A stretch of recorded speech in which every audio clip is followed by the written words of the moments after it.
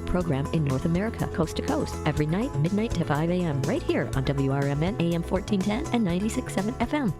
Chicago defense attorney Mark Schieblo has co-authored the book titled DUI Jury Trial, which is a true story of a DUI case that he defended. The accused was an Illinois truck driver arrested for driving under the influence of alcohol. This book contains facts about the case from the date of the arrest up to the jury's verdict, and this nonfiction novel also includes the transcripts from the jury trial itself. The book DUI Jury Trial is now available on Amazon.com and BarnesandNoble.com.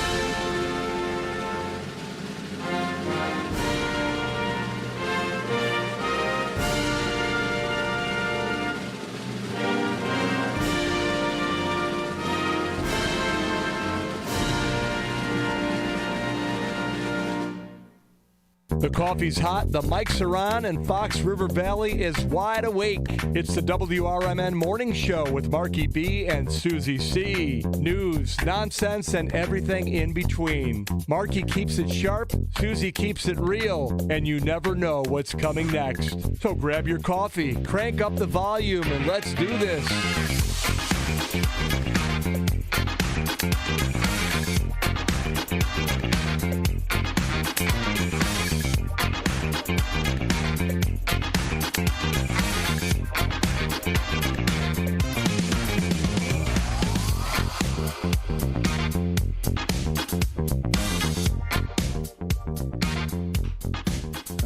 I pledge allegiance to the flag of the United States of America and to the republic for which it stands, one nation, under God, indivisible, with liberty and justice for all.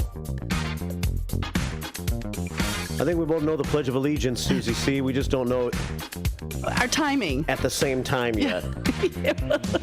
Our timing. We'll get this, everybody, but hopefully you all join in. Hopefully when you hear us, you join in, and whether you're in your car, you're laying in bed, you're making coffee, even in the shower, I'm hoping you're saying the pledge. In the shower? Yeah, why not? I guess so, yeah. Welcome to a Wednesday show here at WRMN AM 1410 and WRMN Radio. On YouTube, we are tubing. We are tubing. In the Beehive Bar and Grill. If you want to join us that way and chat with us this morning, you can do that. And today would be the 5th day of March. Yesterday I had us back in February still. You did. I don't know what that was all about. It was the cold medicine. We're just going to go with that. You were the lingering cold. Yeah. Yeah. We're not going back to February, kids. I'm having trouble switching into the month of March. Yesterday's weather was horrible. Enough already. It rained all day long. But my car's really clean. Yeah. It looks pretty. Right. Saved me like $13. Heard that. It is the 5th day of March, 352025 here on the show. And today would be the 1245th show, ACB. 42 staff meetings so far in 2025. And it's Susie C., number 3. Number 3. Yay. Number 3 for Susie C. Let's win this day.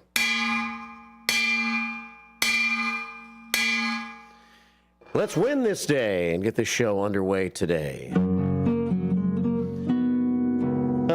You know what, Susie C? What's up, Marky B? The prayer scoreboard's stressing me out a little bit. Well, there was an oops yesterday, but I think we're close, and I know we've got a bunch of prayers this morning. I think I can't keep track of I was trying to do something different this year, and keep track of the total number of prayers we got the entire year, but I think that's impossible. So I think I'm giving that up. I'm dropping that from the numbers game. Okay. Is it going to make you crazy because you're a numbers guy? I'll be okay. Okay. It might take a couple days, but you'll... I just got started with that. I mean, I've been counting prayers every day, but I never, kept the total amount. Oh, I gotcha. Until this year, but I think I'm going to drop that idea. It's too much stress. Yeah, I get it. You can keep sending in the prayers. Oh, yeah. And but we just can't count them. I don't have enough fingers and toes. I'm not the numbers girl. I got the prayer scoreboard right here, so we'll count them by the day, I guess. Yeah, let's do that. The all-time record for one day is 193. Okay, that's a lot when you're trying to do a show and concentrate. Right. I'd be squirrel. Yeah, not for me. It wouldn't work. But I will pray. I'll do that. Yesterday on the show, you said you were going to... You were tired and you were going to go home and take a nap. Now, if there wasn't a better nap day than yesterday, with the rain like that, I'm not quite sure. Did you get a nap? I did not, because the minute I sat down, I got in my comfy chair, got my blankie all ready, my phone started blowing up. So I just got up. Turn it off. Yeah. Turn it off. Detox from the phone. It was like Bassett Rescue stuff. So it was just a lot, and I finally was like, forget it. But instead of a nap, I was in bed by 7:30. Yeah. I mean, I sat and watched a little TikTok until I was probably asleep by 8:30. Is that what you do? You watch TikTok? Yeah, you got to do a little something to just chill. You're like the young kids who don't watch TV anymore. They watch TikTok and stuff like that. Exactly. I do watch a little TV, and I watch, dare I say, crappy TV. I watch a lot of reality TV. Listen, like real shows, like 48 Hours and stuff like that. Sometimes. Snapped. Sometimes, but I think if you watch these shows and you aren't on an episode of Cops, Live PD, Hoarders, or Intervention, you are winning at life.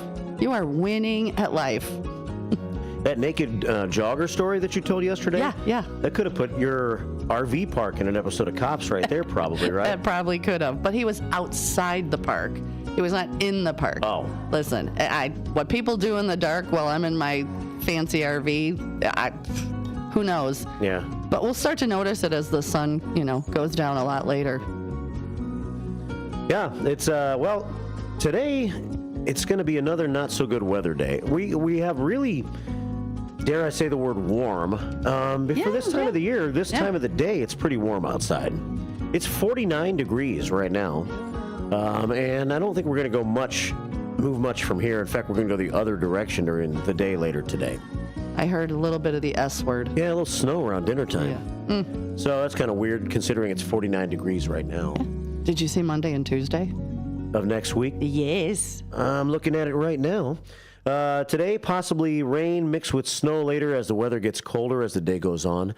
And today's high, I would say we're almost at it right now.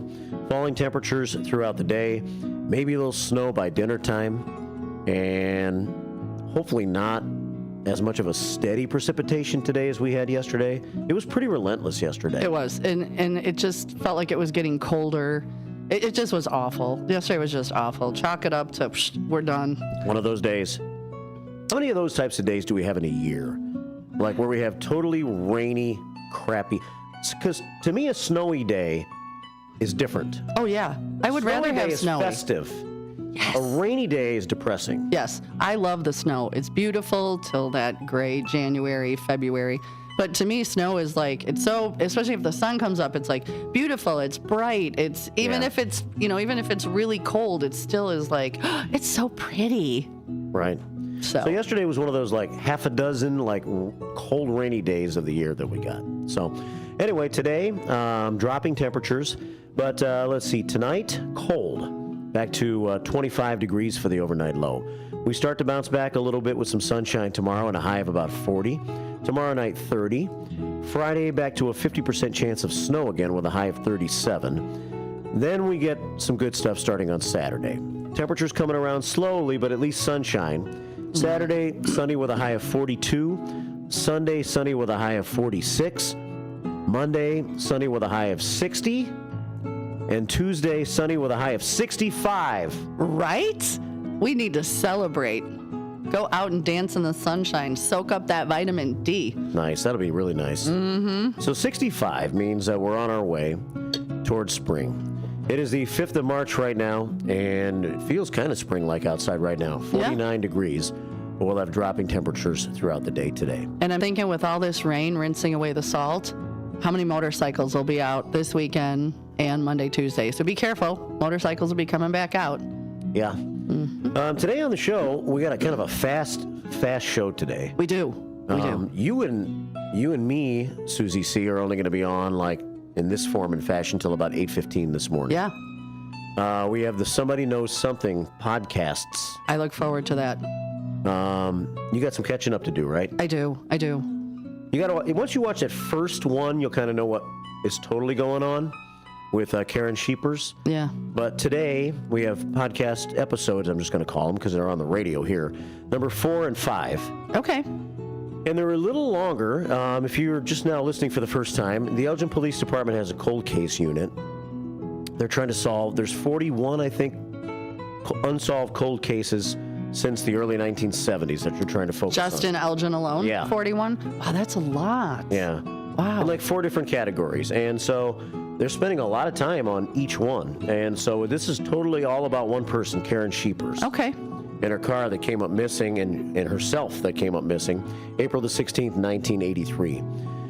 You can go to Spreaker. Are you familiar with Spreaker, a podcast? I've heard of Spreaker. It's a podcast platform, I guess. I'm not a podcaster guy. I'm not either. But it came right up when I pulled it up on the computer this morning. Oh, and, perfect. You could catch up that way. But today we're going to have episodes number 4 and 5 of trying to figure out whatever happened to Karen Sheepers and see if we can eventually solve where she went, why she disappeared, and all that. Today's episodes are a little bit longer, so we have to start a little bit earlier to get them in. So at about 8:15 this morning, we'll have episode 4, Somebody Knows Something, Where is Karen Sheepers? And then the detectives will be here, Andrew and Matt, and we'll talk about what happened in episode 4. We'll preview episode 5, and then we'll start episode 5 at about 10 minutes after 9. So you can listen to that one in your car ride back to Marengo. Absolutely.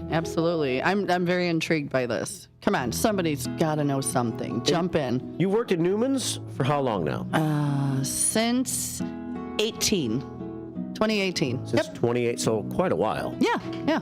So, not that any craziness has happened. I'm sure some craziness has happened, but like A wee bit here and there. missing people, things like that. No. It's all been good. It's all been good. Right? But you can kind of put yourself in that position at least. Oh, yeah. I mean, think about it. If I'm leaving at 1 in.the.morning by myself and driving home, especially in the country, who would know? Yeah. You know, especially driving home. Sometimes I don't see any cars. So unless there's, evidence on the road or, the car went off the road or things like that, I mean, who would know? And back then there was no cell phones, no cameras, so it's mind-boggling how that could happen. If you drove off into the water and nobody was around. Right. Yeah. Who knows when someone's going to find you. But anyway, I'm not sure that was what happened to Karen Spreaker or Karen Sheepers, but we'll talk about that this morning starting at about 8:15. So that's coming up. That'll come and dominate the show. Before that, we'll check on some local news. We will check on some First Shift 411. I want to tell you about a couple things going on, including my fundraiser and your chili cook-off. Absolutely. So we'll tell you that with First Shift 411 this morning, probably about 7:15 or so. And also, you have a question of the day, right? Today I have a question of the day, and I'm going to follow it up with a challenge. I might as well jump right out of the box with something big. Okay. Are you ready? You're going to throw your question out right now? Yeah, I can throw the question out right now. So, and actually it was kind of inspired by Three-Peat Dave and you. Three-Peat Dave, I call him our boy Dave. Oh, our boy Dave, okay. Yeah. So when you go to a restaurant, any place that has a service, and let's say something was wrong, your food, your service wasn't the best or whatever, do you talk to a manager or do you become a keyboard warrior? Like you had a great experience at Batteries and Bulbs? Yeah. Right? And you were telling me how great the guy was that helped you? That's awesome. So if you had a bad experience, would you blast them on social media? Or would you go to like the higher ups and just say, hey, this is what happened? So I'm curious, what do you guys do when you have a good or a bad experience? Or you just suck it up. Or do you just suck it up? There's option 3. Yeah. Yeah. Okay. What do you do when you have a not-so-good experience at a restaurant? A restaurant, any service industry. Service industry, okay. Yep. So think about that, and we'll open up some phone lines this morning if you want to try to comment on that, and we'll get to that off and on throughout the show, throughout the next 2 hours. 847-931-1410, the number to call. We have the Image 360 information line, don't we, Susie C? We certainly do, and I've been saying good morning to folks already. I know. You guys get up really early and chime in, and I love that. Please don't stop. It's 505-926-1410. Yeah, you respond, and so it throws the order off for me. Oh, sorry. That's okay, though. That's all right. I'm not used to responding. I respond verbally on the air. But you respond with text messages back. I do. That's fine. I'll just have to adjust. If it's making you crazy, let me know and I'll stop. Then I got to find Linda Carter. Usually she's like the first one, but by the time you respond, it puts her in a different spot in the rotation. I just pulled her up. That's okay. Pulled her up, so she's right up at where we can see her. 505-926-1410, the number to send a picture to, if you want to do it that way. And also the number to call here on the show, 847-931-1410. We had a big candidate forum last night. I want to talk about that a little bit with local news coming up after our WRMN news at 6:30. It's all coming up today on the first shift. Stick around. Join us on this, your Wednesday morning, the 5th of March, here on WRMN. Good morning.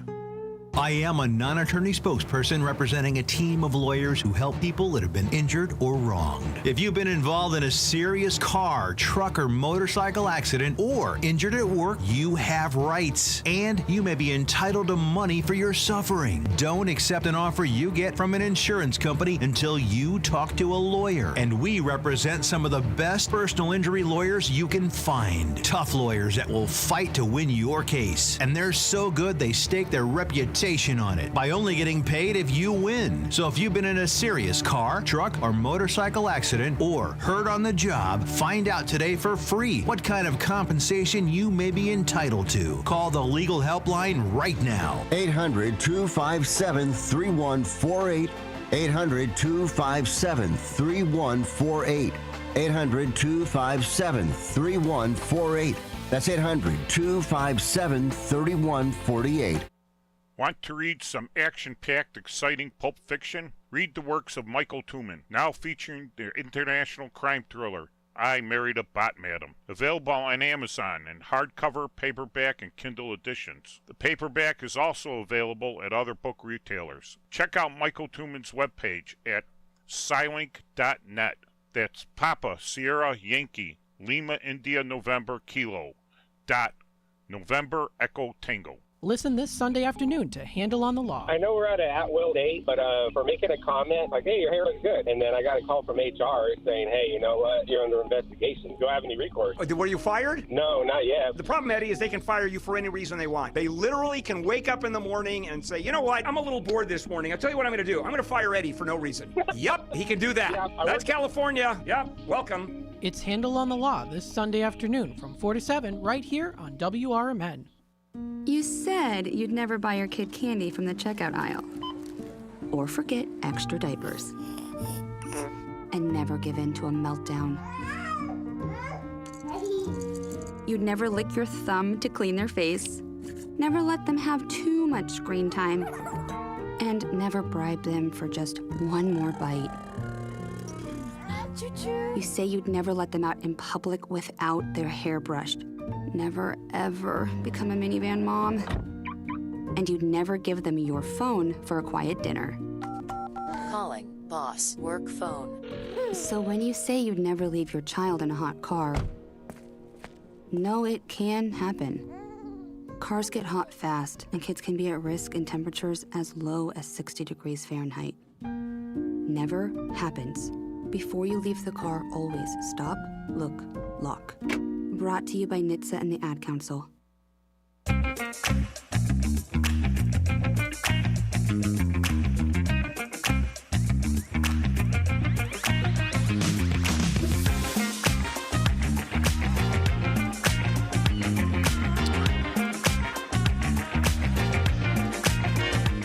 .625, WRMN Morning Show.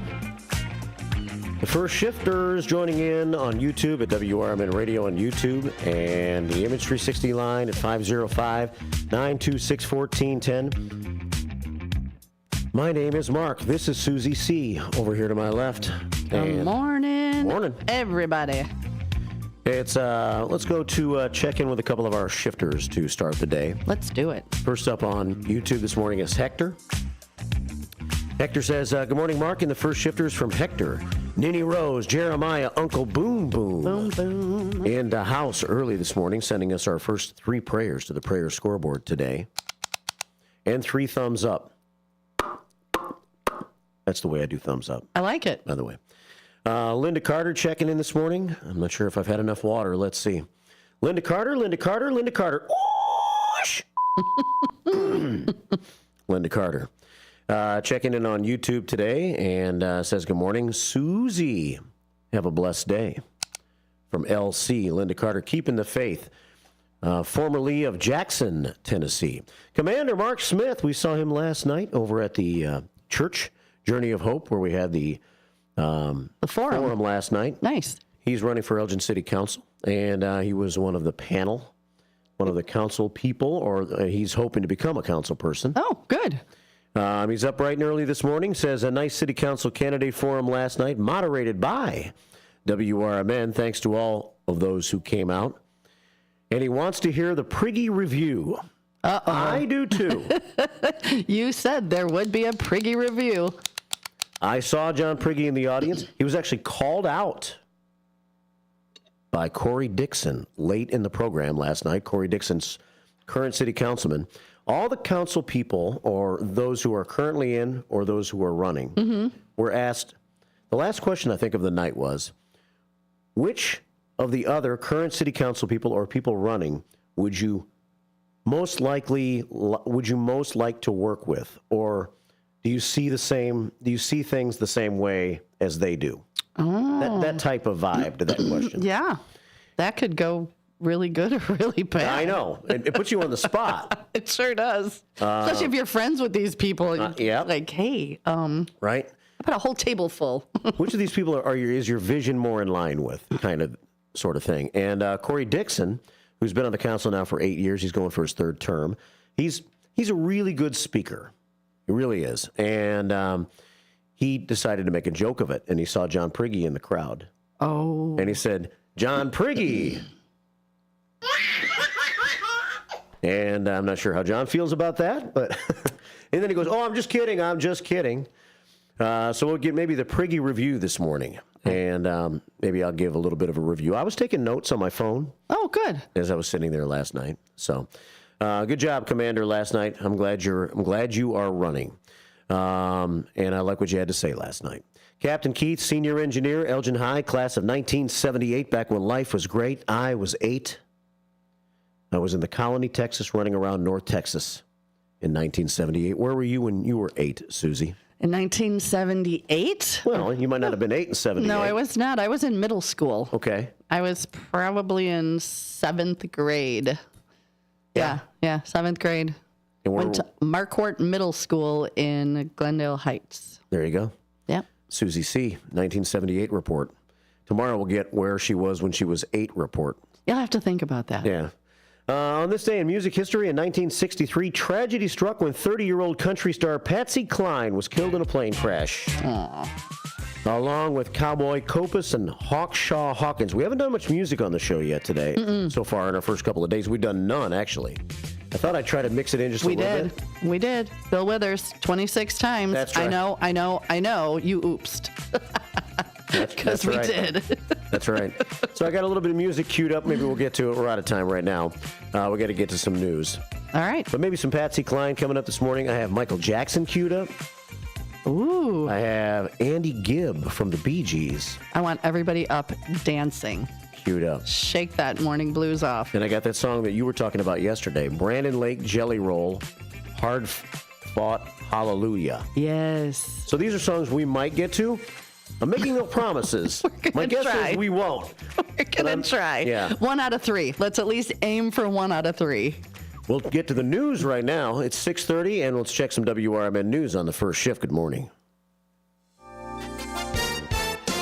With your 1410 WRMN News Flash, I'm Sean Kernan. Brought to you by Sky Rizzy. The Gail Morton Public Library will host a nostalgic showcase, the Barbie Superstar exhibit, highlighting the iconic dolls of the late 1970s to mid-1980s. The free exhibit, thanks to a local collector, features around 500 Barbies at the downtown Elgin Library. Elgin Community College set to kick off Women's History Month with the Glow Up Health Fair on Thursday, March 7th. The event will be taking place from 10 a.m. until 1 p.m. in the Job Lounge, Building B on the Elgin campus. In Naperville, a series of arrests related to firearms have resumed at the Top Golf facility, ending a brief lull since October. Recent incidents involving 3 individuals: Malik Jacori Gully of Chicago, apprehended on Saturday; Jihad Youssef Yamin was detained on February 11th; and Boy Dion Perez arrested on February 1st, all with firearm charges. With your 1410 WRMN News Flash, I'm Sean Credan. Confidence is knowing you're ready to handle whatever comes your way. That's what it feels like to take on your workday with Cintas. They make sure your AEDs are up to date, your fire extinguishers are tested and inspected, your floor mats are cleaned and delivered, and your workwear looks good, feels good, and is freshly laundered with the Cintas Apparel Plus program. So are you ready to take on today? Visit Cintas.com. Oh, I'm ready! And get ready for the workday.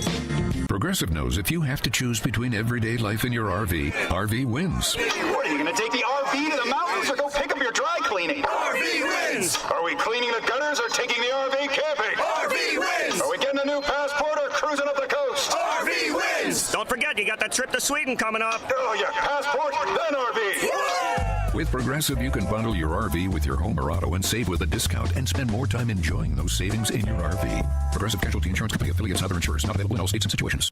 This is Larry Jones, and I'd like to talk to you about my bank, American Eagle Bank in South Elgin. Has your bank changed names in the last 10 years? Is your bank another faceless branch with headquarters in another city? Are you tired of earning next to nothing on your savings account or certificates of deposit, or does your personal banker treat you like a stranger?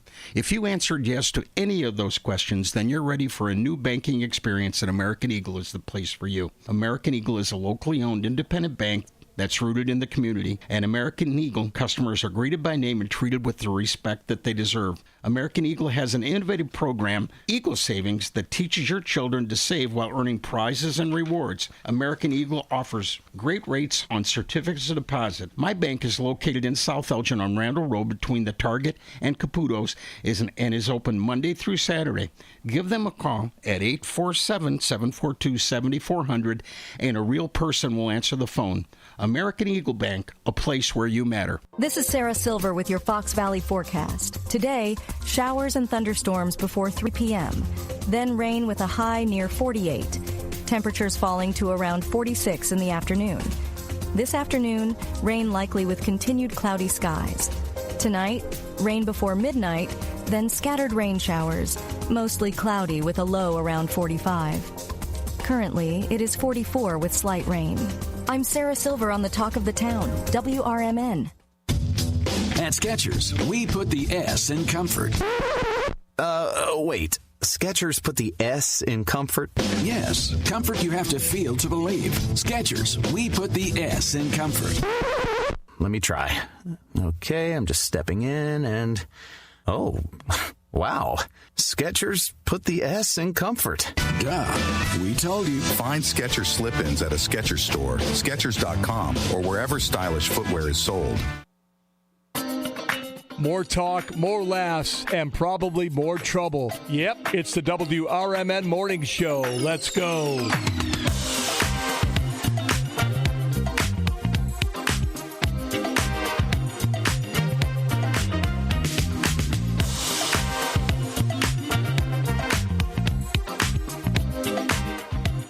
Well, dang, you know what I was going to do, Susie C? Uh-oh, what? I was going to play the Elgin 100 Years Ago segment because we had a couple of people asking about it yesterday, right? Yep, we did. We'll get to that. We'll start working it back into the morning show. I'll try to play it next hour. It's been kind of a free-for-all because everybody's trying to get to know everybody, but, we'll get professional again. Right. Or at least you're professional. I'm learning, so we'll figure it out. 6:35 here at WRMN AM 1410 and WRMN Radio on YouTube. And you've been all busy hanging out on the chat line this morning, haven't you, on the Image 360 information line? I have. And if I'm making you crazy, tell me. But I like saying good morning. All these people that are up so early and listening to us, that makes me happy. You got the YouTube, I got the chat line. Let's go. Sounds good to me. Coffee's kicking in, can you tell? Yeah. The number's 505-926-1410. Our friend Ben Boquist, Bendemonium Boquist, was at the church last night and took a few pictures of the... Bendemonium? Yeah. I like it. Yeah. He does the Apolitical Talk Show. He handles a lot of our podcasts here at the station. Oh, I'll have to tune in. He was at the church last night, and look at this guy. Hey, we know that guy. If you were... cleans up well. Look at him. That was before he changed clothes, actually. Oh. That must have been during the setup time. I'm not sure he wanted us to show that picture or not. Now that I see what he's wearing, no. That's fine. But he changed. He looked a lot. No, he dressed up for the event last night. That's our friend Dennis Sonar Green. Last night at the Journey of Hope Church on Highland. Then things got underway. And this is the transformed Sonar. Look at that. Fancy pants. He had his fancy pants on. He did. And he did a good job of moderating the event last night. Dino gave a speech, not a speech, but an opening address. Gotcha. Before things got underway last night.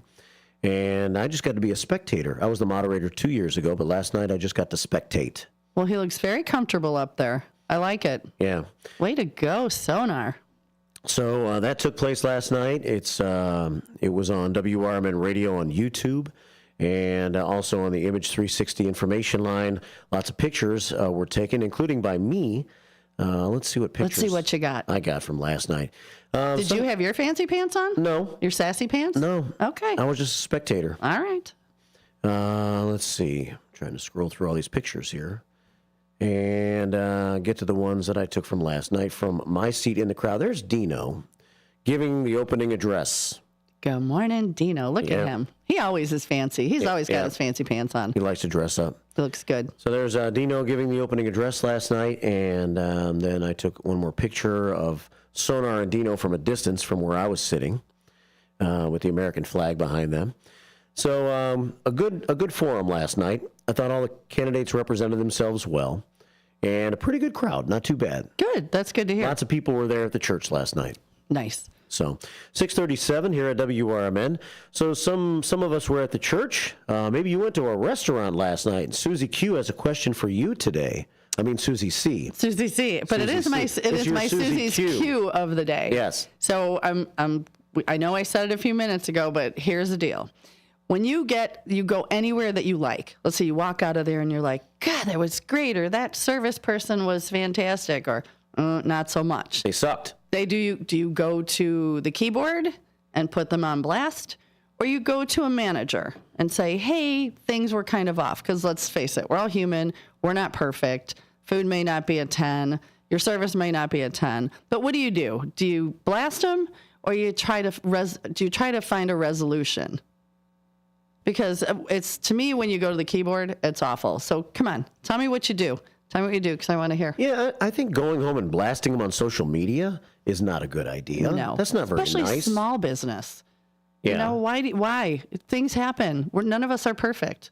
If you go and it's your first time you're at a restaurant and maybe you heard some good things about it, but it turned out not to be as good as you thought, do you give it a second try? Absolutely, I do. Absolutely. I'll never write anything off once. Yeah. Yeah, no. I will always give it a second try. And then, do you want to hear my challenge for the day? Yeah, sure. Okay. And I'm going to put this challenge out to you, too. Okay. So you had great service at the, what was it called? Batteries plus bulbs. Yes. So anywhere you go that you get good service, good meal, somebody makes you feel good, I'm challenging you to get on their business page and give them a good review. Doesn't have to be long. Probably takes you like 3 minutes. Typically on Google, it'll be like, hey, atmosphere, there's like 3 things. Do it. And then if it's a food, like, hey, Mary was a great server and my pork chop was good. Doesn't have to be like a big 20-minute. But, when people go back and look at that, they're like, oh, okay, look at all the good reviews. So my challenge today is to be kind, because after waking up and looking at the Book of Faces this morning, that's my challenge. Get out there and review something or somebody that you had a good experience with. when you do something like, and then it says, hey, can you just answer about 3 or 4 questions, survey questions afterwards? Mm-hmm. Do you do the survey? Typically, yes. You do? Yeah. If it was something good. If it was something bad, I just hang up or get off of it. But if it's good, yeah, I'll get on and do the 3-4 questions. Hmm. Yeah. Do you look at reviews a lot? I do. Like if you want to know something about, let's say, a hotel that you're thinking about going to. Absolutely. Really? Oh, yeah. Do you think they're true? I mean, that's the problem with me. Like, I'm skeptical because I think that people are more apt to complain than they are praise. It's so much easier to pull people down than push them up. Right. And so when you, like, if you review that gentleman that helped you and, you know, their boss is going to say, hey, you got a great review. That just makes people continue to want to do good and be better. Whereas somebody's like, well, you had a crap review. That ruins their day, and the rest of that day is going to be, and correct me if I'm wrong, but if somebody tells me I've done a good job, that's going to keep me striving to continue to do a good job. What about you? Yeah. I don't usually take the time to read reviews. Okay. Because like I said, I mean, I can be convinced. Yeah. I come in with an open mind, Susie C. You should. I don't claim to know much about much. So I like to take in what people have to say and then possibly adjust the way I think. Well, one time in New Orleans, I did not read the reviews of a hotel that looked beautiful. And when my Uber driver dropped me off, asked if I was going to be working because it was a hotel for working people. Yeah? What was the name of that hotel? You remember? No, it was terrifying. And at least when I walked in, it smelled like bleach. So I thought dead body or a lot of yuck. So moving after that, I make sure I read a lot of reviews because, it was a very interesting 2 nights there. I wonder if it was the same hotel that we stayed at. It's right off the expressway. It looked beautiful. It had wrought iron railings. It wasn't in the quarter. And beautiful. But then I looked down and there's guys working on cars. And 3 Uber drivers were like, why are you staying here, girl? I'm like, because I booked it online and didn't. Yeah. And at the end, they overcharged me. And I thought maybe they thought I didn't make enough money that weekend, but I wasn't working. So, So read the reviews, people. Read the reviews. The deal at that hotel is you're supposed to make above and beyond what the hotel costs. I believe so. And then you split the profit with the hotel. Oh, yeah. I had to dispute it. They were trying to charge me an extra like $250. I'm like, my man isn't here that I give my cash to. I'm trying to keep it, PG. But yeah, it was crazy. So yes, read the reviews and leave good reviews. I wonder if it's the same place. When we're off the air, I'll look it up. I wonder if it was because we stayed there one time too. And when we ordered the room, it was like the first. We had other places to stay while we were there, but we needed like a first place to stay. That's what we did. Yeah, me and one of my girlfriends. Yeah. Yeah. I'll betcha. And it was, and it didn't, like you're right, it didn't look so bad from the outside. It was in a neighborhood. Yes. It was in a neighborhood, and it was a few blocks away from, like, the main highway downtown area of New Orleans. Yeah. I love New Orleans. Me too. Oh, we're going to have to go live from New Orleans. That'd be great. 6:43 here at WRMN. Restaurant reviews, that's kind of our topic of the morning if you want to talk about that. We'll get into the news here in a moment. 847-931-1410. Let's check in with the man, the myth, the not-so-legend, our boy David. Good morning, David. Hello. Good morning. Yeah. So now my lower back is bothering me. I'm getting too old for this physical work. Getting too old to call in on the radio. Makes your back hurt. Yeah.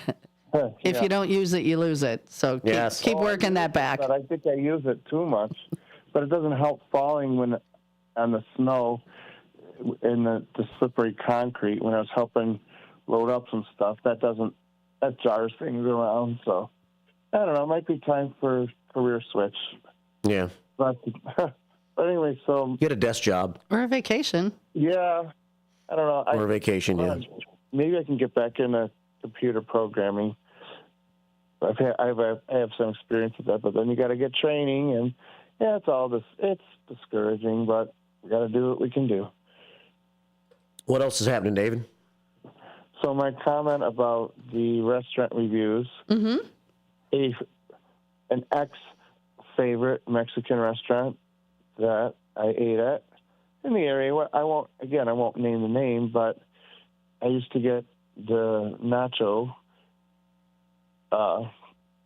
big nacho platter with meat and cheese sauce and all that. And so I ordered extra cheese sauce, and I got ground beef on the side, extra, because I like it. It's very quality, very good.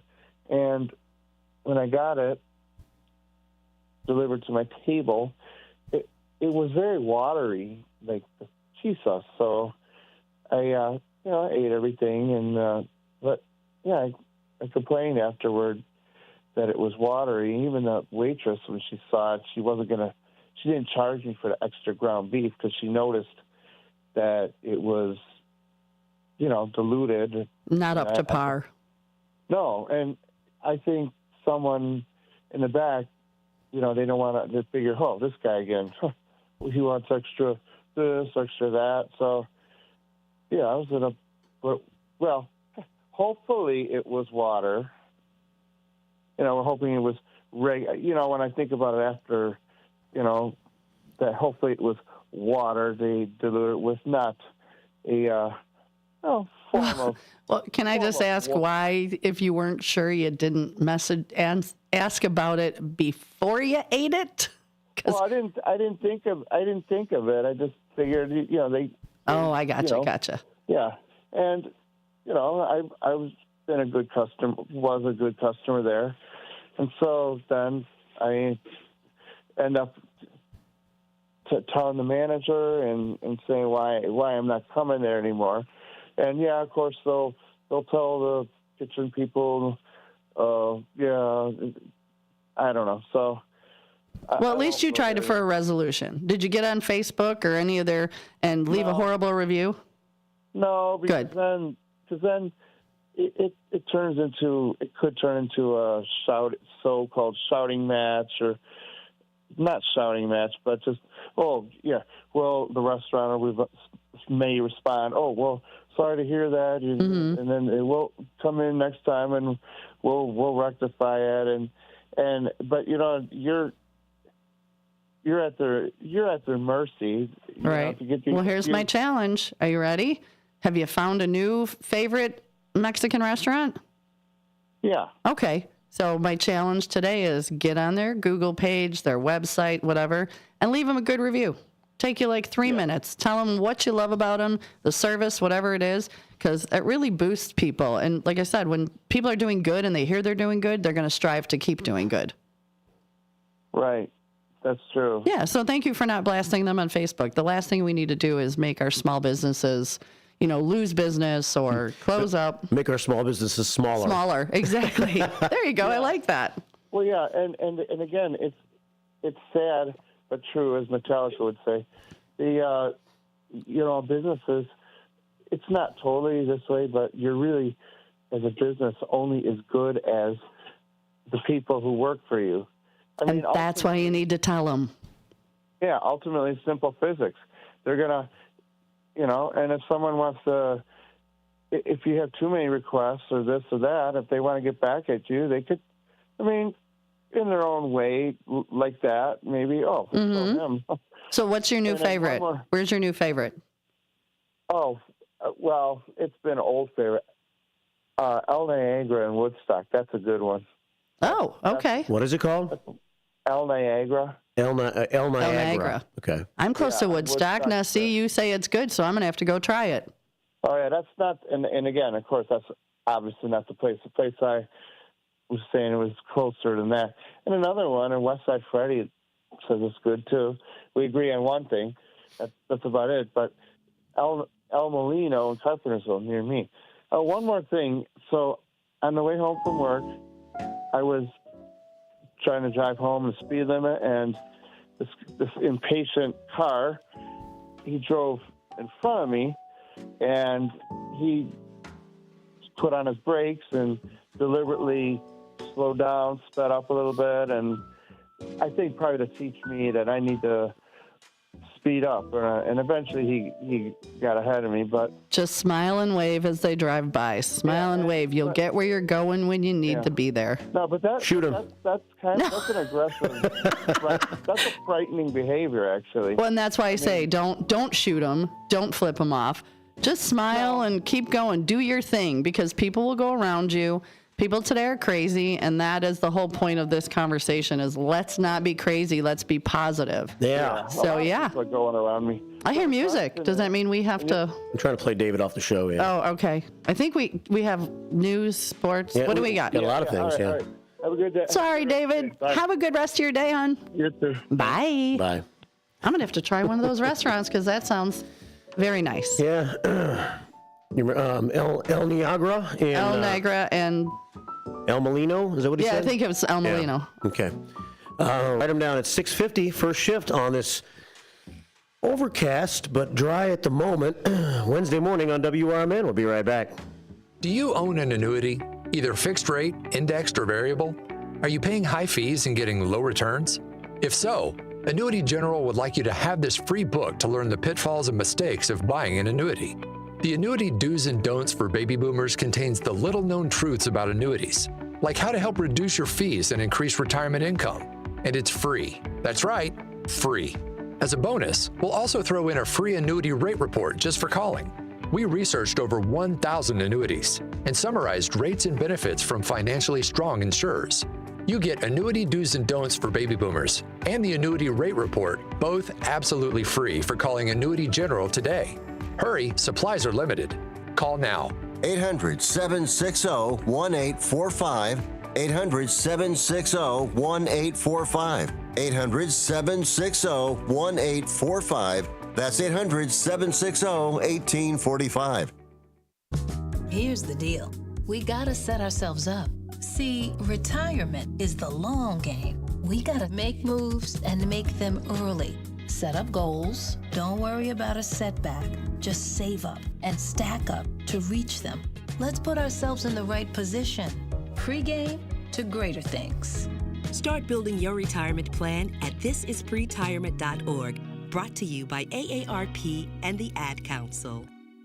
Searching for a financial partner that truly has your best interest at heart? Join KCT Credit Union, where they're more than just a bank. They're a not-for-profit financial cooperative. KCT members are owners, meaning profits go back to you in the form of lower loan rates, higher savings rates, and fewer fees. Experience personalized service that puts you first. Become a part of KCT, where your financial well-being is their top priority. Visit kctcu.org. Each account insured up to $250,000 by member's choice. This institution is not federally insured. The Moose Lodge 799 in Elgin is a place to connect with family, friends, and your community. Moose Lodge 799 is conveniently located at 925 South McLean Boulevard, and they offer fun family activities, exciting community service projects, and live entertainment on the weekends. At Moose Lodge 799, you'll find a place to relax, make new friends, and be part of something bigger, like supporting the kids of Mooseheart. Doors at Moose Lodge 799 open at 2 p.m. Tuesday through Friday and at 11 a.m. on Saturday and Sunday. Join a welcoming group of members who share a passion for good times and giving back. Call 847-741-0799. That's 847-741-0799 for more information, or stop by and see what they are all about. Moose Lodge 799 in Elgin, where family, friends, and community are always invited to join.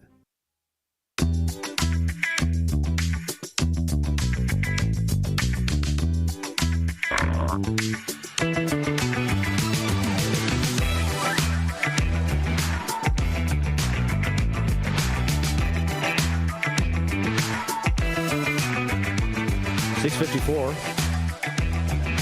Welcome back to the WRMN Morning Show, the first shift. On this Wednesday morning, the 5th day of March. We have made it to the month of March, despite me. I joined March today. You did. You just totally, the first 4 days, you just weren't here. No. You were still in February.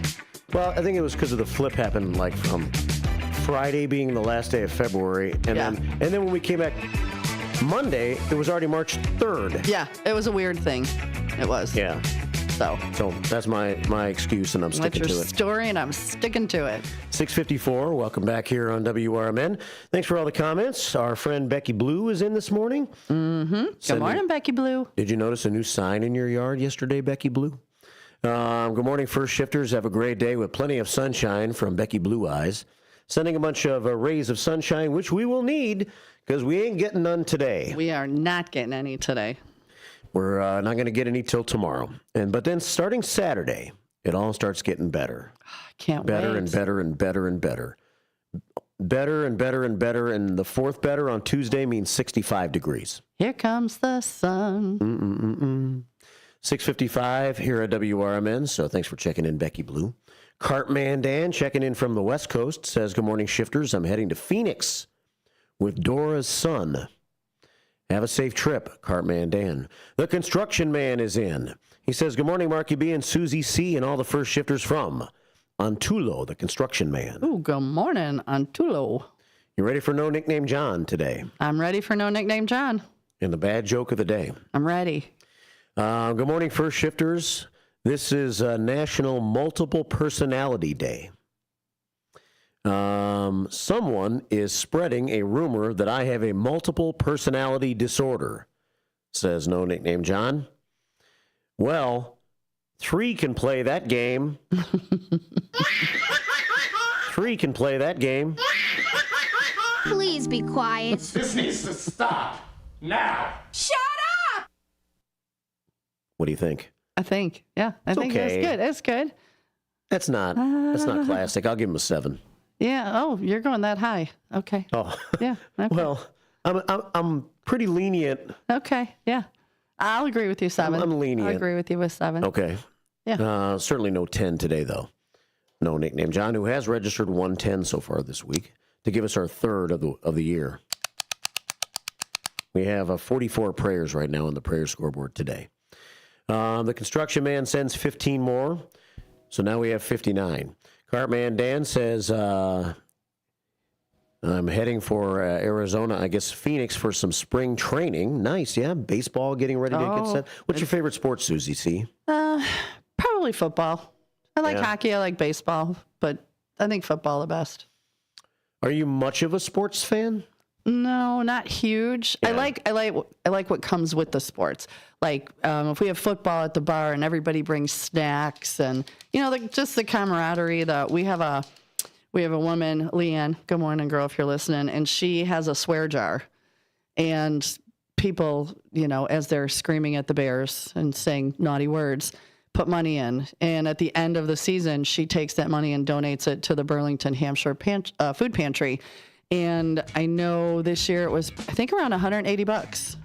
Really? A lot of bad words being thrown around the bar at the Bears. Is there mandatory amount of money you have to put in the jar if you swear? No, but the only time there's a mandatory amount of money is if you say Taylor Swift. It's an automatic $5. So if they're showing the Chiefs game and somebody's like, oh, Taylor Swift, done. If you say the TS word, it's automatically $5. Yeah? Yeah, because we don't want to see her. We want to see the game. $4 for the F word. $3 for the B word. Yeah. The C word's like $10. Yeah. Don't be saying the C word. Don't say the C word. No. Maybe just the S word and the D word, maybe just $1. Yeah. But yeah, I think it was like almost $180 for and she donated it to the Burlington, Hampshire food pantry. So we encourage naughty words at the bar. Right. Because the more you say naughty words, the more money the food pantry makes. It's 6:59 on the WRMN Morning Show.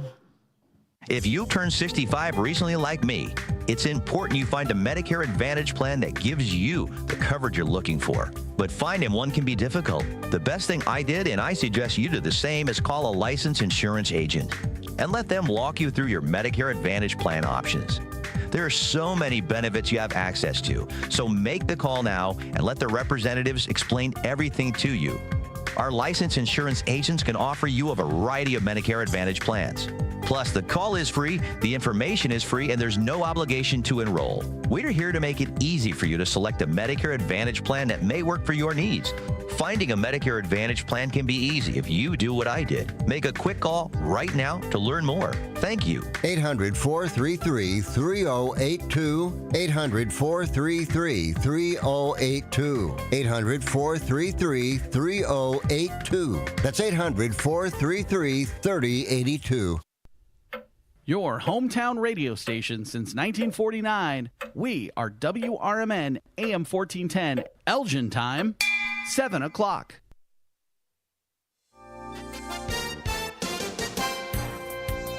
With your 1410 WRMN News Flash, I'm Sean Credan.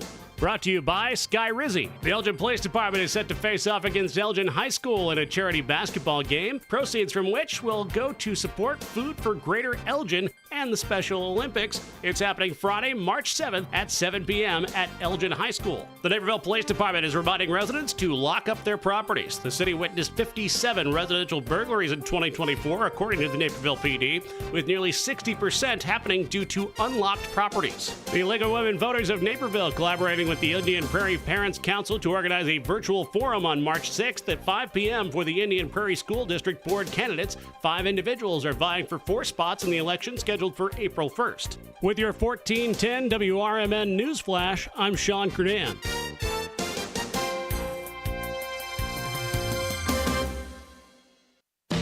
Confidence is knowing you're ready to handle whatever comes your way. That's what it feels like to take on your workday with Cintas. They make sure your AEDs are up to date, your fire extinguishers are tested and inspected, your floor mats are cleaned and delivered, and your workwear looks good, feels good, and is freshly laundered with the Cintas Apparel Plus program. So are you ready to take on today? Visit Cintas.com. Oh, I'm ready! And get ready for the workday. Progressive knows if you have to choose between everyday life and your RV wins. What, are you going to take the RV to the mountains or go pick up your dry cleaning? RV wins! Are we cleaning the gutters or taking the RV camping? RV wins! Are we getting a new passport or cruising up the coast? RV wins! Don't forget, you got that trip to Sweden coming up. Oh, yeah, passport, then RV. With Progressive, you can bundle your RV with your home or auto and save with a discount and spend more time enjoying those savings in your RV. Progressive Casualty Insurance Company affiliates and other insurers. Not available in all states and situations. Progressive presents the Sports Flash on News Talk Radio 1410 WRMN. Big test tonight for the Bulls at home when they take on the Cavaliers. Cleveland tied for the most wins in the league with 50. They're the Eastern Conference leader at 50-10. Oak City 50-11. They beat Houston last night for their 50th win. As for the Bulls, they're currently 10th in the East. That's the last play-in spot. They've dropped 8 of 10 and are coming off a 127-112 loss at Indiana on Sunday. The NHL trade deadline is this Friday at 3 o'clock Eastern. The Blackhawks have already traded defenseman Seth Jones to the defending Stanley Cup champion Florida Panthers in exchange for goalie Spencer Knight and a conditional draft pick. In his first game with the Hawks last night, Knight made 41 saves in a 5-1 win at home over the LA Kings. One more regular season game for Illini basketball. They take on number 18 Purdue this Friday. Illinois has won 2 in a row. They're 11-8 in the Big Ten. Bundle auto and home, renters or condo, and save with Progressive. I'm Chuck Sanders on News Talk Radio 1410 WRMN. There are lots of reasons to get excited for spring. Warmer weather, get-togethers, and now new spring arrivals from your favorite brands at Macy's. Even more exciting, refresh your beauty routine at our Buy More, Save More event. Pick up new skincare, makeup, and fragrances from Estee Lauder, Valentino, MAC, and more. And save $30 with every $150 you spend. The more you spend, the more you save. Don't wait. Beauty deals this good won't last long. Hurry into Macy's today. Savings off regular price beauty and fragrance. Exclusions apply. I had the worst dream last night. You were in a car crash, and the kids and I were on our own. We had to move out of the house because I couldn't afford it anymore. That's awful, hon. My brother was saying he got life insurance from Ethos. With Ethos, it only took 10 minutes, and he got $2 million in coverage for around $2 a day. It's all online. No medical exam. He just answered a few health questions right from his house. Ethos, here we come. Visit getethos.com. That's getethos.com. Sample rate is a 10-year term life policy for 35-year-old healthy, non-smoking male. This is Sarah Silver with your Fox Valley forecast. Today, showers and thunderstorms before 3 p.m. Then rain with a high near 48. Temperatures falling to around 46 in the afternoon. This afternoon, rain likely with continued cloudy skies. Tonight, rain before midnight, then scattered rain showers, mostly cloudy with a low around 45. Currently, it is 44 with slight rain. I'm Sarah Silver on the Talk of the Town, WRMN. At Skechers, we put the S in comfort. Wait. Skechers put the S in comfort? Yes, comfort you have to feel to believe. Skechers, we put the S in comfort. Let me try. Okay, I'm just stepping in and... Oh, wow. Skechers put the S in comfort. Duh, we told you. Find Skechers slip-ins at a Skechers store, Skechers.com, or wherever stylish footwear is sold. When I was in foster care, I never knew when I would have to move. So I always had my suitcase ready to go. Then one day I was adopted. My new parents opened their hearts and home to me. My parents cook my favorite breakfast for me every morning. My parents take me on trips I never thought I would go on. They gave me a home and an even better reason to use that suitcase. My parents aren't perfect, but they're perfect for me. Businesses come in all shapes and sizes. Integrity doesn't. For more than a century, the Better Business Bureau has set the standards for how businesses should operate honestly and ethically. So when you're looking for a business you can trust, check to see who's BBB accredited and who isn't. Always choose the Better Business. Look for the BBB seal because it's looking out for you. That's why it's the sign of a better business. And find a better business anytime at bbb.org. Back to the show that keeps your mornings moving. It's Marky B, Susie C, and the WRMN Morning Show.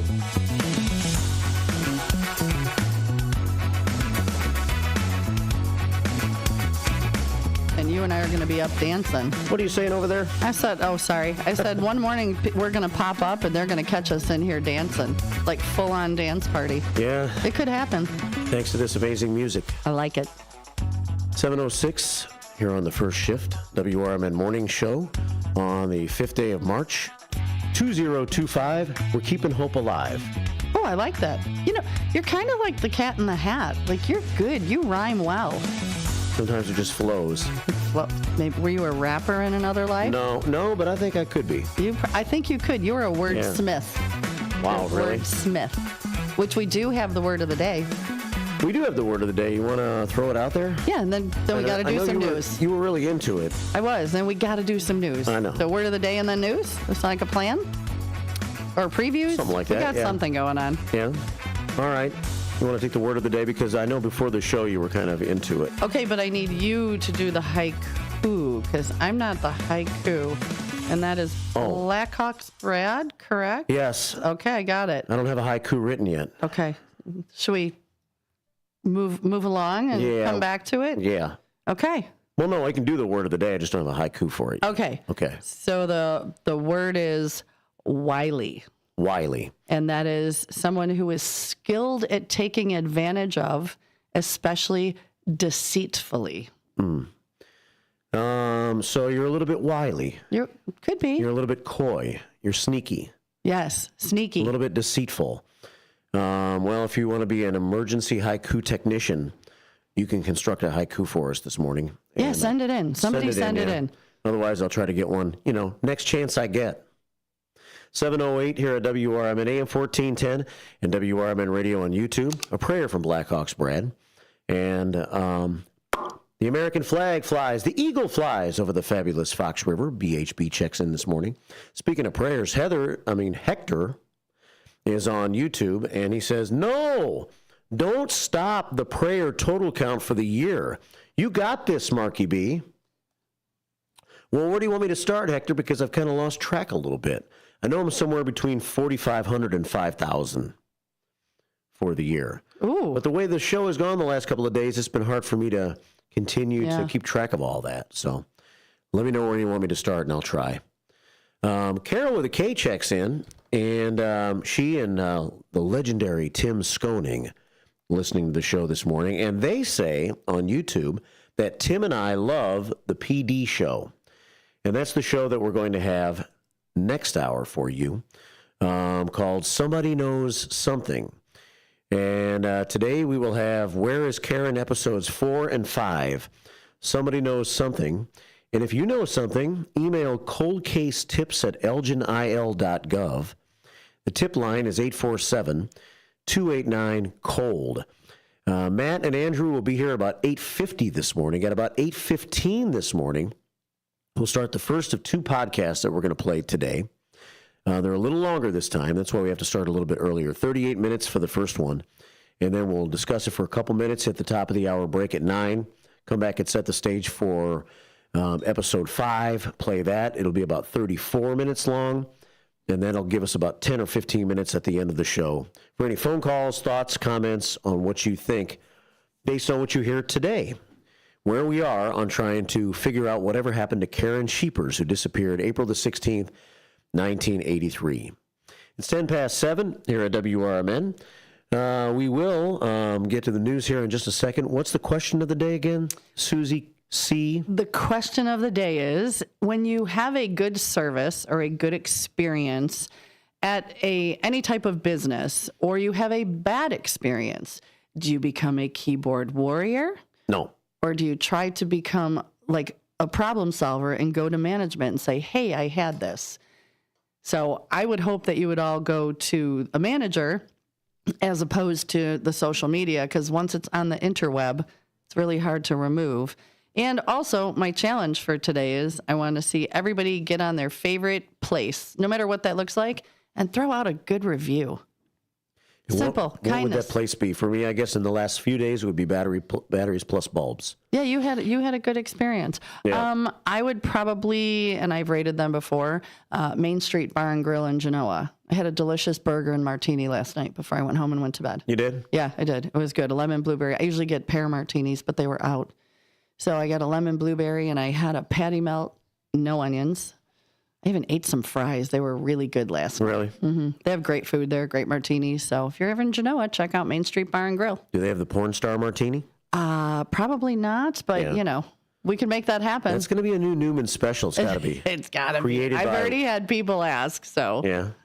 11 past 7. Speaking of wordsmiths, speaking of a guy who knows a lot about restaurants and probably does review them and put his thoughts out on, maybe not on social media, but certainly would take the time to give a review on somebody's website.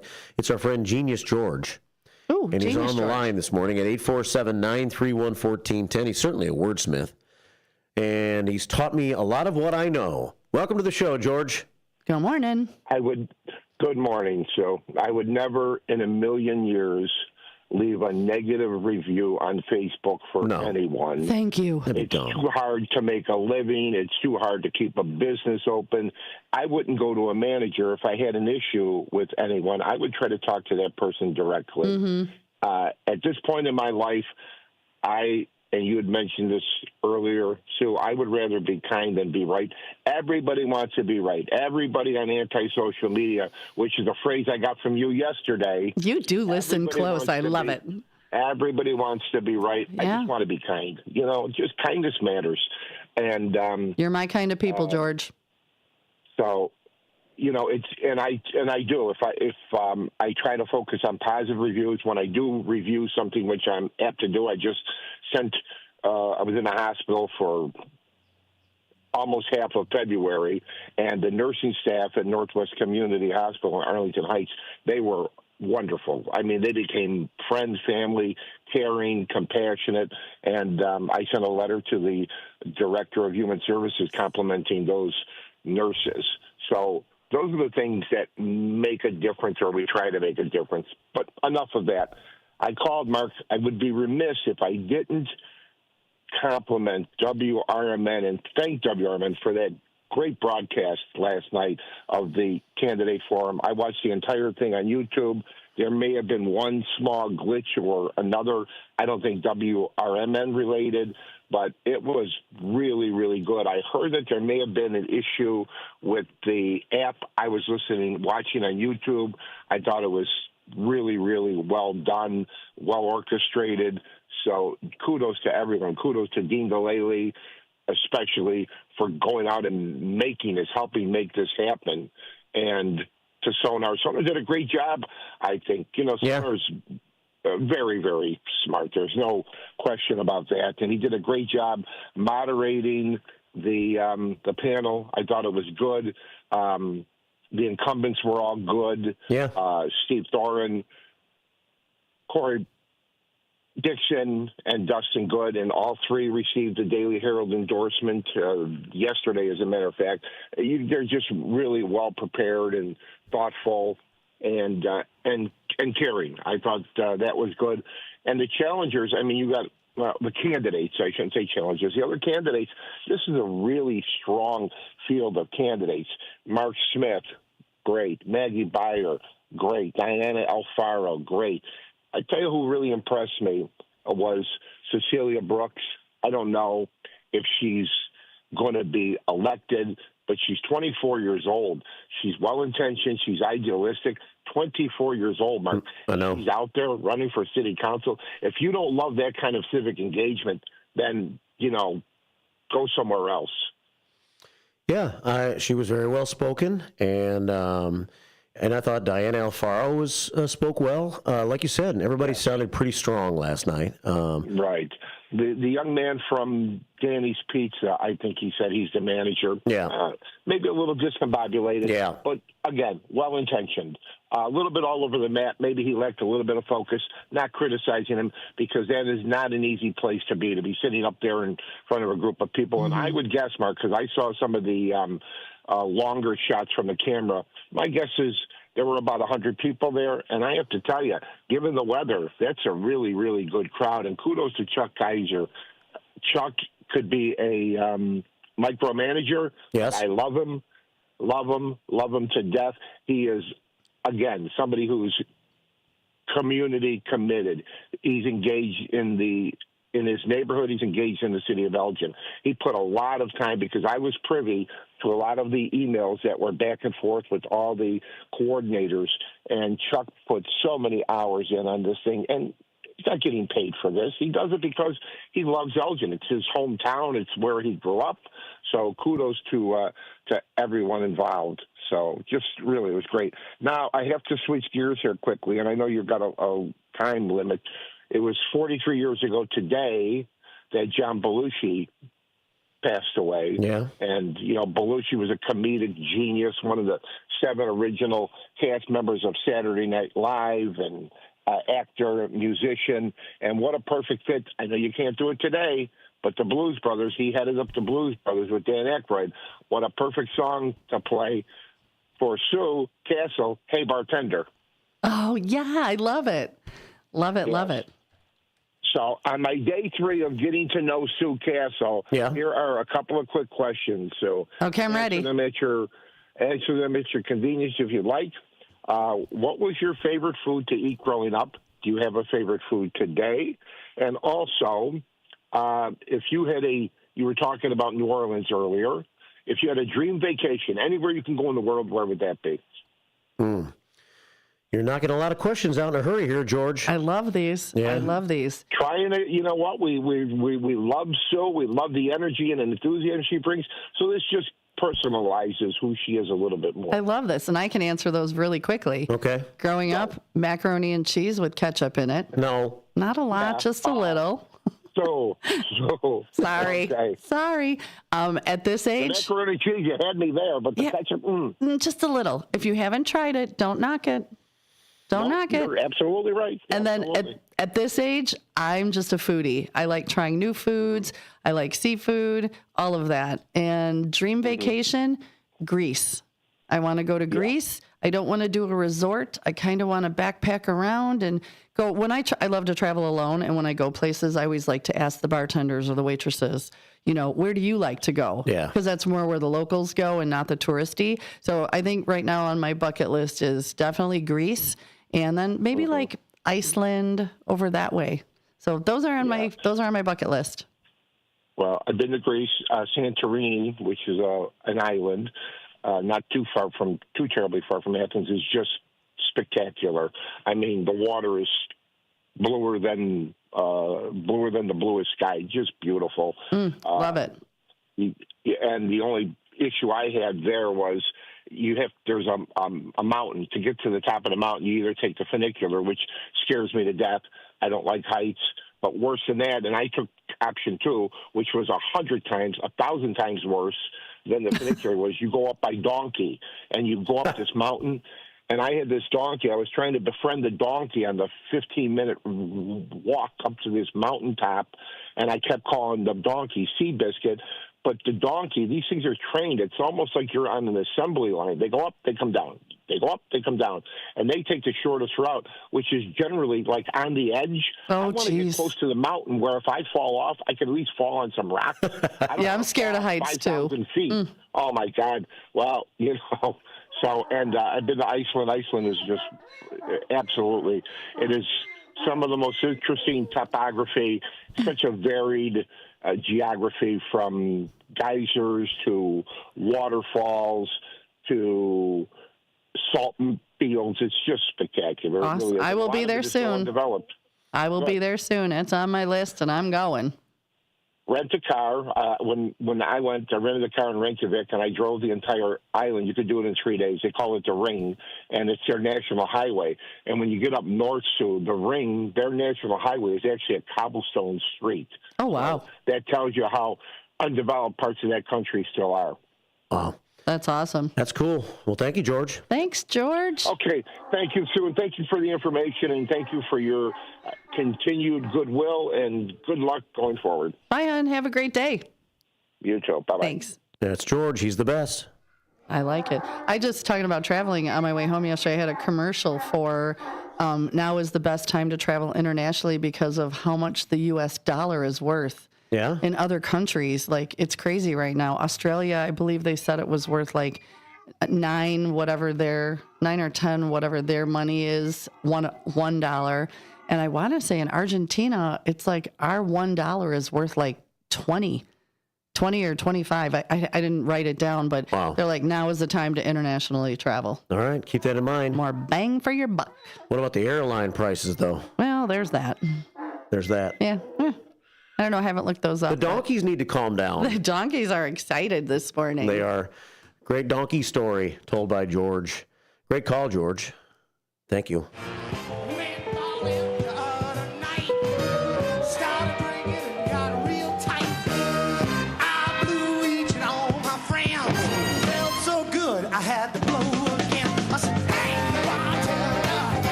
It's the Blues Brothers. The death of John Belushi on this date. And Hey Bartender for Susie C. from George. Thanks, George. And all that chair dancing just got me some exercise on my watch. Yeah? Yeah. Hey, got some exercise in. Chair dancing. It's 7:22 here on the first shift on Wednesday, March the 5th. Stay tuned.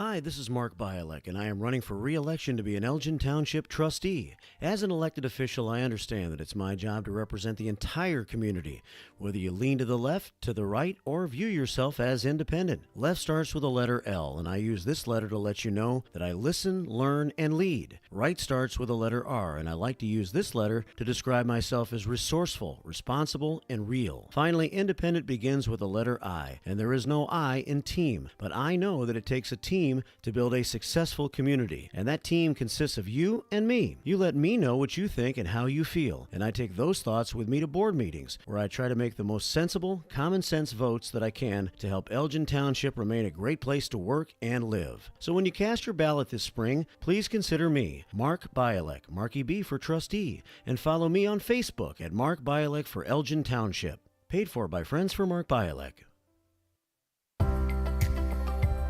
Ready to tackle your junk piles? Call the Junk Luggers. From old furniture to entire cleanouts, we do the heavy lifting. And here's the best part. We rehome and recycle as much as possible to keep it all out of landfills. Feel good about your cleanout the green way. Call 1-800-LUG-JUNK or visit junkluggers.com today for your eco-friendly, stress-free service.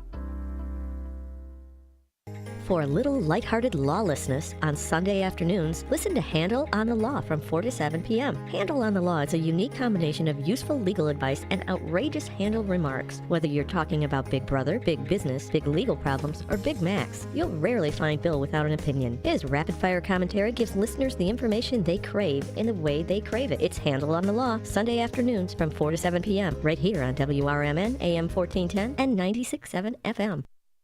We are AFGE, the American Federation of Government Employees. We represent 700,000 federal and D.C. government workers who are the vital threads of the fabric of American life. We support our nation's military. We take care of our nation's veterans. We protect our nation's borders. We respond to our nation's crises and natural disasters. We provide services to our nation's seniors. The American Federation of Government Employees. We work for America. We are AFGE, the American Federation of Government Employees. We represent 700,000 federal and D.C. government workers who are the vital threads of the fabric of American life. We support our nation's military. We take care of our nation's veterans. We protect our nation's borders. We respond to our nation's crises and natural disasters. We provide services to our nation's seniors. The American Federation of Government Employees. We work for America.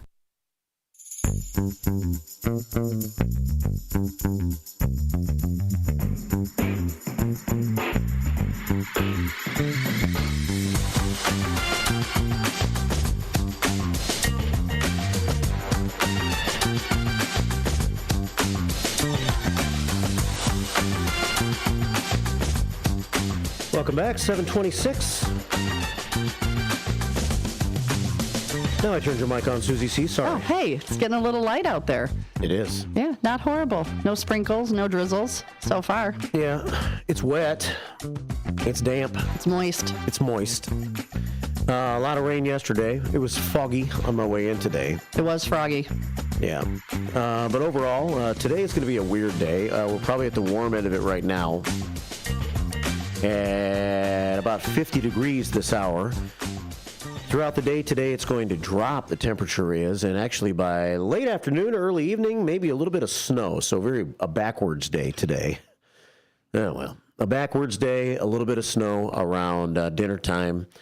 Won't last long, won't really amount to anything. But it will get kind of cold tonight compared to where it's been the last couple of nights. About 25, nothing terrible. But not horrible. 25 tonight. Then tomorrow, sunshine with a high of 40.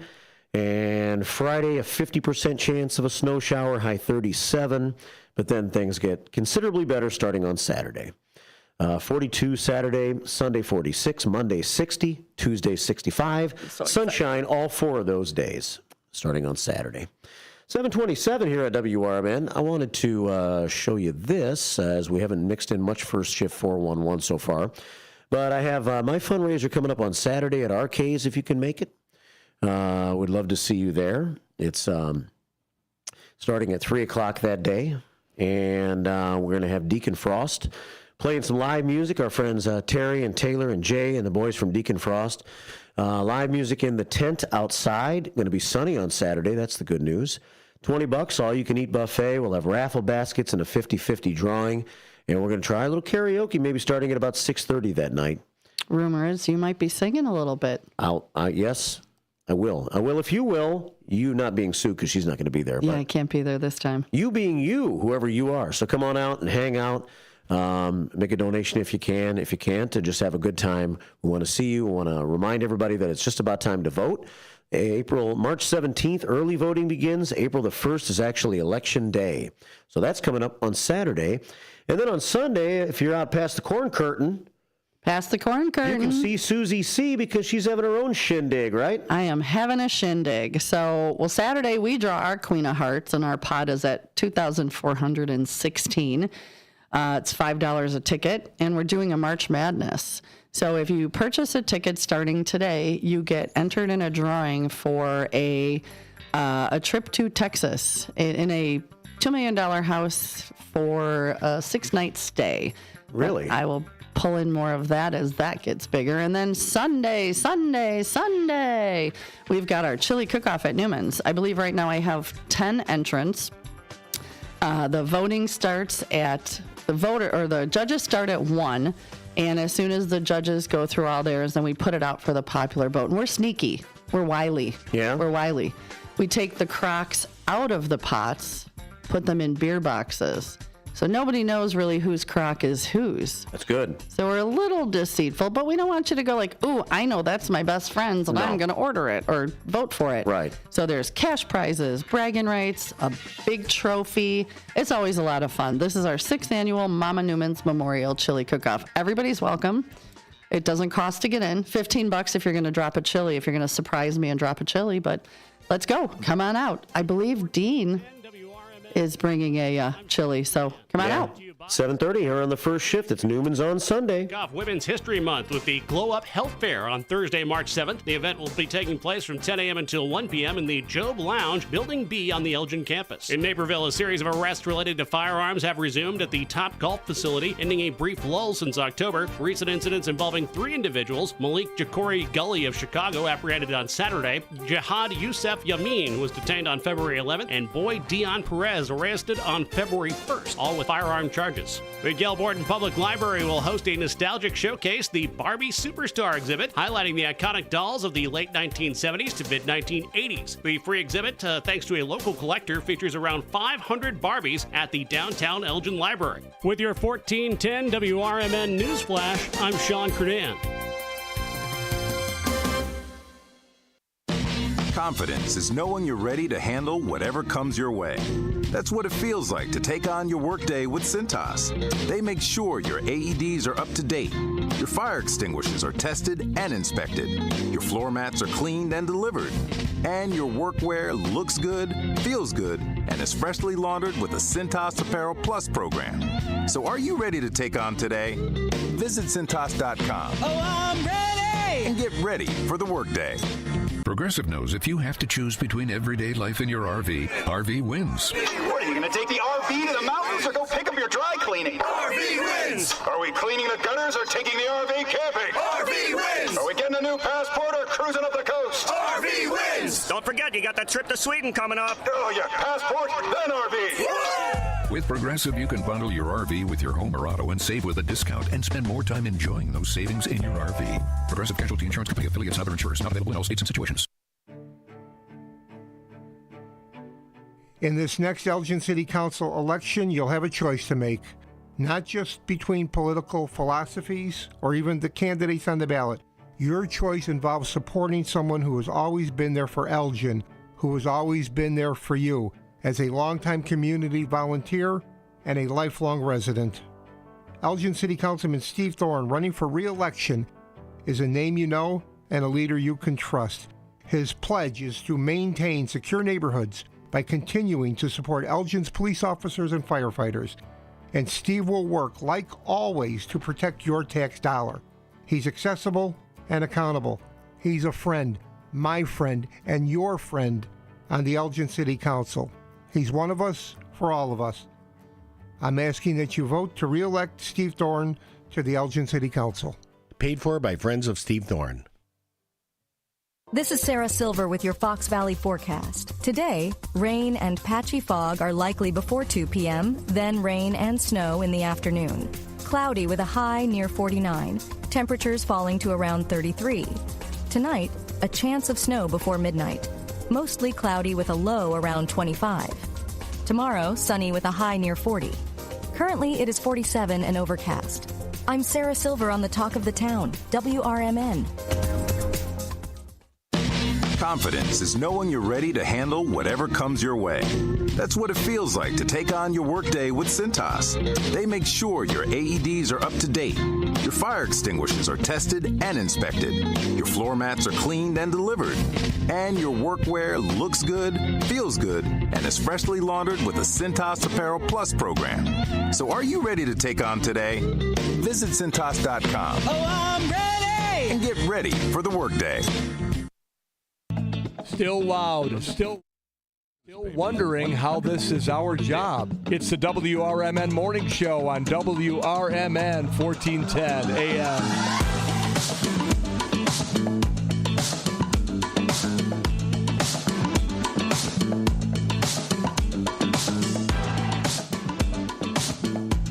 $7:34. I don't know. That one had us feeling funky. Yeah. Oh, yeah. Got distracted by the funk. I was going to play the Elgin 100 Years Ago segment, but I forgot. I can't do that because it's on the same fader thing as this music is. Okay. So I'll figure that out, and we'll play it maybe during. Use it as our next break, coming up in about 13 minutes or so. 7:34 here at WRMN. Busy day, Susie C. We barely have a show. Next hour, we're going to go into this Somebody Knows Something. Somebody knows something. Even the smallest thing that you might not think is relevant could actually be relevant. It's true. Mm-hmm. No stone goes unturned. Look at you. Like this. I love this. I just made that up. I never heard that before. It's new to me, too. Yeah. Wink, wink. No stone goes unturned. It's true, though. When you're a detective, you cannot, blow off anything. Nothing. Everything might lead to something, right? Absolutely. So that's where we have Andrew Houghton and Matt Vartanian. They're going to be in about 8:50 this morning. And at 8:15, we'll play podcast number 4 in the latest series. And in podcast 4... I have it here somewhere, the description of what the show is going to be about today. Episode 4, The Bikers and the Van is what the episode is called.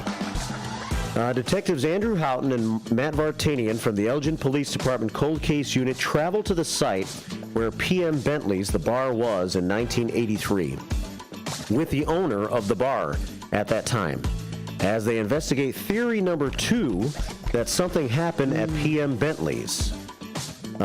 They discuss a witness who claimed he saw Karen with some bikers, both inside and outside the bar, and another witness who detailed her interaction with a man who allegedly claimed he was involved in her disappearance. Oh, someone has claimed that they were involved? That's what it sounds like. And I think that comes at the end of the pod. I listened to it last night. Okay. But I have to admit, I was kind of drifting off towards the end of the podcast, so I'm going to have to listen more closely to it this time when we play I was going to, but after the big burger and a martini, I needed to go to bed. So yeah. So I'm going to listen to it a little more closely this morning. So listen and learn together starting at about 8:15 this morning. Also, you'll hear it during that podcast, which I think is kind of fascinating. And maybe it's just me. I don't want to cast any aspersions here. Ooh. But there was Please do not cast aspersions. I Is must it have contagious? had a good night of sleep. I don't know where these words are coming from. Is the aspersions, are they contagious? Do they itch? I don't want them if that's what you're going to do. There was a carnival going on. Oh. In the parking lot right around the corner from PM Bentley's. Oh. Does that make you cast aspersions? Yeah, I'm casting aspersions hard right now. Yeah. Carnival. And she didn't leave till about 12:30, 1 o'clock in the morning from the bar. So I don't know. I'm just saying. Well, we'll listen to it together. Interesting. Episode number 4 starting at about 8:15 this morning. I also want to mention that tomorrow on the show, I think our friend MR2, Mike Reed, might join us from Springfield for a few minutes. Come on, MR. I would love to hear from Mike Reed. Absolutely. He's going to some very important meetings, Susie C. He's important. He said he has to act on his best behavior at all times. That's really hard for him to do, but I'm sure he can do it for a few minutes. So he, I think, about 7:35 tomorrow morning might give us a report on what's going on in Springfield. I loves me some MR2. Yeah. So we'll learn about politics, state politics a little bit, and why he's there and what it's all about tomorrow morning. It's going to be a busy show tomorrow at 9 o'clock. Corinne Pirog, the Kane County Board Madam Chair, is scheduled to be here to talk about the Kane County 0.75% retail tax referendum. Okay. Which I think she is in favor of. And she'll tell you why. The money is needed for public safety and other things. And I'm sure within the next several days, if not sooner, we'll get a phone call from Brian Anderson or others who are 100% against it. And they call it a recipe for economic hardship. It's going to be on the ballot here in Kane County. Okay. So you can decide. I like referendums personally because I think if you don't go vote and it doesn't turn out the way you want, you can partly blame yourself for it. If you don't vote, you can't complain. You know? Be part of the solution, not the problem. So we're trying to educate you on what it's all about. Let's educate them. Yeah, so we're going to give both sides, and Corinne's going to be on tomorrow morning at 9. And then a state's attorney, Jamie Mosser, who is a big name around here, is, I think, going to be in studio tomorrow morning at 9:30 to talk about a couple different things, one of which is a new human exploitation unit, which is being formed. They're going to be having a press conference on March the 17th, where Jamie Mosser and State Senator Linda Holmes and St. Charles Mayor Lori Vitek, St. Charles Police Deputy Chief of Operations Eric Majewski are all going to be on hand. It's Monday morning, March the 17th. So we'll learn something about that from Jamie, what it's all about tomorrow morning when she's here at 9:30. She may also offer up an opinion on the tax referendum. Interesting. So it should be a very intriguing hour between 9 and 10 tomorrow morning here on the show. They also have a new facility dog. All these little dogs walking by. I want to come in and pet them. By the way, I have to say, sitting outside right now, Northwest Wes and Northwest Wesley Jr. II. I wondered if they were thong-wearing fatty. I wondered if they were going to swing by. Yeah. Every day that Northwest Wesley Jr. II has school. They'll drive by. Okay. And listen to their soundbite. Yeah. And Northwest West participates in the show all the time with different comments. I have trouble keeping up with his different ways of reaching out. Sometimes it's on YouTube. Sometimes it's in the chat room. Sometimes it's personal text. So I have to check all three to keep up with Northwest West. 7:41 here at WRMN. So I don't really understand. I'll ask Jamie Mosser about this tomorrow. But the Kane County State's Attorney's Office has announced the newest addition to their team. The name of the dog befuddles me. The name of the dog befuddles you? Look at befuddled. I've been befuddled a time or two. I'm on a roll today. You are, and I love it. Befuddles me. Nobody can say we're not smart. Duo Dog Captain is the name of the dog. Now, Elgin Police have a number of comfort dogs. Yeah. They're all like Ace and Chance and Charm. Yeah. Duo Dog Captain? What's up with that? And what do you, I don't understand when you're that. calling the dog, do you... Duo Dog Captain, come in. Time to go pet. That seems like an awful lot. I bet they're going to shorten it to DC. I would hope so. Come here, DC. Yeah, that sounds better. A 2-year-old Labrador Retriever. Oh. Trained to provide comfort and support to children during crime investigations. Oh, that's wonderful. That is wonderful. So we'll get a quick mention from Jamie Mosser what the name Duo Dog Captain is all about. So we have all this dog talk. Can I just tell you about what my shirt says real quick? Yes. It's my favorite. So I work with the Guardian Angel Basset Rescue, and I own a rescue basset. If you can see it, there's a cool basset on there that a lady painted, and it says, "I sling drinks so my dog can live a better life." Yeah. And that is true. It is true? It is true. I love my dog. It's all about the dog. It's all about the dog. I'm glad pets have gotten, I don't know, appreciated more over the years. Do you think they have? I do. Yeah.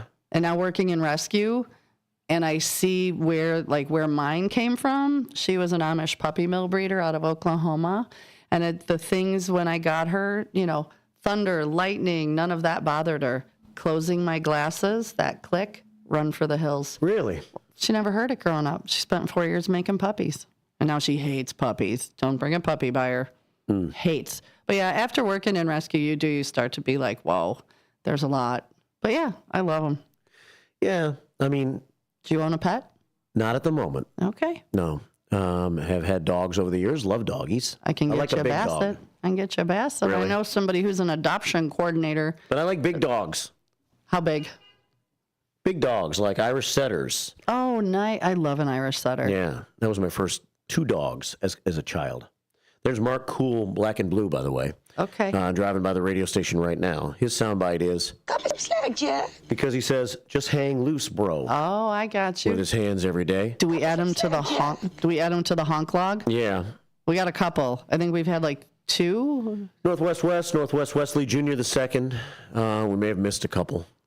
But we always have a number of people that drive by. The Studio 14 naked eye cam this morning was activated at 5:36.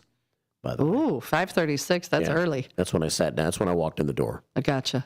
7:44 here at WRMN AM 1410 and WRMN Radio on YouTube. So my question of the day is, and I'll tell you, I've been doing some door-to-door campaigning here lately. Oh, you're brave. I've been hearing lots of dogs. You're brave. Susie C. And so it made me think to myself, I thought, why do big dogs have low barks and small dogs have high-tone barks? Why? Every small, you know what size the dog is as soon as you hear the bark. You do. Yeah. Thoughts? I think a small dog should have a nice deep bark that would shock the world. Agreed. Mine doesn't bark or howl typically. She didn't learn how, but if she barks when other dogs are barking, she sounds like a baby seal. Really? Yeah, she just never learned how to bark. Wouldn't it be funny to have a big old dog that had a high-pitched bark? Like a chihuahua. Yes, that would be awesome. What do you guys think? Why do you think their barks are completely opposite? Yeah. Just God had a sense of humor? You expect a deep bark out of a big dog. Mm-hmm. You expect a high-pitched bark out of a small dog. Yeah. But why does it have to be that way? It shouldn't. 7:45 here at WRMN. Well, I'm not sure if Prigomortis is going to set in this morning or not, John Priggy, but, we are going to go to the detectives, John, at about 8:15 this morning. If you're on the radio yet and listening to the show, we did spot you last night at the candidate forum, and we'd love to have your review. Commander Mark Smith, who checked in earlier this morning, is waiting for the review. If it doesn't come today, we'll have a little more time tomorrow on the show because we don't have any scheduled guests except for maybe Mike Reed for a few minutes until 9 tomorrow morning. But no need to ask anymore because he's on the phone now. Mike Reed? No. Oh. John Priggy. You've been waiting for the Priggy report. Yes. All right, let's go. Let's do this. Last night there was an Elgin City Council candidate forum at the Church Journey of Hope at Highland and Randall. John was on hand. I think I saw him with a pen and paper. Taking notes. So we could give this report today. I did a few notes on my phone last night, so maybe we can compare reports a little bit right here. And if you were there and you want to jump in after John, you can, 847-931-1410. Or if you watched us on YouTube, and Sonar, by the way, says the video of last night's forum is now available for you to watch on the WRMN radio page on YouTube. So if you haven't seen it, didn't see it last night, want to watch it today, we can talk more about it tomorrow. But without further ado, Prigomortis is setting in. Good morning, John. Good morning, ladies and gentlemen. Hi, John. Hey, I didn't even know you were there last night. I didn't think you were going to be there. Yeah, I came as a spectator. Lorena and I came. We kind of just sat by ourselves on the left side of the church. I saw you on the far right side.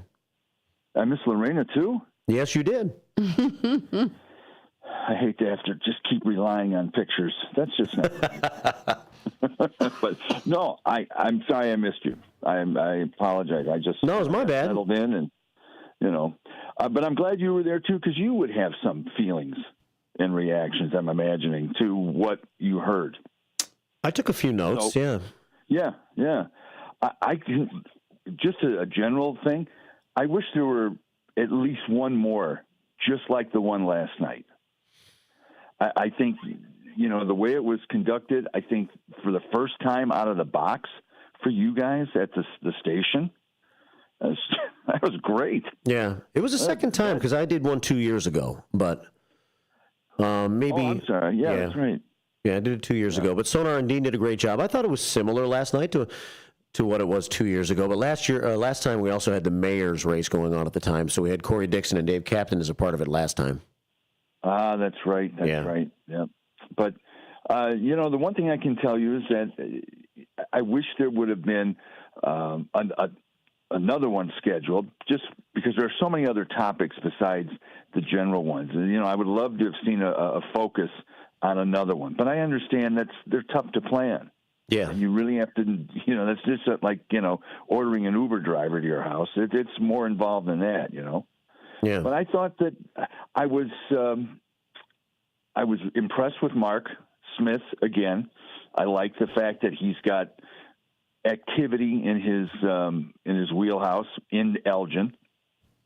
It seems like he does a lot of things at the Legion, which keeps him with a pretty good pulse on what people are thinking, and what they're wishing for and saying and things along those lines. Yeah. I'm amazed in a way that people still think downtown is worthy of money, government money, that people still think downtown can be rescued. When you talk about rigor mortis, that's rigor mortis. Now, some people disagree with me. I get it, but we have talked constantly about we got to do downtown. We got to do this for downtown. Every forum, every election, every 2 years is talking about revitalization in downtown. It's not going to happen until the demographics of this city changes. And you can do some other things. You can put fancy curtains up. You can do some other stuff that's temporary, like, Nightmare on Chicago Street. But I'm amazed that the people still think there's some viability left. I saw some interesting ducking of questions. Steve Thorne ducked a lot of questions and used the microphone as a platform to jump off. And he wasn't really the only one. I think that there were. I was very encouraged that more than one person talked about economic development. Diana Alfaro. Yeah. I'm trying to read my own notes here. She was really jumping all over that bandwagon. She wants everybody to know that that's her job, economic development, and so that she would be a good person to bring in to help with that aspect of what might be lacking in the city of Elgin. Yeah, and I did get a chance to speak to her afterward about that, and I went deep into saying that, one person against the votes of others on the council who have no interest in economic development except just giving the DNA and the chamber money, she may find a difficult time. I told her what my wishes were. I think we need to cancel those contracts. They are no-bid contracts. We didn't look for anybody. I would never look for anybody outside of those two entities. So I think I hope that she keeps that spirit if she does get elected. She keeps that spirit about economic development being very important in Elgin, as we're going to see when you talk to the mayor of Huntley. Yeah, you'll hear that. Yeah. The other thing I was hoping that someone would have asked the question, and there were great questions that were asked, but would be not so much dealing with the people on the dais. How do you plan on dealing with the 5 other council members, the majority of the council that are back at City Hall, that you're going to have to interact with?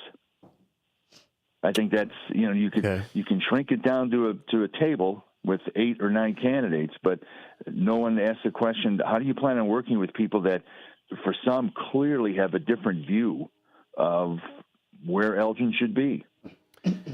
I wrote down, well, I think I did, each of the general topic of each of the questions. Number 1 was budget, and I don't really have any thoughts on any of the answers that anybody gave on the budget question. The second was about the arts, I think, arts in the downtown area or something. Yeah. And personally, I don't think arts are a real problem. I think downtown Elgin's a pretty artsy place, so I'm not sure that was a question that really needed to be a part of last night's forum. But the question that I think I would have asked as it pertains to that would have been, and it was kind of asked in a way, is, and just to see what the answer would have been. When you could disagree with this question and say that I'm wrong in phrasing this question, but what about phrasing the question this way? Why does our downtown not match up with other neighboring downtowns in terms of vibrancy and nightlife?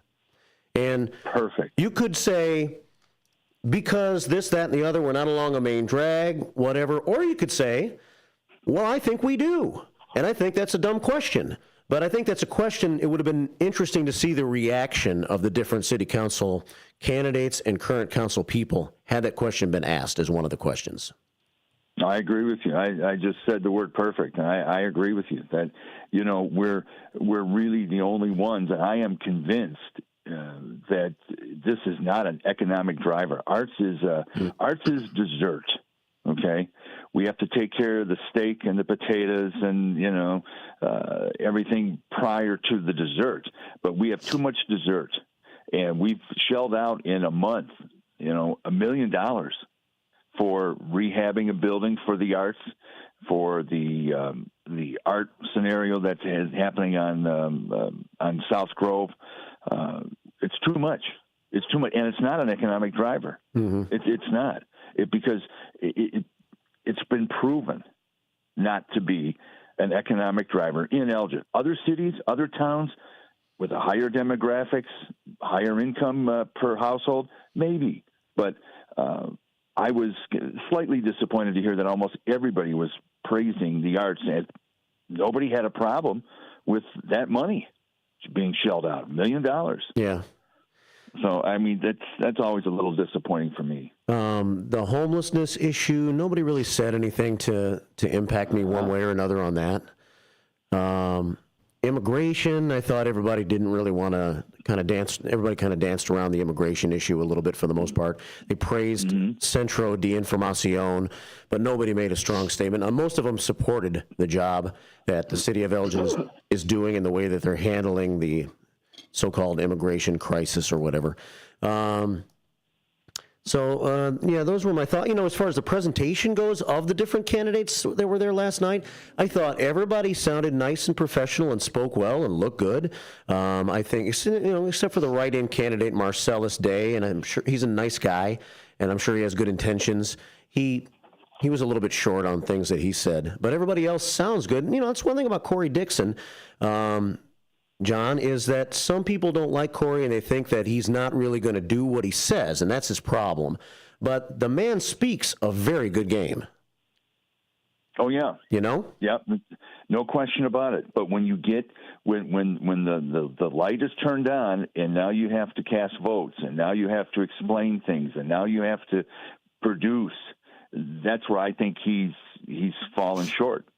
His resume lists things that I think are more than other candidates, other incumbents. But the bottom line is there are things that just don't happen with him. And I'll say this without any problems. He's very protective of people of color.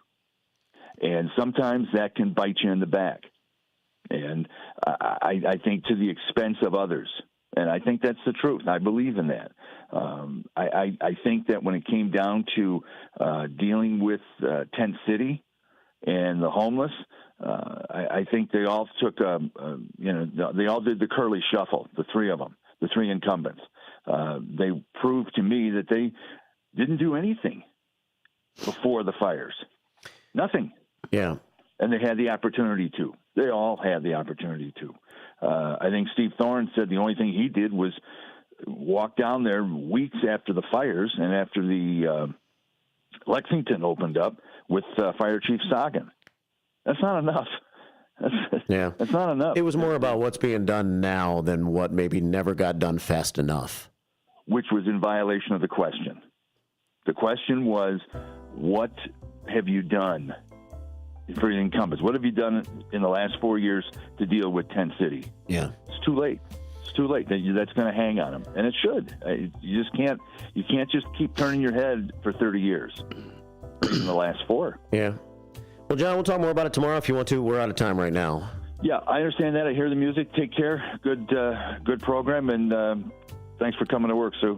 Have a great morning. Thank you so much. All right, see you. Bye. That's John Prigge, City Council policeman, who joins us here to review last night's forum. So sorry we lost you for a few minutes there, Sue. I was responding. Oh, good. Yeah. So you were able to keep busy during the conversation? I was listening and responding. Yeah, we've got some great comments. We'll get to a few of those when we come back from this top of the hour break, and then we're going to get into the police podcast this morning. Somebody Knows Something.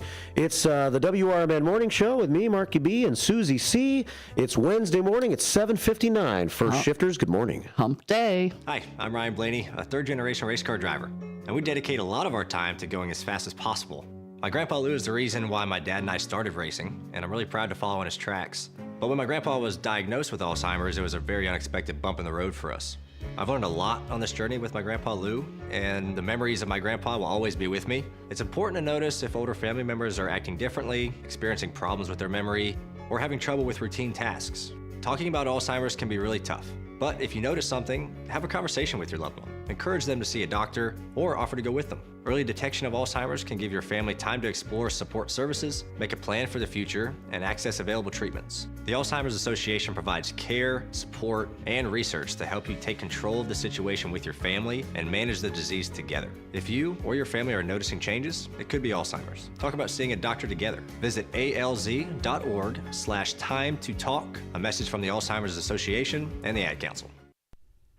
Your hometown radio station since 1949. We are WRMN AM 1410, Elgin time, 8 o'clock.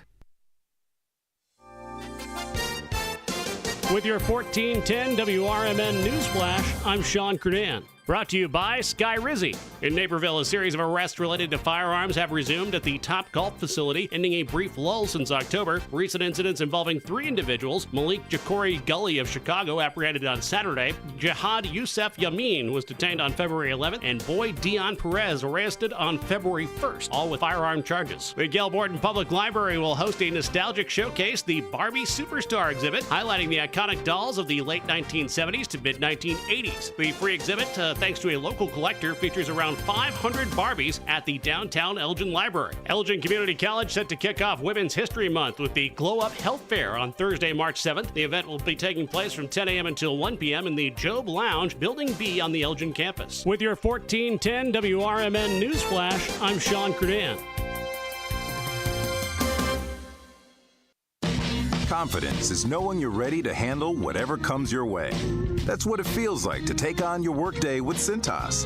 They make sure your AEDs are up to date, your fire extinguishers are tested and inspected, your floor mats are cleaned and delivered, and your workwear looks good, feels good, and is freshly laundered with the Cintas Apparel Plus program. So are you ready to take on today? Visit Cintas.com. Oh, I'm ready! And get ready for the workday. Progressive knows if you have to choose between everyday life and your RV wins. What, are you going to take the RV to the mountains or go pick up your dry cleaning? RV wins! Are we cleaning the gutters or taking the RV camping? RV wins! Are we getting a new passport or cruising up the coast? RV wins! Don't forget, you got that trip to Sweden coming up. Oh, yeah, passport, then RV.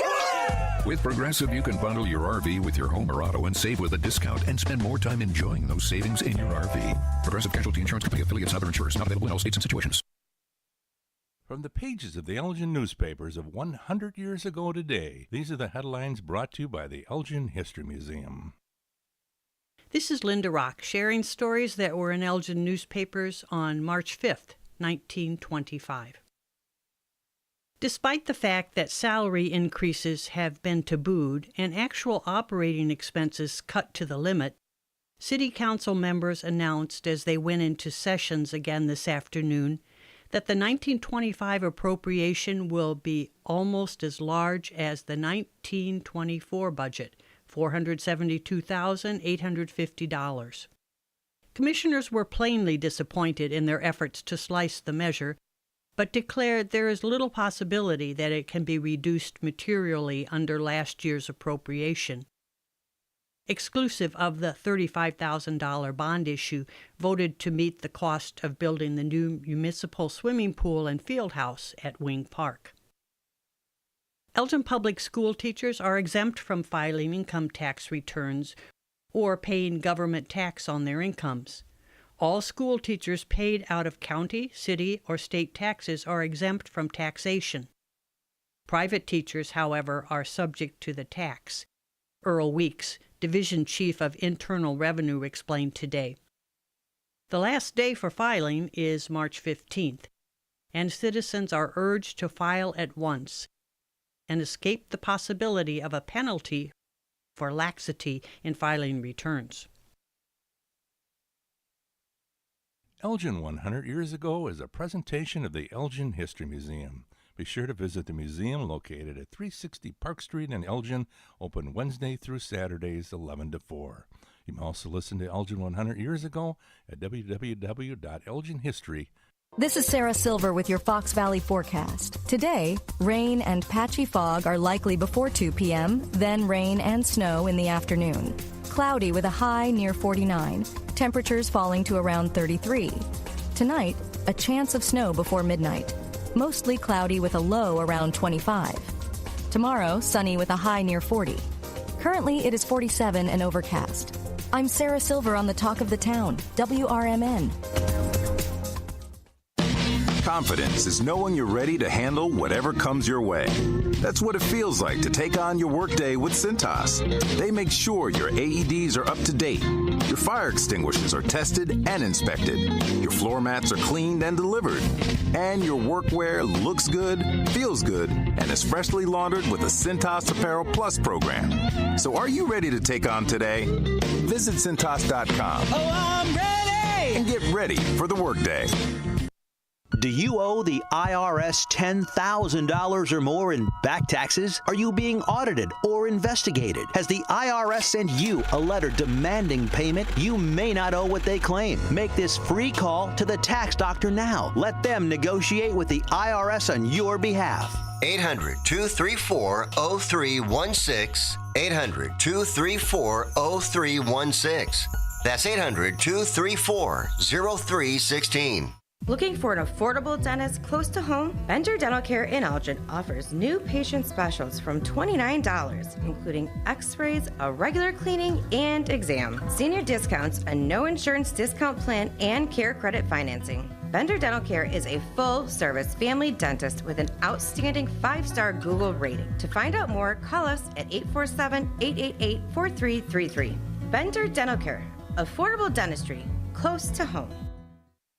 Live from the Talk of the Town, this is the WRMN Morning Show with Marky B and Susie C. One mic, one mission, zero filters.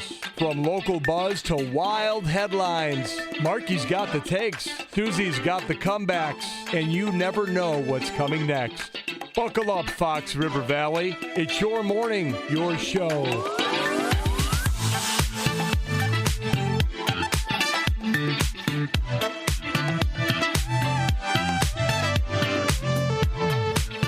Speeding on through fast today, Susie C. We sure are. It seems like where does the time go? I know. Baby, baby, where does the time go? No, that's not how that song goes. Oh, but that's good. I like that. Yeah. I do, yeah. 8:06. We just have a few minutes, and then we're going to get into the detectives. Dun, dun, dun, dun. I hear the Law and Order. I hear the Law and Order theme coming up in my head when you say that. You do? The Law and Order theme? I'm not sure I know the Law and Order theme. You know my favorite theme is the way the 48 hours starts. Oh, yeah, good. And it's people who write those things are so smart, because if you watch those things, it's like you hear that and you know right away. It's like, I know what that is. I know what I'm going to watch. Yeah. I'll play that theme soon. It gets me fired up. Yeah. 8:07 here at WRMN. One phone call, then we want to acknowledge a few people that have chimed in today. We've gotten way behind on that because of the speed, the pure speed of the show today. Mm-hmm. We're flying down the track. Good morning. Welcome to the WRMN Morning Show, the first shift. Okay, the sheer speed of the show, and I'll try to keep within. Come on, James. Can't be messing around today. I'll try to keep within the constraints of time. I just wanted to call in and back up John Prigge. I think we're going to have to rename John from shots fired to The Voice in the Wilderness. Okay. And the reason why I say that is on the subject that you were talking about, it triggered a thought. And one of the things he said was what's needed is a demographic shift. And you know, I lived in Chicago all my life. It's a much bigger metropolitan area. And I've seen over those years failed project after failed project where they tried to instill a commercial base in a particular place, and it failed time and time again. The most the one that I think about the most is there was a place within the city limits. It was an old a brick quarry, and they filled it in. Huge project. They turned it into a big giant mall. It was called Brickyard Mall. It lasted about 5 years. It went away because people wouldn't go there because of crime and all kinds of other issues. And so these failed projects where they try to revitalize an area, but they don't put any real thought into what is really needed. Now, you can take an arts community and you could put it in a big metropolitan area, and, you know, it may work, but it's a niche thing. It's not going to sustain the needs of that a true commercial district needs. So I just wanted to back up John on that. He's right on target. Sounds good. Well, I know you become a John Prigge fan, and John calls and talks about lots of things, and the city of Elgin for the most part, and he's the city council police last night, so we had a lot to discuss this morning because of the forum last night. So, anyway, okay. Thanks, James. All right, guys. Okay, That's guys, the rest of the story for today. That's the rest of the story, right? That's it. All right. There you have it. James calling in. 8:10 here at WRMN. The Dutchman's Wood Shack says, good wacky morning, first shifters. Coffee's up. Fast Eddie in the house. He says, happy... Can't say it. You said it a little while ago. Whatever day it is today with the H word. Hump day. Yeah. That day. Special K checks in. Good morning, Mark and Susie and everyone. First bald eagle sighting of the year near Lake Street and north of Medina Road. That's good luck, according to Native American culture. Is that right? You got good luck. I had my first spring smell of the year. Skunk? Yep, coming down 90. It was really bad. I've smelled a skunk like 3 or 4 times in the last 2 weeks. Oh, spring is in the air. And it's somewhere around the house. It's in the backyard or something like that. They might be having babies. It could be that time. Just let them be. They'll go away. Yeah. Trusty Pat says, good morning, all. Seems like many early birds are on the YouTube today. Mark, what is the day for the First Responders Fest this year? Looking like September 20th. We're still sizing things up. I don't want to say any more than that right now, but it looks like the date right now, Trusty Pat, that we're eyeing is September the 20th. Let's see. Jeannie Delaley checks in this morning and says, my honey Dino looked fabulous last night at the candidate forum. Northwest West and Northwest Wesley Jr. II says, we don't do either as far as answering your question from earlier this morning. Oh, okay. Well, you know what? That's not a problem. If you don't do either, then great. What are the 2 things they don't do? They don't go on social media and rip restaurants. Rip restaurants or services, and they also don't go on social media and give good reviews. So that's okay. Yeah.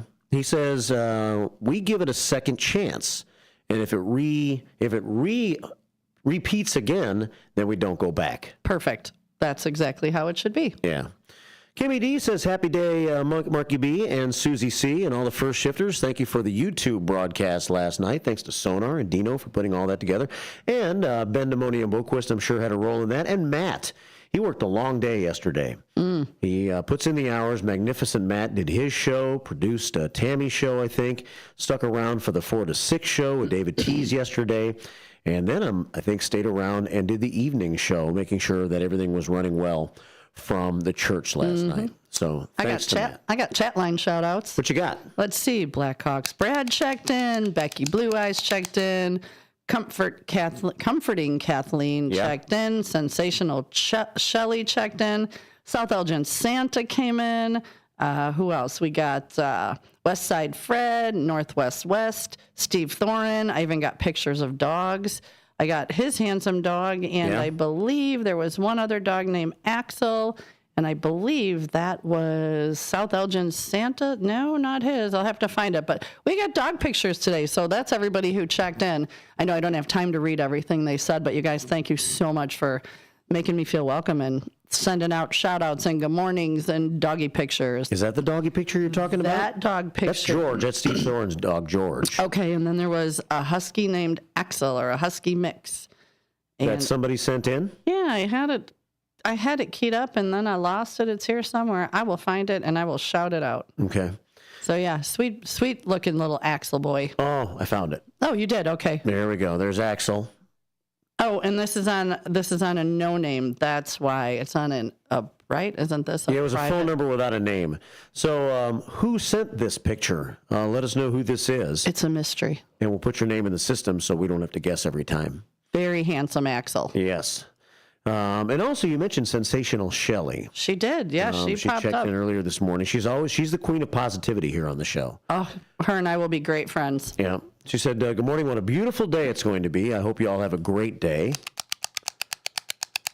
She sent some pictures from this past weekend, a couple days ago. Here are a few photos of my weekend and my granddaughter. She did a great job and made history for her school. She was the first girl ever to make it to the state, this is in Wisconsin, and make it to the podium in wrestling. She placed 6th out of over 200 girls. That's amazing. Get it, girl. And she's a freshman. Wow. And she's a freshman. So here's a couple of wrestling shots that were sent in by Sensational Shelley of her granddaughter over the weekend in Wisconsin, finishing top 6 out of over 200 girls. Very cool. She looks like an athlete right there. She does. I have a couple of friends who have girls that are wrestlers. Really? And they kick butt and take names. I like it. She looks pretty tough. She does. She has. Looks so very there's, tough. let's see. Here's the award ceremony that they had. And she's on the podium there, one of the girls there. And so thank you for sending the pictures at 505-926-1410. If you're out doing something this weekend like Sensational Shelley was, and she's proud of her granddaughter, she sent in those pictures. We'll show them to you on our YouTube page. Love it. And pictures of your dog, pictures of your food, pictures of your car. Keep it clean. Keep it clean. I meant your car. Keep the car clean. That's right. Keep the car clean. Keep the car clean. Well, it's 8:16 already, so I think we have to get into this podcast. Yeah. Thanks, everybody, for chiming in today. Don't go anywhere, because if you've been following this, you'll want to hear the 2 podcasts coming up. The detectives will be along shortly. And we're going to hear from Detective Matt, Detective Andrew. We're going to listen to podcast number 4 first here this morning. And in this first podcast from the Elgin Cold Case Department, it's the bikers and the van. Detectives Andrew and Matt Vartanian from the Elgin Police Department Cold Case Unit go to PM Bentley's 1983 with the owner at the time. They investigate theory number 2, what might have happened to Karen Sheepers, that something happened at PM Bentley's that night. Pretty strong theory, I would say, either in the parking lot or whatever the case may be. They discuss a witness who claimed he saw Karen with some bikers both inside and outside the bar, and another witness who detailed her interaction with a man who allegedly claimed he was involved in her disappearance. So, you going to listen, Susie C? I am going to listen. Thanks for coming in, joining me for the show here today, and we'll look forward to talking to you tomorrow morning at 6 a.m. It's 8:17 here at WRMN AM 1410 and WRMN Radio on YouTube. Somebody knows something. This podcast is based on information sourced primarily from police and media reports, but certain names and other identifying details may have been changed or altered for privacy and security reasons. While the events and cases discussed are based on real investigations, some aspects may be simplified for time and for narrative purposes. Voice actors have been used to read from statements or documents. All information presented is intended solely to inform and raise awareness. Hosts may discuss theories regarding the cases examined in this podcast, but such discussions are not intended to and should not be considered by the listener to be legal conclusions. All persons discussed are considered innocent until proven guilty in a court of law. Listener discretion is advised.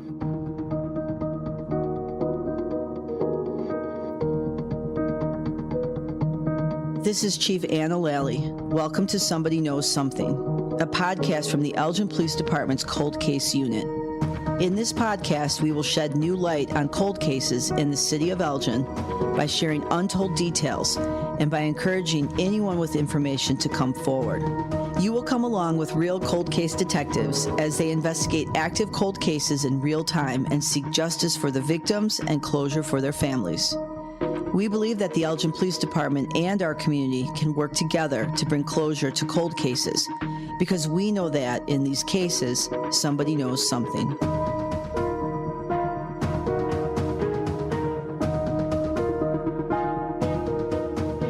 Hello, and welcome to Somebody Knows Something, the Elgin Police Department Cold Case Podcast. My name is Detective Andrew Houghton. And I'm Detective Matt Vartanian. This season, we've been taking you along as we investigate the case of Karen Sheepers, who disappeared on April 16, 1983. In our last episode, we reviewed the original theory that some in law enforcement had at the time, which was that Karen simply left voluntarily. We also considered the theory that Karen could have taken her own life. Karen's family, friends, and coworkers all dismissed these options, and Matt, I think we both agree that those scenarios are kind of unlikely. Yeah, we do. In this episode, we move on to theory number 2. Something happened at PM Bentley's. That's right. And this investigation is going to be covered over 2 episodes. For this episode, we will visit the site where Karen was last seen and discuss the different theories about what could have happened at PM Bentley's. Are we returning to the scene of a crime? Will this location unlock the key to finding out what happened to Karen? So let's see what we can find out about the last place we can confirm Karen was on April 16th of 1983. Okay, so PM Bentley's was a nightclub and bar that hosted live music a couple days a week. It was located in a strip of the Meadowdale Shopping Center in Carpentersville, Illinois, on Route 25, just a little north of Route 68. We kind of thought the best way to get an idea of how the place looked and what it was like was to get with the former owner, Frank, and he was gracious enough to take us up there and help us kind of take a tour of the area. All right, so we're going to meet with Frank, the owner of PM Bentley's back in 83. We're here in the parking lot. It's kind of a unique layout. It looks like it used to be a mall, from what our understanding is. You have, we initially thought it was maybe closer to where this furniture store is. There's a furniture store kind of on the corner, but Frank kind of pointed us out. There's a dentist office that you go inside the mall to get into the business. So it's almost like a mall within a mall, you know, yeah, like so storefronts inside. The parking lot kind of wraps around. Where we're parked here in the first row, right in front of the entrance to the door, would have been right around the area where Karen parked. They said she parked in maybe the 3rd row. So, you know, where we're sitting, we would have seen where her car was from here, basically. Yeah. But there's a huge overhang, so if you're hanging out outside, you know, that night and smoking or whatever, it's going to be covered. That's pretty much the business. It's not here anymore. It's kind of a vacant building, but...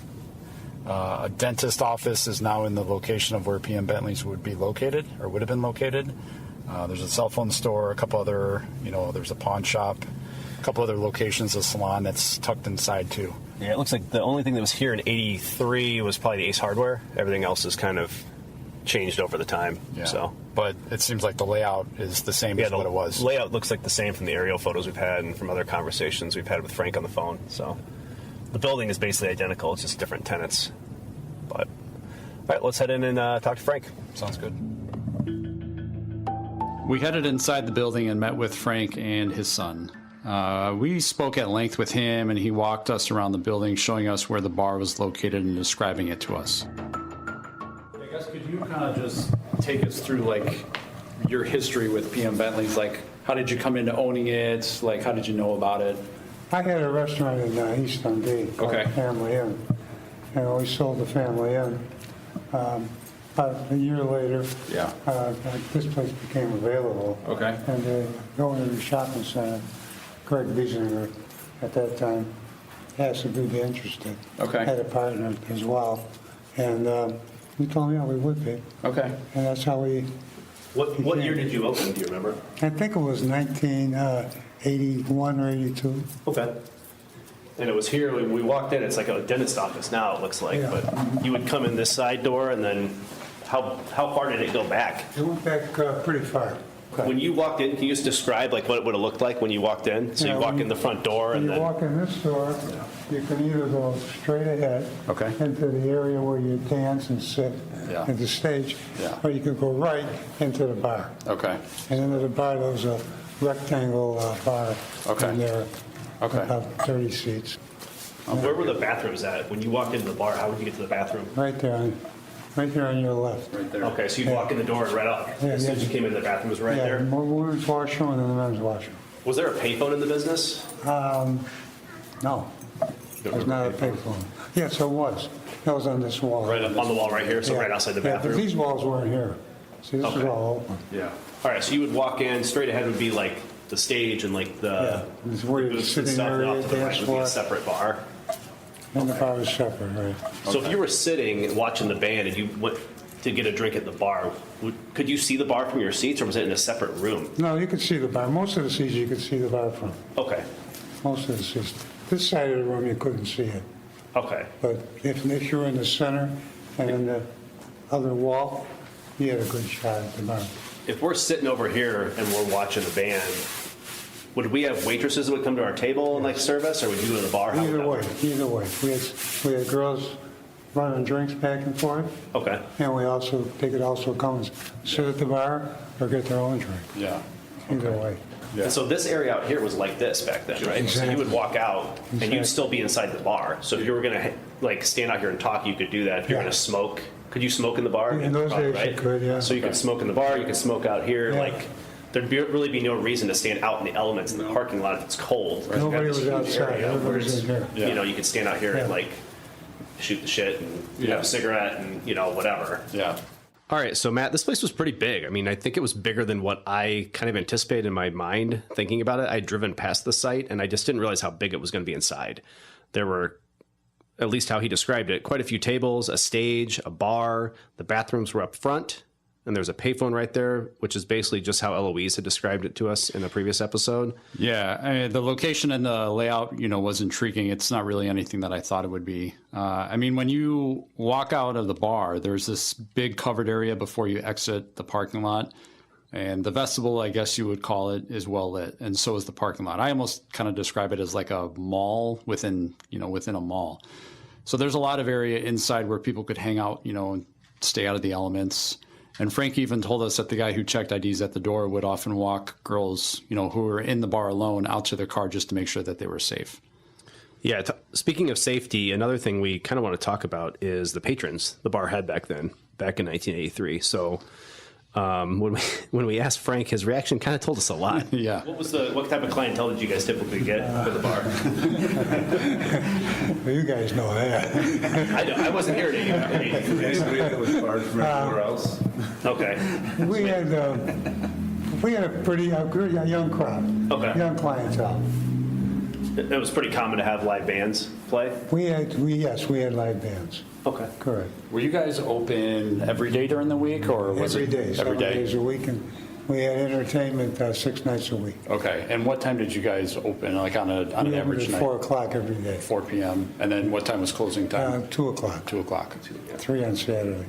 So can you kind of, you were kind of chuckling when we were asking you like about the clientele, that would come in. Can you, if you don't mind, just kind of elaborating, just because I don't really know. I know Andrew doesn't either. Like when that kind of makes you laugh, was there like just a specific type of crowd that would come in all the time, or like rowdiness, or like a little rowdy. Okay. A little rowdy, yeah. Okay. Yeah, I'd say so. Did you guys get like lots of fights or like any issues or anything We had like problems usually on the weekend. that? Okay. Yeah, not every weekend, but Okay. Was it something where you guys were like, you kind of like policed your own inside, or did you have to call the we police a lot? called the police most of the time. Okay. Yeah. Okay. Sometimes we'd handle it, Yeah. but most of the time we'd call the police. Okay. Got it. You didn't have, it's not like a nightclub, so you didn't have like bouncers or No, like we had people at the door checking IDs. just checking IDs. That's Okay. about it. Yeah. But the doorman used to walk single girls to their car Yeah. if they wanted. Yeah. They'd escort them Yeah. out to the parking lot. Okay, so Frank's description really echoed what a lot of the former employees and former patrons kind of told us about the place. It sounds like it could get a little bit rough on the weekends. There'd be these live bands, maybe you'd get people in. You might have some issues, in the parking lot or in the bar here and there. According to Frank, they ended up closing the bar sometime in 1985 or 1986 because the city wouldn't renew the lease.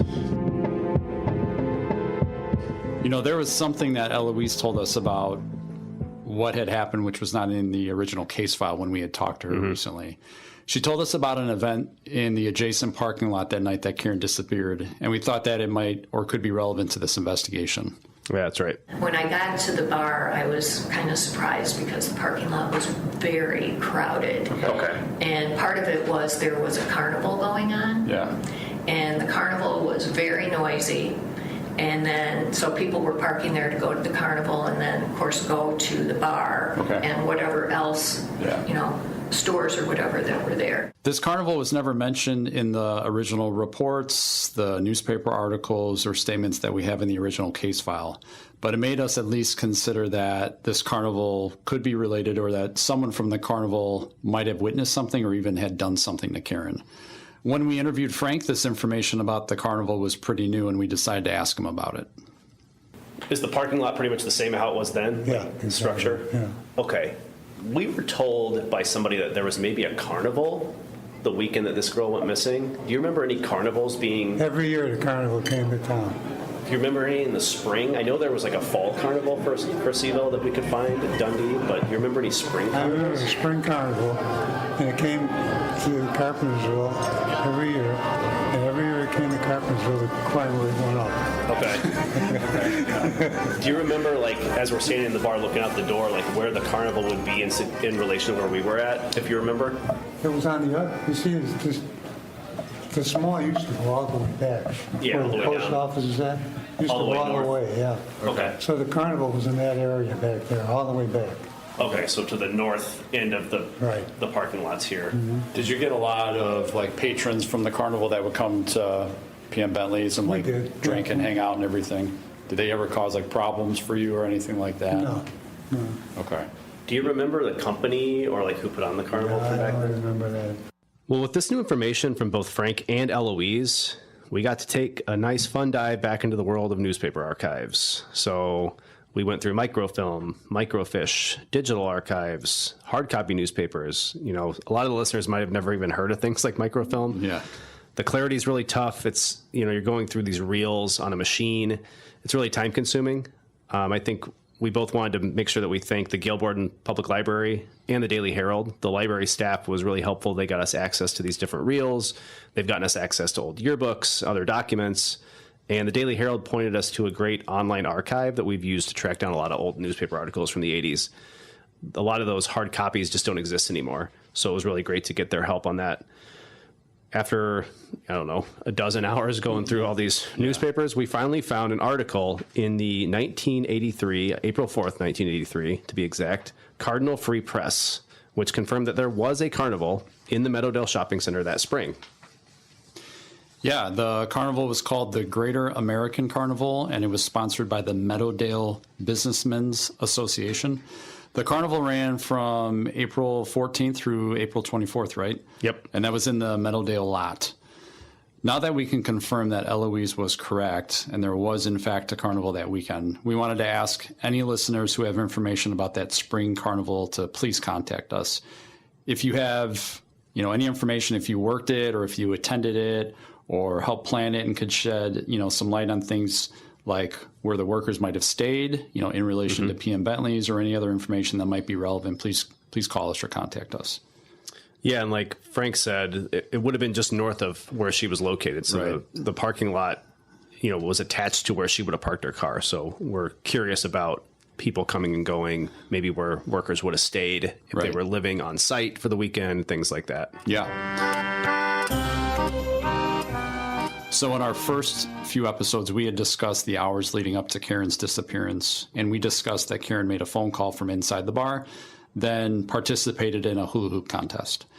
Andrew, one coworker thought that Karen might have actually won that contest. Yeah. Anyway, the thing is, we still don't know what happened after that. After re-examining this case, we learned that one coworker thinks she she might have recalled something new. Yeah, that's right. We're going to talk about a coworker, and we're going to change her name for this podcast and call her Daisy. She recalled walking out of the bar sometime around 1:30 a.m., and she told us recently that she believed Karen might have walked out with her and some other people. She can't be sure, but she thought that she remembered some men hanging outside the entrance, maybe leaning on the wall, smoking cigarettes, talking, and that Karen may have heard someone or had someone call out to her and turned back towards the bar. You know, she said it's been 40 years, so she can't say for certain, but she thought that Karen did walk out with them and then went to her own car. So that's something that, you know, we thought was something new, that was something we need to look at. Yeah. You know, this information is intriguing because on, I believe it was April 21st of 1983, one witness claimed to have information about Karen both before and after the hula hoop contest, which does sound familiar. And that man's name was David. The week Karen went missing, David had reported to the police that he arrived at PM Bentley's around roughly 8:30 or 9 p.m. on April 15th, and that Karen had caught his eye roughly around 9:30 p.m. Unfortunately, David had died several years ago, so we can't interview him or speak with him now. That's true, but what we do have is a written statement that he provided back in 1983, and we've decided that we're going to release that statement for the first time here in this podcast. Here's David's actual written police statement from December of 1983. On April 15th, 1983, I went to PM Bentley's bar in Carpentersville around 8:30 or 9 p.m. While at the bar, I saw Karen Sheepers across from me. I raised a glass towards her in gesture to buy her a drink. She smiled and gave a nod as if she said yes. Before I could buy her a drink, a husky guy came up to her, so I backed away. The time was around 9:30 p.m. I left the bar around 12:50 a.m. to get some fresh air before I left. There were people going by me to their cars, so I glanced up for only a moment. Then, around 1:05 a.m., I was standing by my brother's van, and I heard two people arguing and swearing at each other.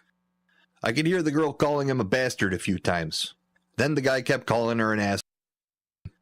Other people were around listening to it as well, but kind of joking about it. After a few minutes, they seemed to disappear or get into a car. When I got in the van, I drove to the area where the two people were. I saw a shadow of a guy and a girl in a light-colored car, like a Ford or Buick. There was a dark red car next to them, with blue speckles. The other car was a dark-colored car. After going by them, I went home. I did see a couple of Harley choppers and a couple of other bikes parked in the front of PM Bentley's. The guy I saw with Karen was about 6'2 to 6'4, about 240 to 250 pounds. He had curly hair to about his shoulders, and he was wearing a black leather or suede motorcycle jacket, and he had a full beard. So, in conjunction with that statement, David had told police that he believed the woman he saw that was involved in that argument in the parking lot was indeed Karen. And beyond just the written statement that he gave in December, he gave two police interviews where he actually talked with the police. Yeah. One of those was on April 21st, which was just a couple days after Karen disappeared. And one was this December interview about 7 months later. He described the male in his two interviews in two different ways. And this is something I think that's kind of important to highlight. Yeah. I know in my experience, and I'm sure in yours, witnesses will often change some details when time passes. So for David, these interviews are about 8 months apart, 8 months apart. It doesn't shock me that some of the details have changed, but there are some stark differences that I think we both wanted to talk about. Yeah, so on April 21st, David described the man that he saw with a woman he believed to be Karen in the following way. He described the individual to be a white male, about 5'8 to 5'9, with a bushy beard, big arms, shoulder-length hair, and in his late 20s or maybe early 30s. He also estimated that he saw Karen with the biker at the bar around 11:30 and not 9:30 p.m. Yeah, that kind of changed a little bit. And then in December, he provided a written statement. And in that statement, he talks about the guy being a white male who's about 6'2 to 6'4, about 240 to 250 pounds, with curly hair that hung down to his shoulders and a full beard. This time he estimated that the time was around 9:30 or 9:45. And like you said, on the 21st, he thought it was maybe 11:30. So that kind of changed. Yeah. Well, the time frame of 9:30 or 9:45 p.m. versus 11:30 p.m. isn't really that important. We do know that Karen was inside the bar until at least 12:30 a.m. on the night of the 16th. So it is entirely possible that David saw her and raised his glass to her at any time between 9 p.m. and 12:30 a.m. That's right. What's more important is this guy that reportedly went up to talk to Karen. And I would note that David does describe the hair and the beard both pretty much the same in the two statements. Even though some of those other descriptors change over time, he kind of makes the guy sound bigger and more menacing as time passes, which could be, a number of things. I don't know. Maybe he's just thinking about it now in December and, building it up in his mind. Who knows? But 5'9" to 6'4" is kind of a big difference, right? Yeah, it sure is. He described the guy was wearing a leather or a suede type motorcycle club jacket in both of his interviews too. But there's no mention of any patches or rockers or any specific markings for the jacket or anything like that. David had used this term motorcycle jack in one of his interviews. So he clearly was linking the guy as some kind of, outwardly appearing type, biker. I had spent, a number of years in the Elgin gang unit. I know that we still have some motorcycle gangs that operate in the area. In the 1980s, we'd been told by former investigators there were certainly active motorcycle gangs and groups in both Carpentersville and Elgin. Unfortunately, David didn't have any information about patches or colors or rockers that could help us narrow down the guy he allegedly had seen. After talking to Frank, we think we know why David might not have been able to provide more details about this person he claimed was talking to Karen. Yeah. What about motorcycles? Was there a group of guys who would come here that were motorcycle type? We had motorcycle people come in here, but we wouldn't allow them to bring their colors. Okay. So they'd be like a motorcycle gang that would come in. They wouldn't have any of their cuts or anything like that. Right.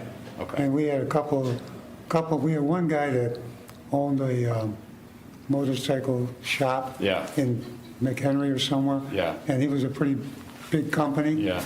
And he knew all the motorcycles and all the bikers. Okay. And he was on our side. Yeah. So he kept a lot of them quiet. Do you remember, were they outlaws or any specific gangs? I mean, I know you didn't let the colors or the cuts come in or anything like that. No. So it makes sense you wouldn't want to wear it. At least wearing it in the bar. Yeah, keep the problems out, So the bar had tried to curb issues with motorcycle gangs, and their activity within the bar. Yeah, and it makes sense. It's definitely kind of clarifies to us that there were certainly motorcycle gangs and motorcycle guys that would hang around this area. You would make sense to put a policy in place that, hey, we don't want these guys wearing colors in the bar because we don't want to have problems. Yeah, and for anybody that's listening, if anyone recalls anything similar to this argument at PM Bentley's that would or could clear up this altercation that David said he witnessed, please call us. Maybe it has nothing to do with Karen, or maybe it has everything to do with her. We just don't know, and if you have that information, we'd like to find out. Or if somebody remembers talking to Karen, buying her a drink, or any other contact they might have had with her, please contact us. We're still working to speak with as many people who were present at the bar that night as possible. Yeah. So again, this is a huge part of this podcast and why we are giving out this type of information. We are trying to really spark a memory for people so that new witnesses can come forward. One thing that we both found important in David's statements is that David later said that when he left, and he estimated the time around 12:50 a.m. on the night of the 16th, or I should say the morning, he left alone and saw several men in bikes outside of the bar in the far west lot, and some Harley Davidsons parked directly in front of the bar. That coworker, Daisy, she also described people hanging around as she left the bar with several people, including potentially Karen. And the time frame is pretty close to David's. I mean, we were talking about people estimating a time they left the bar and all saying it was kind of around 1 a.m. Yeah, and David reported that about 1:05 a.m., and again, we're estimating, people are drinking at a bar, right? But around 1:05 a.m., he saw a woman who he thought was Karen talking to the same guy from the bar outside the bar. He heard someone call somebody a bastard, and while the group of bikers around him started laughing, David kind of left and saw these people talking. In one of his interviews, David also described that he saw the woman being placed into a car, which he described as a light-colored, medium-sized vehicle parked next to a newer, dark-in-color compact sedan with Wisconsin plates. He also said that he saw a man and a woman in a light-colored Ford or a Buick parked next to a kind of distinctive car that was dark red with blue metallic speckles on it. And that would be if we went back to the written statement, right? Yep, his written statement. So his written statement includes some of that detail, but it doesn't include some of the things he later said in his verbal interviews. You know, we've read all of the interviews and police reports, and overall they include that level of detail. Yeah, again, Matt, it kind of highlights the difference that we see in these older cases, and it, you know, honestly can be a little bit frustrating. Yeah. The witnesses in these old cases would often provide some sort of written statement like we provided with David. Then they would give these long, in-depth interviews to the police where the police would just either take notes or just write a report about what the person said. Oftentimes, those statements that the detectives wrote down had way more detail than the written statement did. Yeah. And it's clear that the written statements were not as in-depth as the interview was, but we don't have any audio. We don't have any video. You know, today we would sit down and body worn cameras, right? Yeah, we would record everybody. Yeah. And we would just have the full transcript. But we just don't have that in this type of case. Yeah, another thing that was common back then was a polygraph, or also known as a lie detector test. David did take a polygraph as part of this investigation. Now, these things aren't admissible in court, but, you know, polygraphs and an individual's reaction to being asked to take one can be useful for investigators. For instance, if a person is completely reluctant to take one, I think police at that time especially, you know, honed in a little more than not on a person due to their lack or level of cooperation. But if it seems like if someone had passed a polygraph, maybe they moved on, you know, which could also be problematic. Maybe they missed something. Yeah, I think that sometimes it looks like you would look at a suspect, they'd pass a polygraph or partially pass a polygraph, and police would just kind of say, okay, we're going to move forward. That obviously, like you said, can be problematic. Right.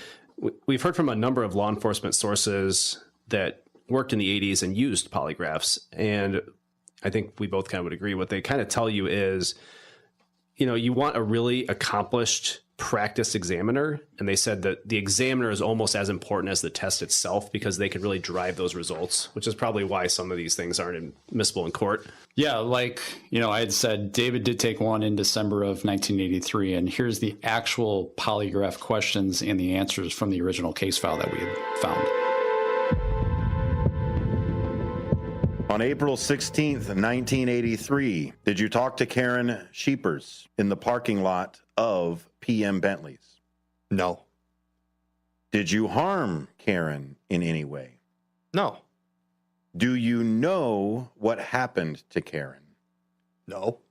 On April 16th, 1983, did you see Karen arguing with an unknown white male? No.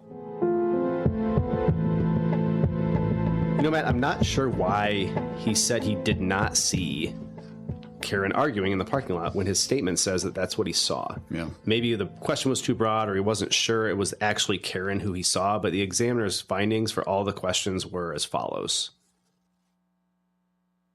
It is the opinion of the examiner, based on the subject's polygraph records, that he is suffering from some emotional defect, which precludes the examiner from submitting a definite report at this time. Okay, so the examiner noted in the record that it contained, quote, erratic and unexplained emotional disturbances.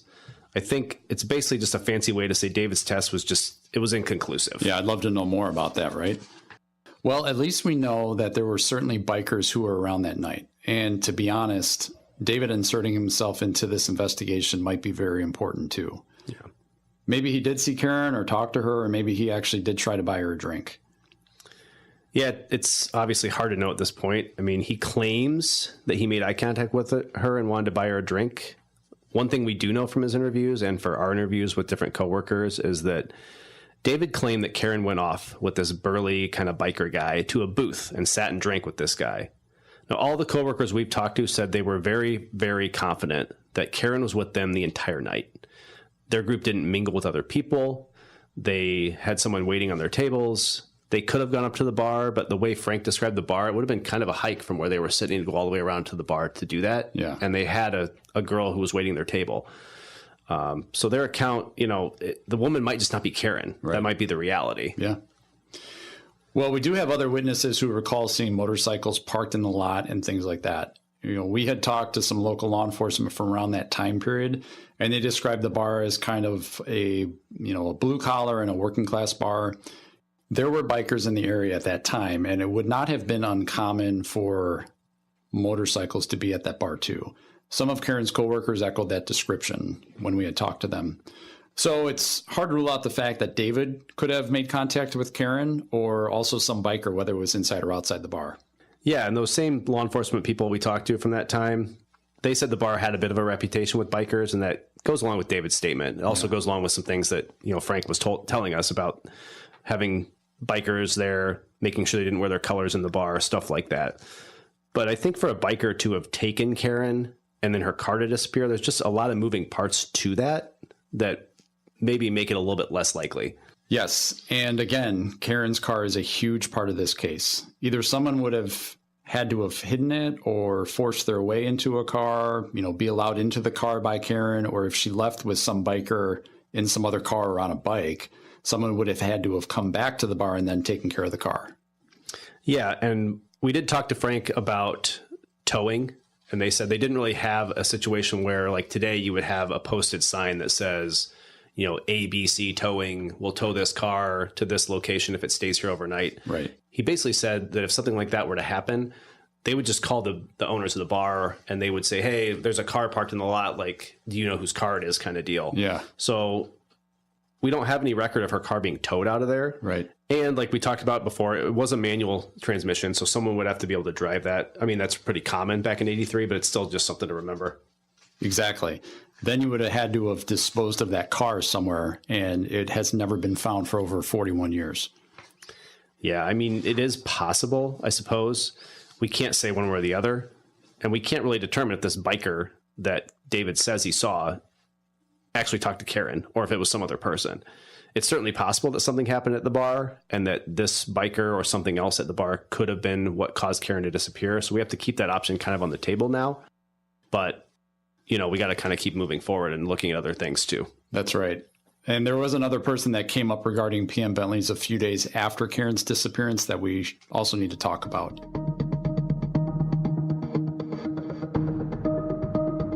A woman that we're going to call Jessica told police shortly after Karen's disappearance that she had information that might be related to Karen's case. Jessica stated that she was at PM Bentley's on April 24th, which was the Saturday after Karen had been reported missing. Yes, it's exactly 1 week later. Yeah, the following weekend. Yep. I mean, obviously, Karen's disappearance was a kind of a big thing in that area at that time, especially at the bar. Anyways, Jessica said that she was at the bar with her sister and that they met these two men inside the bar. The group was understandably talking about Karen's disappearance and everything associated with it. And Jessica's sister said that, quote unquote, some weirdo probably abducted her. Jessica then said that she and her sister left the bar around 2:45 a.m. to go to another local place for coffee with these two guys that they just met. I would note that the bar closed at 2, so I don't know if that discrepancy makes sense or not, but just to throw it in there. Jessica claimed that her sister rode with one of the men, and Jessica was going to drive the car that they drove to go meet these guys for coffee, and that this friend of the guy walked out with her, and he walked over by this beige van that he was driving. That's when things got a little bit weird, at least according to Jessica. Jessica claimed that she and this guy were standing in the parking lot for like 10 or 15 minutes just kind of talking, and the guy said this. You know that weirdo your sister was talking about? Well, you're looking at him. The man also reportedly had told Jessica that he was going to rape her. Jessica did not know if this guy was involved in Karen's disappearance, but she had contacted the local authorities to tell them about him anyways. I think this is a good reminder that even if this guy was not involved, somebody said something. In any of these cases, and even in cases that we investigate, in real time today, we want people to know that the police are never going to judge you for bringing us information. We would rather people contact us and tell us information than think, oh, I don't want to bother them. It's probably nothing. No detail is too small. No tip is too small. We want to make sure that we investigate anything that comes through. Yeah, any information that people give us, we're going to run it down. If it turns out to be nothing, I mean, that's fine. That's what we're here for. That's our job. Jessica was able to provide a full name, for the man that she had met that night, and police did talk to him. He had lived in the area, and police determined that he had no criminal history, from what we had read. Mm-hmm. He claimed that while he did have a conversation with Jessica, she was completely fabricating and making up any of the things that she had claimed he had said. But, we should also note here, Andrew, that this guy did not match really in any way the description of the biker that David had described in his interviews. Yeah, that's true. So our point with telling these different statements and these different stories is that we want to make sure any of our listeners contact us if they remember anything similar. If you have a story similar to Jessica's story, please contact us. And if you have any issues that you had or remember any issues at the bar with bikers or remember some sort of argument this night when Karen went missing, please contact us. You can do it anonymously. You can give us your information, whatever you prefer. But like Matt said before, what you know is more important than who you are to us. Yeah. We've talked a lot about the bar, David, and this other weird interaction in the parking lot with the van. We need to really talk about the employees too here. We know one employee recalled seeing Karen in the bathroom and talking to her about the TV show Dallas at that time. And other employees remembered seeing her roughly around 1 a.m. on the night of the 16th. But there are several employees who we've not been able to track down and who were never interviewed that we would like to speak to. Yeah, that's true, Matt. We know a girl, like I said before, was serving their table, and we've never been able to talk to her. Police never interviewed her in 1983. So we feel like she would be someone that'd be very important for us to talk to. Yeah. We're trying to track her down. We also identified and interviewed one more new witness, a woman who worked at PM Bentley's but quit shortly before Karen disappeared. She provided a shocking revelation that could potentially take this investigation in a totally new direction.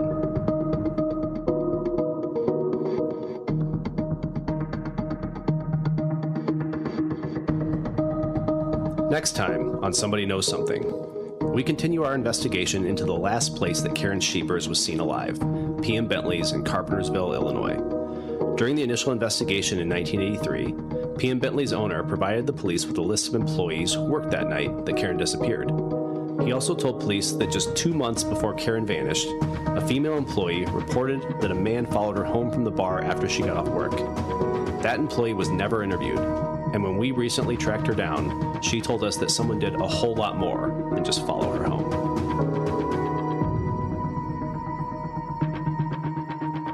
If you or anyone you know has information about this case or any other cold case in Elgin, please contact the Elgin Police Department cold case email at coldcasetips@elginil.gov or the cold case tip line at 847-289-COLD. You can also review cold case information on the Elgin Police Department's Transparency Hub by going to elginil.gov and navigating to the Elgin Police Department's Transparency Hub, where every cold case homicide and missing persons case is listed with photographs and information about each case.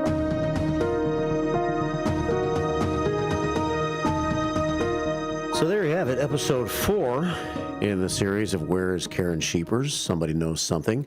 Elgin Cold Case Files. We're back here in Studio 14. Detective Matt Vartanian is with us. Andrew Houghton's going to be with us in a few minutes to set the stage for the next episode that we're going to listen to in the next hour. So welcome to the studio this morning. Thank you for having me. I guess I should turn on your right microphone here. Yeah, let's see. Yeah, thank you for having me. Yes, sir. So you were listening on your way in. You've heard this episode a few times. We only have about 2 minutes right now, but any main takes that you think are important from what we just heard in the last episode 4? Yeah, lots of stuff going on, obviously. Yeah. For us, understanding what was the scene where she was last, known to have been the night that she went to, that she went missing. The layout is important, knowing what the bar looked like. So we got a good perspective from Frank, the former owner of it. And then, we got some good insight onto the possible crowd or clientele that, would frequent the bar back then. There's the biker angle. There's David brings up the point about, that there was an argument that happened with Karen and somebody that looked like a biker. Then there's, stuff going on outside the bar where there's people hanging out, so there's all kinds of moving pieces. Then we find out, the thing that we never knew about was that there was a circus that was in town too. Right. So another layer. Yeah. The carnival was going on at that time. Yeah. And so that adds a lot of different possibilities and a lot of different things to investigate from what might have happened that night, and just a lot of vagueness as to which part of that night, the arguments and the possible impact the carnival around might have had have to do with this whole case, right? Yeah, that's right. Yeah, sorry, I said circus. I meant carnival. Yeah. But I mean, that's the thing. We don't know if employees from the carnival came over and frequented the bar while they were in town. What was their interactions, with the patrons at the bar? Did something happen that night where there was an interaction between Karen and one of these people from the carnival? We don't know that. So that's another thing that we have to look into. Yeah. All right. Well, so we're going to talk more about that when we come back from this top of the hour news break. And Andrew Houghton's going to join us, the other detective in the Elgin Cold Case Unit. And we'll probably talk a little bit more about episode 4, preview 5 real fast, and then get into 5. So that's all coming up in the 9 o'clock hour here on Somebody Knows Something. Where is Karen Sheepers? And there's the information about it on YouTube if you would like to investigate, or if you have any thoughts on what you are hearing in all this. We'll have about 10 or 15 minutes at the end where you can call us, and you can always send an email to the Cold Case Tips line, coldcasetips@elginil.gov. Coming up on 8:59, it's the first shift, and we're going to spend the next hour on this. At Britain's Touchless Car Wash, they know life gets busy. That's why they're here 24/7 to keep your car looking spotless, you have a good point about fast, doing and some easy. video with some of it. Their Because that helps advanced to kinda just brush-free wash understand, technology delivers a sparkling it just gives a clean better picture without for a single people to see scratch, exactly like what because they treat your car like it's their own. Here's the best part. Right now, you can get a free car wash just for joining their text club. It's simple. Just text BRITT to 30400, and your first wash is on them. Britain's Touchless Car Wash has 2 convenient locations, 1923 Larkin Avenue in Elgin and 555 Willow in West Dundee. They're And that could proud be to like keep something your car where clean it while just- giving back it to our helps to community. Text pull people in a little bit more, but BRITT also to gets them to 30400. see it, like That's It's BRITT like you're like, oh, I want to to know, what do you guys look at? 30400. I'm just hearing Now for your free car wash. And see why Britain's Touchless Car Wash is the fast, gentle, and reliable choice. Like an old Italian guy. Yeah, he had Your hometown like a little radio fedora on, station and since he had a son with 1949. him. Really, really nice guy. WRMN AM 1410 Elgin time. Yeah. 9 o'clock. Yeah, very. Had like the long pea coat on and everything too. So. With your 1410 WRMN News Flash, I'm Sean Kernan. Brought to you by Sky Rizzi. Early on, it was a good crowd, Face and off then against eventually Elgin it kinda High School at a shifted to charity where basketball they game. started to have Proceeds problems. from So which will we go asked to them, and he support starts food letting- for Greater Elgin in the and the Special And Olympics. It's happening he kinda Friday, laughed, March and 7th we're at both 7 like, p.m. we at were like Elgin 1 High years School. old when this The Naperville one Police happened. Department is Went on, reminding so we don't residents really to know, lock up their properties. what you mean by it. 57 residential burglaries in 2024, according to the PD, with nearly 60% happening due to unlocked properties. The League of Women Voters of Naperville collaborating with the Indian Prairie Parents Council to organize a virtual forum on March 6th at 5 p.m. for the Indian Prairie School District Board candidates. 5 individuals are vying for 4 spots in the election scheduled for April 1st. With your 1410 WRMN News Flash, I'm Sean Kernan.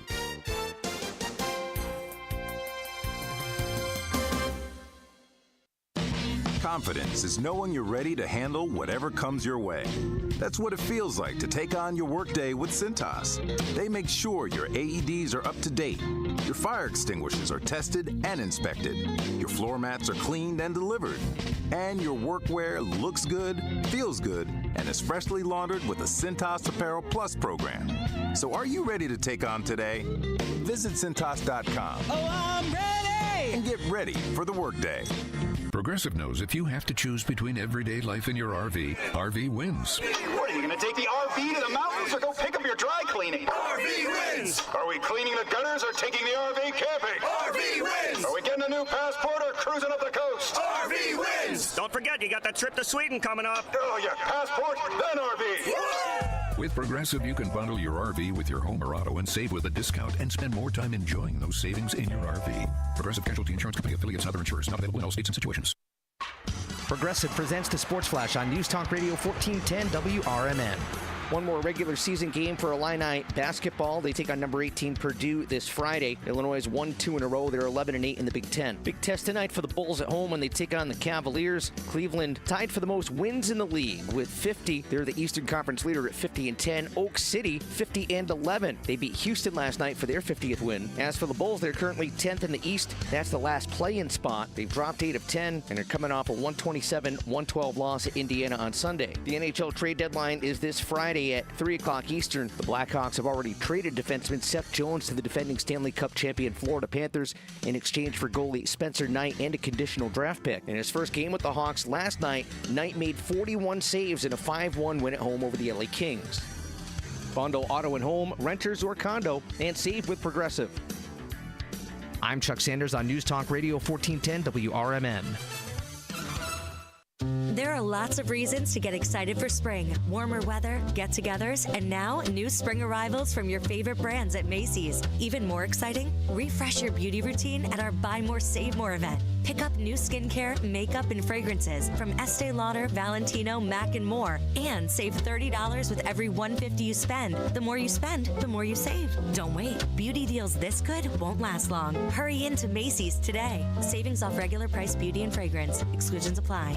I had the worst dream last night. You were in a car crash, and the kids and I were on our own. We had to move out of the house because I couldn't afford it anymore. That's awful, hon. My brother was saying he got life insurance from Ethos. With Ethos, it only took 10 minutes, and he got $2 million in coverage for around $2 a day. It's all online. No medical exam. He just answered a few health questions right from his house. Ethos, here we come. Visit getethos.com. That's getethos.com. Sample rate is a 10-year term. This is Sarah Silver with your Fox Valley forecast. Today, rain and patchy fog before 2 p.m., then rain and snow. Cloudy with a high near 49. Temperatures falling to around 33 in the afternoon. Windy with gusts up to 45 miles per hour. Tonight, a chance of snow before midnight. Mostly cloudy with a low around 25. Currently, it is 47 and overcast. I'm Sarah Silver on the Talk of the Town, WRMN. At Skechers, we put the S in comfort. Wait. Skechers put the S in comfort? Yes, comfort you have to feel to believe. Skechers, we put the S in comfort. Let me try. Okay, I'm just stepping in and... Oh, wow. Skechers put the S in comfort. Duh. We told you. Find Skechers slip-ins at a Skechers store, Skechers.com, or wherever stylish footwear is sold. Theriault Booth, a leading local law firm, is located on the beautiful Fox River in downtown St. Charles. Here's Ryan Theriault. For better or worse, there are just times people need a lawyer. Whether you are involved in a work injury, in an automobile crash, selling a home, or even planning for your estate after your passing, we're here. We're local. We're part of the community. For more information, visit them on the web at tbfirm.com or give them a call at 630-526-4242.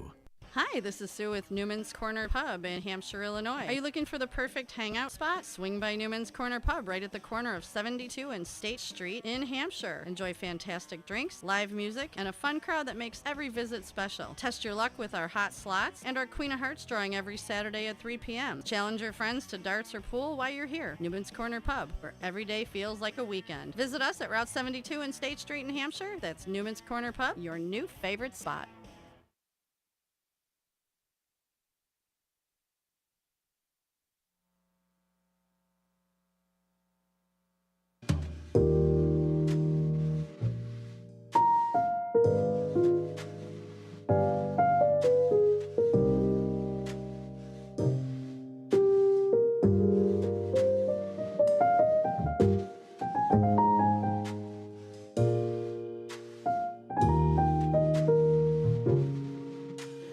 Welcome back to the first shift. Today's focus here in the final hour is going to be on, of course, the cold case files, the Elgin Police Department, and Somebody Knows Something, and where is Karen Sheepers, and whatever happened to Karen. We heard episode number 4 this morning. We have the detectives here. Matt Vartanian's been here for a few minutes. Now Andrew Houghton's here to join him. And we didn't get much time to review the last episode that we listened to. We're about to listen to a very interesting episode. So, you guys just want to talk about one more quick summary, maybe, of what we just heard in episode 4. The one thing I heard at the very end of it, which I was intrigued by, was this person that said that she had left with somebody and went to get coffee or something, and something about much more happened than just that. Do you want to explain that a little bit? Yeah, so we had talked about David, seeing Karen outside, having some interaction with somebody outside of the bar. And then later, about a week after she went missing, some people are talking about her disappearance at the bar. And there's somebody that identifies that they were the individual that was involved in her disappearance. Yeah. And there was conflicting statements that were there. Police at one point did track down that individual and said that the woman that had said that, it was all fabricated. There was no truth to it whatsoever. But it was a hot topic, obviously. There's lots that was, kind of going on. So last episode 4, there's just many, many things going on. We talked about PM Bentleys. We got insight from Frank, this individual named David, who claimed that he saw Karen on a couple different occasions. And then there's the biker aspect. Yeah. And then as we had talked about, there's the carnival that we found out about too. Yep. There was a few different people that came in shortly after this case happened, kind of saying like, hey, we had heard this or that about someone possibly being involved or not involved. And the police ran those down pretty quickly and did identify and talk to some people. But we wanted to highlight some of those in the episode to kind of tell people like, hey, if you do have information or you did hear something like that, obviously we want to talk to you and hear about it. Yes. So. Yeah. So what happened in episode 4, that's theory number 2. Yep. That you guys are working on many theories, but it seems to be a theory that could carry some weight. As there was a lot of things that happened that night, inside, outside. It got late. It was Friday night. Might have been a lot of drinking involved. And so you really have to start to dive into what was happening at the bar that night and who was there, right? Yep, that's correct. Yeah. And then the carnival was going on too. And one question as I watched and listened to the episode that I had was, is there any way, and it sounds like a shot in the dark, but would there be any way to, and you're going to look into it, I guess, find out like if a lot of the people that work for carnivals would be here from out of state, right? Because carnivals travel around from state to state, different locations. So they kind of live with the carnival for several months at a time, I would imagine. Yeah. So the company that had the carnival or whatever, if by chance, like someone working the carnival left with Karen in her car, was there a carnival worker that no longer was a part of that carnival after that night? Like was working at the carnival and then didn't ever show back up to work for the rest of the carnival? And if that's the case, and if a lot of those carnival workers were from a different state, yes, could that carnival of worker have maybe abducted Karen in her car and taken her car to wherever he's from in some other state, and that's why we've never seen the car again? Could certainly be the case. Absolutely. Yeah. I mean, that's why they wanted to send like I think we talked about a couple episodes ago, they sent all the information. The company would have been there in 83 versus, 93, 2003. Yeah, but were carnivals, were they permitted back then? Did they have to get a liquor license to serve alcohol? I mean, there's several things so we're hoping to work with with Carpentersville, and be able to get that information from them. And they might not have the records. That's the other, thing that we've seen. We're talking records from almost 50 years ago. Yeah. So. Right. But hopefully someone remembers, like maybe someone locally worked for the carnival or, had some involvement with it, planning it, setting it up, working for it, anything like that. We'd love to hear from you if you have information about who would have been doing those carnivals. There was a spring and a fall carnival. We don't know if it's the same company for both of those carnivals. Maybe it was. So any information people have would be great. Yeah. So if you're at home and you're listening, maybe listen to episode 1. We're going to have a second episode coming up now. It's episode number 5 or podcast number 5 in the series, Somebody Knows Something. It's going to be about 34 minutes long. Take some notes. When it's over with, we'll have about 10 or 15 minutes left with the detectives. Any thoughts that you have based on hearing today's podcasts, let us know. Give us a call at 847-931-1410. I've got the YouTube feed up at WRMN Radio on YouTube. We have the Image 360 information line, where I'll be showing a few pictures of Karen during this podcast as well. The Image 360 information line is 505-926-1410. And of all the podcasts that have been recorded so far, This one that's about to happen, we were talking off the air a little bit, is one that really sheds a lot of light on what might have happened, right? Yeah, it's just completely new information we got in the last couple months here that we just tracked down, and it's something that was never looked at in the original case. Yeah. Okay, so this is Lurking in the Parking Lot is the title of episode number 5, and we're going to find a lot of information out here, and then we'll talk about it on the backside.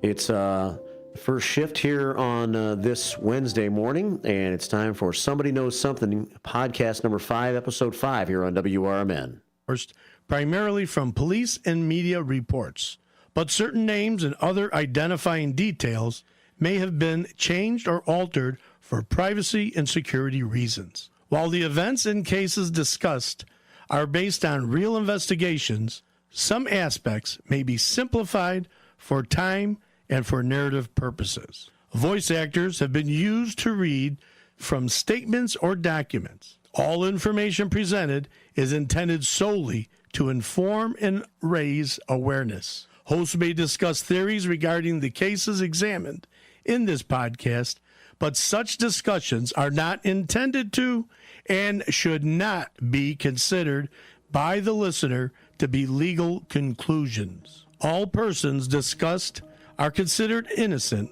until proven guilty in a court of law. Listener discretion is advised.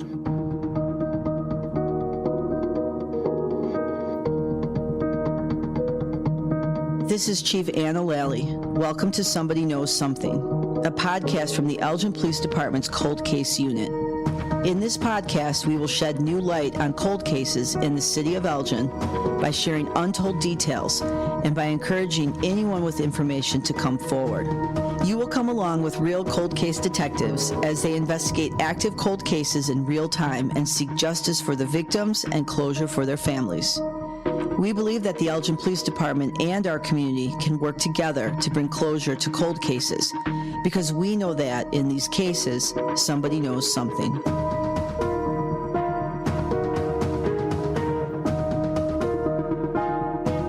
Hello, and welcome to the Elgin Police Department Cold Case Podcast, Somebody Knows Something. My name is Detective Andrew Houghton. And I'm Detective Matt Vartanian. Last episode, we took our listeners to the site where PM Bentley's was located in 1983 and discussed with a witness who claimed that he saw Karen with some bikers both inside on April 15th and outside the bar in the early morning hours of April 16th of 1983. We also reviewed a tip about a man with a beige van who a woman said claimed he was responsible for Karen's disappearance.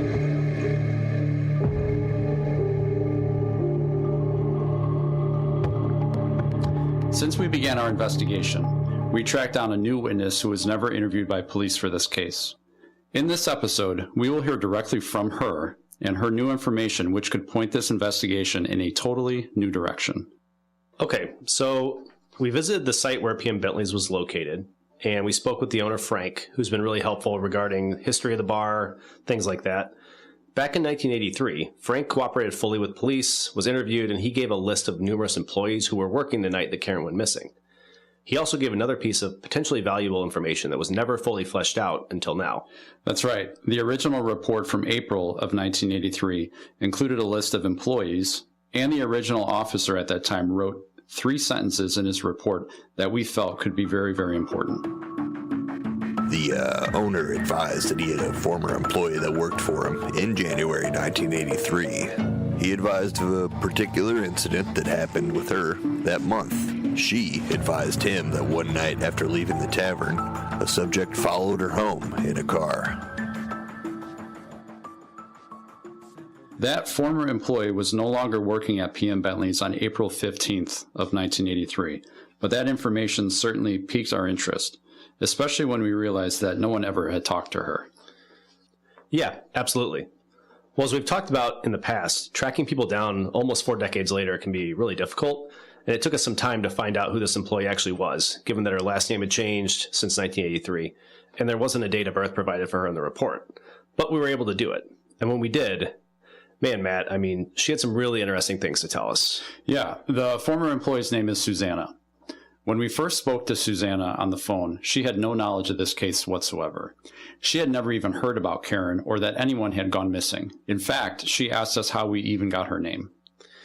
We explained to her who we were and what we were doing, and once she kind of found that out, she asked us to tell her a little bit about Karen's case.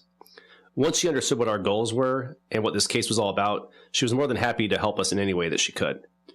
We asked Susanna about her time at PM Bentley's, what it was like to work there, and what type of crowd the bar typically had on any given night, specifically on the weekends. This is what she had to say. I was trying to do a timeline, so my best recollection is that I must have started in the fall of 1982. I worked there part-time. I was a secretary by day for a private restaurant, and then I worked there part-time, probably on the weekends mostly. The uniform that we were given is a pair of green tight shorts and a yellow T-shirt that was pretty form-fitting as well. It was kind of like Hooters outfit to compare it to. Okay. So that was our standard outfit, and the clientele that was there in the beginning, it was when they first really opened up, was very nice. Young kids basically coming in to hear live music. The bands were different kinds of bands, of course, different kinds of music, mostly pop rock.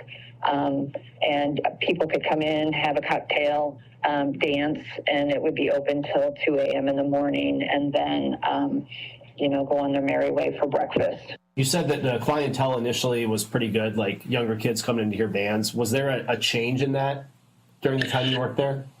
I think probably somewhere closer to the end of me leaving, we were getting motorcycle people coming in, and I'm not saying anything bad about motorcycle riders, but I think it was a lot of people that we weren't used to if you were local people trying to have a good time. So they were outsiders, I would say.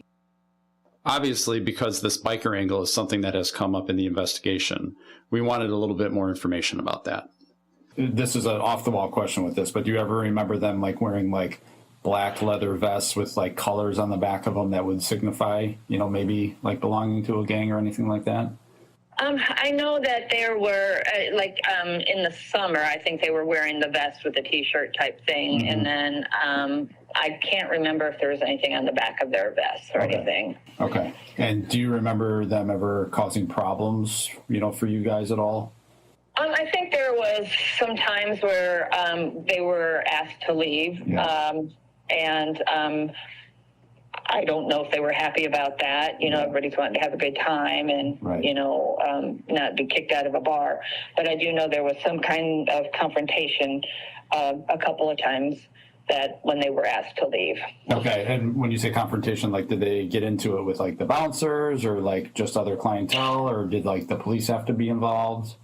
I don't know, because once I was the bartender, so I stayed behind the bar. So once they were asked to leave, I never knew if the police were out there with the manager or whatever. I know there was a bouncer and then a manager type people that would take care of all that. We also asked Susanna to describe the bar's interior to us to get a better idea from her memory as a worker there. We'd walked up there with Frank, but it was nice to get another perspective. So you went inside the mall, and there was a little ramp type of area. Right. There were no steps. So once you reached the bottom of that ramp, PM Bentley's was to your right. Right. Mm-hmm. So you had to go through the double doors, first of all, to get into the building, and then the doors to the PM Bentley's was on the right as well, and that would have been locked unless the bar was open. Okay. So once you walked in there, you were in the lobby area. I don't know what else to call it, but that's where the payphone would be. That would be the bathrooms. If you made a very quick right once you entered, you would go into the actual bar area where you could sit. And I want to say it was a square, probably more of a rectangular shaped bar. So it was totally enclosed, and you could sit all the way around the four sides of the bar. Oh, okay. Okay. All right. Okay, yeah. And then right after, if you're going back into the lobby, if you walk right past the bathrooms, which would have been, right after the right turn, you would have gone to the bar. The bathrooms were right there. So right after the bar would be the lounge area where they had stand-up tables tabletops for a little lower seating. Yeah. And then it had a pretty decent size dance floor. And at the back end of the lounge or the bar would be the stage for the bands. Okay. Well, it was great to get that new perspective from Susanna about the layout, the atmosphere, the patrons, the background. What we really wanted to know about was Frank's statement about this guy potentially following her home back in 1983. Susanna confirmed that someone did follow her home, and she did tell Frank about it because it really freaked her out. So I would leave the bar. We would start cleaning up about 1:30, and if everybody was out the door, we were able to leave at 2. They were pretty strict about not having, in the beginning, they were strict about getting out of there at 2 o'clock. Yeah. So I had left, and I lived all the way in Lake in the Hills. Okay. So I thought it was weird that a car was turning. You know, first of all, when you see somebody turning out in the parking lot, you just think everybody's leaving, Yeah, blah, sure. blah, blah. And then when I kept turning, I kept thinking, that person's like turning all the way the same way I am. And they were right behind me the whole time. It wasn't like there was a stoplight, I lost them, another car got in front of them or turned in front of them. At 2 o'clock in the morning, there wasn't a whole lot of people on the road. Yeah. So a person, I should say, I can't say exactly who, at that time, followed me. And then when I turned into my driveway in Lake in the Hills, it went straight. Do you remember anything about the car that followed you? I guess I don't really remember a whole lot. I want to say it was a car versus a truck. Okay. And you said, when you pulled into your driveway, was it a single family home or was it an apartment or like a building? I lived with my parents, so it was a 4-bedroom, full basement home with a garage, but I was the one that had to park outside the garage because I came in last. Yeah, it was like in a subdivision, I assume. Yes, Okay. yes, it's right off of Randall Road. Okay, got it. Do you remember anything else about the car, like color, size, anything like that? No, because I was kind of freakish. You know, that was the age before I had a cell phone, so it's not like you could make a phone call on the way home and ask somebody to be waiting for you or whatever. So I just wanted to hurry up, get in the driveway, and then run in the house. Someone following Susanna home is certainly a lead we wanted to look at. But we never expected Susanna to tell us that a whole lot more had happened to her while she worked at PM Bentley's. Yes, I drove a little Miata sports car convertible. I was young and dumb, but I would drive that to the bar, and there were several occasions I would go out to my car, and I had some stuffed animals in the car as well. You know, your mother gives you crazy stuffed animals, and you put them in the back seat of your car. So when I had come out a few times, my stuffed animals were literally tied up and strangled and by the seat belts of my car, and a note would be left on the steering wheel. Did anything else ever happen with your car when it was in the lot? Yes, so I would come out some days, and because it was a stick shift, that they could easily move my car. And because back in the day, the mall, I think, was bigger than what it is now. And the sidewalks were real large, or wide, I should say. And my car would be found 10, 15 storefronts down the sidewalk, because I'd walk out and I'd be like, where's my car? Yeah. You described that the one time that you came out and you found the stuffed animals strangled with the seatbelts, there was a note on your steering wheel. Is that right? Actually, it was a couple times that I have found notes on my steering wheel, and it progressively got a little more demented and a little bit weirder every time I find another note. Yeah. Would you be able to share with us some of the details of the note, like just kind of how, like, what they were kind of talking about at first, and then how it kind of got a little scarier for you? Yeah. So in the beginning, it would just be about my animals, or me. Yeah. So, and this was kind of weird. Yeah. So I was real young, and I would chew on wooden pencils all the time. I guess I had very large front teeth. Mm-hmm. So my mother always used to call me Beaver. So her idea was to give me stuffed animals that were beavers. So inside my car were all stuffed beavers. Okay. So one of the letters was addressed to Beaver. Susanna went on to tell us that the letters were sexual and stalking in nature, and that she was pretty concerned about the car being moved, the person following her home, and the letters. She also told us that multiple letters were left in her car at various times in late 1982 or maybe early of 1983. She didn't remember all the details about the letters, but said that they really did kind of creep her out. Mm-hmm. Then, shortly after we hung up with her, she called us back. Hey, this is Susanna. I just wanted to inform you that I had found one of the letters that I received during the time I worked at PM Bentley's. It is from the fellow that followed me home, and it is quite disturbing letter. He addresses it to Beaver, and he ends it Beaver Squeezer. And the contents of the letter is kind of sick and demented, talks about strangling my beavers and wants a threesome with me, my car, my beavers. So I just want to let you know I got this letter, and I will give it to you in person when I see you. Okay, Matt, so we were pretty blown away that Susanna still had one of these letters. Yeah. And we were really interested in hearing what it had to say. So we immediately called her back. And when she read the letter to us over the phone and then sent us a photograph of it, we both agreed the contents were very disturbing. Here's what that actual letter said. Beaver. Saw you at Rick's grad party. Loved your laugh. He. You really seemed to know how to put the ha-ha in party. I would like to meet you, but I'm too shy at this time. So I'll just sit and stare at your car and fantasize how you use your hand on the stick shift. This fantasy runs in passion as red as your car. What do you say we get together and have a threesome with you, your car, and me? Not in it, but under it. I love a tight squeeze. I was jealous that one of your beavers was a boy, so I strangled him with a seatbelt in the driver's seat. End part 1. That's all for now. See you Friday, Beaver Squeezer.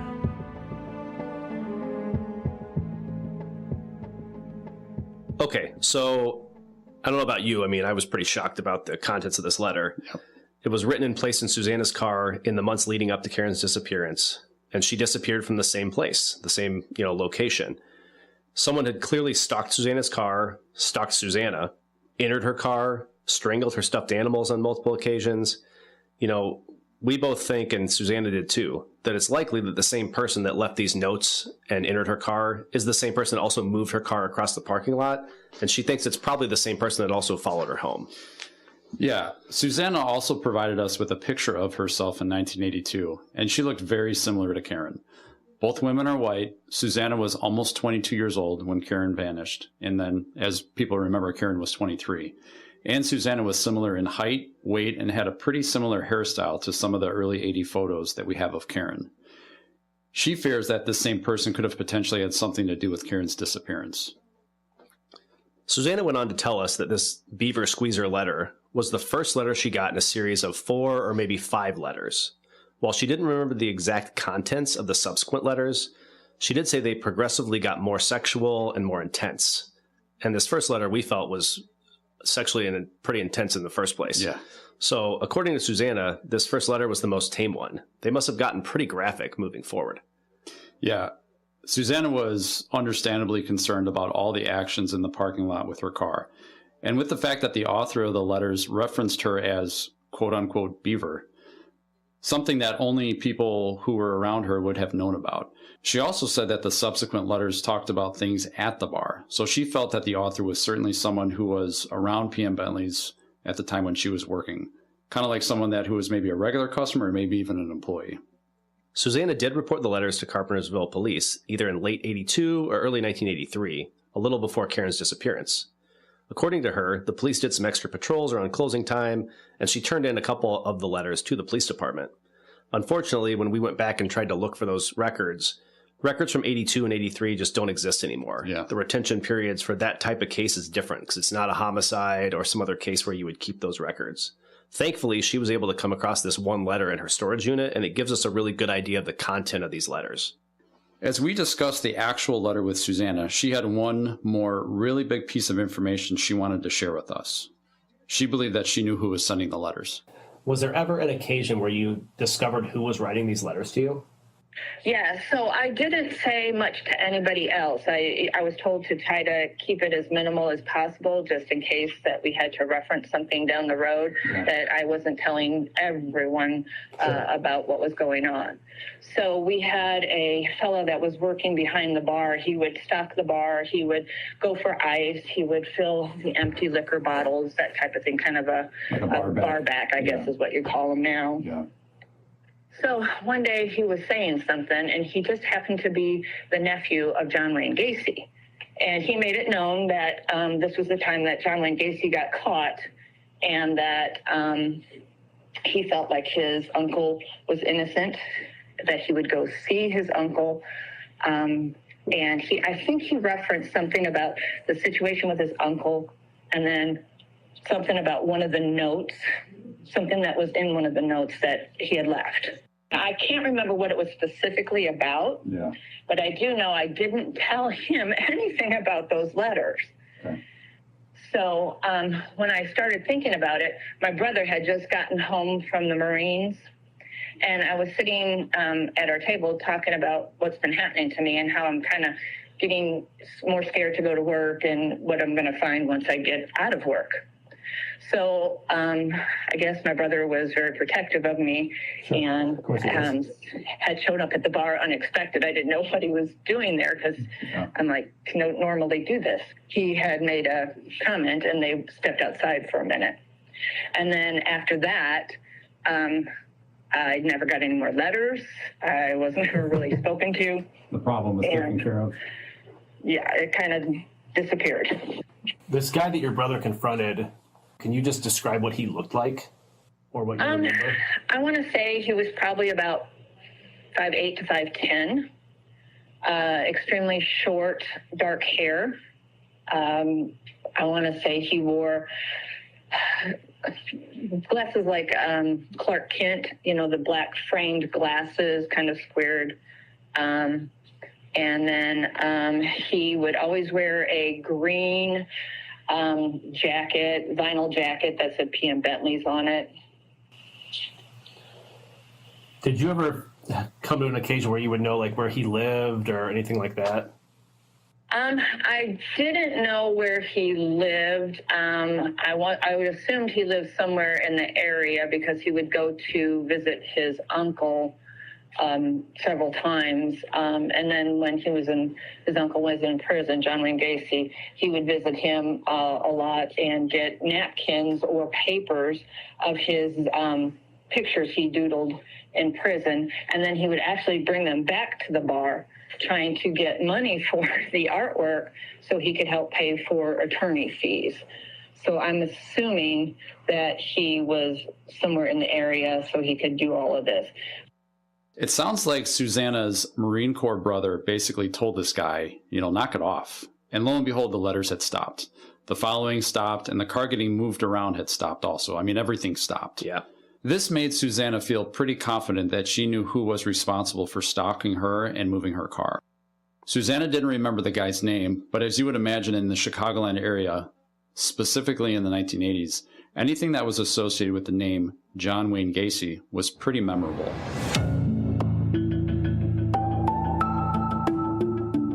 Yeah, for sure. Our listeners might remember that even Terry himself mentions Gacy in one of the statements we found in the newspaper. We played that in a previous episode. So obviously, this Gacy issue was something that was still on people's mind out here, even in 1983. Well, we thought this little nugget of information about this Gacy connection would be useful to maybe try to track down who this guy actually was and confirm if he did actually write the letters or not. Yeah. So, armed with this Gacy connection but no name, we reached out to Frank and another manager who worked at PM Bentley's back in 1983. Both men gave us the same name immediately when we asked them about any former employees who either were or maybe claimed to be somehow associated with John Wayne Gacy, and both confirmed that the same man worked at 2 other area restaurants and PM Bentley's.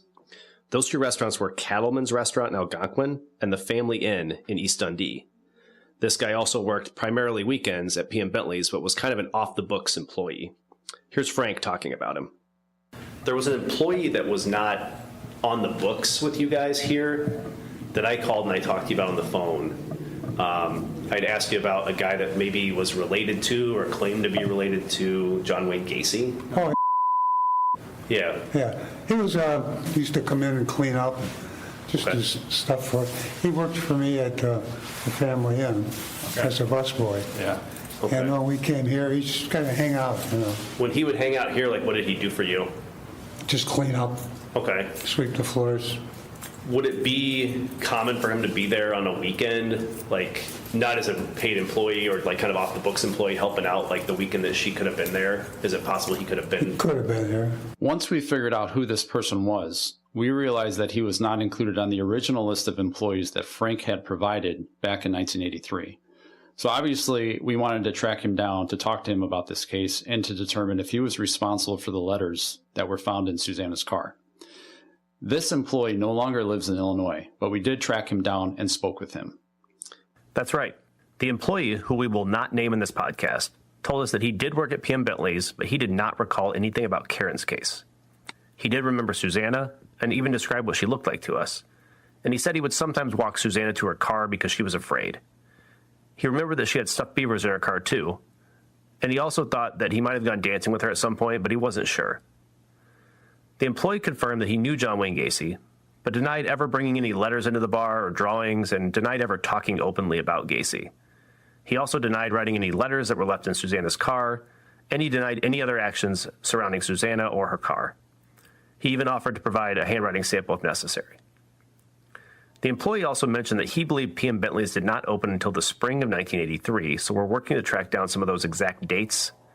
I should note in the original report on April 21st, 1983, Frank told the police that Susanna had someone follow her home in January and that she no longer worked for him by April. So it does appear the bar had to have been open sometime in the spring of '83. And we know that Susanna and this employee worked together because they both remember each other and describe each other. We'll continue to track down more information, but that's why we need your help. We need help from the public. If any listeners knew or worked with Susanna or anyone else at PM Bentley's in 1983, please contact us. At this time, we cannot confirm who wrote the letters, but we will certainly be looking into this and doing more follow-up as we look at this new lead to try to learn things about Susanna's letter and what happened to her, and to see if it's related to this case. You know, Matt, we should note that we did call Susanna after we talked to this employee, and she just maintained her old statement. She said she never told this guy about the letters. She never had him walk her to her car. She never went dancing with him. She really had nothing to do with him. So her story is her story and his story is his. That's why we need to keep looking into this case and talking to as many people as we can to see what input other employees might have about either this employee or Susanna or anyone else at this bar who could have been writing these letters to her. Well, as in past episodes, this is where we want to ask for your help. If any listeners knew or worked with Susanna or this other employee, please contact us. We know that this employee worked part-time at PM Bentley's on the weekends and at both Family Inn, located at Route 72 and Route 25 in East Dundee, and Cattleman's Restaurant in Algonquin. So if you or anyone you know worked at either location back then, knows any information that might be useful, or remembers this person or Susanna, please contact us. Yeah, and I'd like to add, if you or anyone you know remember anything about notes being left on Susanna's car, or had someone leave similar notes on your car, move your car in any way, or follow you home, or anything else like that, anything that's similar to Susanna's story, especially in the Elgin, Carpentersville, Dundee, and Algonquin areas in the 1980s, please reach out to us. We would love to talk to you. This new wrinkle in the case is something that we will continue looking into, and we'd like to get as much information from the public as we can as we look into this new potential lead. We both want to thank Susanna for talking with us and giving this information to us, and thank Frank for his help with the case and for taking time out of his day to meet with us multiple times, go up to the site, and walk us through some places. It was really helpful. Frank was very cooperative with the police back in 1983 and remains cooperative today. He provided a lot of information on different employees that worked the night that Karen went missing, and police talked to some of them, and we've talked to some of them, but we're still having trouble tracking them all down. If you are an employee that did work at PM Bentley's, please contact us. We'd love to talk to you. And specifically, if there's any listeners who worked at PM Bentley's between 1982 and 1983, or recognize any of the following names that I'm going to list, please contact us. These are a couple of the employees that we have not been able to locate, but based on the original report, we know they had some sort of contact with Karen in the bar. The first is a woman named Vedetta. She was reportedly a waitress and was waiting the tables where Karen and her group were. That's right. The second is a woman named Stormy, and she was reportedly a bartender who told police back in 1983 she briefly talked to Karen in the bathroom and remembered seeing her at the bar. And the third person is a man named Dave or David, who was a server or a bartender and told the police that he remembered seeing Karen sometime around 1 a.m. still inside the bar. We'd like to add that we have no reason to believe that any of these people that we had just talked about were in any way involved in Karen's disappearance. They were just simply workers who worked there based on the original reports that we had found, or had some type of contact with Karen that night. And one of them was never interviewed at all. We would love to have the opportunity to be able to sit down and interview them and any other employees who might have information as we look over and review this case. That is a huge reason why we're using this platform to release information and to talk about Karen's case. So please contact us if these names ring a bell or if you know anyone else who was working at PM Bentley's in 1983. And I'd like to add, if anybody has any pictures of the way that PM Bentley's looked in the early 1980s, please send that over to us. Yeah, you can send them to our email address. It's the coldcasetips@elginil.gov. Well, Matt, I think we both certainly think there's some things about theory number 2 that could be important. It's entirely possible that PM Bentley's, the bar, is the site where the answer to Karen's disappearance lies. Let's recap a couple different things. First, we have David, who we talked about last episode. He thought he saw Karen inside the bar and possibly outside the bar talking to a biker and then arguing with the biker outside. That's right. There were bikers that were known to frequent the bar, and according to both Frank and Susanna, they sometimes cause problems there. Some connection to a biker or group of bikers could certainly be relevant for Karen's case. Yeah, and now we have another person that is basically stalking Susanna, leaving her notes, moving her car in the parking lot, following her home. And to us, that is a big red flag, and it's just a few months before Karen had disappeared.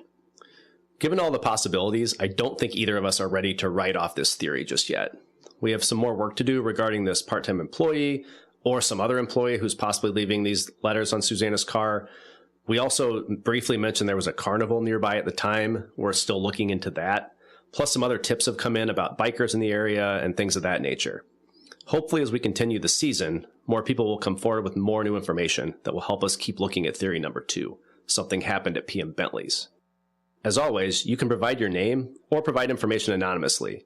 What you know is more important to us than who you are. I know we've said that a couple times. Yeah, that's right. And as we get new information on this theory or any other theory for that matter, we will certainly update our listeners when we can. But I think for now, it's time that we move on to theory number 3 and consider the option that Karen left the bar, but that something had happened to her on her drive home.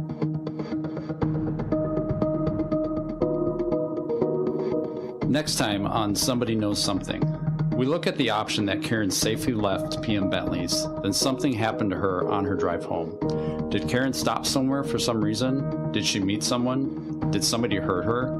We do know that there were at least 3 different serial killers operating in the Fox Valley area around the time of Karen's disappearance. Did one of them have something to do with Karen going missing?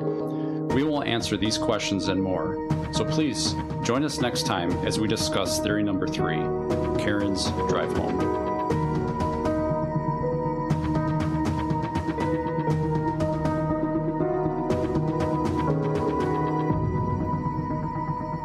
If you or anyone you know has information about this case or any other cold case in Elgin, please contact the Elgin Police Department cold case email at coldcasetips@elginil.gov or the cold case tip line at 847-289-COLD. You can also review cold case information on the Elgin Police Department's Transparency Hub by going to elginil.gov and navigating to the Elgin Police Department's Transparency Hub, where every cold case homicide and missing persons case is listed with photographs and information about each case.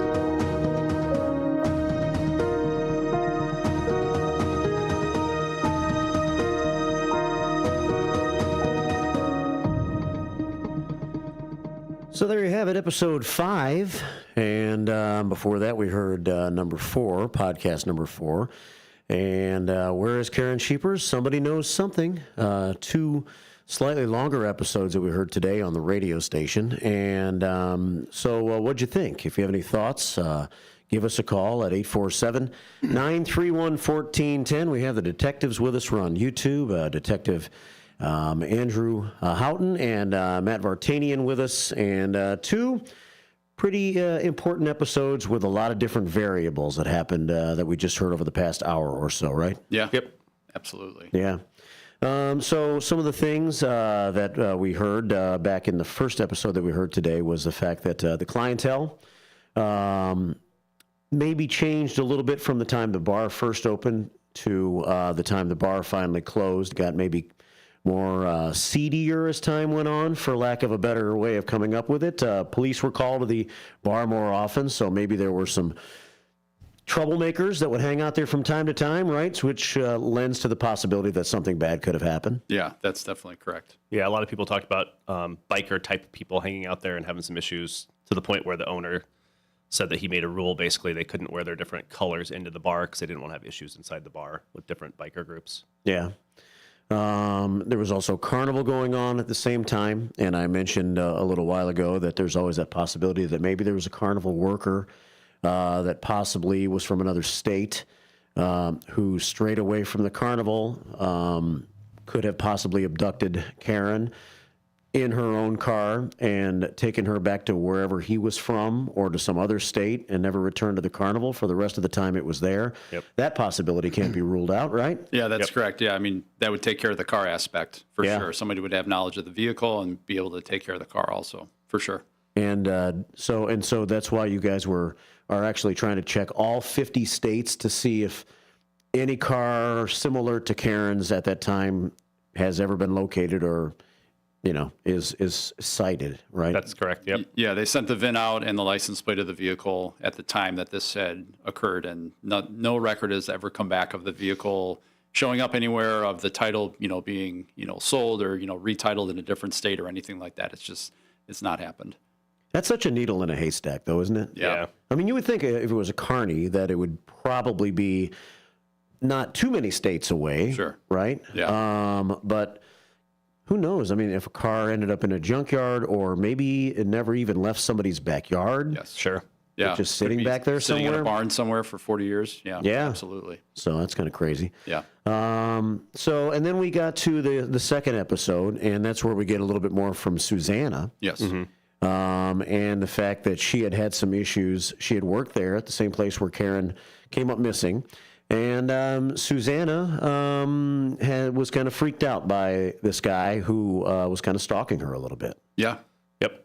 She, I think the frustrating part for us was that, you know, you go through the case file and it is mentioned in there that Frank tells the police, it's on April 21st of 83, that he had a former employee who back in approximately January had someone follow her home.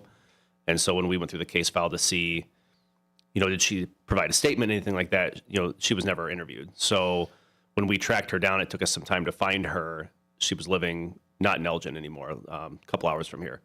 And so once we spoke to her, she had never heard of this case at all. So when we kind of sat down and talked with her, she did confirm that, yeah, someone did follow me home. And then she told us these other things that happened. We had no idea about those things. So it's again, kind of the importance of talking to everybody we can, asking, you know, pointed questions as much as we can, and getting information as much as we can from different people. Yeah, and I think it's important to note too that she looked very similar to Karen too. You know, height and weight, hairstyle, hair color. You know, so if you go with the theory that something happened, you know, at the bar, you know, there is very, you know, striking similarities there that are there. We talk about that in episode 5 about, you know, how similar that they looked.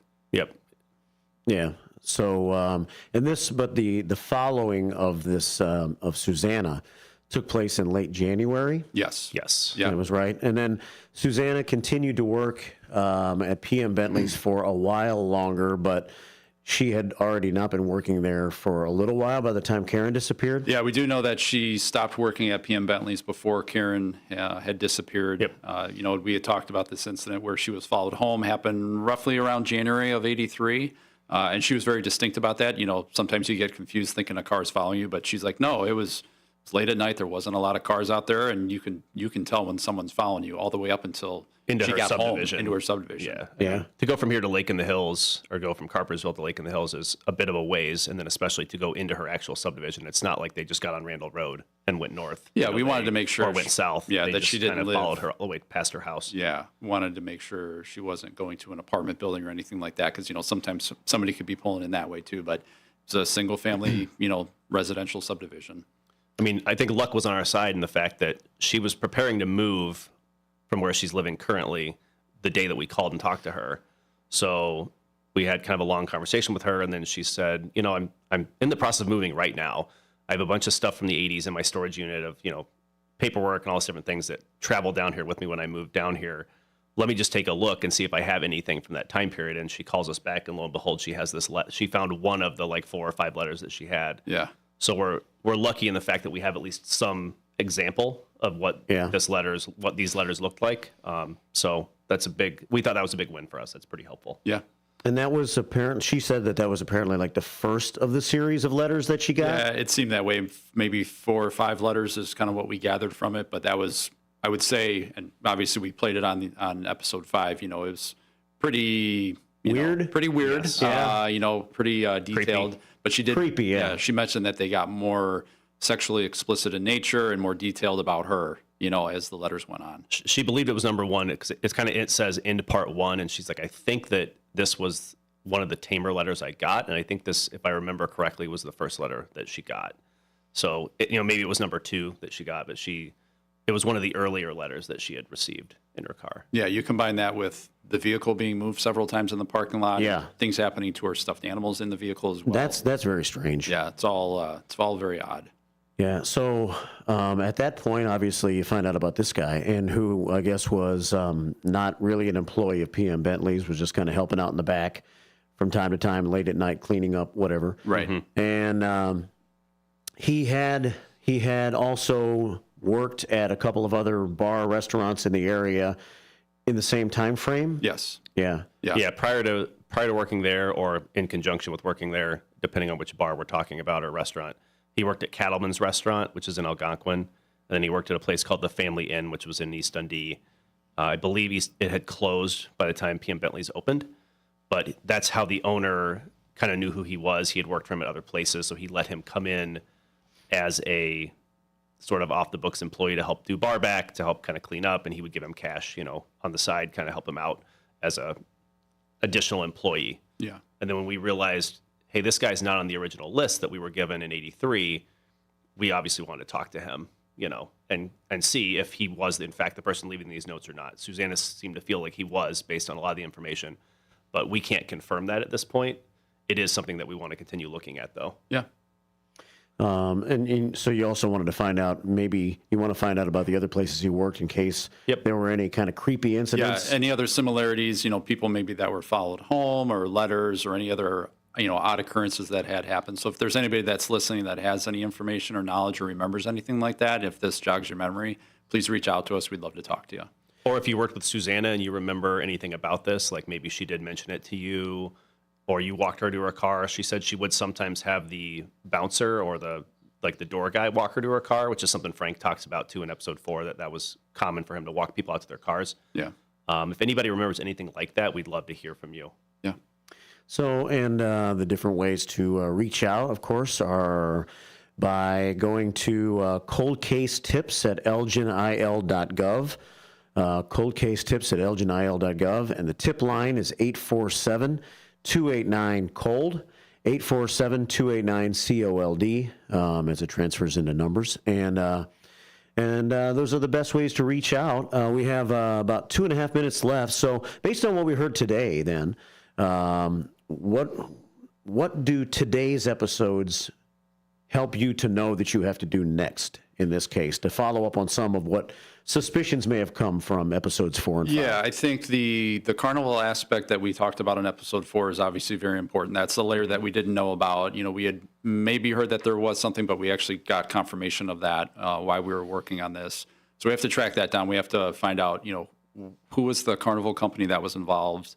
How do we get that information? How do we get, if there is anything like that, an employee list? You think about, where were they staying if carnival people were actually working at the carnival? Did they stay on site? Did they go somewhere else, when they weren't working there? Mm-hmm. Frank did confirm that, the individuals that were employed at the carnival, they actually did come over and, patronize or hang out or drink. So we know that there's that, interaction that's there. So that's a big piece that we'll have to kind of dig into and look at. Yeah, and then really tracking down some of these other employees, especially some of the ones we named. I do want to make one correction. I think we listed David as one of the people we wanted to talk to. It's not the same David as who saw her in the parking lot. There's an employee David, and then there's this witness David, so they're two different people. Yes. But this employee David, I think we said that he may have been a bartender or a server. We got some information in the last couple of days that he may have been kind of like the guy at the door checking IDs. Yes. So that may be what he was doing instead. He also may have done other things in the bar. Yeah, maybe like the bouncer. But we'd like to obviously talk to this woman Stormy, this woman Vedetta, and this guy David, and any other employees. And then also, if anyone knows the witness David, who's passed away, anything he may have said about this after the fact, we need to track down some things with him as well. So it's employees, it's this witness, it's the carnival, it's a lot of different things. Yeah. And you haven't totally cleared the creepy guy, right? Is he still being looked at also? Yeah, I mean, we obviously want to know anyone else that had any interactions with him. If he had something to do with these letters, we're certainly going to look at, things with the letters. Is there forensic things we can do with the letter? We have the original letter, handwriting, things like that, if we need to do that. And anyone else that maybe this guy talked to. But again, we can't say for certain he is the person that left these notes, so we want to make sure we say that. Yeah. But Susanna certainly felt like he was, based on the conversation with her brother, and then it stopping after that point. Like everything stopped once her brother confronted this guy. Yes. But could there be another employee that was involved in doing this? Could there be some other, regular patron that was involved doing this? She certainly thought it was someone from around the bar because of the contents of the notes. And it was when she was working at the bar. So someone from that area was leaving these things in her car. We would like to track down who that is and see if that has anything to do with our case. It may be totally unrelated. Yeah. But obviously it's something that's really, really intriguing in terms of our case, because it would be very coincidental that something like this is going on around the same time that she goes missing. It could definitely be linked to our case. Yeah, absolutely. All right. Well, we'll continue. And thanks a lot, guys, for taking the time to come in and continuing to work on this case. Thanks for having us. Thank you. Detectives Andrew and Matt. And thanks for listening to Somebody Knows Something. Episode number 5 will continue in the series here on WRMN. Matt's in next. He's got his show Out to Lunch. And AM 1410, Elgin time, 10 o'clock. With your 1410 WRMN Newsflash, I'm Sean Kernan. Brought to you by Sky Rizzi. Elgin Community College set to kick off Women's History Month with the Glow Up Health Fair on Thursday, March 7th. The event will be taking place from 10 a.m. until 1 p.m. in the Job Lounge, Building B on the Elgin campus. In Naperville, a series of arrests related to firearms have resumed at the Top Golf facility, ending a brief lull since October. Recent incidents involving 3 individuals: Malik Jacori Gully of Chicago, apprehended on Saturday; Jihad Youssef Yamin was detained on February 11th; and Boy Dion Perez arrested on February 1st, all with firearm charges. The Gilborton Public Library will host a nostalgic showcase, the Barbie Superstar exhibit, highlighting the iconic dolls of the late 1970s to mid-1980s. The free exhibit, thanks to a local collector, features around 500 Barbies at the downtown Elgin Library. With your 1410 WRMN Newsflash, I'm Sean Kernan. Confidence is knowing you're ready to handle whatever comes your way. That's what it feels like to take on your workday with Cintas. They make sure your AEDs are up to date, your fire extinguishers are tested and inspected, your floor mats are cleaned and delivered, and your workwear looks good, feels good, and is freshly laundered with the Cintas Apparel Plus program. So are you ready to take on today? Visit Cintas.com. Oh, I'm ready! And get ready for the workday. Progressive knows if you have to choose between everyday life and your RV wins. What, are you going to take the RV to the mountains or go pick up your dry cleaning? RV wins! Are we cleaning the gutters or taking the RV camping? RV wins! Are we getting a new passport or cruising up the coast? RV wins! Don't forget, you got that trip to Sweden coming up. Oh, yeah, passport, then RV.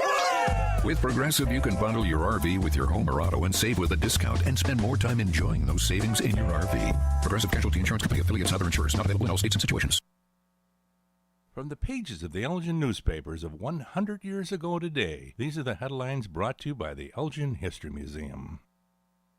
This is Linda Rock, sharing stories that were in Elgin newspapers on March 5th, 1925. Despite the fact that salary increases have been tabooed and actual operating expenses cut to the limit, City Council members announced as they went into sessions again this afternoon that the 1925 appropriation will be almost as large as the 1924 budget, $472,850. Commissioners were plainly disappointed in their efforts to slice the measure, but declared there is little possibility that it can be reduced materially under last year's appropriation. Exclusive of the $35,000 bond issue voted to meet the cost of building the new municipal swimming pool and field house at Wing Park. Elgin Public School teachers are exempt from filing income tax returns or paying government tax on their incomes. All school teachers paid out of county, city, or state taxes are exempt from taxation. Private teachers, however, are subject to the tax. Earl Weeks, Division Chief of Internal Revenue, explained today. The last day for filing is March 15th, and citizens are urged to file at once and escape the possibility of a penalty for laxity in filing returns. Elgin 100 years ago is a presentation of the Elgin History Museum. Be sure to visit the museum located at 360 Park Street in Elgin, open Wednesday through Saturdays 11 to 4. You can also listen to Elgin 100 years ago at www.elginhistory.com. This is Sarah Silver with your Fox Valley forecast. Today, rain and patchy fog before 2 p.m., then rain and snow, cloudy with a high near 49, temperatures falling to around 33. Windy with gusts up to 45 miles per hour. Tonight, a chance of snow before midnight. Mostly cloudy with a low around 25. Currently, it is 48 with moderate rain. I'm Sarah Silver on the Talk of the Town, WRMN.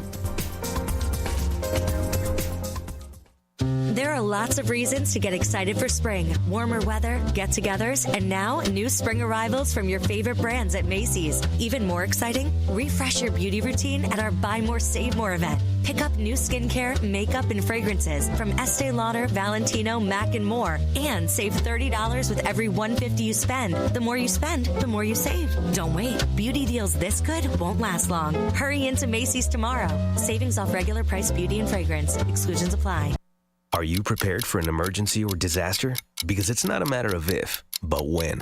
Don't find yourself saying, I'll trust water bottles and a flashlight to save the day, but I'll be proved wrong. With a tornado approaching, I'll realize that I lack a wheelchair-accessible shelter. When the floodwaters rise, I'll be up in the attic with 20 cans of beans. It's a recipe for disaster. Let's prepare so we all have a better story to tell. Get started at ready.gov/older adults. Brought to you by FEMA and the Ad Council. Kids today live in a world full of social pressure, bullying, and substance abuse. LEAD has a solution. LEAD connects law enforcement agencies with schools to deliver tested, proven, and effective anti-drugs and violence training to kids. Learn more about LEAD, Law Enforcement Against Drugs and Violence, and our work to create safer, healthier communities at leadrugs.org or on social media at We Are LEAD. Sponsored by LEAD, Inc.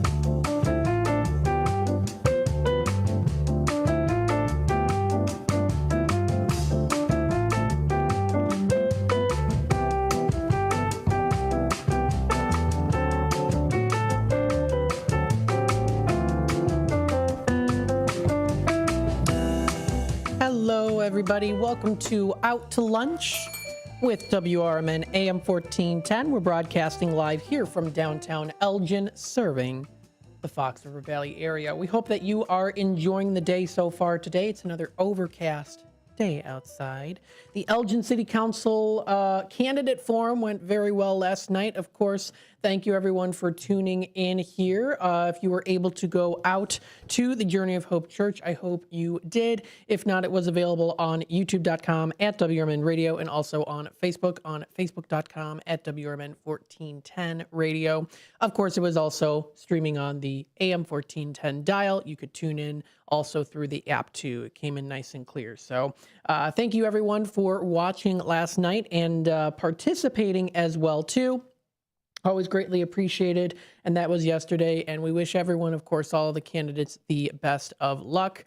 I will be reaching out to many of you so that you have an opportunity to come onto the air, of course, and talk a little bit about what you have in mind for Elgin, improving Elgin, and of course, making the community stronger too. So looking forward to that. We hope you are too. You are listening to Out to Lunch with WRMN AM 1410, again, broadcasting live here from downtown Elgin, serving the Fox River Valley area.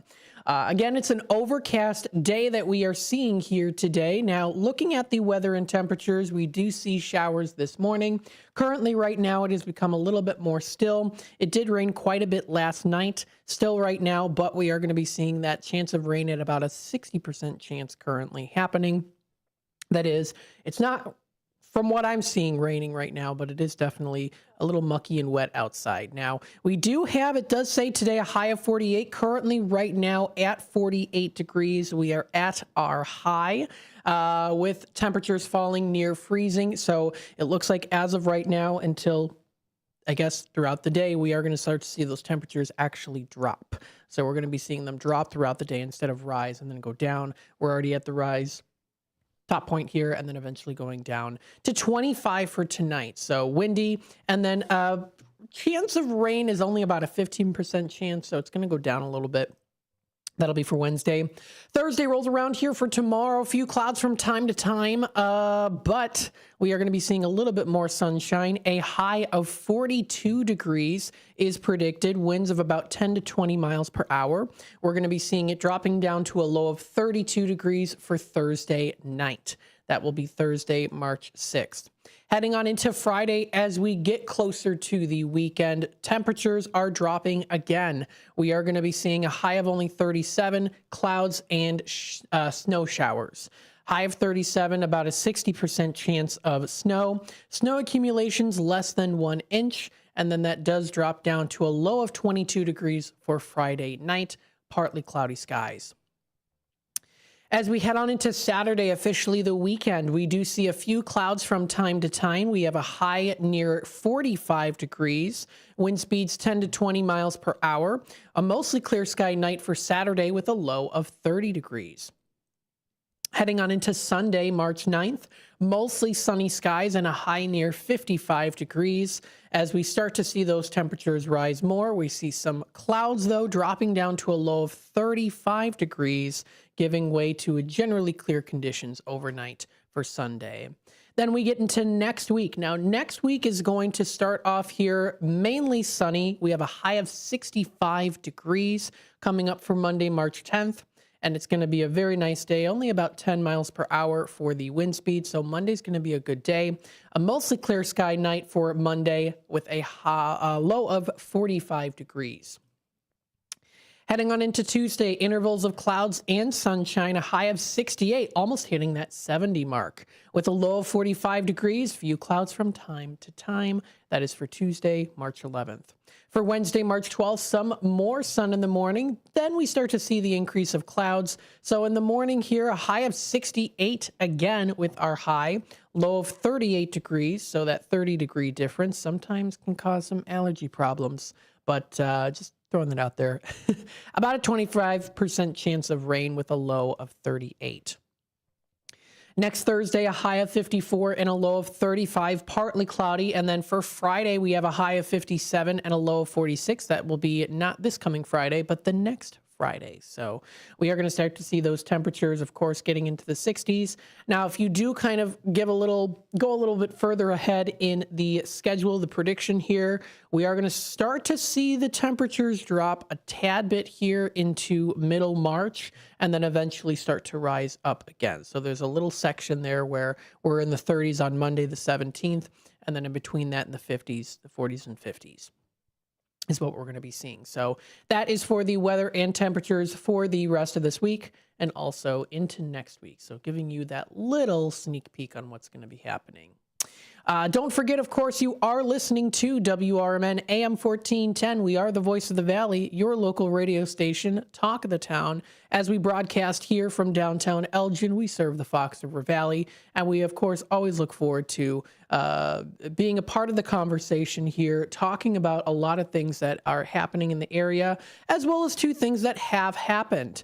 That is, of course, what happened to Karen Shepherd's as well, too, that podcast that you just listened to. If you do want to check it out, it is available on our YouTube channel, youtube.com at WRMN Radio. You'll be able to go there. We are almost hitting at 950 subscribers, so our subscriber count is going up. We're very excited about that, and we're looking forward to continuing to grow here, our channel on WRMN 1410. So feel free to check that out. You'll be able to find that under the playlists there. So don't miss out on that. It's a great opportunity to check that out. That is under Somebody Knows Something podcast. So that'll be released, of course, there too shortly. So check that out. That is on our YouTube channel, youtube.com at WRMN Radio. We also do have the app. It's very easy to download. All you have to do is, of course, if you have an Apple device, you can download on the App Store, from the App Store. You can do that, of course. Or, of course, on Google Play for Samsung. Google Play for Samsung. You can download it and, of course, drag and drop it into your main screen, or you'll be able to search the app too if you'd like, and that is on the Google Play Store for Samsung. Now, that is the online Radio Box radio player, and then on your phone, when it does come up, so it's listed as online Radio Box radio player, and then when you do download it onto your Samsung phone, because I did help someone yesterday with this, then it'll come up. You just search, if you can't find it, search in the apps, search Radio Box. So if you search online, it won't come up. On your device, you have to search Radio Box. So search Radio Box once you download it. That is on the Google Play Store for the Samsung and Android users out there. Once you download it, search it. If it hasn't already appeared on your main page, main device screen, sometimes it doesn't. Sometimes it's hidden and you got to drag and drop it on the Android for the Android users. So just do a search on Radio Box. If you search Radio Box, that's how you'll be able to find it once you download it onto your device. So lots of good ways to, of course, tune in, listen to us here on WRMN. We love to keep you up to date and in the loop with what's happening here in the Fox River Valley and what's going on here also on WRMN. Of course, we also do have our text line, 505-926-1410. You can always feel free to reach out to us on our text number. You can send over pictures if you'd like to. I've been encouraging people during the Tradio segment, or even any time of the day if you want to. Tradio does start. It's on Monday through Thursday at 12:30, Fridays at 11:30, and that'll be the time to call into the show for Tradio. But if you do want to send pictures ahead of time or Tradio information, you're more than welcome to do that. And you can do that any time of the day, too, with that 24/7 operation of our text line. 505-926-1410 is that number. You can text over pictures if you would like. Of course, keep us up to date so we can keep everyone up to date here on what's happening in the area. So that is, again, our text line. Of course, you can also email us as well, info@WRMN1410.com. If you would like to inquire some information about anything in relationship to advertisements, of course, you can contact our sales director, sales team, sales@WRMN1410.com. We also do have our office number, 847-741-7700. So we do offer those multiple ways that you can contact us and we can keep in touch with each other. So There you go.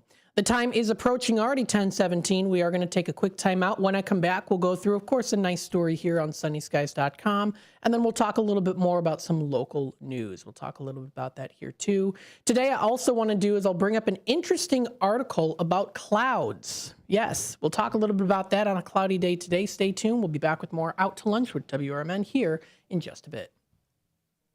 Is diabetes keeping you from enjoying life's special moments? At US Med, we understand the challenges you face, and we're here to help. With US Med, I can finally manage my diabetes without it managing me. US Med offers a wide range of services to simplify your diabetes care. Personalized care plans, convenient access to cutting-edge diabetes tech, and knowledgeable support. Plus, we'll check your insurance so your diabetes care may be covered at little or no cost to you. With US Med, I feel confident and control of my diabetes. I can finally live my life to the fullest. Don't let diabetes hold you back. Choose US Med and experience better birthdays, better adventures, better anniversaries, and better everything. Call now. US Med. Better service, better care. 800-785-1673. 800-785-1673. 800-785-1673. That's 800-785-1673. Someone had a birthday. Yep, 50. Can't believe it. 50 years of wisdom. Great segue. We have health news, a CDC update. Pneumococcal vaccination is now recommended for adults 50 or older. Says here, we're over 6 times more likely to be hospitalized with pneumococcal pneumonia than adults under 50. I don't love those odds. Same. Look what I found. Pfizer's Prevnar 20 is proven to help protect adults against pneumococcal pneumonia and invasive pneumococcal disease in just 1 dose, and millions have already gotten it. Continued approval may depend on a supportive study. Don't get Prevnar 20 if you have a severe allergy to its ingredients. A weakened immune system may lower your response. Common side effects include injection site pain and swelling, fatigue, headache, muscle, and joint pain. For full prescribing information, please call 1-855-213-2138. Visit Prevnar20.com or talk to your doctor or pharmacist. I'm on Prevnar20.com now, scheduling my appointment. Good idea. And happy 50th. In the middle of the night, everything will be all right if you listen to Coast right here on WRMN, 7 days a week from midnight to 5 a.m. Each night on Coast to Coast, listeners are captivated by George Noory with discussions on news and current events, conspiracy theories, UFOs, life after death, and all things curious and unexplained. Coast to Coast, every night, midnight to 5 a.m. right here on WRMN AM 1410 and 96.7 FM. You say you'd never give in to a meltdown. Never let kids' toys take over the house. And never fill your feed with kid photos. You'd never plan your life around their schedule. Never lick your thumb to clean their face. And you'd never let them leave the house looking like less than their best. You say you'd never put a pacifier in your mouth to clean it. Never let them stay up too late. And never let them run wild through the grocery store. Peanut on aisle 6. And aisle 3. So when you say you'd never let them get into a car without you there, know it can happen. 1 in 4 hot car deaths happen when a kid gets into an unlocked car and can't get out. Never happens. Before you leave the car, always stop, look, lock. Brought to you by NHTSA and the Ad Council.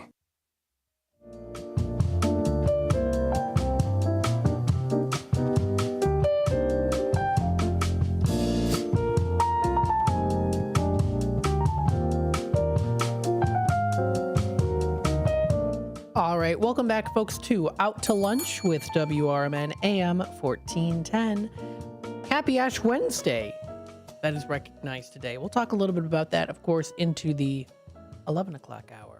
How was your Mardi Gras yesterday? Let us know in the comments, what did you have to eat? You can call into the station here, too. Phone lines are open, 847-931-1410. That's 847-931-1410.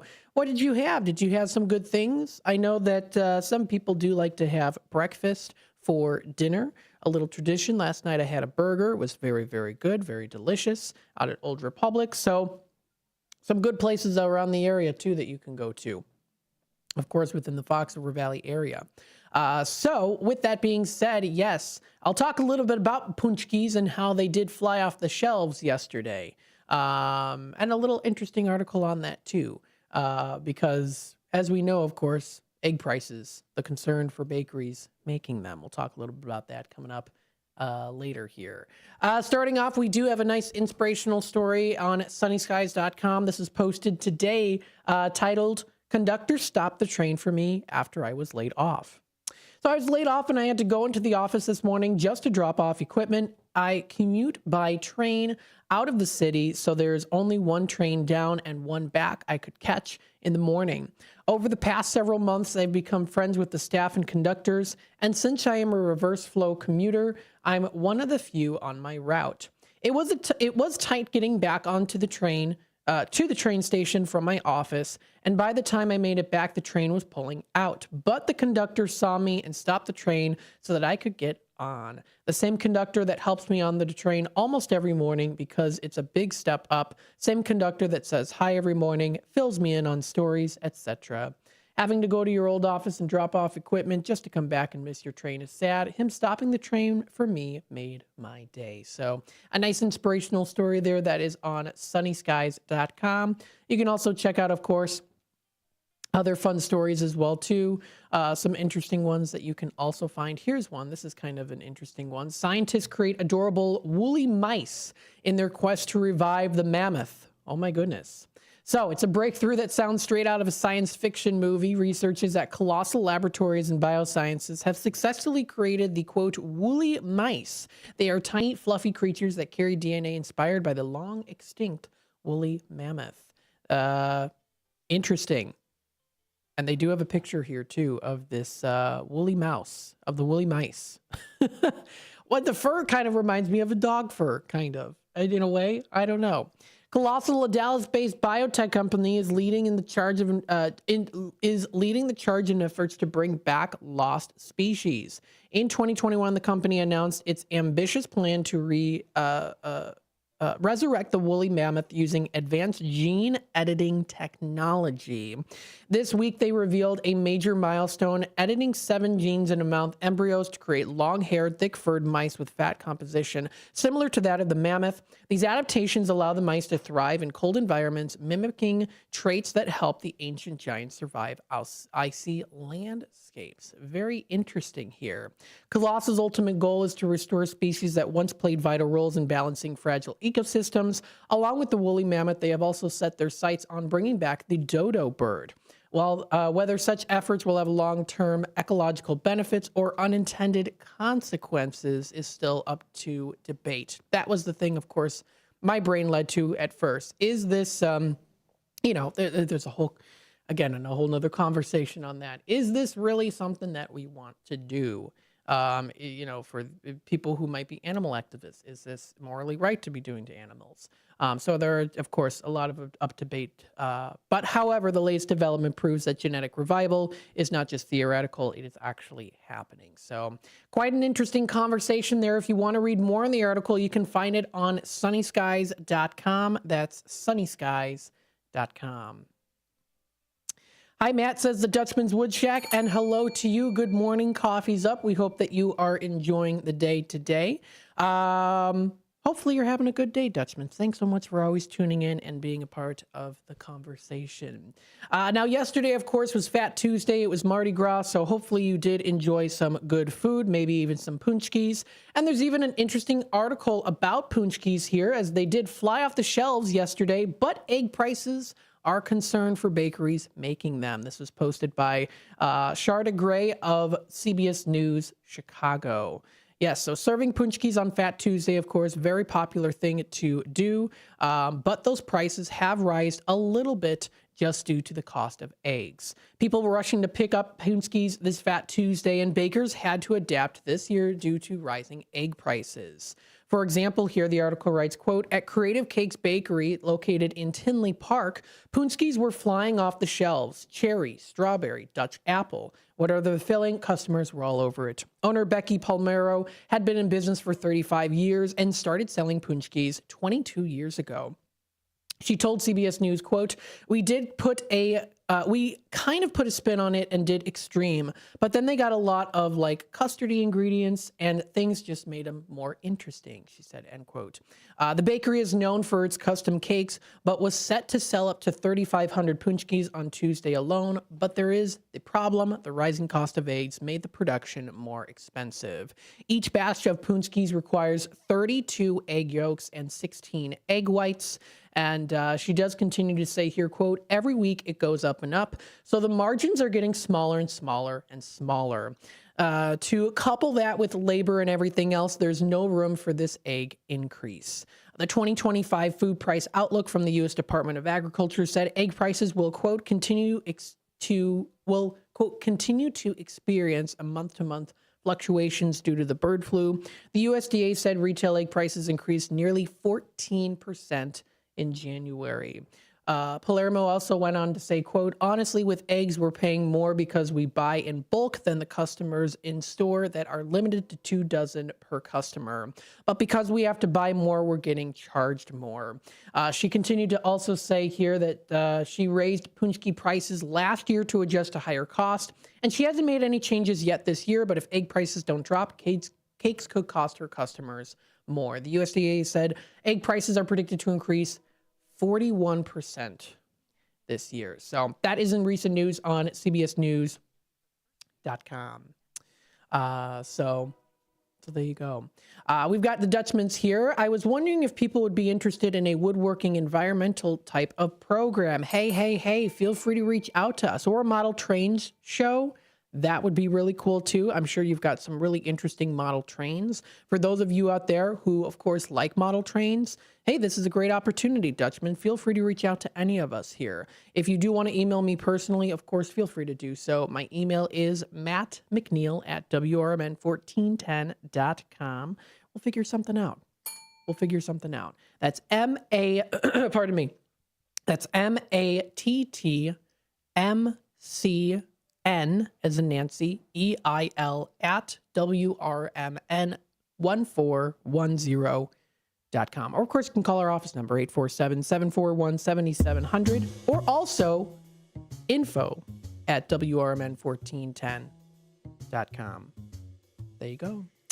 The time is approaching 10:30 here, which means we'll get into our little sneak peek of what we have for Tradio. Tradio will officially begin at 12:30, so we'll talk about that here too.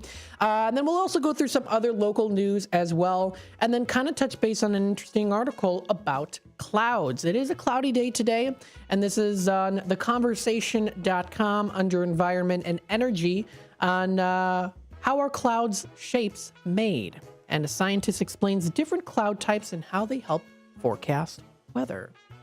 So interesting. We'll talk a little bit about that. Those fluffy clouds that you see in the sky and the science behind it.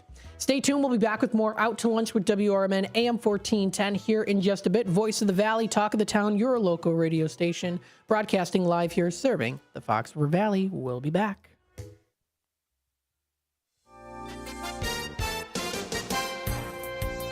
With your 1410 WRMN News Flash, I'm Sean Kernan.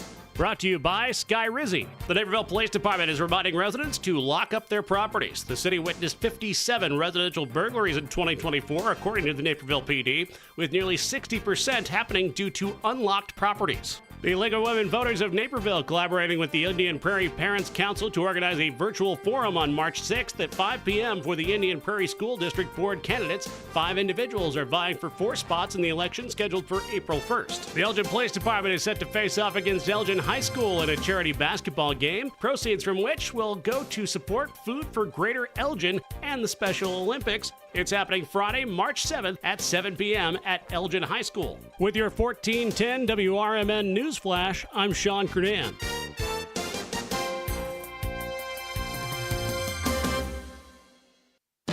Confidence is knowing you're ready to handle whatever comes your way. That's what it feels like to take on your workday with Cintas. They make sure your AEDs are up to date, your fire extinguishers are tested and inspected, your floor mats are cleaned and delivered, and your workwear looks good, feels good, and is freshly laundered with the Cintas Apparel Plus program. So are you ready to take on today? Visit Cintas.com. Oh, I'm ready! And get ready for the workday.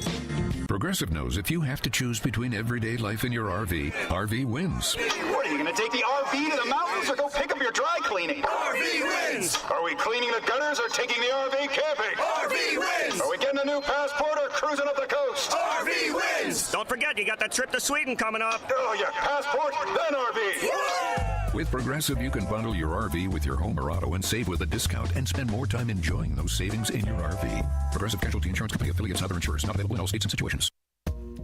Are you ready to take your brand to the next level? Image 360 South Elgin is your ultimate destination for custom signs and visual communication solutions. Looking to rebrand your office interior? Need striking vehicle wraps or decals for your fleet? Or perhaps you're in the market for a standout trade show display? At Image 360 South Elgin, they've got you covered. As your full-service custom sign and graphics partner, they deliver bold solutions and exceptional support. From outdoor signage to eye-catching store signs, indoor graphics to comprehensive branding solutions, they have the experience to elevate your brand's presence. Trust Image 360 to create a long-term partnership that gives your brand 360 degrees of exposure. Visit them at 506 Sundown Road in South Elgin.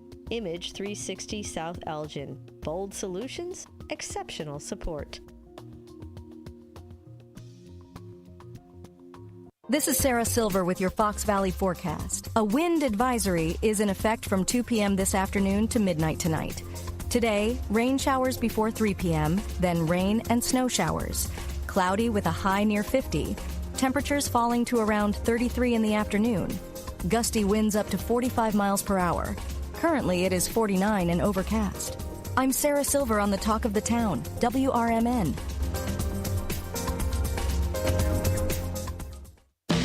Confidence is knowing you're ready to handle whatever comes your way. That's what it feels like to take on your workday with Cintas.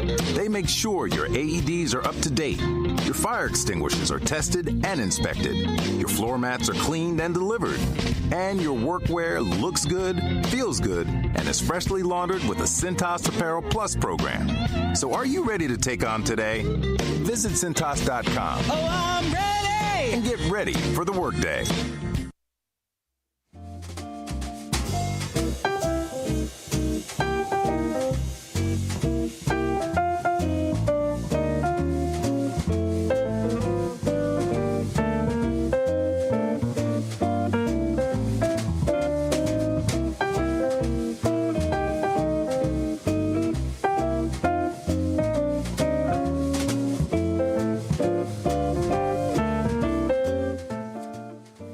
Hello, everybody. Welcome back to Out to Lunch with WRMN AM 1410. We're broadcasting live here from downtown Elgin, serving the Fox River Valley. We hope you're enjoying the day so far today. The Dutchman's continues on here. Gave me a nice thumbs up. Thank you again. Everyone is always welcome at my workshop here. I'm a woodworker, wood turner, love teaching, turning, and simple recycling woodworking projects. Hey, if you got my email, again, Matt McNeil at WRMN1410.com, feel free to let us know your contact information if you're interested. And of course, you're always welcome here on WRMN AM 1410. That's WRMN AM 1410. We have, of course, our little sneak peek of Tradio here. Now, Tradio does officially start at 12:30. That'll be the time to call into the show for Tradio. If you are interested in purchasing any items that you're looking to purchase, someone out there might have maybe that, anything really. A card set or a table set or maybe some furniture or maybe some woodworking items, whatever the case might be. Or, of course, to sell those items, trade or announce. That'll be the time at 12:30. So let's take a little dive and see who has recently commented in, called in, or texted us. We've got that 2,000-watt generator for sale, small and quiet for $300. Also looking for an upright freezer in good condition. And also has a 40-volt chainsaw. It's a 18-inch bar. Comes with the chain as well, 5-amp-hour battery, and it's brand new for $375. That Tradio caller is asked to be reached out to. Feel free to reach out. That's 847-8813. We have Motorcycle Tony looking for Japanese motorcycles. They can be in any condition. He also has cash in hand, a trailer to transport to if you're interested, so you can do that as well. Also here too, he is in the Schaumburg area, and then he is also looking for Honda scooters. So if you're interested, reach out to him. 630-335-3312 is that number. We have Wood by Jeff in Peru, Illinois. He has 100 boxes of literature, all in relationship to Federal Reserve, government, political affiliation, etc. So all of those different books, and there's some great history there too on that literature. So he's looking to donate to someone. If you want to reach out, that number to text is 630-365-9488. We have John. He has the 2007 silver four-door Toyota Camry with 96,000 miles on there for $4,700. Also the 2017 white four-door Nissan 5,800. So that is 312-659-6754. We've got the Tradio caller looking to buy the sailboat. Text him if he doesn't answer, or leave a voicemail at 847-741-8276. We've got Westside Freddy here looking for musicians and lead singers for the Push Worship Band locally here in the Elgin area. He's also still looking for a reasonable price on that older Nintendo system that he's been looking for his grandson. That is 630-677-4794. We have the Tradio caller that also is looking for the 2-pound weights for exercising. Reasonably priced there too at 847-717-3028. We also have the Tradio caller looking for the 1946 Chevy 110 truck for sale. You can feel free to make him an offer on that. That's 847-464-5830. And then we also do have Elliot here, still looking to buy that movie memorabilia, Indiana Jones items. I recently gave him one of my Indiana Jones games. He was very excited about that. I'm very glad. That is Elliot at WRMN1410.com. Elliot at WRMN1410.com. And don't miss the Quadcast on Saturdays with Elliot Serrano. That'll be starting at 6 o'clock. You'll be able to also watch it on youtube.com at WRMN Radio. So let's take a look here. An interesting article about clouds. Kind of an interesting one here too. So this is on theconversation.com, and this talks a little bit about how are clouds shapes made, the shapes of the clouds. You notice different shapes of clouds, right? Of course, there's ones that might look like animals. You've got the little more puffier ones. You've got ones that almost have a little bit more of a cotton candy feel to it, where it's almost, well, you know what I mean. Like they're thinner, but they're still kind of tight, round, almost like sheep's fur, almost kind of. I guess is the best way to describe it. Some of them look like funnels. A scientist explains the different cloud types and how they help forecast weather. Now, this was actually recently posted 2 days ago. So this is a pretty recent article here. This was posted by Ross Lazier, who is instructor in atmospheric and environmental sciences at the University of Albany State University of New York, too. Very good. And he does write here that, well, he's a meteorologist, and he's been fascinated by weather since he was 8 years old. He grew up in Minnesota, where the weather changes from wind-whipping blizzards in winter to severe thunderstorms, sometimes with tornadoes in the summer. Now, this article does actually show an interesting picture here on the cloud types that show their general heights. As well too, and this is provided by the Australian Bureau of Meteorology, and it does show you those different ones. Now, lots of them I can't pronounce for the life of me, but you can definitely see them here. There's the Cirrocumulus. Here we go again. I can't do it. Cirrocumulus, which almost looks like it's in blotches. You've got the Cirrus, which of course almost looks like it's stripes. You've got, of course, the ones that are a little bit more foggy and gray, which is the Nimbus stratus. And then there's stratus, of course. I know that one. Stratocumulus. There's the cumulus. And then there's the cumulonimbus, something like that. And then there's different spheres at their end. So the low, middle, and high. So that's kind of interesting there too. You usually do see, of course, the higher it gets, the more faded it seems, just because it's a little bit higher there. And then the lower you get, the more that it tends to be a little bit more on the clearer side. That is clear in the fact that it's more heavier looking. You can see it. So yes, you've got lots of different ones there. You've got the cotton ball cumulus clouds. Often these are fair weather clouds that form when the sun warms the ground and the warm air rises. You often do see these on humid summer days. These are more of the spread out clouds. Gives it almost kind of a whimsical look to it too, I would say.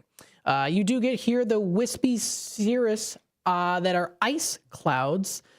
Those ones I always say kind of look like stripes, or like it's like almost like frozen smoke, kind of like it's smoke kind of frozen. It's not really frozen though, of course, but sometimes they still stay pretty still. They grow high enough into the atmosphere, the temperature becomes cold enough for ice clouds to form. They're made up entirely of ice and are more transparent. In some cases, you can see the sun or moon through them too. You, of course, also do get the fog and stratus clouds, a result of saturation, but saturated air can also exist at ground level. When it occurs, we call it fog. I do love days when it's like kind of foggy out. Like if it's overcast today, you know, it's kind of a little bit more on the gloomier side, but when it is a little bit more like foggy and creepy, it reminds me, gives kind of like a Silent Hill feel to it. I've said that many times here on the air, so if you're like, I still don't know what he's talking about, it's a game franchise and also a movie franchise too. Yeah, I like that. Very good. Good movies. I like them. Kind of cheesy, but anyways. So kind of that foggy feel to it a little bit. Let me actually see. Now I'm getting off topic here. I know. So it's just like, it's like the fog. It's like the fog of Silent Hill. That's the game. There's like the fogginess of Silent Hill, and that's kind of what it reminds me of. Like on days when it's like really foggy, I'm like, ooh, it reminds me of, pardon me, Silent Hill and the fog and it. Anyways, so that's just the horror fan coming out. But yeah, so fog and the stratus clouds, we see that occasionally. How mountains can create their own clouds. Yes, there are a number of other unique and beautiful cloud types that can form as air rises over mountain slopes and other topography.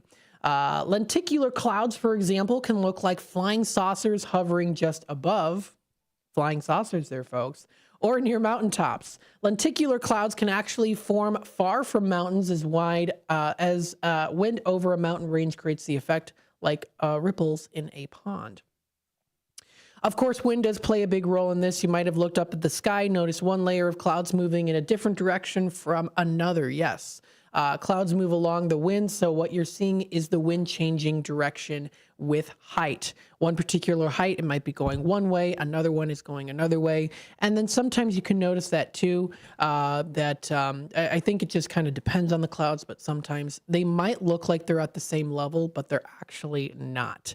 And that's why you might be seeing some clouds going one way and another due to that height and elevation and the wind speed that is coming through, almost like a little pocket there. That's where you're noticing those clouds going different directions. Cirrus clouds at the level of the jet stream, often about 6 miles above the ground, 10 kilometers roughly so. That can sometimes move at over 200 miles per hour. But because they're so high up, it's often hard to tell how fast they move. So there's also that kind of way of looking at it too. The lower clouds, you can see them usually tend to move a little bit faster from our vision, but there might be clouds up there that are even higher that happen to move faster, but because of elevation, they don't look that way. So interesting illusions there too. So kind of an interesting article, that is, if you are fascinated with the clouds in the sky. If you want to check out more about this and more information, you can find it on theconversation.com. That's theconversation.com. They also do offer things on arts and culture, economy, education, environment and energy, ethics and religion, politics and society, science and tech.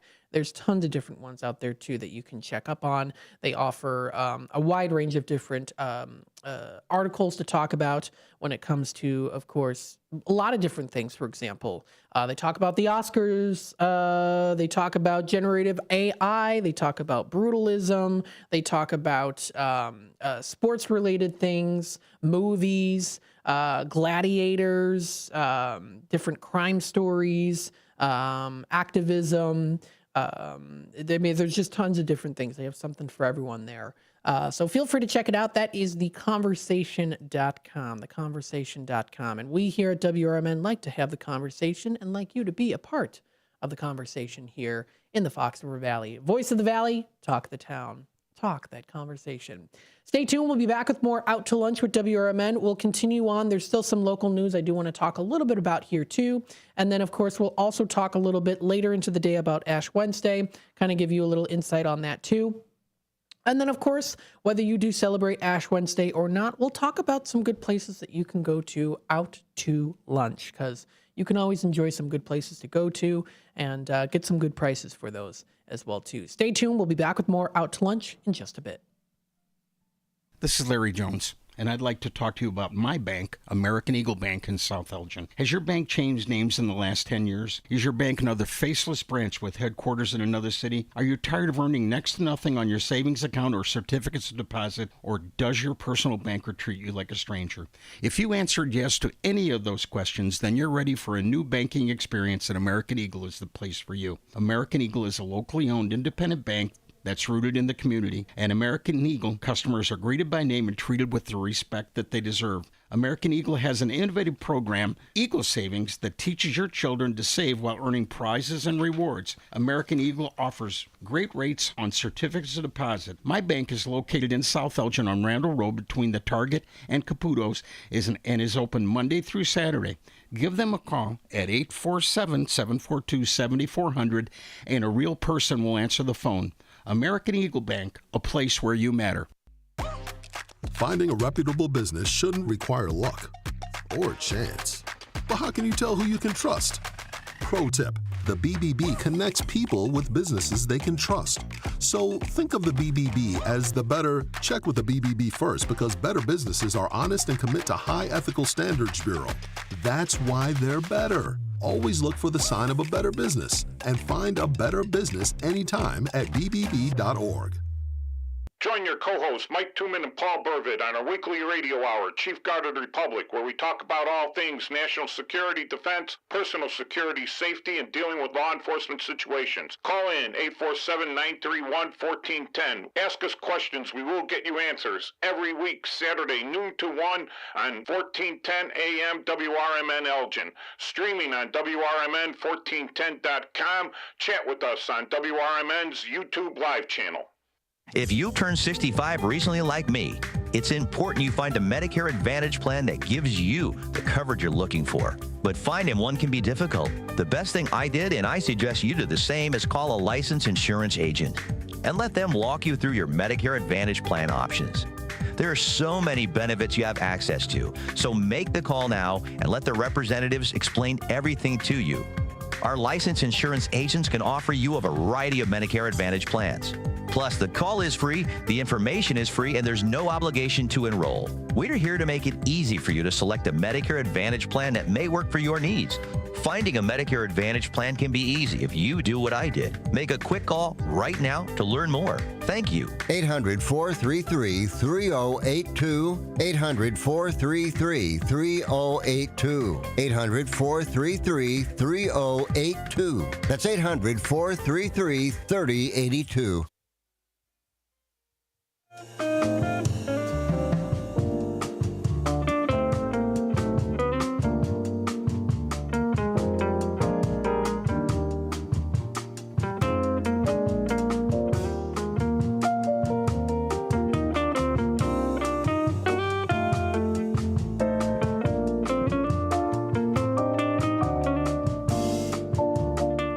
All right, welcome back, folks, to Out to Lunch with WRMN AM 1410, broadcasting live here from downtown Elgin, serving the Fox River Valley. We hope that you are enjoying your morning so far today. You're listening to the Voice of the Valley and the talk of the town. Feel free to be a part of the conversation with us here today. We'll take a look here at some more local news that is happening within the Fox River Valley area. We'll keep you up to date, of course, what's happening here in the area as well. So stay tuned for that. Again, you are listening to WRMN AM 1410, again, broadcasting live here from downtown Elgin, serving the Fox River Valley. And of course, you can also check out, too, when it does come to local news within the Fox River Valley area, please feel free to check out different government websites, as well as Facebook pages, too. So you can check out lots of different ones out there. Of course, there's the Elgin, Illinois government, there's St. Charles, there's Geneva, there's Algonquin, Batavia, Oswego. So there's a lot of different ones out there, too. Of course, you can also check out the main websites, too, that is on their .gov websites. The .gov websites are good to take a look at. So to keep you up to date, on what's happening here within the area. Let's take a look here. We have an Aurora man that was sentenced to 109 years in prison on a recent story here for child sex abuse and pornography that was posted by Paul Stunkel of FoxValleyMagazine.com, the editor there. A 54-year-old Aurora man has received what is effectively a life sentence in prison after being found guilty of multiple counts of child sexual abuse and pornography. King County State's Attorney Jamie L. Musser announced yesterday that Judge David Clintman sentenced Ronald J. Lai to 109 years of imprisonment in the Illinois Department of Corrections. Now, back in January, Judge Clement found Lai guilty of manufacturing CP, a Class X felony, processing CP, a Class 2 felony, as well as a Class 3 felony. There was 17 counts and 1 count of possessing CP, and aggravated criminal sexual abuse, a Class 2 felony of 12 counts. So according to the prosecutors, on multiple occasions between April 1st of 2020 and May 7th of 2020, Lai drove to the juvenile victim's home, picked up the victim who he had met on a social media app, drove to his Aurora home and had sexual contact with the victim, which he videotaped. Lai knew the victim was 13 years old. This sentence, this is State's Attorney Morgan Wilkinson said after the verdict. Assistant State's Attorney Morgan Wilkinson said, quote, "This sentence will not make the victim whole, but ensure Ronald J. Lai will be locked up behind bars for a very long time and will be unable to prey on children," end quote. Lai is eligible for day-to-day sentencing. He must serve at least 50% of the sentence and receive credit for 31 days served in the Kane County Jail. In addition to the prison term, Lai must register for life as a sexual offender in accordance with the Illinois Sexual Offender Registration Act. So that was in recent news here, posted onto FoxValleyMagazine.com. You can also check out other local news there too. I know Fox Valley Magazine will be coming up with their March issue coming up soon. If you do want to look back at the February issue, sometimes the issues, that is of course the magazines that they do have there, sometimes they have certain events that start in February and continue on through till March. So I encourage you, if you do want to check out local happenings in the Fox River Valley area, you can subscribe to that, of course, by going to their website or check out more information, or subscribe to us here on WRMN AM 1410. Hit that subscribe button, click that notification bell. Keep us up to date so we can keep you up to date. And of course, don't forget to give us a like here. We like you, and I hope you like us too here on WRMN, Voice of the Valley, Talk of the Town. So if you do want to check out local events to celebrate with friends, lots of good things here that have been posted. You can find them there under the contents. Some of them are, of course, a little outdated just because we're out of February into March. But sometimes they do offer things that do continue until the month of March, and sometimes even into the month of April too. So if you do want to read through that, or of course you can stay tuned for the upcoming issue for March of 2025. You can also check out other events that are coming up here too. Arts and entertainment, dining as well. We talked a little bit yesterday about the beers of the month for March of 2025. Coming up soon, we'll see the wines of the month and also the dishes of the month. So feel free to check that out. That is at FoxValleyMagazine.com. And other news here posted by Marissa Sulek of CBS News Chicago. Northwest suburban Chicago families say that their kids were sick every day at school, and they're blaming mold for it too. Several northwestern suburban Chicago families say their children's school, is making them sick and they took their concerns to district leaders in Buffalo Grove on Tuesday night. The children all attended Woodlawn Middle School in Lawn Grove. Among the youngsters affected were Isaac Lee and Scarlett Shrivinsky, whose parents said they both had to leave the school because each day they would come home physically ill. Scarlett said, quote, "I would get headaches, fatigue, muscle spasms, heart palpitations, and dizziness," she said, end quote. Patrick Lee said his son was sick every day. Lee saying, quote, "He would go to school and would come home dizzy, not feeling well, headache." Lee said Isaac's symptoms got so intense that he was put into a wheelchair after he became paralyzed and lost his ability to speak. Both Isaac and Scarlett tested positive for the same poisonous molds, which their parents collected themselves. Lindsay Strzelecki says, quote, "Those symptoms align with, they're on the EPA's website under sick building syndrome," said Scarlett's mother. The family said that they ran into roadblocks while trying to transfer schools. The article does continue on to also say more here on the matter as well. District 96 said it has done its own mold test, which are on the district's website, and added that the toxicity levels are safe. The district sent CBS News Chicago a statement reading in part, quote, "We believe these claims to be unfounded on the basis of thorough testing performed by independent, internationally recognized third-party professionals," end quote. But Scarlett's family wants to see more action from the district so other kids don't experience similar issues, continuing on and saying, quote, "It's not fair to kids who have to worry about their health over education." So this also does continue on to say as well that Patrick Lee has also been posted a petition demanding biannual mold-specific DNA testing at the school, immediate remediation of HVAC systems and air purification upgrades, as well as airborne mycotoxin environmental analysis to test and confirm safer airs. That is an unfortunate situation. I hope the kids are all right. I know that they were not feeling well, and that story about the wheelchair too, that is not good. So we'll keep you up to date on this story here too, and that was at Woodlawn Middle School in Lawn Grove, and that was brought to you by CBSNews.com. The time here is approaching, of course, our 11 o'clock hour. When we come back, we'll talk a little bit about Ash Wednesday and also some Lent-friendly places that you can go to enjoy if you do celebrate Lent. So stay tuned, and we'll be back with more in just a bit. This is the Chef of Love, Chef Jannard, TV host and restaurateur. My grandparents harvested their land to sell food and share this overflowing bounty with our community. Grandma said, for every yam we pick, we give one away. In the world they cultivated, I love preparing and eating dinner with my family on Sundays. When our resources changed, food assistance programs sustained us.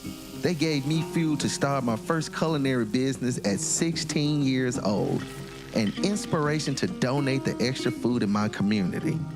Through my life, I've developed an appetite to work with others to ensure everyone has access to the nutritious food we need to thrive. Together, we can help end hunger.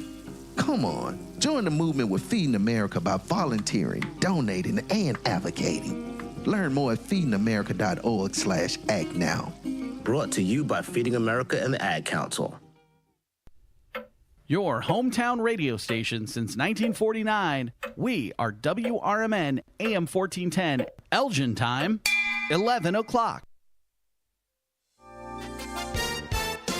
With your 1410 WRMN Newsflash, I'm Sean Kernan. Brought to you by Sky Rizzi. The Gilborton Public Library will host a nostalgic showcase, the Barbie Superstar exhibit, highlighting the iconic dolls of the late 1970s to mid-1980s. The free exhibit, thanks to a local collector, features around 500 Barbies at the downtown Elgin Library. Elgin Community College set to kick off Women's History Month with the Glow Up Health Fair on Thursday, March 7th. The event will be taking place from 10 a.m. until 1 p.m. in the Job Lounge, Building B on the Elgin campus. In Naperville, a series of arrests related to firearms have resumed at at the Top Golf facility, ending a brief lull since October. Recent incidents involving 3 individuals: Malik Jacori Gully of Chicago, apprehended on Saturday; Jihad Youssef Yamin was detained on February 11th; and Boy Dion Perez arrested on February 1st, all with firearm charges. With your 1410 WRMN News Flash, I'm Sean Kernan. Confidence is knowing you're ready to handle whatever comes your way. That's what it feels like to take on your workday with Cintas. They make sure your AEDs are up to date, your fire extinguishers are tested and inspected, your floor mats are cleaned and delivered, and your workwear looks good, feels good, and is freshly laundered with the Cintas Apparel Plus program. So are you ready to take on today? Visit Cintas.com. Oh, I'm ready! And get ready for the workday. Progressive knows if you have to choose between everyday life and your RV, RV wins. What, are you going to take the RV to the mountains or go pick up your dry cleaning? RV wins! Are we cleaning the gutters or taking the RV camping? RV wins! Are we getting a new passport or cruising up the coast? RV wins! Don't forget, you got that trip to Sweden coming up. Oh, yeah, passport, then RV. With Progressive, you can bundle your RV with your home or auto and save with a discount and spend more time enjoying those savings in your RV. Progressive Casualty Insurance Company, affiliates, and other insurers. Not available in all states and situations. Progressive presents the Sports Flash on News Talk Radio 1410 WRMN. The Blackhawks return to the ice tonight at United Center. They host the LA Kings. The Kings looking to snap a 3-game losing skid, their 3rd in the Pacific Division. Big trade over the weekend when the Blackhawks sent Seth Jones to Florida in exchange for goaltender Spencer Knight and a conditional 2026 first-round pick. The Pacers beat the Bulls last night, 127-112 in Indianapolis. Kobe White had 26 points and 7 rebounds in the losing effort for Chicago. Tyrese Halliburton, 17 points, 12 rebounds for the Pacers. Aaron Nesmith scored a career-high 27 points, while Pascal Siakam added 20 for the Pacers. The Bulls are back home at United Center Tuesday when they host Cleveland. The Cavaliers are the first team to hit 50 wins this season. They're 50-10 overall. They're riding a 10-game winning streak. Bundle auto and home, renters or condo, and save with Progressive. I'm Chuck Sanders on News Talk Radio 1410 WRMN. There are lots of reasons to get excited for spring. Warmer weather, get-togethers, and now new spring arrivals from your favorite brands at Macy's. Even more exciting, refresh your beauty routine at our Buy More, Save More event. Pick up new skincare, makeup, and fragrances from Estee Lauder, Valentino, MAC, and more. And save $30 with every $150 you spend. The more you spend, the more you save. Don't wait. Beauty deals this good won't last long. Hurry into Macy's today. Savings off regular price beauty and fragrance. Exclusions apply.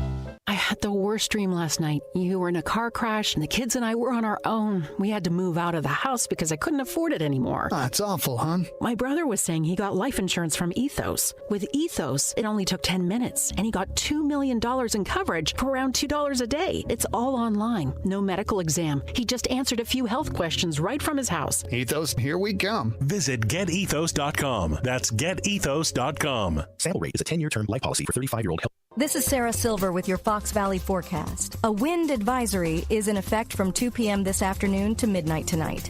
Today, rain showers before 3 p.m., then rain and snow showers.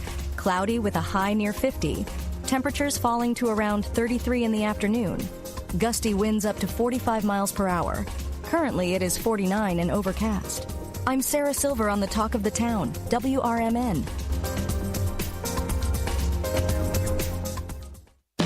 Confidence is knowing you're ready to handle whatever comes your way.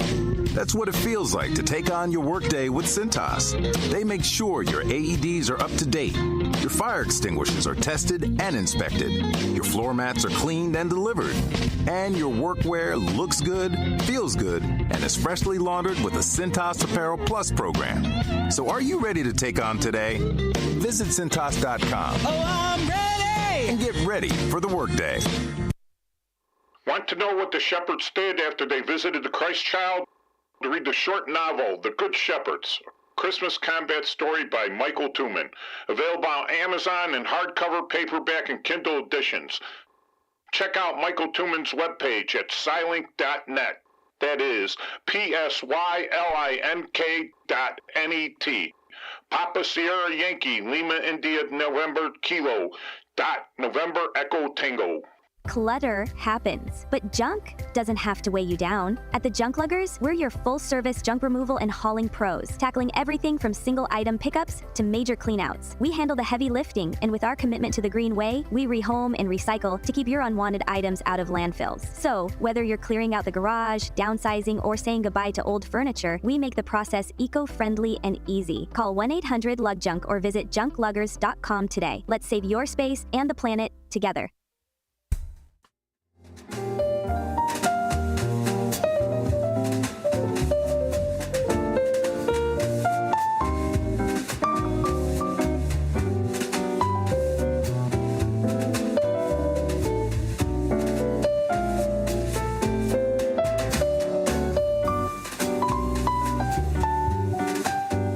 All right. Hello, everybody. Welcome to Out to Lunch with WRMN AM 1410. We are broadcasting live here from downtown Elgin. Starting to drizzle outside right now. Those clouds are staying ahead, literally over ahead of us here.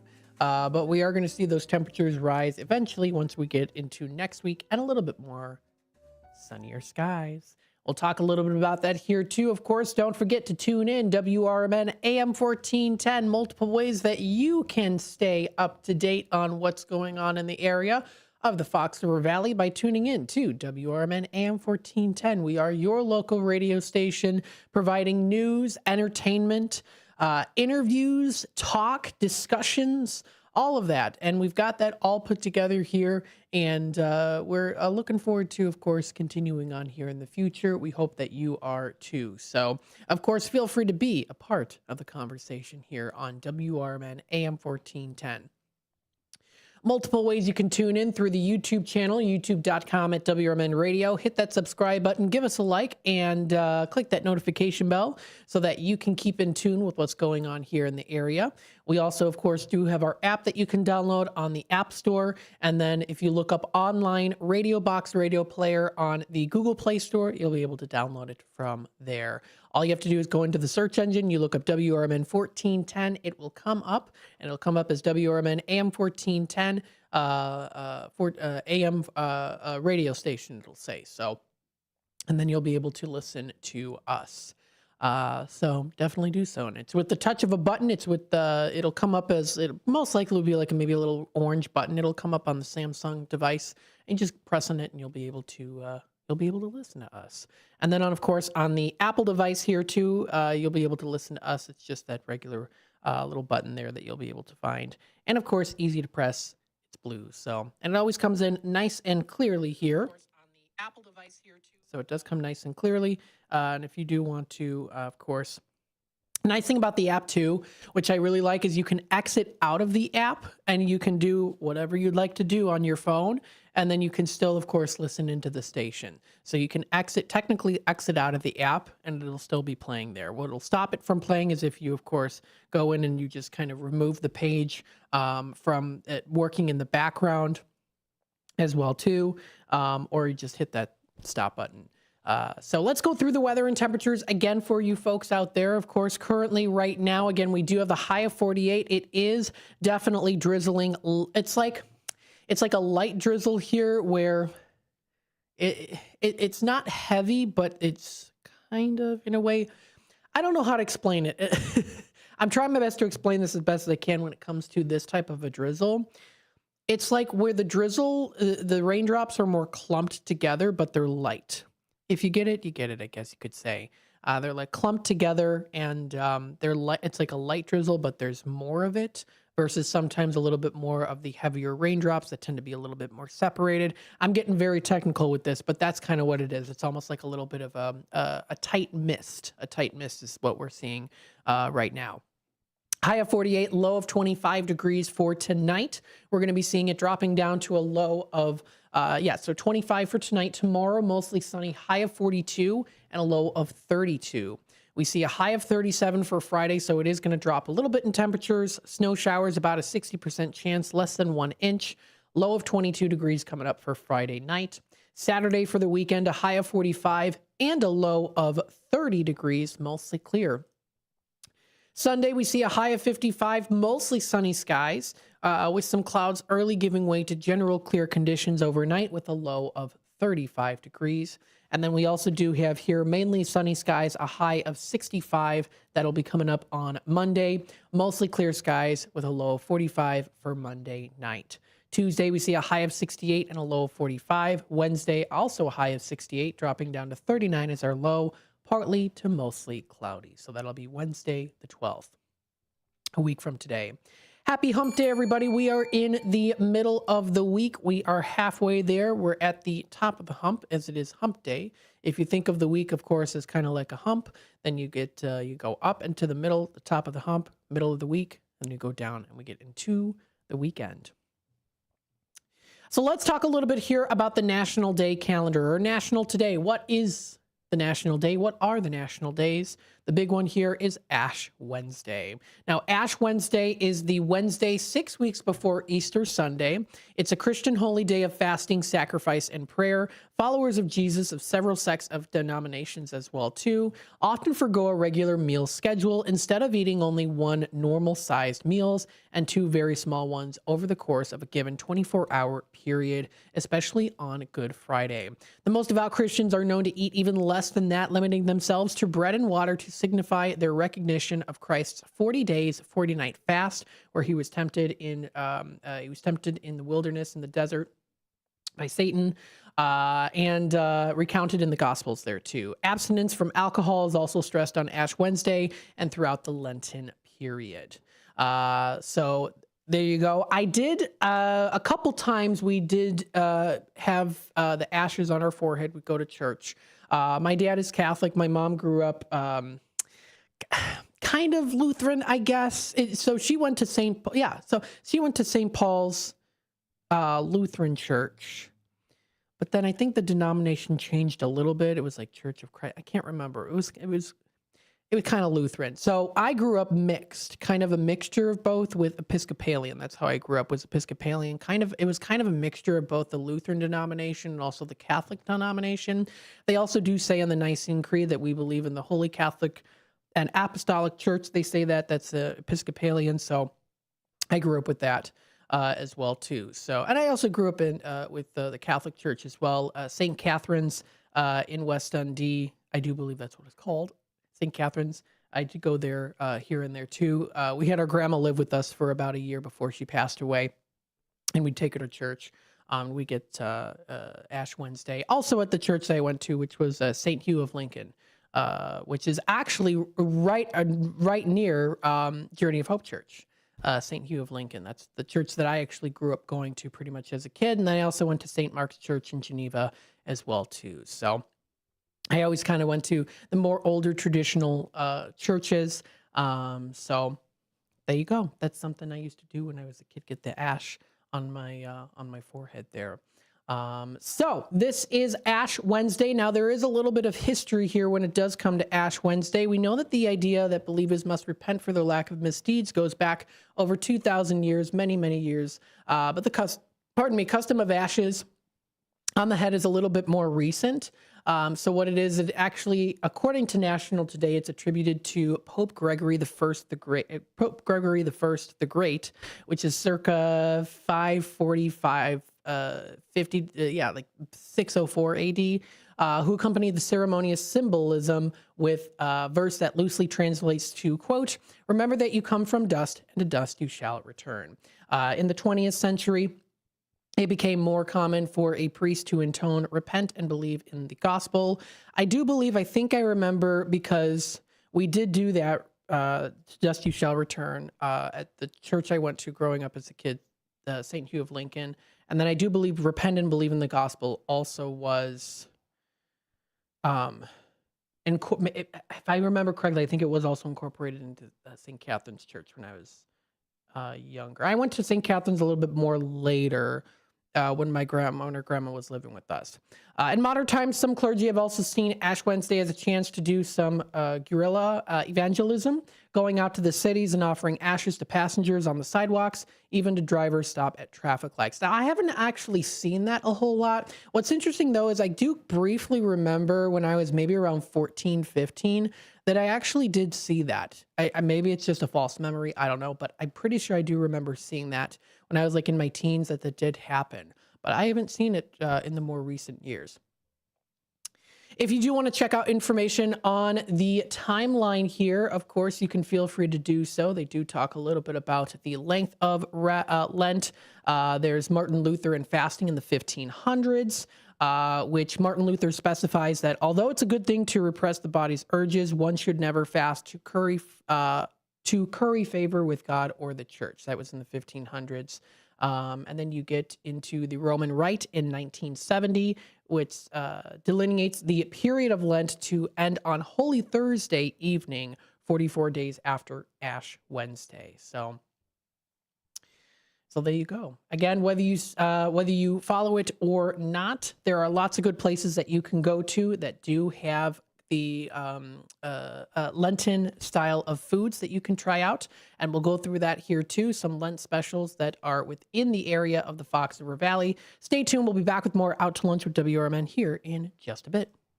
Are you suffering with anxiety, depression, PTSD, an eating disorder, or even a substance abuse problem? If it's causing problems at work or with your family, get help now at Insight Mental Health and Wellness. We can help and treat all types of depression and mental issues. We'll help you use your insurance to get away from it all to a beautiful, sunny, and tranquil vacation-like environment so you can recharge yourself. And with a Family Medical Leave Act, you could take the time off you need from work. Plus, with the Affordable Care Act, your treatment could be 100% covered if you're suffering from any kind of anxiety, depression, PTSD, eating disorder, or even a substance abuse problem. Use your insurance and get away from it all. Come to sunny California. Call Insight Mental Health and Wellness now. 800-419-0287. 800-419-0287. 800-419-0287. That's 800-419-0287.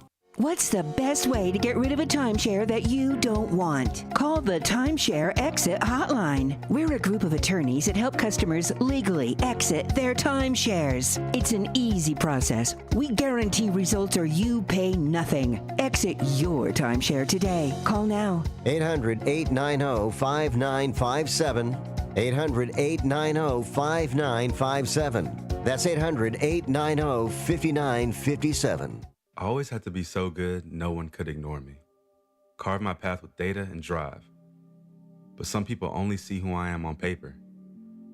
The paper ceiling, the limitations from degree screens to stereotypes that are holding back over 70 million stars.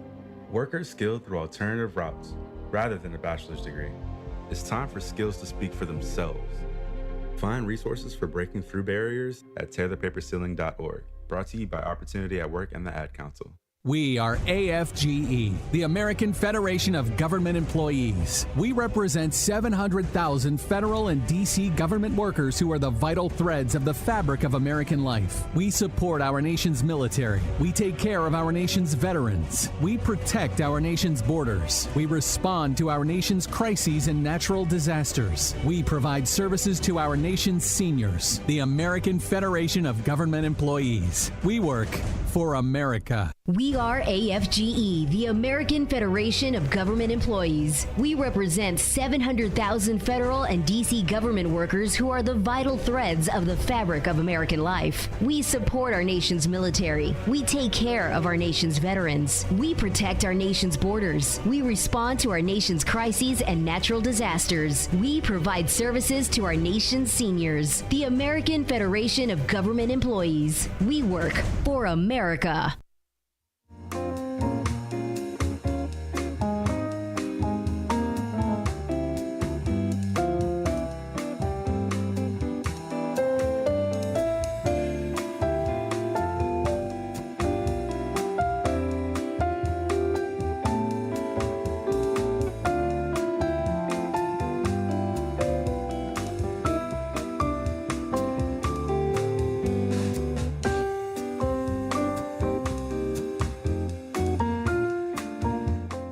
Welcome back, folks, to Out to Lunch with WRMN AM 1410, broadcasting live here from downtown Elgin, serving the Fox River Valley. We are seeing here still overcast, a little bit of a drizzle. Not too bad. It's Wednesday. Happy Wednesday, everybody. Getting closer to the weekend. We're halfway. We're halfway there. let's take a look here now. Of course, for those of you who might celebrate Lent, no matter where you might live, of course, there are lots of good places that do offer that. For example, let's say you live in the St. Charles area and you're looking for places that offer food that's good during Lent. What are some suggestions and options? Well, here at WRMN, we are here to offer you those great options. I also want to give a thumbs up back to Jeff's Train World HO. Thank you so much for joining us today, of course. Always appreciated. Thank you. Thank you. So, of course, during Lent, many establishments in and around the area of the Fox River Valley, including St. Charles, especially on South Riverside Avenue near the Fox River, you can also check out some things that are observed in the season, offering special menus and events and also catering too. So we'll talk about a couple of those different places that you can go to. We've got Jeff's Train World here. I'm working on my N-Gauge. Gauge, is that right? Gauge. I'm horrible at pronouncing things. I'm sorry. Gauge. Trains layout. Lots of fun. Oh, good. Okay. Hey, you know what? If you want to send over some pictures to us, feel free to do so on the text line. That is 505-926-1410. We'd love to show people. Or even if even say don't show this on the air, but you want to show it to me, feel free to do so, or any of us here at WRMN. So let's talk a little bit here about some establishments providing a variety of Lent-friendly dining options. There are a couple here on, if you go into the Fox River Valley area, there's a lot, but I'll touch base a little bit with the St. Charles area here too. It's advisable, of course, to also check up the websites too, to contact them directly for the more current information on menus and hours during the Lenten season. One of them that you can go to is the Filling Station Pub and Grill. Now, the Filling Station Pub and Grill is located at 300 West Main Street in St. Charles. And if you do want to give them a try, they're not open yet, but they are. I'm sorry. They are open today. And they're open until 2 a.m. They just recently opened. So if you do want to give them a try, they're family-friendly, antique-adorned pub. My goodness, do I like that. With a diverse American menu, patio seats, and sports on TV. So if you do want to check that out, that is the Filling Station. You absolutely cannot miss, of course, the we say like the brick entrance, that old brick entrance that they have that has the little fences on the brick rising. It's like a half wall, the brick wall. Anytime you go to St. Charles, you can't miss it. It's always there. It's something really that catches my eye. One of the first things when I think of St. Charles in the area is that on the architecture level of things. So that is the Filling Station Pub and Grill. And actually what they do have to offer is a special Lent menu, which is every Friday. It started back in February. It was started back on February 16th. And it goes through till March 29th. And it does feature a variety of seafood dishes. So if you do want to give them a try, you can. And if you want to go onto their website or also their Facebook page, both of those are available for you to check out. They did have yesterday Mardi Gras bingo. That was yesterday at 8 p.m. Lots of fun. Very cool. I'm glad that they were able to do that. Yesterday, they did have some Mardi Gras specials, including their shrimp po' boys, gumbo. Gumbo's very good, especially authentic gumbo from New Orleans. Very delicious. I would have to say, too, because I've had gumbo here in the States or in Chicago, and then I've had it in New Orleans. And for me, I don't know. Maybe I'm wrong. I don't know. But for me, from my experience, I feel like it was not as spicy as people make it seem in New Orleans. It's like the ones, I don't know, maybe it was just a particular one that I had, but the one that's not New Orleans was a little bit more spicier versus the one in New Orleans. And the one in New Orleans had more flavor to it too. It was very good. They had hurricane cocktails too. So lots and lots of fun, of course, to check out that they did have. Feel free to check out also more information on other things that'll also be coming up there too. That's the Filling Station, celebrating their 37th year. Their 37th year. I really like that brick entrance there. I always see it. You can't miss it when you go to the downtown area. So feel free to check that out. You can also go to their Facebook, their main website as well. So you can go to their main website and check out what they do have to offer. They have a whole list of their menu. So if you do want to check that out too, you can. So that's a good place that you can try out. They do offer their fish there. Another place too within the area that you can also try out, that they do offer some fish options too, is the McNally's Irish Pub. They do have their Friday fish fry featuring traditional Irish fare, and that's in that cozy pub setting. And they're located in downtown St. Charles. So they do also have their Lent specials there too. That is their fish. So pardon me, if you do want to check them out, that is McNally's Irish Pub. It is the month of Irish celebration as well too. Check out more information. They're located at 109 West Main Street in St. Charles. Another very good place that you can try out. Some other places that you can go to, I know Chum's Shrimp Shack. I have to say it slowly because it's a tongue twister for me. Chum's Shrimp Shack. They specialize in seafood offerings, so that's another good place that you can also try out there too. It's a great choice during Lent. Some other places around the area, there's Friday fish fry specials that you can try out. There's a Colonial Cafe. They do offer that. I did talk about the Filling Station Pub and Grill. Gia Mia is another one that you can go to. They do offer Lent specials.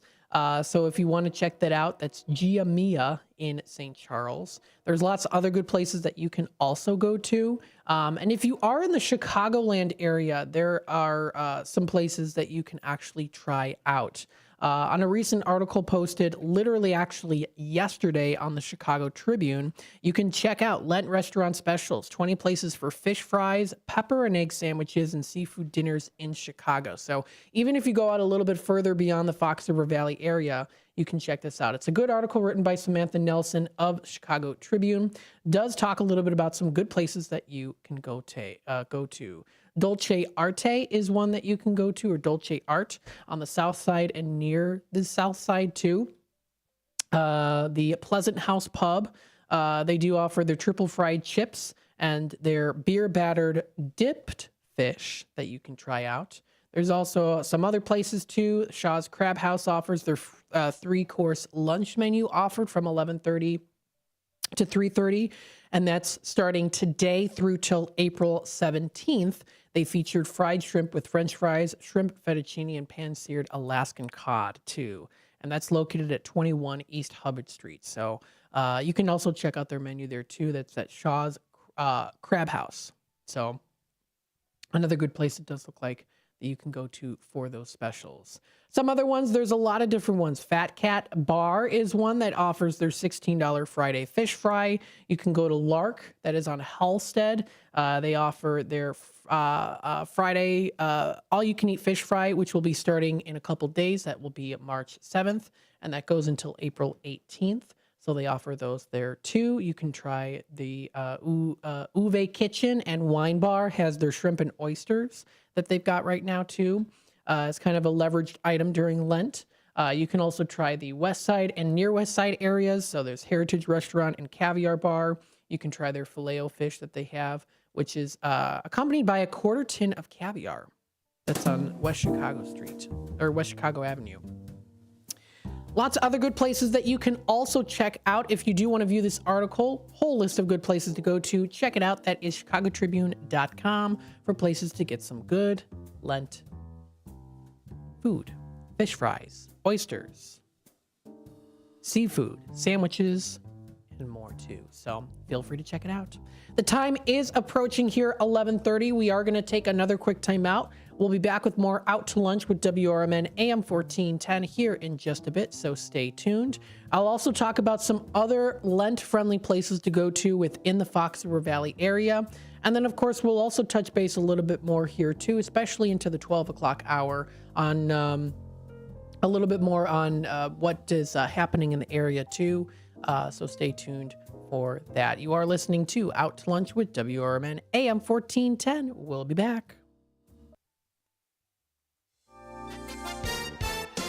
With your 1410 WRMN Newsflash, I'm Sean Curdan. Brought to you by Sky Rizzy. In Naperville, a series of arrests related to firearms have resumed at the Top Golf facility, ending a brief lull since October. Recent incidents involving 3 individuals: Malik Jakori Gully of Chicago, apprehended on Saturday; Jihad Youssef Yamin was detained on February 11th; and Boy Dion Perez arrested on February 1st, all with firearm charges. The Gail Borden Public Library will host a nostalgic showcase, the Barbie Superstar exhibit, highlighting the iconic dolls of the late 1970s to mid-1980s. The free exhibit, thanks to a local collector, features around 500 Barbies at the downtown Elgin Library. Elgin Community College set to kick off Women's History Month with the Glow Up Health Fair on Thursday, March 7th. The event will be taking place from 10 a.m. until 1 p.m. in the Job Lounge, Building B on the Elgin campus. With your 1410 WRMN News Flash, I'm Sean Kernan. Confidence is knowing you're ready to handle whatever comes your way. That's what it feels like to take on your workday with Cintas. They make sure your AEDs are up to date, your fire extinguishers are tested and inspected, your floor mats are cleaned and delivered, and your workwear looks good, feels good, and is freshly laundered with the Cintas Apparel Plus program. So are you ready to take on today? Visit Cintas.com. Oh, I'm ready! And get ready for the workday.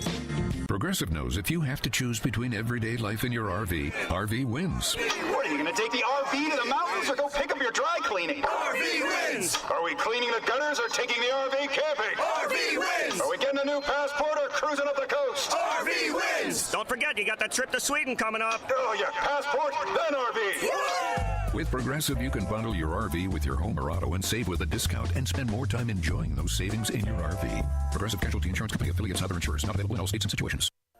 Are you dreaming of a getaway? Want to leave the stress of daily life behind? Whether it's a relaxing cruise or an adventurous land escape, planning the perfect vacation doesn't have to be a hassle. At Cruises International, they specialize in vacation destinations, land and sea, making your dreams come true. Located at 1721 Moon Lake Boulevard in Hoffman Estates, Cruises International isn't just about booking travel. They're your personal concierge, trusted travel advisor, and advocate. Your preferences are unique, and they'll take the time to understand exactly what you're looking for. From personalized service to their global network of specialists, they ensure that your vacation is tailor-made just for you. It's time to plan the vacation of a lifetime. Call 800-255-7447. That's 800-255-7447 today and speak to a cruise and vacation expert. Cruises International. It's time to set sail to your dream destination. This is Sarah Silver with your Fox Valley forecast. A wind advisory is in effect from 2 p.m. this afternoon to midnight tonight. Today, rain showers before 3 p.m., then rain and snow showers. Cloudy with a high near 50. Temperatures falling to around 33 in the afternoon. Gusty winds up to 45 miles per hour. Currently, it is 48 and overcast. I'm Sarah Silver on the Talk of the Town, WRMN. At Skechers, we put the S in comfort. Wait. Skechers put the S in comfort? Yes, comfort you have to feel to believe. Skechers, we put the S in comfort. Let me try. Okay, I'm just stepping in and... Oh, wow. Skechers put the S in comfort. Duh, we told you. Find Skechers slip-ins at a Skechers store, Skechers.com, or wherever stylish footwear is sold.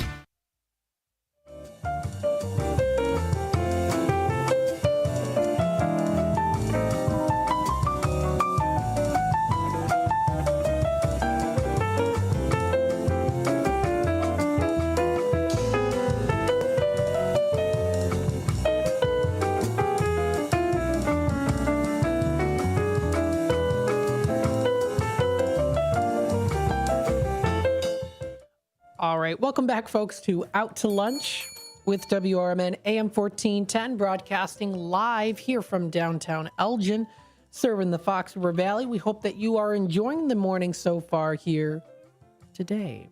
Yes. Of course, we do have some other local programming here as well. I am on here until 1 o'clock. We also do have here through the satellite What's Cooking Today with Michael Horn to give you a little sneak peek on that. If you want to continue on listening into shows that offer talk about food, of course, you can check out What's Cooking Today. That's what'scookingtoday.com. That'll be coming up from 1 until 2 o'clock. It is also a wind down Wednesday today. So if you are interested in knowing a little bit about some wines under $20, you'll be able to listen in, tune in on AM 1410, pardon me, WRMN. We also do stream on YouTube as well, too. So we've got the What's Cooking Today on CRN. We've got that here also on the radio, too. So that's with Michael Horn. He'll be talking a little bit today on wines under $20 coming up from 1 to 2 and why ladder safety is an important issue and how to avoid accidents. So some good information there that he'll be discussing here with some good, of course, good guests. Larry Lipson, who is the Affordable Wine Report expert, does talk about that too, talking about those wines under $20. So check that out. That'll be coming up later today from 1 until 2. We also do have Talk Time with Tammy and Friends. That'll be from 2 until 4 o'clock. Always a great show. Lots of fun things that we talk about here. Always towards the end of the show, those yes and no questions. I know, Tammy, and yes, I'm guilty of this too. Always look forward to doing that wah, wah, wah sound effect for Nancy.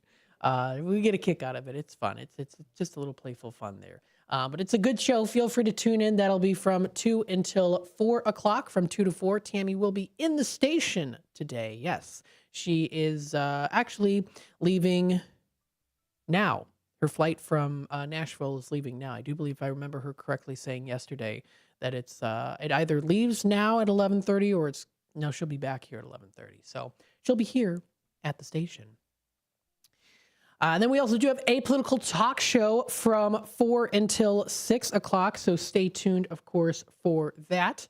Always good to listen to what's happening in the world of politics, keeping informed there, too. Let's see what we also have for the rest for the national days today. Now, we did talk about it. Of course, it's Ash Wednesday today. If you do love cheese doodles, or also kind of like Cheetos, it is National Cheese Doodle Day. Remember getting Cheetos on your fingers there? You got, the Cheeto fingers, right?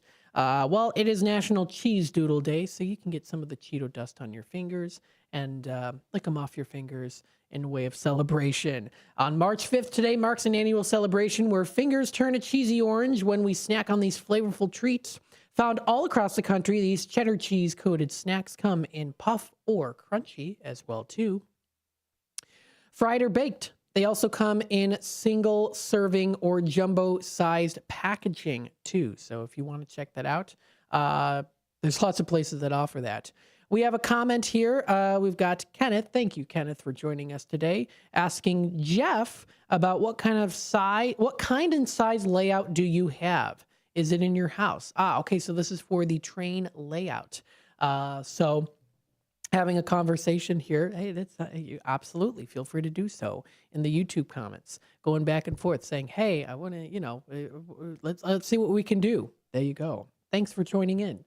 Let's see what else we have here today, too. Some other days recognized. It is also National Absinthe Day, recognized today. It's for those who are, of course, 21 years and older who like to celebrate with a drink called absinthe. It's often mistaken for liqueur. This is truly a spirit because it isn't sweetened. It belongs with the vodkas, gins, and whiskeys when you categorize it. The spirit is made by infusing wormwood, fennel, as well as other herbs and alcohol through distillation. The French doctor Pierre Ordinaire, I like that name, Pierre Ordinaire, is credited for creating the absinthe. He developed and prescribed the elixir in the early 19th century as a cure for many illnesses. So that is a day celebrated and recognized today. Another day recognized today, too, is National Multiple Personality Day, recognized on March 5th. It has two separate approaches to recognizing this day. The first is to take an inward examination on our personalities. This approach sees the day as a way to explore personality traits and examining the roots of those traits. What are those personality traits? Each of one of us shows a different side of our characters at other times and in different places. So it's like they say, there's a time and a place for everything. So Sometimes our personalities appear to be altered depending on whom we are with and also what we are doing. And then there are also, of course, the thoughts on our own personality traits. The other view is, of course, those who are have the disorder, multiple personality disorder, or also known as DID, dissociative identity disorder, characterized by at least two distinct and relatively enduring identities or dissociated personality states that alter control of a person's behavior. Someone with DID will experience memory impairment for important information not explained by ordinary forgetfulness. While the disorder affects less than 0.1 to 1% of the population, its impact is profound for that community and their family as well too. So the continued need for treatment and support, and of course, research also remains very important to give support to those as well too. I've read some articles, I've done research a little bit and watched videos on people with DID. It can be, of course, it can be a lot for, of course, them. Of course, it can be a lot. It is a lot for them, and also for the families too. So we always want to make sure we give that support too. Show support for those with the disorder by sharing your newfound understanding. You can attend a seminar, take a personality test to learn more about your personality. And again, those are two different things with the Multiple Personality Day recognized today. We were talking a little bit more about Lent specials. Of course, if you go to like fast food restaurants, McDonald's has the Filet-O-Fish, which is good. You can try that. Jack in the Box has a limited time fish sandwich made from Alaskan pollock. Of course, there's also the other place that I love going to that many of you know about, Culver's in Elgin. Culver's just in general offers their Atlantic cod sandwich, fish sandwich, which is always delicious to enjoy. So you can enjoy that. Other local area places too, of course, do offer those Lent specials.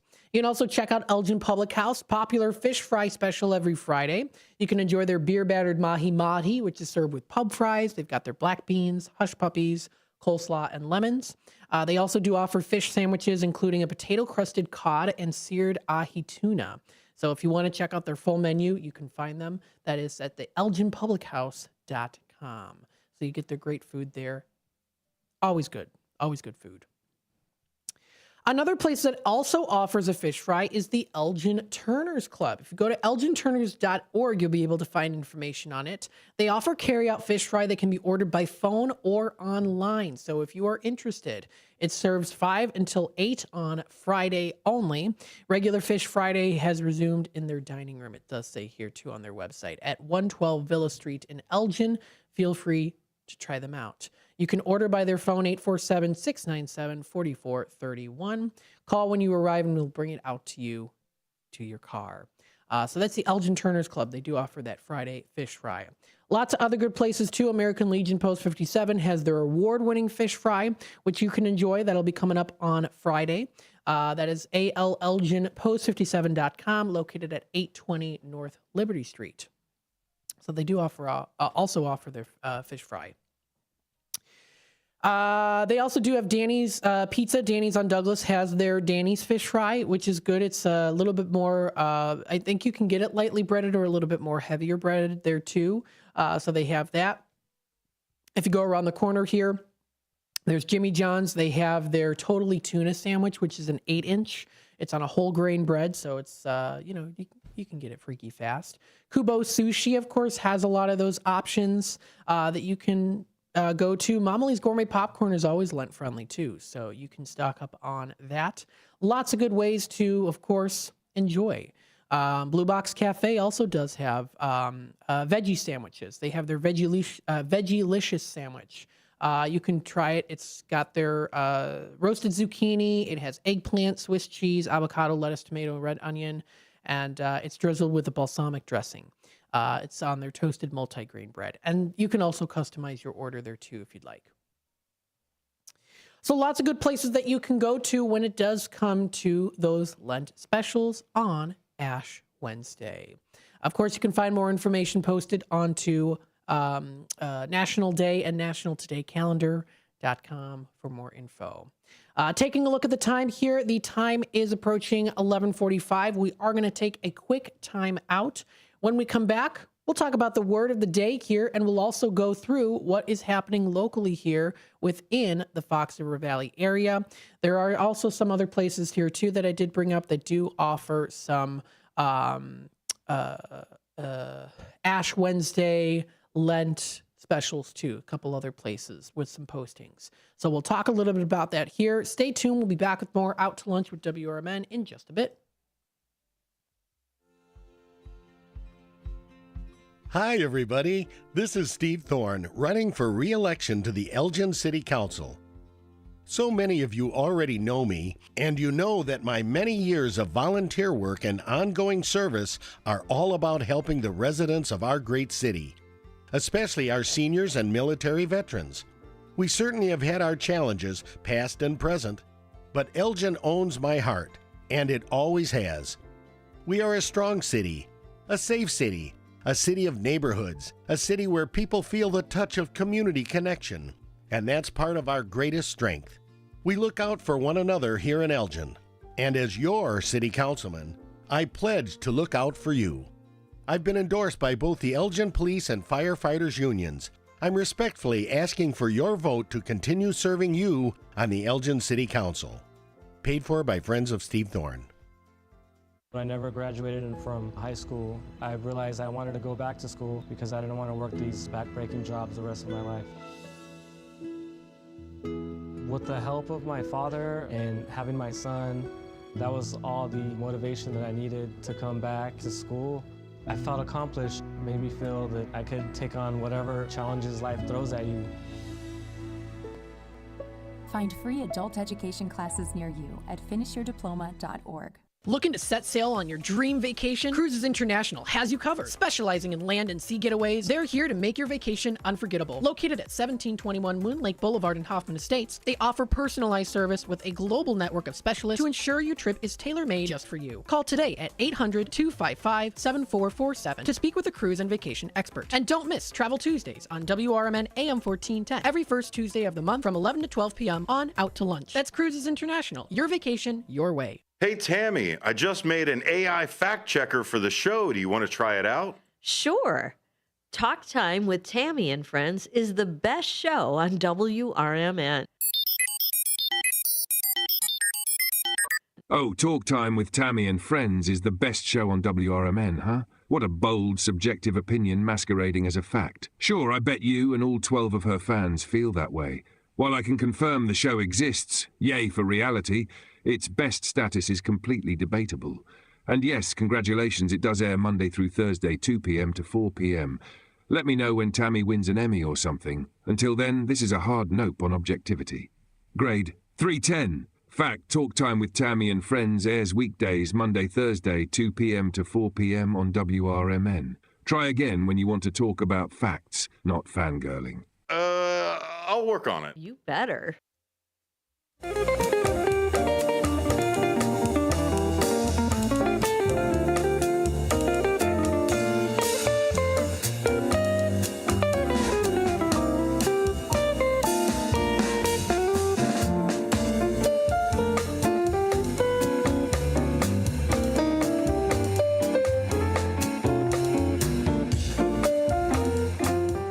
All right, welcome back, folks, to Out to Lunch with WRMN AM 1410. We're broadcasting live here from downtown Elgin, serving the Fox River Valley. We hope that you are enjoying your day so far today. It is still a little bit overcast, a little very light drizzle, kind of coming down a little bit fast. And we are seeing those temperatures starting to drop. Later tonight, we're going to be getting into the lows of the 20s. Lows into the 20s. Hopefully everyone is enjoying their morning so far as we kick it off to the afternoon in about 10 minutes. Let's take a look again to what are some things that are happening here within the Fox River Valley area. We'll start off here with, again, continuing on with some good specials that you can check out within the area here of the Fox River Valley, and does talk a little bit we will talk a little bit more on some places that you can get some Lent specials, as it is Ash Wednesday. So the Dutch in West is serving their famous beer battered or dry rub fish fry Wednesday through Saturday during Lent. If you do want to check out more information, you can follow them on Facebook or check out their page as well too. That is, again, the Dutch in West having their fish fry. You can give them a try for just $12 for a 2-piece haddock, and they're wishing everyone a happy Ash Wednesday. So that is the Dutch in West. They do have their pretty darn good fish fry if you want to give them a try. The Evergreen Pub and Grill, the time has arrived here. They posted, they challenge you to find a good fish fry beer selection in the area. From the catch of the day, oysters, Rockefeller, whitefish, and traditional selections. That includes a good list there. That's their cod, walleye, perch fried, blackened lemon pepper, and traditional fried shrimp. They have you covered. So they are also featuring their menu tonight, Ash Wednesday, and every Friday through Lent and beyond here at the Evergreen Pub and Grill. You can make your reservations with them. Highly recommended throughout the season. They hope to see you today and Friday moving forward for the best fish fry. Give them a try at 1400 West Main Street in St. Charles. So lots of good things. Feel free to check those out when it does come to those fish fries. Taking a look at the word of the day today, it is askew. Yes, askew. I know how to pronounce this. Just also because they do have the way to actually pronounce it, askew. You see it, it's askew. Askew, yes, askew, askew. That is the word of the day today. It is an adjective. What does it mean? Well, according to Merriam-Webster, it is not straight or at an angle and can be used as both an adjective and as an adverb. For example, the picture on the cabin wall was slightly askew. The picture was hung askew on the cabin wall. So there's different ways that you can use that, there's even like certain sentences there too. For example, quote, the printing is uneven, the page is slightly askew, but I feel a euphoric rush of gratitude to the authors. That is by Adichie of New York back in 2020, the New Yorker 2020 in a context there, and a biography as well. So yes, that is that is the word of the day today. It is askew. Now, did you know if you watch enough nature documentaries, you may notice that gazelles are able to escape the claws of cheetahs when they zigzag across the savanna rather than simply run in a straight line. They are askewing from them. I know that this was also something that was talked a little bit about on Talk Time with Tammy and Friends not too long ago. If you run away from a bear, do you have to go straight, run in a circle, or kind of zigzag, kind of go askew? And apparently it is going askew is how you can escape from, I do believe, a bear, if I can remember. I think it was a couple weeks ago she talked about that. So yes, it is known as skewing. Skew means both to take an oblique course, that is done in modern English too, as well as to escape.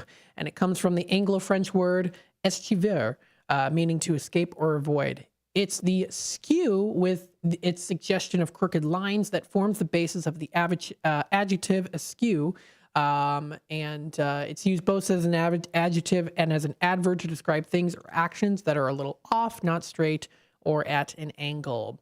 The escape sense of the Middle English skew isn't so much implied by askew, but we suppose that painting hanging askew on one's wall could be, metaphorically speaking, attempting to escape from the rest of the decor, or also be out of the norm. Be out of the norm, right? Askew from the norm. So lots of ways you can use that.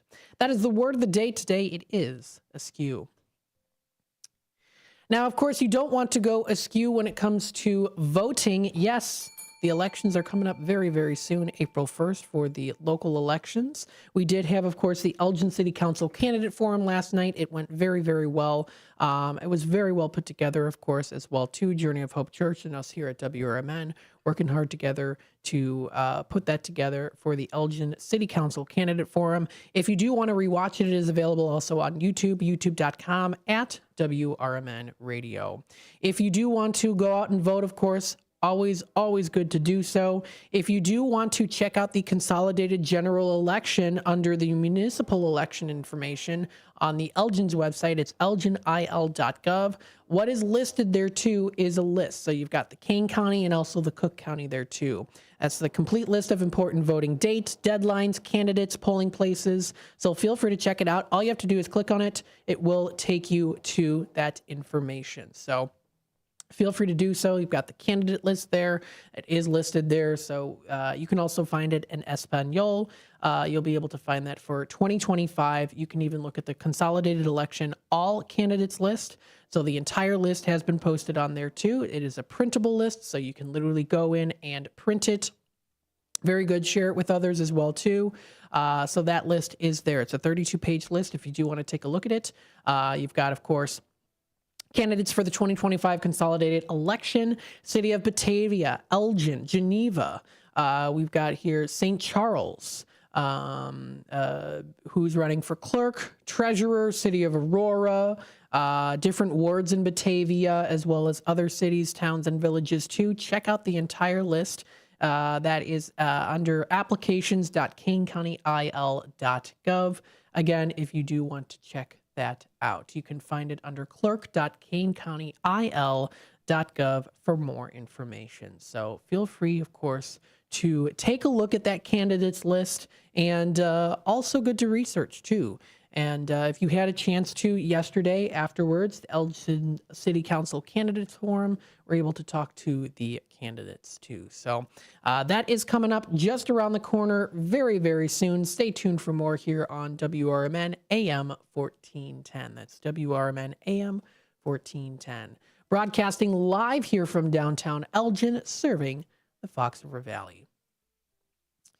Let's see what other things here have been posted. City of St. Charles, Illinois government also did post on here too. 51 minutes ago, early voting for the 2025 consolidated election does start March 7th, which does give St. Charles residents the chance to vote before Election Day, April 1st. If you do want to check out more information, again, there is a link directly to that King County Clerk's website that you can check out that I just showed you if you were watching and talked about.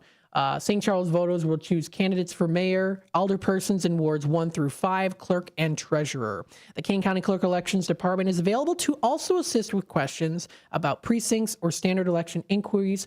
All you have to do is call their number at 630-232-5990. That early voting does begin March 7th for the 2025 consolidated election. That was graciously posted by the City of St. Charles, Illinois government page. You can also check out other things locally that are happening as well. March is Social Work Month, posted by the Elgin Police Department. The theme for Social Work Month of 2025 is Social Work, Compassion, and Action. This is the time to reflect on the incredible impact social workers have in our communities, and they would love to give a special shout out to the amazing social workers at the Elgin Police Department. So feel free to check them out there too. That information and posting has been posted. That is on the Elgin Police Department's Facebook page. Check it out. Some good stuff there. Thank you, everyone, of course, for tuning in so far today. We still have an hour left of Out to Lunch with WRMN AM 1410. When we do come back, we'll talk a little bit more about things that are happening locally within the area. We'll talk a little bit about that here, too. Things that are coming up, especially within different municipalities as well, too. Villages. So I got a couple things, and then some performances as well. So stay tuned for that. You are listening to Out to Lunch with WRMN AM 1410. We are broadcasting live here from downtown Elgin, serving the Fox River Valley area, and we hope that you're enjoying your morning so far as we do head on into the afternoon. Be a superstar and comment in today. Stay tuned. We'll be back with more in just a bit. My name is Mark Smith, and I am running for Elgin City Council. I am a proud 22-year veteran of the United States Army, former Elgin police officer, past Elgin Image Advisory Commission member, past president of the Elgin Patriotic Memorial Association, current commander of the largest local veterans organization, and a newly appointed member of the Elgin Civilian Police Review Board. If you are concerned about the direction of our city or the representation you have been receiving from your current council members, I humbly ask for your vote on April 1st. I will be your council member who asks tough questions, solves problems, protects our finances, and listens to the concerns and needs of the members of our community. My main focus will be economic growth, community development, collaborations, and transparency and accountability. The time for change is now, and I humbly ask for your support, your trust, and your partnership as together we can build a strong and vibrant future for Elgin. Please vote Smith for Elgin City Council. Paid for by Mark Smith for Elgin City Council. Your hometown radio station since 1949. We are WRMN AM 1410, Elgin time, 12 o'clock. This is WRMN News. Hello, I'm Dennis Green. President Trump made his first major speech to Congress after 6 weeks on the job. President Trump also said his counterpart from Ukraine sent him a letter praising diplomatic efforts to end the war with precious mineral rights from Ukraine. We do really value how much America has done to help Ukraine maintain its sovereignty and independence. Regarding the agreement on minerals and security, Ukraine is ready to sign it at any time that is convenient for you. I appreciate that he sent this letter, just got it a little while ago. Simultaneously, we've had serious discussions with Russia. Trump falsely claimed that the U.S. has given Ukraine $350 billion in aid. According to the New York Post, Congress approved roughly $183 billion for Ukraine under the Biden administration, more than $65 billion of which was spent in the United States purchasing new weapons for American stockpiles. In other news, AP's Lisa Dwyer reports on plans to make drastic cuts at the IRS. The IRS is drafting plans to cut its workforce by as much as half through a mix of layoffs, attrition, and buyouts. The federal tax collector employs roughly 90,000 workers across the United States. The IRS has already laid off about 7,000 probationary employees. Along with most federal employees, IRS employees have also been offered deferred resignation program buyouts, although IRS employees involved in the 2025 tax season were told earlier this month that they would not be allowed to accept a buyout offer until mid-May, after the taxpayer filing deadline. I'm Lisa Dwyer. Produced in Studio 14 by the River Media Network. Progressive presents the Sports Flash on News Talk Radio 1410 WRMN. Big test tonight for the Bulls at home when they take on the Cavaliers. Cleveland tied for the most wins in the league with 50. They're the Eastern Conference leader at 50-10. Oak City 50-11. They beat Houston last night for their 50th win. As for the Bulls, they're currently 10th in the East. That's the last play-in spot. They've dropped 8 of 10 and are coming off a 127-112 loss at Indiana on Sunday. The NHL trade deadline is this Friday at 3 o'clock Eastern. The Blackhawks have already traded defenseman Seth Jones to the defending Stanley Cup champion Florida Panthers in exchange for goalie Spencer Knight and a conditional draft pick. In his first game with the Hawks last night, Knight made 41 saves in a 5-1 win at home over the LA Kings. One more regular season game for Illini basketball. They take on number 18 Purdue this Friday. Illinois won 2 in a row. They're 11-8 in the Big Ten. Bundle auto and home, renters or condo, and save with Progressive. I'm Chuck Sanders on News Talk Radio 1410 WRMN. There are lots of reasons to get excited for spring. Warmer weather, get-togethers, and now new spring arrivals from your favorite brands at Macy's. Even more exciting, refresh your beauty routine at our Buy More, Save More event. Pick up new skincare, makeup, and fragrances from Estee Lauder, Valentino, MAC, and more. And save $30 with every $150 you spend. The more you spend, the more you save. Don't wait. Beauty deals this good won't last long. Hurry into Macy's today. Savings off regular price beauty and fragrance. Exclusions apply. I had the worst dream last night. You were in a car crash, and the kids and I were on our own. We had to move out of the house because I couldn't afford it anymore. That's awful, hon. My brother was saying he got life insurance from Ethos. With Ethos, it only took 10 minutes, and he got $2 million in coverage for around $2 a day. It's all online. No medical exam. He just answered a few health questions right from his house. Ethos, here we come. Visit GetEthos.com. That's GetEthos.com. Sample rate is a 10-year term life policy for 35-year-old healthy, non-smoking male. Billed monthly. This is Sarah Silver with your Fox Valley forecast. A wind advisory is in effect from 2 p.m. this afternoon to midnight tonight. Today, rain showers before 3 p.m., then rain and snow showers. Cloudy with a high near 50, temperatures falling to around 33 in the afternoon. Gusty winds up to 45 miles per hour. Currently, it is 48 and overcast. I'm Sarah Silver on the Talk of the Town, WRMN. At Skechers, we put the S in comfort. Wait. Skechers put the S in comfort? Yes, comfort you have to feel to believe. Skechers, we put the S in comfort. Let me try. Okay, I'm just stepping in and... Oh, wow. Skechers put the S in comfort. Duh, we told you. Find Skechers slip-ins at a Skechers store, Skechers.com, or wherever stylish footwear is sold. It's easier than you think for pests to threaten your family's health. Ticks, which spread dangerous diseases, hide in tall grasses and even on your pets. Rodents easily invade your home, contaminate food, and can carry more than 35 diseases. Mosquitoes, which breed in standing water, transmit many diseases. Get the facts you need to protect your family at pestworld.org. It's that easy. A public service message from the National Pest Management Association. A recent Gallup poll indicated that 38% of Americans are putting off health care because of financial concerns, the highest ever recorded. I'm Dr. Bob Martin, here to serve you every Sunday afternoon from 1 to 4. Millions of Americans are seeking health advice that will not cost an arm and a leg, so I offer health tips and advice absolutely free. Listen to my show, Sunday afternoons from 1 to 4 right here on WRMN, AM 1410 and 96.7 FM, the voice of the Valley.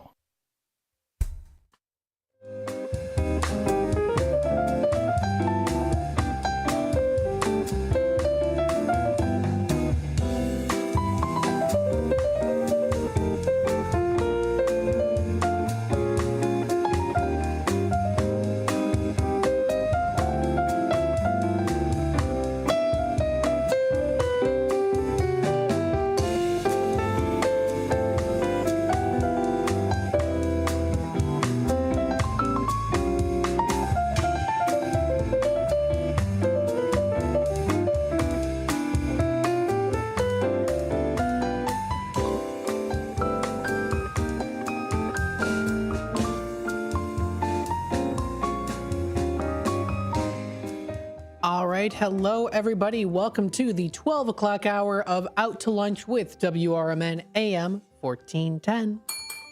We are broadcasting live here from downtown Elgin, and we are always serving the Fox River Valley. Thank you, everyone, for tuning in today, for being a part of the conversation, for being a part of the community, and with WRMN here, too. We hope that you're enjoying the afternoon. Now it's the afternoon time. It is 12:07. Still a little bit of rain right now. Very, very light drizzle. We are seeing those temperatures dropping a bit here, too. So, again, with that being said, we are going to continue to see it drop as we get in later into tonight. We see it here again, a high of 48, low of 25 degrees.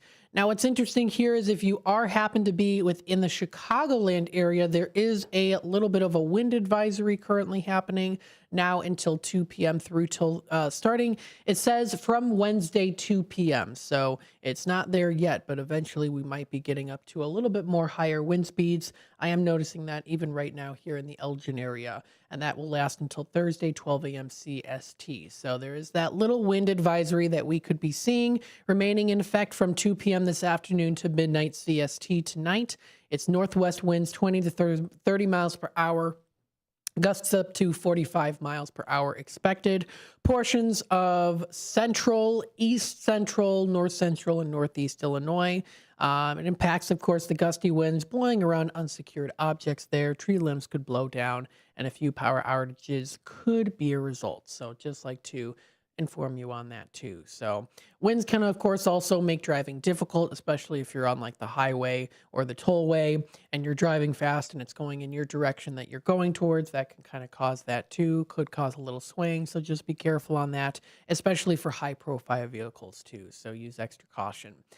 We are going to be seeing again dropping down to a low of 25 degrees for tonight. So it is going to be a chillier night. For tomorrow, snow showers are expected, variable clouds. We have a high of 37 and a low of 22. So it's going to be a colder day on Friday. Heading on into Saturday. Saturday, we see a high of 45, a few clouds from time to time, dropping down to a low of 30 degrees. That's going to be for mostly clear Saturday night. Sunday, we have a high of 55 and a low of 35 degrees, mostly sunny skies. That's going to be pretty nice. Monday gets up to a high of 65. This is going to be a nice day, folks. Mainly sunny. It's going to be nice. Mainly sunny, high of around 65 degrees, low of 45, mostly clear skies for Monday. Tuesday, we have a high of 68, almost reaching 70. Same applies for Wednesday, March 12th. We do see partly cloudy skies, high of 68, partly cloudy for Tuesday, the 11th, and a low of 45. We do see for Wednesday a high of 68, partly to mostly cloudy, with mostly cloudy into Wednesday night, low of 39 degrees. So we are seeing that coming through. That will be into next week. We are going to get another chance of showers on Saturday, the 15th. Considerable cloudiness there, rain of about half an inch or so, dropping down to 33 with rain showers that could even turn into a little bit of the freezing rain. So just prepare for that. That'll be coming up not this coming Saturday, but the next Saturday. So again, that is the information that you can find posted onto the weather sites. Feel free to check it out, or also just call on your phone too. Pretty easy to do that. Again, you are listening to WRMN AM 1410. Feel free to check out our Facebook page, facebook.com at WRMN 1410 Radio. If you would like to follow us on Facebook, you can do that. We also do have here too, we have the YouTube side of things, youtube.com at WRMN Radio. If you want to subscribe to us, you can. Hit that notification bell. Keep up to date and in the loop with what's happening here in the Fox River Valley, and also what's going on here also on WRMN AM 1410. We also do have the app you can download on the App Store and also on the Google Play Store for Samsung users out there too. That's the online Radio Box radio player. We also do have here too that you can listen to us directly through our website. Don't forget, of course, to check out our lineup as well too on our website, WRMN1410.com. Later today, we do have What's Cooking Today with Michael Horn. That'll be from 1 to 2. From 2 to 4, we do have Talk Time with Tammy and Friends. And from 4 to 6, we have a political talk show. So you can tune in for that for the local programming.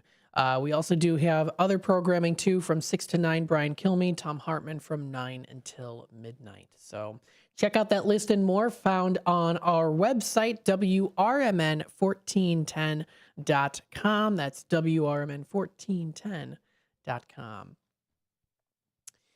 So let's see some things that are here that we're talking a little bit on some things happening within the local area of the Fox River Valley. Starting off here, posted by the City of Geneva Municipality on their Facebook page, they are offering the week of March 17th and 24th a free yard waste pickup.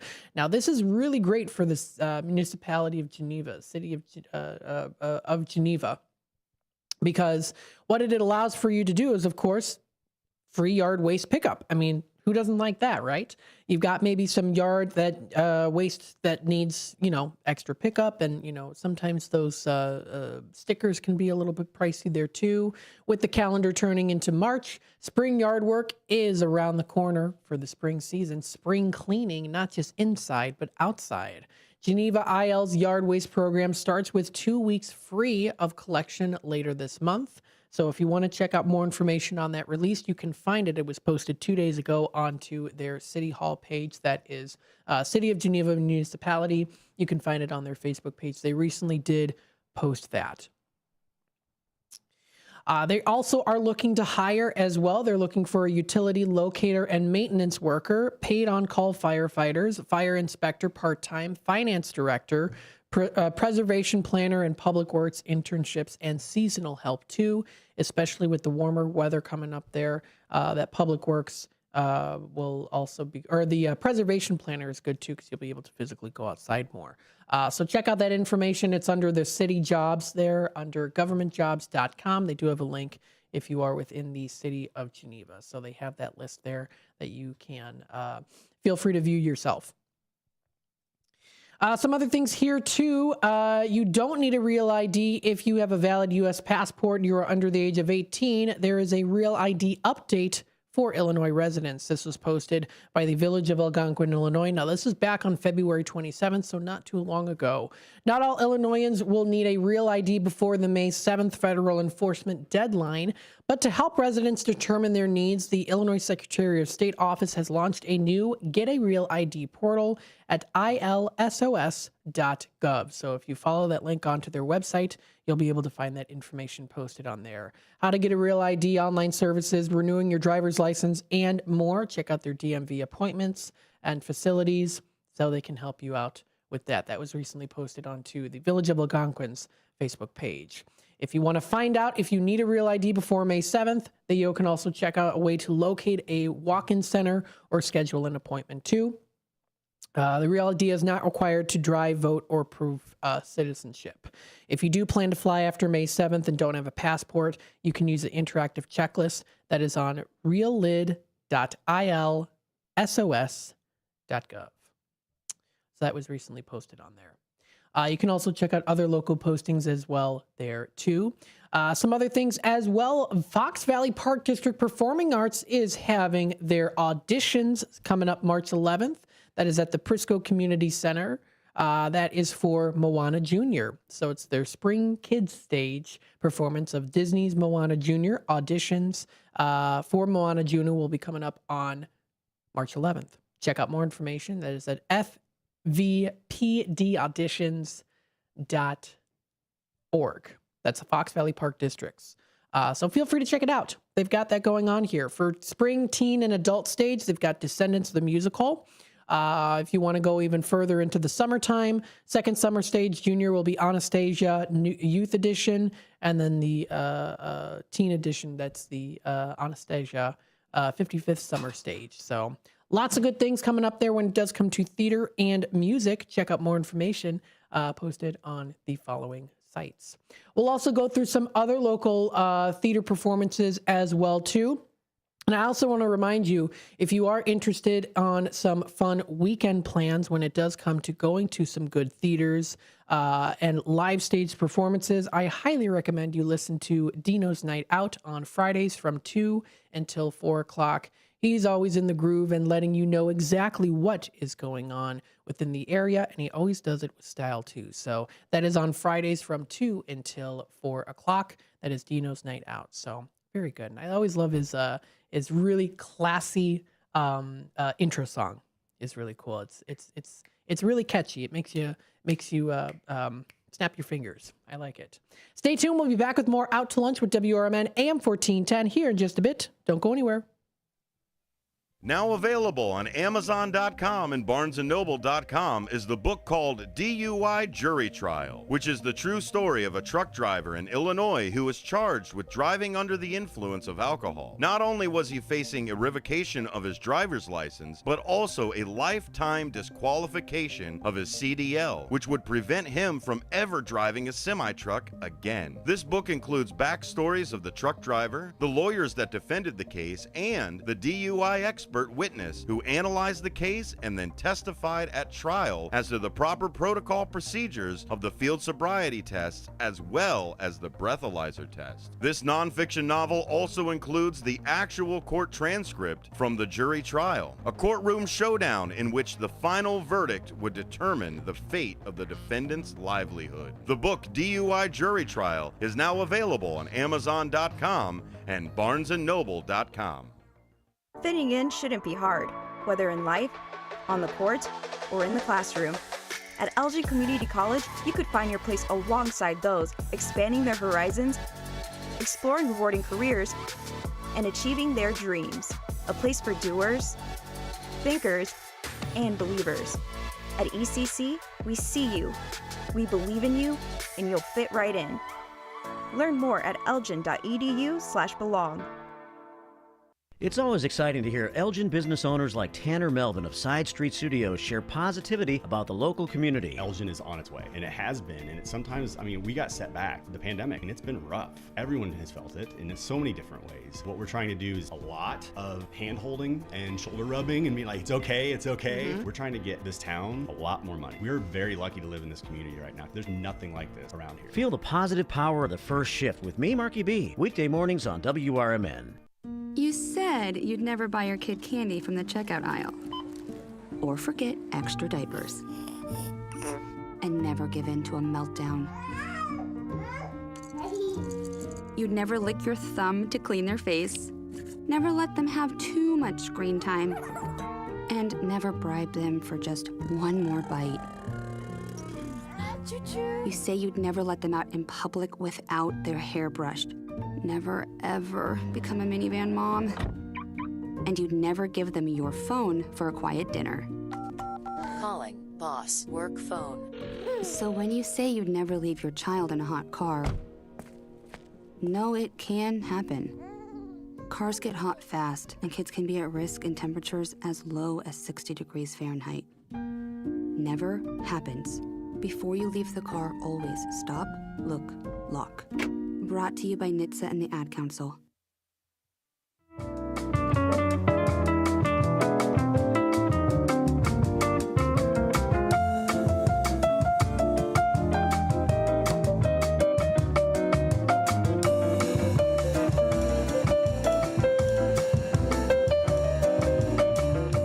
All right, welcome back, folks, to Out to Lunch with WRMN AM 1410.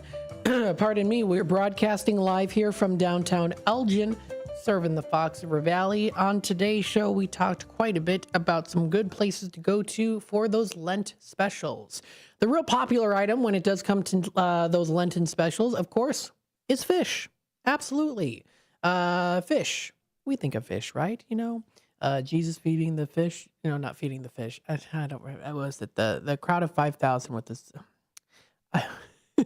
I don't remember. I know the story, but oh my goodness. Anyway, so Lenten, nonetheless, still, whether you celebrate Lenten or not, there's lots of tons of great fish fries out there that you can enjoy. So feel free to go to a lot of good places. McNally's Irish Pub, Elgin Public House. There's also, well, I mean, you can go to any place, really. I mean, really, any place. They do offer some good fish fries. Now, taking a step back from that and into some of the theater performances, we'll talk a little bit about that, different productions that are coming up here too. So we'll discuss a little bit about that here within the local Fox River Valley area with theater productions. And then we'll also go through too, I do this occasionally here and there, usually maybe once every 2 weeks or so. I tell what's playing at the Classic Cinemas, AMC South Barrington, Elgin movie theaters, different movie theaters within the area too. So I'll tell you a little bit about that here too. If you do love Diary of a Wimpy Kid, you can enjoy their musical coming up April 11th through till the 13th. Now, they are going to be having one April 10th. It's going to be a sensory-friendly preview of Diary of a Wimpy Kid at the Hemmons Cultural Center. That one is free registration. If you want to check out more information, visit their website at cteelgin.com. That's cteelgin.com. This is, again, coming up here. This will be April 11th through till the 13th. April 11th through till the 13th. They're going to be having two different kids playing the role of Greg Heffley, one on the 11th and 13th, and then one on the 12th. So the Saturday night performance will feature ASL interpretation. It's rated G, presented through arrangement with Broadway licensing. It'll be 11th through the 13th, Friday and Saturday at 7 p.m. and Sunday matinee 2 p.m. show at the Hemmons Cultural Center here in Elgin at 45 Symphony Way. Right around the corner. Not too long of a walk there, too. You don't even have to drive. That's Diary of a Wimpy Kid, the musical. I've seen the movies. I've read the books when I was younger. I haven't read all the books. They've had so many books that have come out. You know, like they have tons of different books. If you look up, like, Diary of a Wimpy Kid, the novel series, I don't even know. I mean, how many are there? Number of books. I mean, there's tons. Now it's, 19. I think I've read maybe 7. Actually, let me see I want to look at the list here and see, because I would recognize what I have read before. No, I think I've read maybe 8 for the book series. So based off of what I can tell, I think I've read 8 of them. And the last one that I read was that Diary of a Wimpy Kid Hard Luck. I think that was the last one that I read. And then after that, I didn't read any of the other ones because I grew out of it. But the first roughly 7, or I think it was the first. I know I've read the third wheel. That's the 7th one in the series. Is that right? Yeah, the 7th one in the series. I know I've read that. I think I've read 8. I think a total of 8 is what I've read for the Diary of a Wimpy Kid series there. So that is coming up anyways here at the CTE Elgin. That is the Children's Theater of Elgin, and also with the Fox Valley Theater Company. Check out more information at office@cteelgin.com. I will definitely be reaching out to them and get them on the air talking about Diary of a Wimpy Kid. You can also check out their spirit wear that is also now available too. So feel free to check that out. Some other things here as well. Paramount Theater in Aurora has lots of great performances that you can check out. Now through till March 30th, the Jeff recommended Waitress is performing. You can learn more information and buy those tickets. They're available online right now at ParamountAurora.com. The availability does look like it is pretty good. Some of them are very limited though, especially when it does look like it comes up on the weekends. The weekends are the ones where it tends, well, except for Wednesday, March 12th coming up soon. That one's limited availability. So if you do want to check it out, coming up today at 1:30, there's still availability for the show today at 1:30 p.m. at Paramount Theater. If you go later tonight at 7, there's still lots of availability there too. So feel free to check it out. That is Waitress. They're performing a lot. That is a lot of performances. So I give them a big round of applause for that, because that can really take a lot of energy out of you. So kudos to them. Very good. You can also check out other local events here too, tickets, shows, and event subscriptions, and how to plan your visit. Check out more information. They also do offer some dining options. They offer their area dining. They offer Copley Lounge and Bar and Paramount Cafe and Bar too. So if you do want to check that out, they do have the whole list there too. If you do like a nice Bacardi rum, I've been really liking the Bacardi rum and Coke combination. You know, when I first started kind of, getting into, like an occasional social alcoholic drink, it was usually Mai Tais. And I do like red wine too. I'm definitely a red wine drinker, but I've been really getting into the Bacardi rum and Coke. I think it's very good. I had one last night. It was very good. So I've been really getting into that. Very delicious. So anywho, though, check out more information. That is ParamountAurora.com, ParamountAurora.com. I told you earlier today, before the end of the show, be a superstar and comment in if you want to be a part of the conversation. If you want to enjoy the performance of Jesus Christ Superstar, it's going to be coming up May 30th through till June 8th. The debut production is going to be at the Lodge Performing Arts Center in Elgin. Check out more information. This is Point 2 Productions with Schaumburg on Stage. Check out their website at schaumburgonstage.org for more info.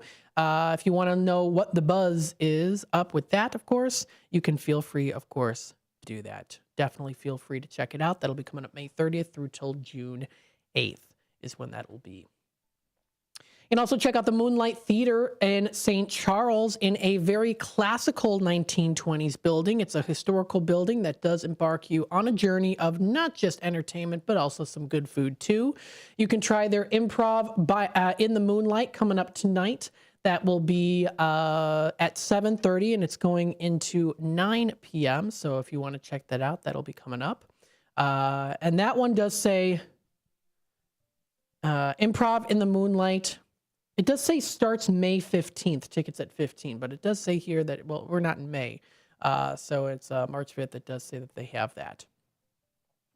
You can also check out other lists of good things that will also be coming up there too. Different live performances, comedy, improv, and more classicals. Check it out. That is at moonlighttheater.com. You can even rent the theater too if you'd like, if you want to do that. Rent the theater for your next party or event, conveniently located in downtown St. Charles. So feel free to check that out. Lots of good things. We'll also continue on here too. Before I do that, I want to read a comment here. We've got Susie C in the comments here. Hi, Matt. Let's do lunch. Absolutely. And hope to see you at the Newman's Corner Pub Chili Cook-Off. Yes, I will be there. That'll be coming up on Sunday. I am looking forward to that. I will be there. And if you want to check out more information on that, go to Newman's Corner Pub on their Facebook page. They do have it posted. So feel free to check that out. I got to scroll through. There we go. This is coming up this Sunday. 6th annual chili cook-off. $15 buy-in, cash prizes, trophy, and more. Drop-off at noon. Judging starts at 1 p.m. Susie C., I will be there. You know I will be there. She goes, yay. Good. Good. Always a great show, too, of course. Folks, don't forget, stay tuned for more Out to Lunch with WRMN. Also, backtracking a little bit, listen in to The Morning Show with Marky B and Susie C. Always a great show to listen to. Great dynamic. You do such a great job, Shu. And Mark, of course, as well, too, here on WRMN. So, of course, always listen in to that as well as more here on WRMN. And looking forward to talking more here. We'll get into our Tradio segment and more on what's happening in the area. Stay tuned, and we'll be back.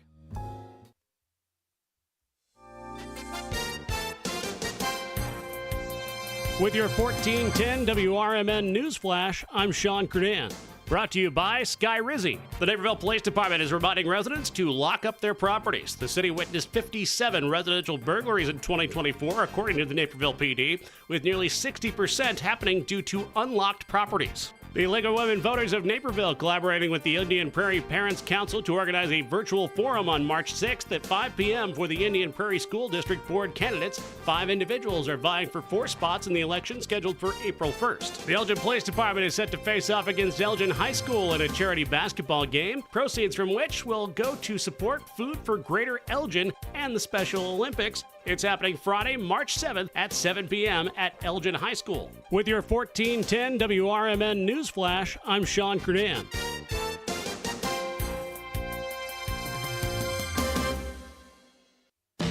Confidence is knowing you're ready to handle whatever comes your way. That's what it feels like to take on your workday with Cintas. They make sure your AEDs are up to date, your fire extinguishers are tested and inspected, your floor mats are cleaned and delivered, and your workwear looks good, feels good, and is freshly laundered with the Cintas Apparel Plus program. So are you ready to take on today? Visit Cintas.com. Oh, I'm ready! And get ready for the workday. Progressive knows if you have to choose between everyday life and your RV wins. What, are you going to take the RV to the mountains or go pick up your dry cleaning? RV wins! Are we cleaning the gutters or taking the RV camping? RV wins! Are we getting a new passport or cruising up the coast? RV wins! Don't forget, you got that trip to Sweden coming up. Oh, yeah, passport, then RV. With Progressive, you can bundle your RV with your home or auto and save with a discount and spend more time enjoying those savings in your RV. Progressive Casualty Insurance Company, affiliates, and other insurers. Not available in all states and situations. Let me tell you a story about Bill. Bill was a normal guy in his 50s. He had back surgery about 2 years ago. Bill was in a lot of pain. He dealt with his pain by taking the Percocets his doctor prescribed for him. Bill took more and more and more of them to help with the pain, until one day the prescriptions weren't enough to get rid of Bill's pain. Then one day Bill found someone to help him get rid of the pain with illegal drugs he didn't need a prescription for. Fast forward to today. Bill lost his job and his family. The only thing he does have is his drug dealer. If you know Bill's story and you don't want to end up like Bill, call the Detox and Treatment Helpline right now to get away and get treatment. 800-694-1127. 800-694-1127. 800-694-1127. Call right now. Help is standing by. 800-694-1127. This is Sarah Silver with your Fox Valley forecast. This afternoon, rain showers before 3 p.m., then rain and snow showers. Cloudy with a high near 50, dropping to around 33. Gusty winds up to 45 miles per hour. Tonight, a chance of snow showers before 11 p.m. Mostly cloudy with a low around 25. Currently, it is 44 degrees with light drizzle. I'm Sarah Silver on the Talk of the Town, WRMN.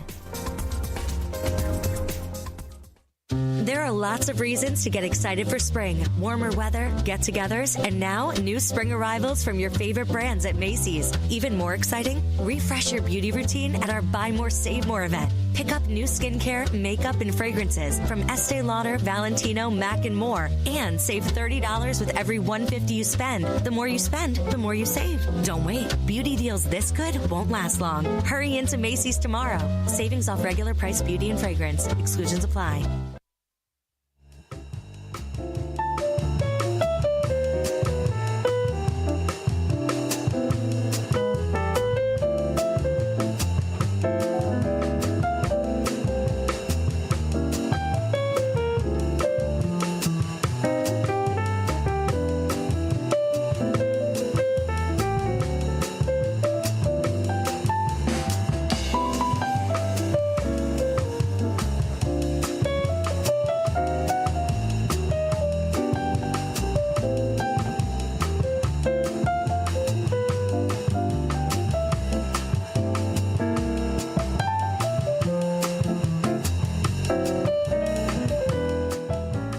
right. Hello, everybody. Welcome back to Out to Lunch with WRMN AM 1410.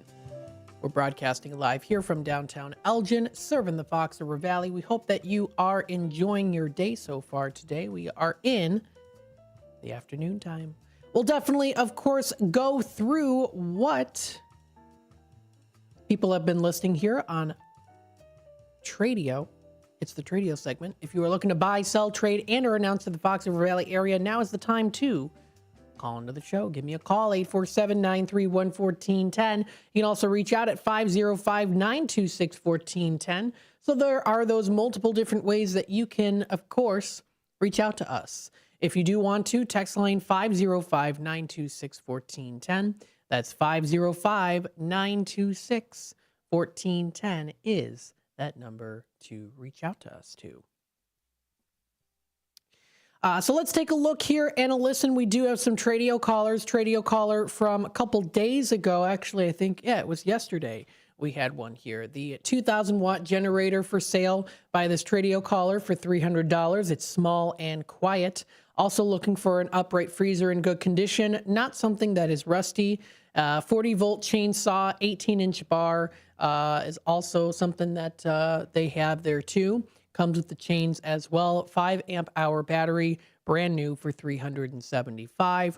If you do want to reach out, that number is 847-8813. That's 847-8813 is that number.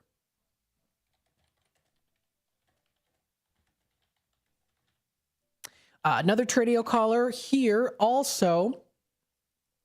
Sorry, just sending a message. Another Tradio caller here. This is Motorcycle Tony. He's looking for those Japanese motorcycles. They can be in any condition. He also has cash in hand, a trailer to transport that too, located in the Schaumburg area. Feel free to reach out. He's also looking for those Honda scooters. That is 630-335-3312. Again, 630-335-3312. Another Tradio caller here. This is Wood by Jeff in Peru, Illinois. He has the 100 boxes of literature. That's a lot of boxes, lots of books, lots of knowledge, all on paper. Some of the literature is about Federal Reserve, government, etc., and is looking to donate to someone. You can text him at 630-365-9488. Again, that's 630-365-9488 is that number. Another Tradio caller here. John has a 2007 silver 4-door Toyota Camry. It's got 96,000 miles on there too for $4,700. Also has a 2017 white 4-door Nissan Versa with 87,000 miles on there for $5,800. If you do want to reach out to this caller here, you can call him at 312-659-6754. That's 312-659-6754. Another Tradio caller is looking to buy a sailboat. If you want to reach out, you can text him if he doesn't answer or leave a voicemail. That number is 847-741-8276. 847-741-8276 if anyone is interested in buying that boat, that sailboat. We have Westside Fred looking for musicians and lead singers for the Push Worship Band. He's also looking for that older Nintendo system. Pardon me, reasonable price for his grandson. That number is 630-677-4794. 630-677-4794. We've got here Tradio caller looking for the 2-pound weights. That's 847-717-3028 for exercising at a reasonable price. Also have the 1946 Chevy 110 truck for sale. You can make him an offer on that. That's 847-464-5830. So we've got some good Tradio callers. If you want to, of course, call in, that number to dial is 847-931-1410. That's 847-931-1410. That's the number to call if you want to let us know what's going on in the area. If you want to call in, if you've got an item that you've been looking to purchase here too. Again, lots of good flea markets that are coming up here within the area. I know that we recently had the Kane County Flea Market. We've got here also the Grays Lake Antique Market, which is coming up this weekend. So this is in Grays Lake. This will be coming up March 8th and 9th. It's going to be over the weekend, and then it'll also be April 12th and 13th. So it's going to be a good time for sure. Saturday 9 to 4 and Sunday 9 to 3. That is the Grays Lake Antique Market. Oh boy, can you find some good treasures there. Yes, yes, yes. I always like to tell people the story, and I tell people this a lot too. Always make sure, double check on things. Like when it comes to certain items, let me tell you, there's times where you'll see the same item at the same flea market for a very different price. And that's what happened the last time that I went. There were two booths. I don't know if they had noticed it. I don't know. But it was a perfume bottle from like the 1920s. I ended up getting it. The one that was cheaper. There was exact same one. One booth had it for 20 bucks. The booth across it had the almost exact identical. I don't think it was exactly identical, but it was very, very close. Very close. If not almost identical for like $100. So you never know. Always keep your eyes out because there's lots of things that you can go and see. And whenever I go to the Grays Lake Antique Market, I like to make my rounds a couple times. So like I usually go twice, going down the rows up and down. So I know it does take a while, but you can always find a lot of really cool stuff there too. So check it out. That's coming up this weekend, March 8th and 9th. I won't be able to make it this weekend, but I do hopefully plan on going out April 12th and 13th. That should be fun. So you can check out more information at zerkapromotions.com. That is for the Grays Lake Antique Market. I know that the State Street Market is having I think it's a shop hop. I know that'll be coming up pretty soon here too. That is the shop hop. Let me just double check on that and see if that is coming up. I know I did see something about that not too long ago. Is that shop hop? Yes, Vintage Shop Hop is this Friday and Saturday. So feel free to check that out. That is going to be at the State Street Market. And if you do want to check out information, they recently, 3 minutes ago, just added on their Facebook page the flyers. So that is the shop flyers. Album 2, it says. So if you do want to check that out, you'll be able to find it. Infinity Designs, Faith and Giggles, the local collective, the She Shed, and Handpicked Antiques. You'll be able to find where that information is, where you can go to public parking there. So that is the Vintage Shop Hop coming up this weekend. Oh my goodness, there are so many different things that you can find. So feel free to check that out. That is the Spring Shop Hop coming up March 7th and 8th from 9 to 6. It's going to be at Church Street, Stevens Point. Check it out. Oh, it says Wisconsin and Illinois. So they have them in Wisconsin and also Illinois. Trend and Relic is having it. So if you want to check out all the different shops, feel free to do so. There's like a downtown West Bend has it. The shop hop, different areas within Illinois and also within Wisconsin too. Black Oak Home and Haven Company is having it in Woodstock. So there's different ones that you can go to in Illinois and also in Wisconsin. So they have a whole list there if you want to check it out. Very good to do so. The time is approaching 12:44 pretty soon here. We are going to take another quick time out. When we come back, though, we'll talk a little bit more about things that are happening in the area. I'll talk about here, too, the different movie theaters in the area and what is playing at those theaters. And then we'll also go through some things happening here locally, more within the Fox River Valley area. So stay tuned for that. You are listening to Out to Lunch with WRMN AM 1410. And we will be back with more in just a bit.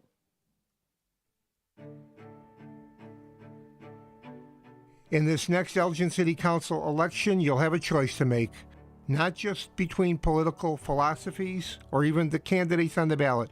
Your choice involves supporting someone who has always been there for Elgin, who has always been there for you as a longtime community volunteer and a lifelong resident.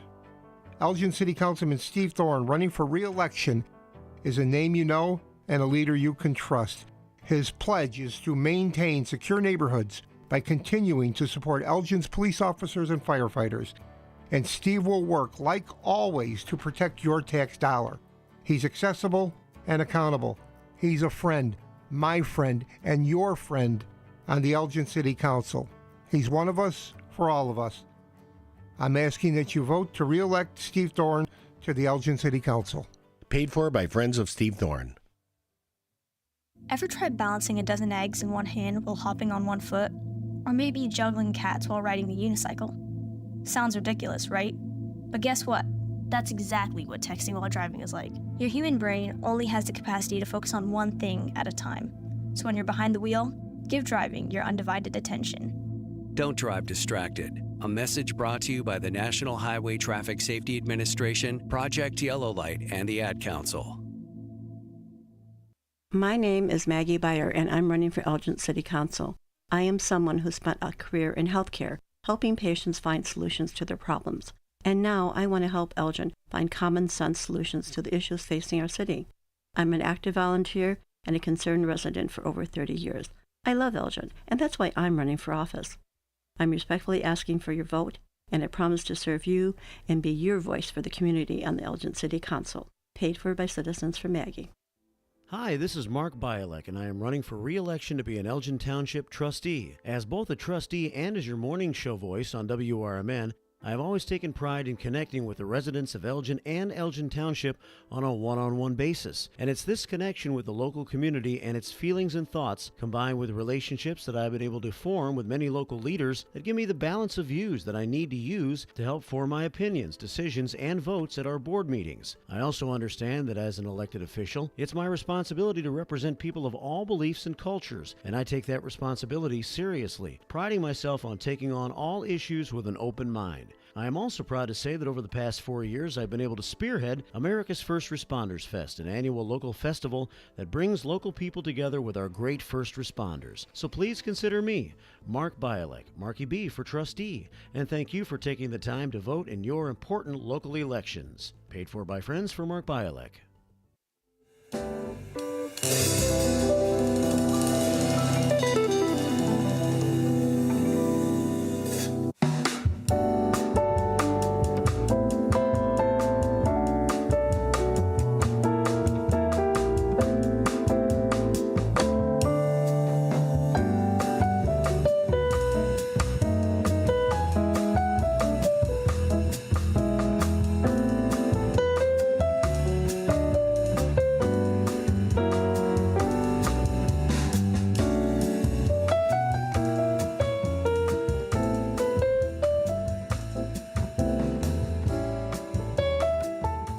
All right, welcome back, folks, to Out to Lunch with WRMN AM 1410, broadcasting live here from downtown Elgin, serving the Fox River Valley area. We hope that you are enjoying the day so far. Today, it is a little bit on the overcast side of things, but we hope you're enjoying the day. It is not raining anymore, I don't think. I don't think it's raining. I don't think so. Is it? Maybe. It's wet. It's gloomy, but it's Wednesday. Happy Wednesday, everybody. You are listening to WRMN AM 1410. We still have about 10 minutes left here. Let's go through some things that are coming up here locally within the Fox River Valley area. A month from yesterday, you can also check out here too. You can catch the First Fridays Improv with Green Room Theater. I not too long ago did interview Green Room Theater. They'll be live on stage with their hilarious high energy. You'll be, of course, laughing your head off there. 100% clean, 99.27% hilarious. Check it out. That is at the Hammond's Cultural Center. That'll be coming up next month, April 4th. Feel free to do so. Elgin Symphony Orchestra, a month from today, is having Tchaikovsky and Sibelius with Jimmy Lopez as well. So he'll be performing there. And if you want to check out more information, visit the elginsymphony.org website. That is elginsymphony.org. Good website to go to. And of course, such a great community of the Symphony Orchestra to celebrate with. 75 years, of course, We've had Chad Goodman on the station here with us multiple different times. You can also check out other things that are also coming up there too that you can partake in. So check out more information posted onto their website, elginsymphony.org. That's elginsymphony.org. Feel free to check it out. Some good stuff. Let's see here. The next production here coming up for the Elgin Theater Company is coming up in May. They're going to be having this performance dates of May 9th, 10th, 11th, 16th, 17th, and 18th for The Value of Moscow. So if you want to check out more information on this, you'll be able to find it at elgin-theater.org. That's elgin-theater.org for more information. So feel free to check that out too. Read a little information about what the performance is going to be about. It's a modern dark comedy series about three sisters who are forced to move into crumbling New York City apartment together in an attempt to rebuild their own crumbling lives. That is The Value of Moscow. If you want to check it out, that'll be the next production there. That'll be in May. So that is elgin-theater.org for more information. Let's see here with local movie theaters, what is currently playing. If you do go to the Classic Cinemas in Carpentersville, you can take a look and see what's playing. Captain America: Brave New World is playing today. Last Breath is another one that is a thriller drama film that's going to be also playing as well. Riff Raff is one that will be playing too. Or that is currently playing too. They've got quite the cast there as well. Is that Jennifer Coolidge I see? You also can check out The Monkey. Now this one kind of looks a little funny to me. It is listed as horror comedy, The Monkey. So that's The Monkey. Yes, The Monkey. Maybe I should see it. Maybe I should see it. There's Paddington in Peru, Becoming Led Zeppelin as well, Heart Eyes, The Unbreakable Boy, Dogman, A Sloth Story. They've got a different good list here of different movies that you can check out. And you can also check out the other upcoming films. This one looked kind of cute for the kids. Night of the Zoopocalypse. Interesting. So check it out. Mickey 17 is another one too that you can also see. I know that is also coming up too. That is with Robert Pattinson. My goodness me. I'm not a huge celeb person, so Robert Pattinson. There we go.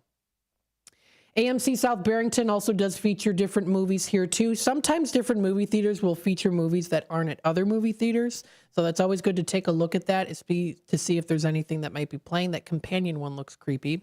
There is My Dead Friend Zoe is another one. I recognize that one actress. I don't know her name, but I recognize her. I think she's from the Santa Clarita Diet. There's some other ones too that you can check out. Exclusive offers, IMAX at AMC, tickets, discounts, and more. Always great food that you can find at local movie theaters as well too. So feel free to check out all that good info. You can also check out information here. Marcus Theaters of Elgin. They've got, oh my goodness, Saturday, March 8th. Elliot, if you're listening in and watching, the Indiana Jones Trilogy Marathon is coming up. That is for only $18. You can choose wisely to get your tickets there. And that is Indiana Jones Trilogy Marathon will be coming up Saturday, March 8th. Join them on Saturday, March 8th for a leisurely afternoon. All the best Indiana Jones films are going to be featured there, enjoying Raiders of the Lost Ark, Temple of Doom, and The Last Crusade for a special price of just $18 per person.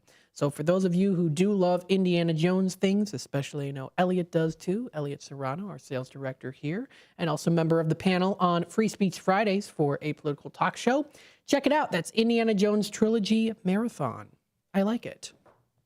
I'm taking a picture, so he knows about that. So that's coming soon. That'll be coming up here Saturday, March 8th, this Saturday.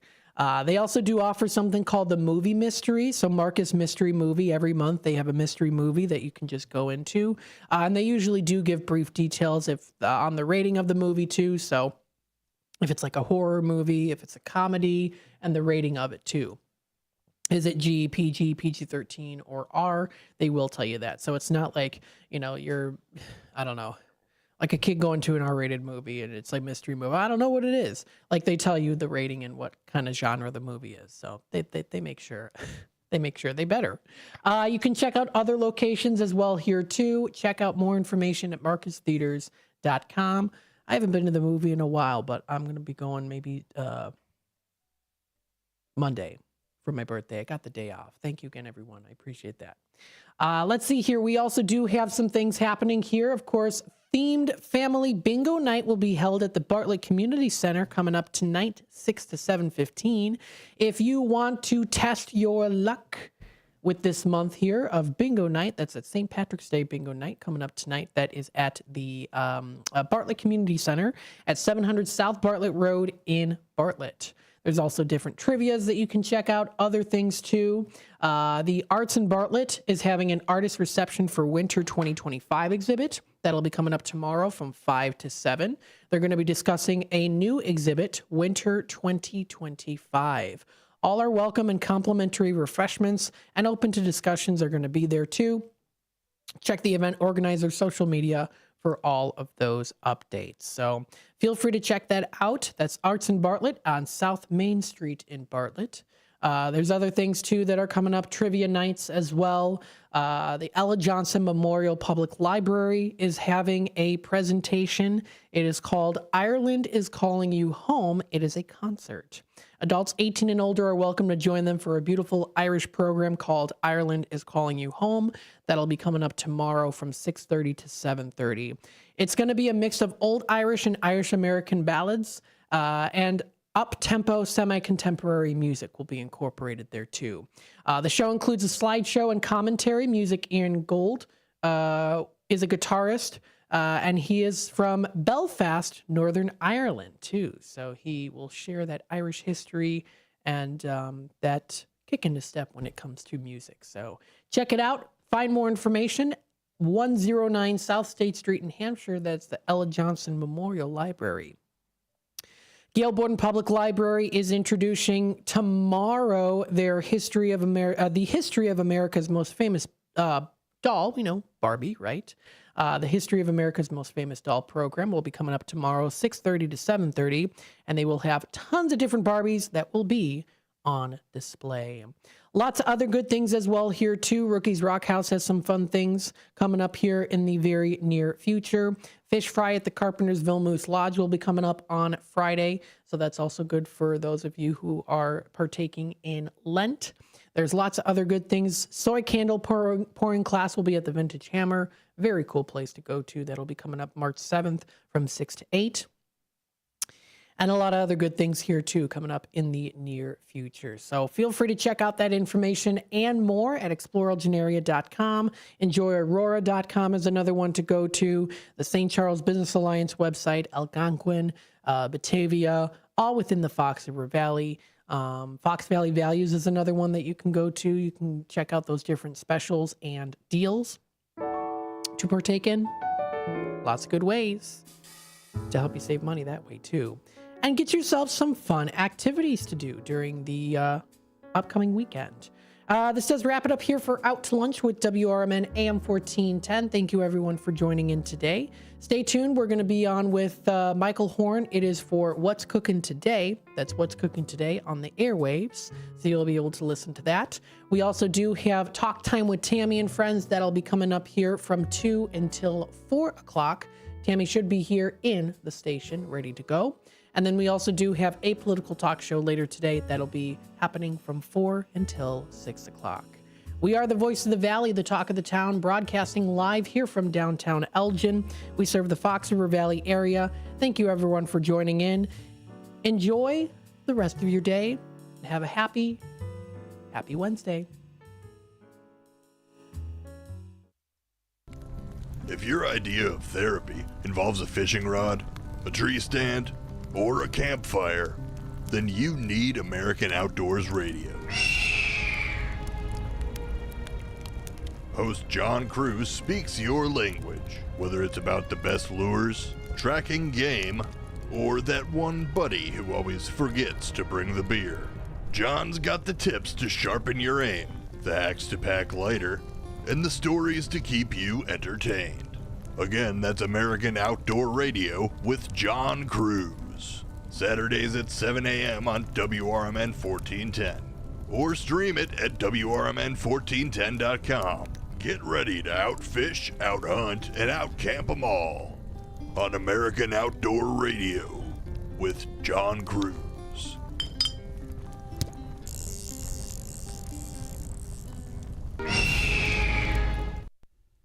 Your hometown radio station since 1949. We are WRMN AM 1410, Elgin time, 1 o'clock.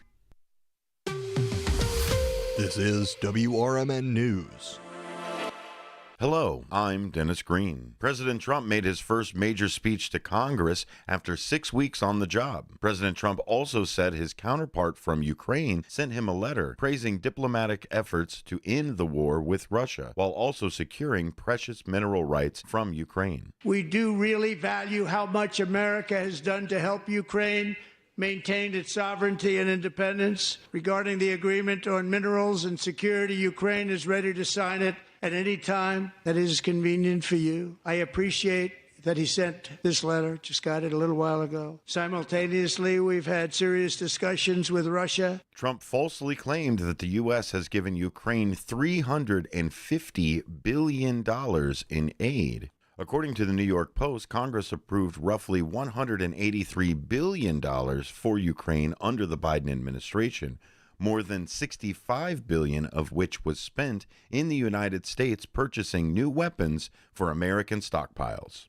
In other news, AP's Lisa Dwyer reports on plans to make drastic cuts at the IRS. The IRS is drafting plans to cut its workforce by as much as half through a mix of layoffs, attrition, and buyouts. The federal tax collector employs roughly 90,000 workers across the United States. The IRS has already laid off about 7,000 probationary employees. Along with most federal employees, IRS employees have also been offered deferred resignation program buyouts, although IRS employees involved in the 2025 tax season were told earlier this month that they would not be allowed to accept a buyout offer until mid-May, after the taxpayer filing deadline. I'm Lisa Dwyer. Produced in Studio 14 by the River Media Network.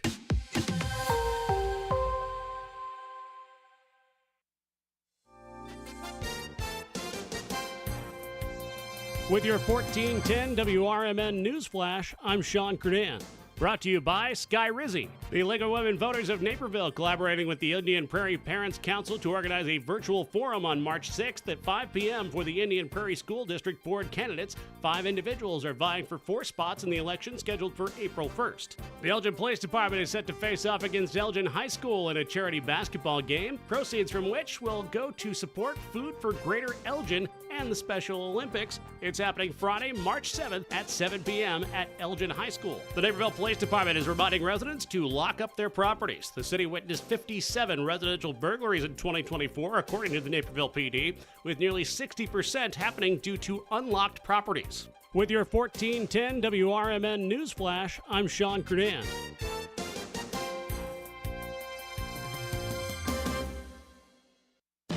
Confidence is knowing you're ready to handle whatever comes your way. That's what it feels like to take on your workday with Cintas. They make sure your AEDs are up to date, your fire extinguishers are tested and inspected, your floor mats are cleaned and delivered, and your workwear looks good, feels good, and is freshly laundered with the Cintas Apparel Plus program. So are you ready to take on today? Visit Cintas.com. Oh, I'm ready! And get ready for the workday. Progressive knows if you have to choose between everyday life and your RV, RV wins. What, are you going to take the RV to the mountains or go pick up your dry cleaning? RV wins! Are we cleaning the gutters or taking the RV camping? RV wins! Are we getting a new passport or cruising up the coast? RV wins! Don't forget, you got that trip to Sweden coming up. Oh, yeah, passport, then RV. With Progressive, you can bundle your RV with your home or auto and save with a discount and spend more time enjoying those savings in your RV. Progressive Casualty Insurance Company affiliates and other insurers. Not available in all states and situations. This is Sarah Silver with your Fox Valley forecast. This afternoon, rain showers before 3 p.m., then rain and snow showers. Cloudy with a high near 50, dropping to around 33. Gusty winds up to 45 miles per hour. Tonight, a chance of snow showers before 11 p.m. Mostly cloudy with a low around 25. Currently, it is 44 degrees with light drizzle.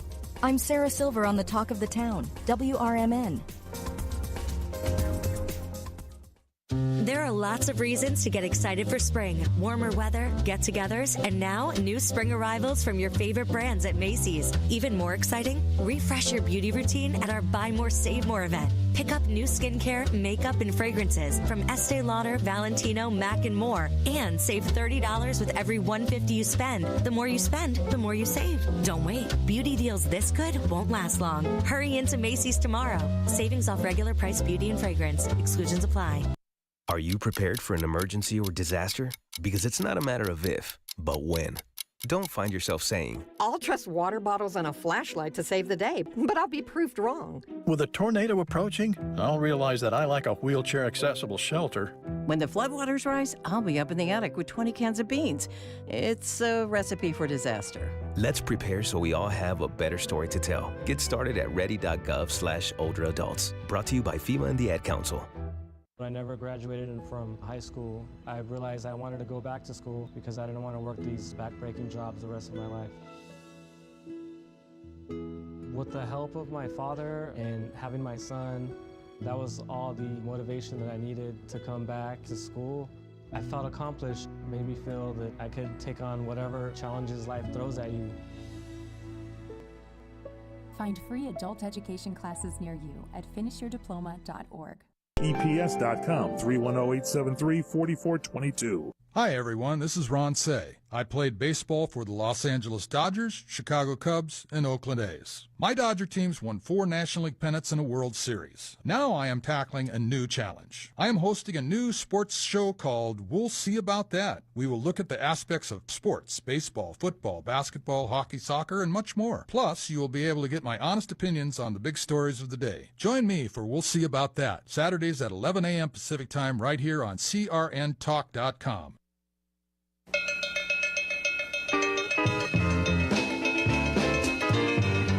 Live across America, Mike Horn and What's Cooking on CRN Digital Talk Radio. Welcome to What's Cooking today. I am your host, Michael Horn, on the nation's food, wine, travel, health, wealth, and entertainment show. We call the program What's Cooking Today. Madison Hernandez, who's on the show with us today? We have Larry Lipson with the Affordable Wine Report. We're going to get some wines under $20.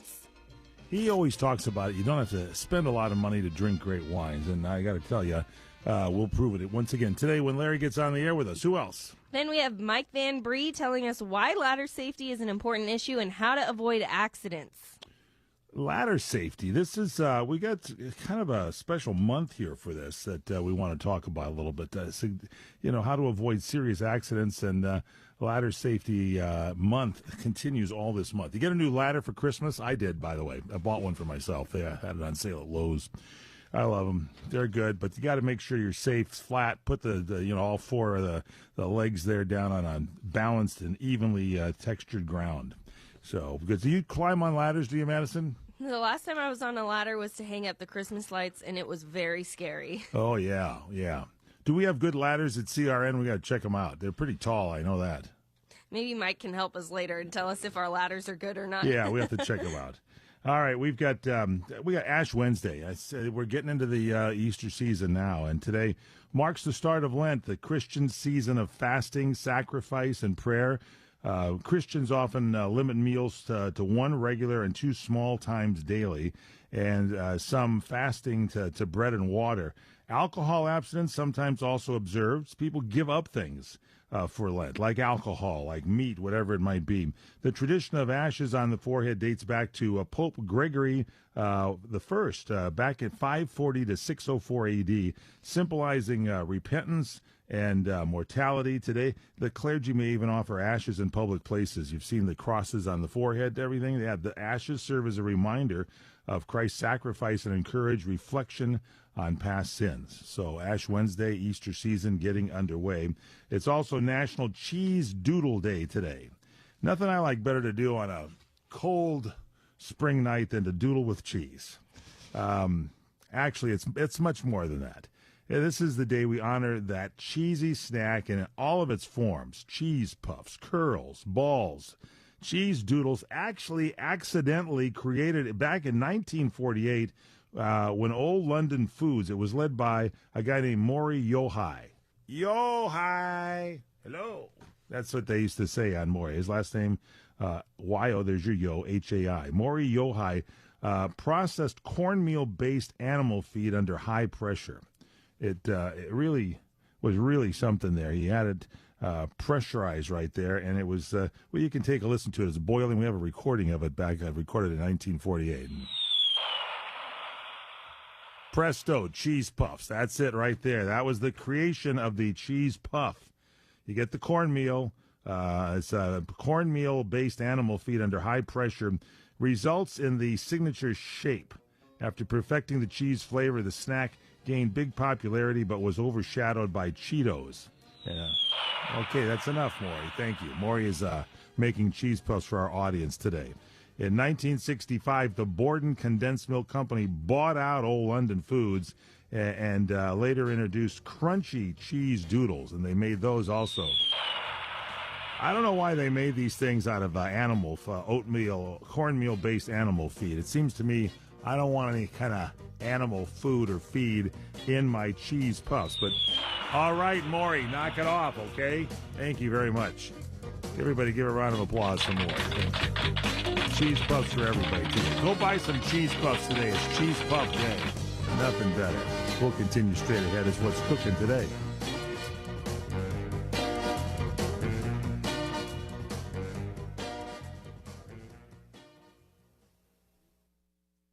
I'm Kareem Abdul-Jabbar.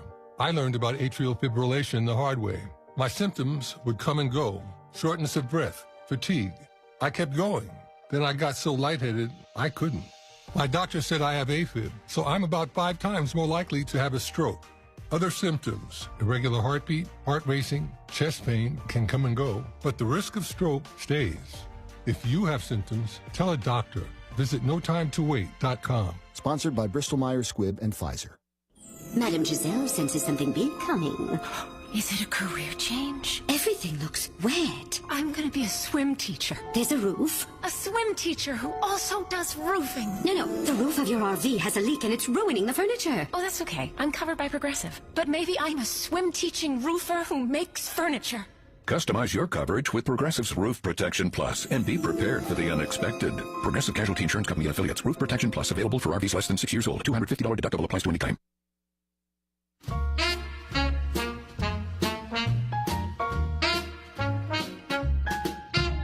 Banana split for my baby, a glass of plain water for me. Banana split for my baby, a glass of plain water for me. Dispenser man, if you please, serve my chick a mess of calories. Banana split for my baby, a glass of plain water for Banana me. split.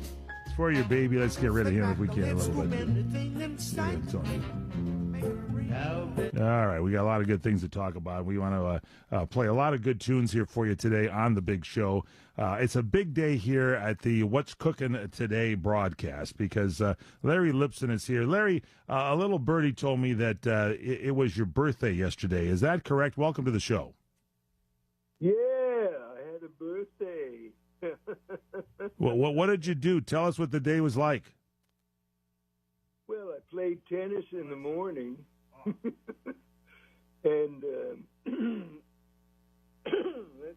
let's see. I don't know. By the time I got home and everything, I didn't do anything much else. And in the evening, they had a party, a little party for me and some of my friends from tennis. And, hold on, Larry. I can hear the party. And a couple others. A birthday cake. Come on.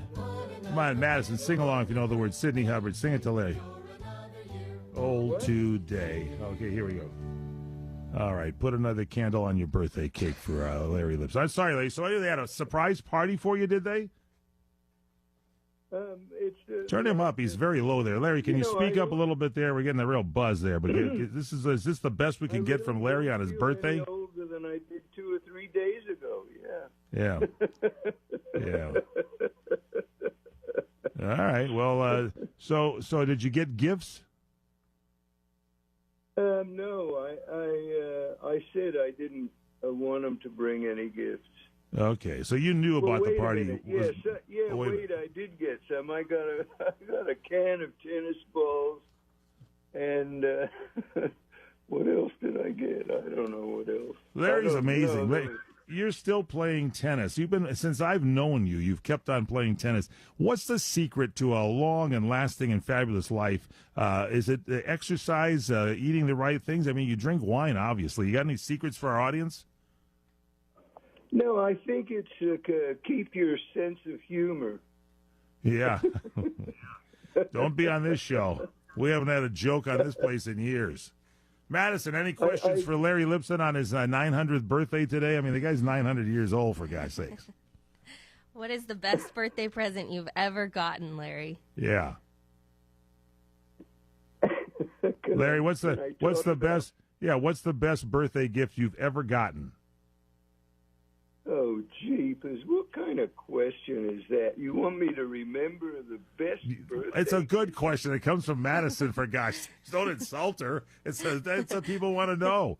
Is there something that just pops into your head that was just a great birthday gift? Like a cake blew up and beautiful women danced out and danced around or something? What was it?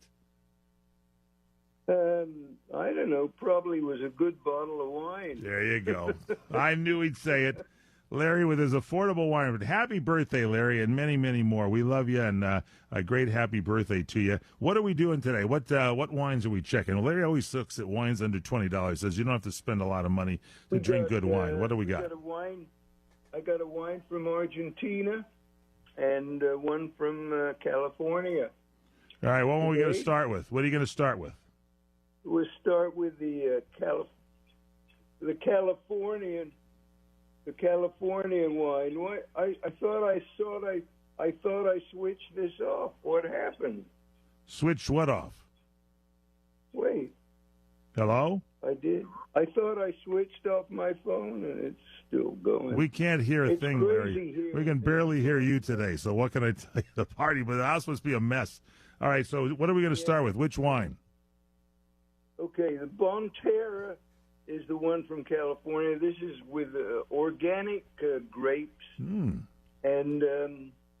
it was $8.99. Hold on a second. What's the wine, Larry? Give us the name of the wine. Chardonnay Bonterra, Bonterra, Chardonnay 2022, and they're known for their organic grape wines.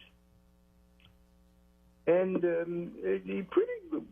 pretty nice wine. It was evidently blended with Muscat and Viognier. It cost me, like I said, $8.99 at Publix, and you can buy it in New York, Rochester, or buy it online from New York, from Market View. In Rochester, Market View Liquor, it's called, Rochester, New York, for $9.45, and it's a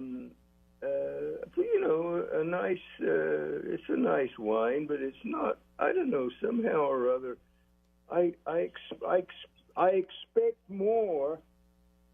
I expect more out of a Chardonnay than this. I know there are some not much better Chardonnays. I don't know why, but for the same price, I think. But okay, so you expect more. $8.99, so maybe I'm wrong. Okay, so it's $8.99. What do you expect out of a Chardonnay? When we taste it, what do you expect? What are the things that you're looking for? I like a more complicated, wine with stronger flavors. This was sort of weak in flavor. I don't know. I guess that's why they blended some Muscat and Viognier, and it doesn't say what the quantities of they were. So, but it didn't seem to work for me. I don't know. So I gave it a 7.9 because it's not, it's not a bad wine by any means. And this 7.9 was about the best I could give it. All right, so this is the Bonterra, B-O-B as in boy, B-O-N-T as in Tom, E-R-R-A, Bonterra Chardonnay 2022. It's made from organic grapes. All right, so they've worked a little bit on this to get a little better quality grape, organically grown, and they blended the Chardonnay with some Muscat and Viognier. And Larry paid $8.99 for it. What does it average nationally? You said you can get it at the market. It averages $13 around the country. All right. So you got it for $8.99, and it averages $13. But you thought it wasn't complex enough for you. You thought a little bit weak in flavor, you said, and didn't kind of pop out at you. Was oak was involved in it, right? Did you taste the oak? Yeah. I don't know if that's something to do with it being organic or not. I don't know. On your birthday, this is a sad state of affairs here that you didn't get the greatest wine. Well, we'll see. We got another one coming up here. Larry, on his Lipson scale of 1 to 10, 10 being best, gave it a 7.9. And by the way, you can check out all of Larry's reports at our online magazine. So go to crntalk.com, or you can pick it up right there at our website, What's Cookin' Today. Cookin' is C-O-O-K-I-N, what'scookintoday.com, and then click on the CRN magazine. We'll try to get Larry louder in the next segment, since our band is overpowering all of us. We'll be back with more as What's Cookin' Today.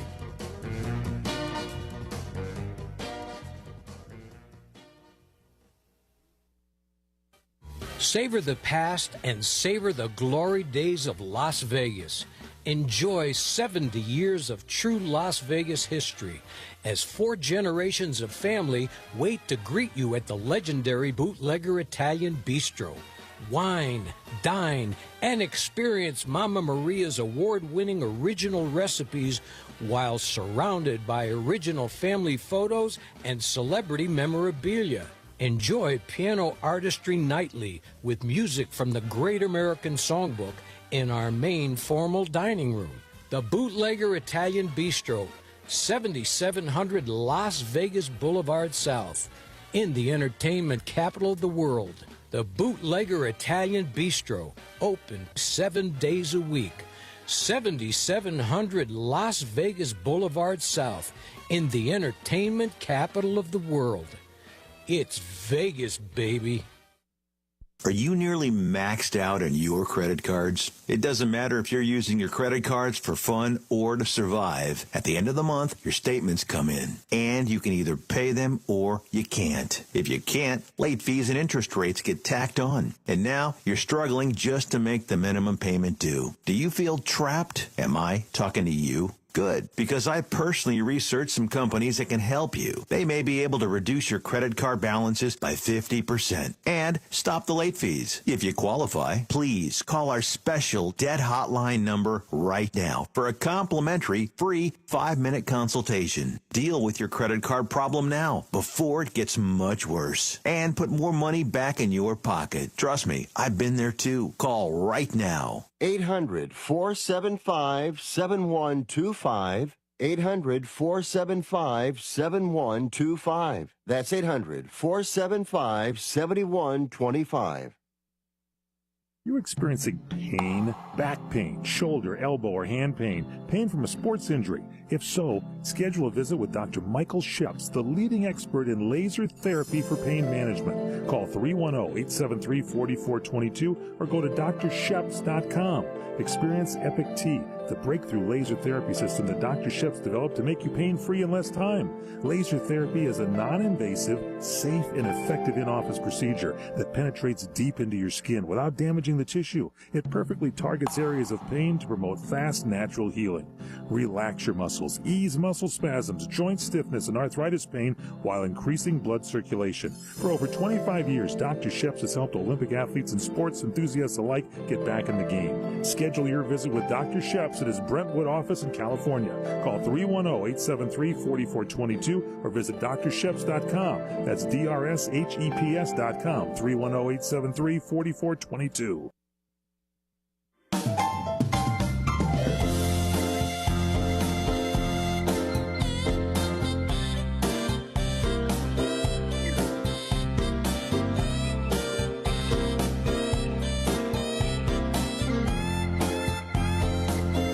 Welcome back to What's Cooking Today, the nation's food, wine, travel, health, wealth, and entertainment show.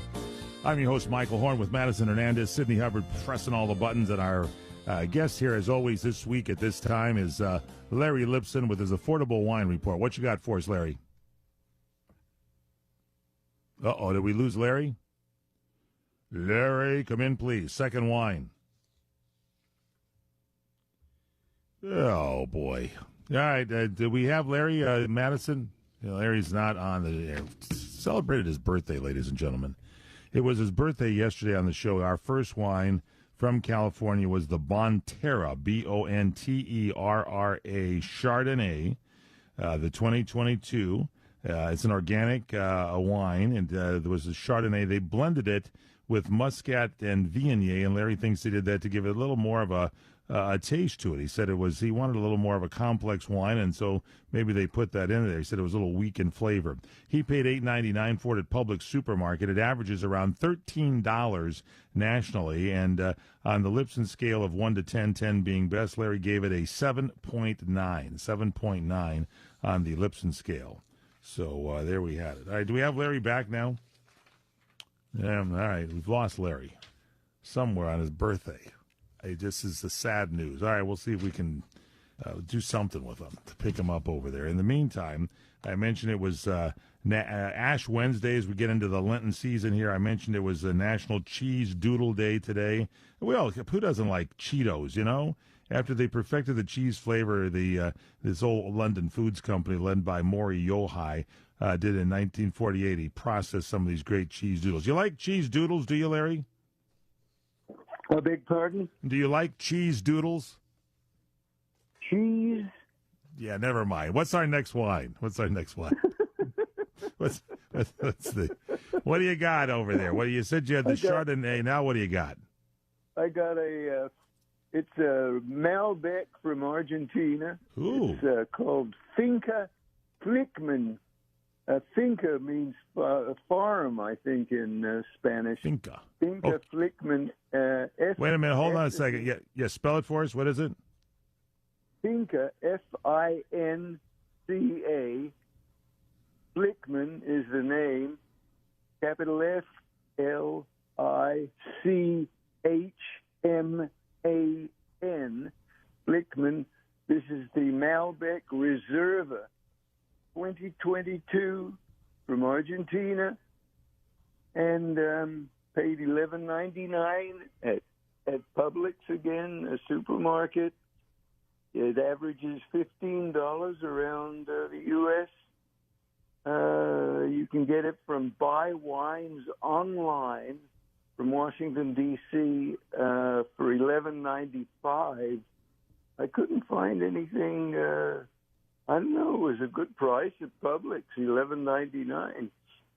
And this Flickman company is owned by So Great, S-O-G-R-A. Wait a minute, S-O-G-R-A-P-E, Vinho or Vanho, V-I-N-H-O, which is a Portuguese company. So it's owned by a Portuguese company. So Great Vinhos, S-O-G-R-A-P-E-V-I-N-H-O. All right, so this is the Malbec, the Finca Flickman, F-I-N-C-A-F-L-I-C-H-M-A-N, Malbec Reserva 2022, averages $15. What'd you think? I like this Malbec. In fact, I like most Malbecs. Me too. This I gave, let's see, before I give it, International Wine and Spirits Competition gave it a silver in 2023, and in 2024 they reviewed it again and gave it a bronze. So I thought that was kind of funny. Let's see, I gave it 8.8. Oh, when Wine Enthusiast gave it 87. I gave it 8.8. I liked it a lot. 8.8. Let me just say this. Flickman no longer around. He was a Fink. I tell you, we would talk about things, and the guy would Fink on all of us. So Finca Flickman, We put him into a bottle and sold it as wine. Thank you, sir. Yeah, when I was in Costa Rica, when I lived in Costa Rica, there were a number of signs up on places going by. It says Finca. Finca. And, all right. Finca Flickman. We'll post this up at our website, What's Cooking Today. Larry Lipson's Affordable Wine Report for this week, so check it on out. We'll take a break, come back with more. I'm Michael Horn.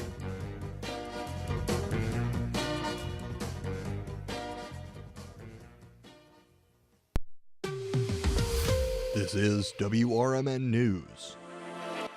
Hello, I'm Dennis Green. President Trump made his first major speech to Congress after 6 weeks on the job. President Trump also said his counterpart from Ukraine sent him a letter praising diplomatic efforts to end the war with Russia, while also securing precious mineral rights from Ukraine. We do really value how much America has done to help Ukraine maintain its sovereignty and independence. Regarding the agreement on minerals and security, Ukraine is ready to sign it at any time that is convenient for you. I appreciate that he sent this letter, just got it a little while ago. Simultaneously, we've had serious discussions with Russia. Trump falsely claimed that the U.S. has given Ukraine $350 billion in aid. According to the New York Post, Congress approved roughly $183 billion for Ukraine under the Biden administration, more than $65 billion of which was spent in the United States purchasing new weapons for American stockpiles. In other news, AP's Lisa Dwyer reports on plans to make drastic cuts at the IRS. The IRS is drafting plans to cut its workforce by as much as half through a mix of layoffs, attrition, and buyouts. The federal tax collector employs roughly 90,000 workers across the United States. The IRS has already laid off about 7,000 probationary employees. Along with most federal employees, IRS employees have also been offered deferred resignation program buyouts, although IRS employees involved in the 2025 tax season were told earlier this month that they would not be allowed to accept a buyout offer until mid-May, after the taxpayer filing deadline. I'm Lisa Dwyer. Produced in Studio 14 by the River Media Network. Do you own an annuity, either fixed rate, indexed, or variable? Are you paying high fees and getting low returns? If so, Annuity General would like you to have this free book to learn the pitfalls and mistakes of buying an annuity. The Annuity Do's and Don'ts for Baby Boomers contains the little-known truths about annuities, like how to help reduce your fees and increase retirement income. And it's free. That's right, free. As a bonus, we'll also throw in a free annuity rate report just for calling. We researched over 1,000 annuities and summarized rates and benefits from financially strong insurers. You get Annuity Do's and Don'ts for Baby Boomers and the Annuity Rate Report, both absolutely free for calling Annuity General today. Hurry, supplies are limited. Call now. 800-760-1845. 800-760-1845. 800-760-1845. That's 800-760-1845. This is Sarah Silver with your Fox Valley forecast. This afternoon, rain before 3 p.m., then rain and snow. Cloudy with a high near 49, temperatures falling to around 31. Gusty winds up to 45 miles per hour. Tonight, a chance of snow before 11 p.m. Mostly cloudy with a low around 25. Tomorrow, sunny with a high near 40. Currently, it is 38 and overcast. I'm Sarah Silver on the Talk of the Town, WRMN. Confidence is knowing you're ready to handle whatever comes your way. That's what it feels like to take on your workday with Cintas. They make sure your AEDs are up to date, your fire extinguishers are tested and inspected, your floor mats are cleaned and delivered, and your workwear looks good, feels good, and is freshly laundered with the Cintas Apparel Plus program. So are you ready to take on today? Visit Cintas.com. Oh, I'm ready! And get ready for the workday. 1979. That's 802-317-1979.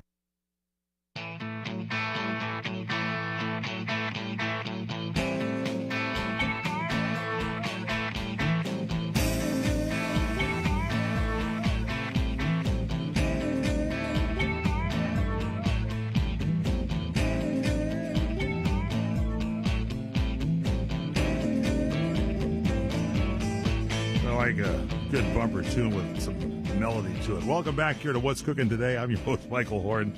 On the nation's food, wine, travel, health, wealth, and entertainment show. Madison Hernandez with us, Sydney Hubbard. Larry Lipson was... so much for that. I say use the Dr. Jeff Barkley show later on in the week. Don't worry, I was already thinking it. I'm telling you.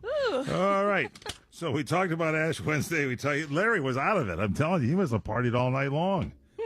I didn't ask him how old he is, but Larry's getting up there. I think he's in his 90s, for gosh sakes. He definitely is. Yeah, I think he's 92. Yep, I believe so. Really a great guy. I love Larry Lipson. I think born across the pond there in London. London town. We'll have to get his story one of these days here. Anyway, it's National Potty Dance Day today. What? Hey, I'm not picking these, and obviously you're not either, so it's National Potty Dance Day. We haven't had this one on the show. This is on our national calendar. March 5th highlights the humorous and helpful potty dance. That's Potty. There's your potty dance, D-A-N-C-E. It's the dance that people do when they need to use the bathroom. It's that potty dance. Now, I've seen kids do it. Great parents can look at their young children, 2, 3, 4, 5, when they're, and they can say, you got to go to the bathroom, you got to go to the bathroom. I'm looking like, how do they know that? Well, obviously the kid's doing a potty dance. It's done often involuntarily. It signals to others, especially to parents, as I mentioned, that it's time for a bathroom break. Now, while it's particularly useful for kids, the potty dance is universally understood and has become a fun part of human culture with songs and videos created around it. And we've brought in a tribute to the Potty Dance Day today. Roll the music, if you would, please, okay? You got to go to the bathroom. I got to go. Go to the bathroom. I have to go. Please get me into the bathroom. Oh, please help me. Hello. Oh, it's the Potty Dance Day. Oh, so, yes. Oh, my God. Potty Dance Day makes you want to blow. Okay. Thank you. It's always that one sound effect. Just get rid of those things. Come in here with a search warrant and take these things out of my studio. Get them out of here. Potty Dance Day. Have we stooped to that this low on our national calendar day that we have Potty Dance Day? Of course we have. I'll answer the question for everybody. All right. I blame the national calendar people. I do too. It's National Absinthe Day. Now this is a liqueur. It's known as the liqueur goes by the name the Green Fairy. Psst, I got a tip for you. Go across the street and mention the term Green Fairy. Hello, Green Fairy. Well, hi, how are you? Okay, thank you very much. The Green Fairy is the code name for absinthe. It originated in Switzerland in the 18th century, rose to popularity in the early 20th century. Especially in France, where artists and writers were using this drink. This is the drink that Van Gogh drank. You know, he's the guy that cut off his ear, right? Vincent Van Gogh. And the drink enjoys mystique. It's often associated with bohemian culture, often mistaken for a liqueur. It's truly a spirit because it isn't sweetened. The spirit is made by infusing wormwood, fennel, anise, and other herbs into the alcohol through distillation. Now, that guy named Pierre Ordinaire. Yes. I am Pierre. I am Ordinaire. Please sit in my old chairs.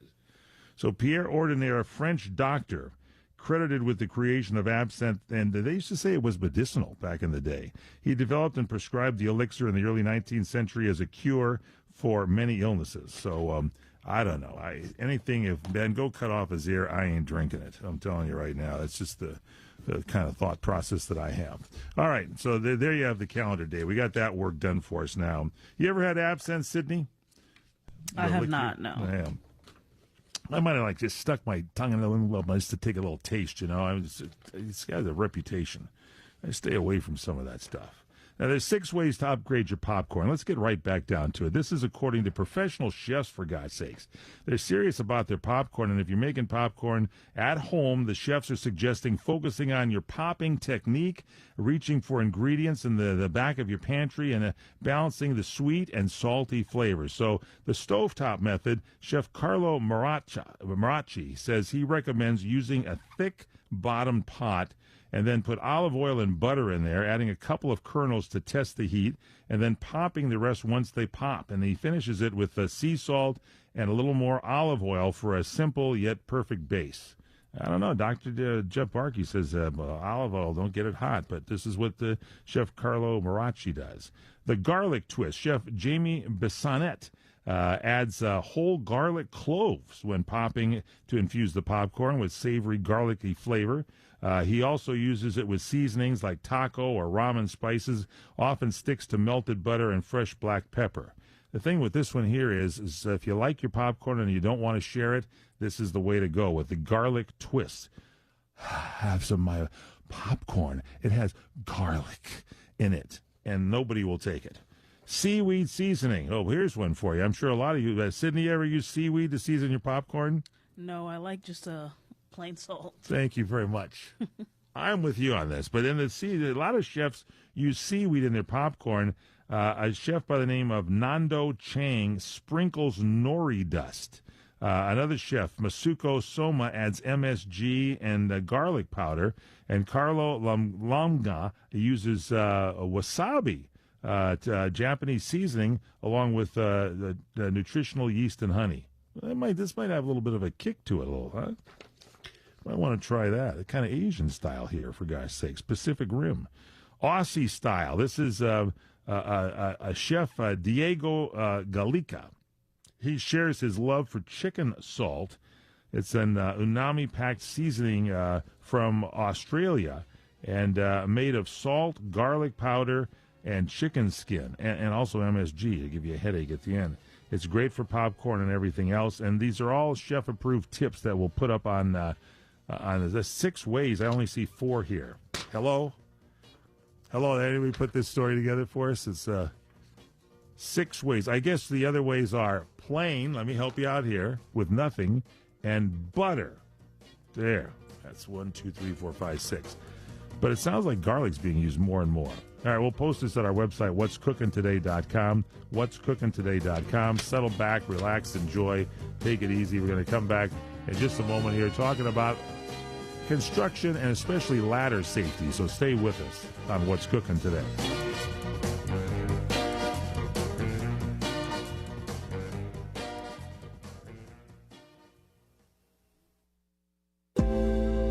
Do you ever just look in the mirror and wish you could recapture that youthful glow? Well, wish no more. Greska's Face Serum uses the cutting-edge science of carbon-60 to target the signs of aging and reveal your skin's true beauty. The secret? Only 2 natural ingredients. Our Nobel Prize-winning carbon-60 molecule, which knocks out the sun's UV damage, and a high-quality cosmetic squalane oil. The payoff is a radiant complexion that is smoother and more evenly toned. Greska's Face Serum is your ally in the fight against aging, reducing the appearance of age spots and wrinkles over time. It works great for acne too. Call now for our introductory offer at 720-600-6040 or visit our website at c60.com. That's 720-600-6040 or c60.com. Greska's Carbon 60 for a beautiful you. c60.com.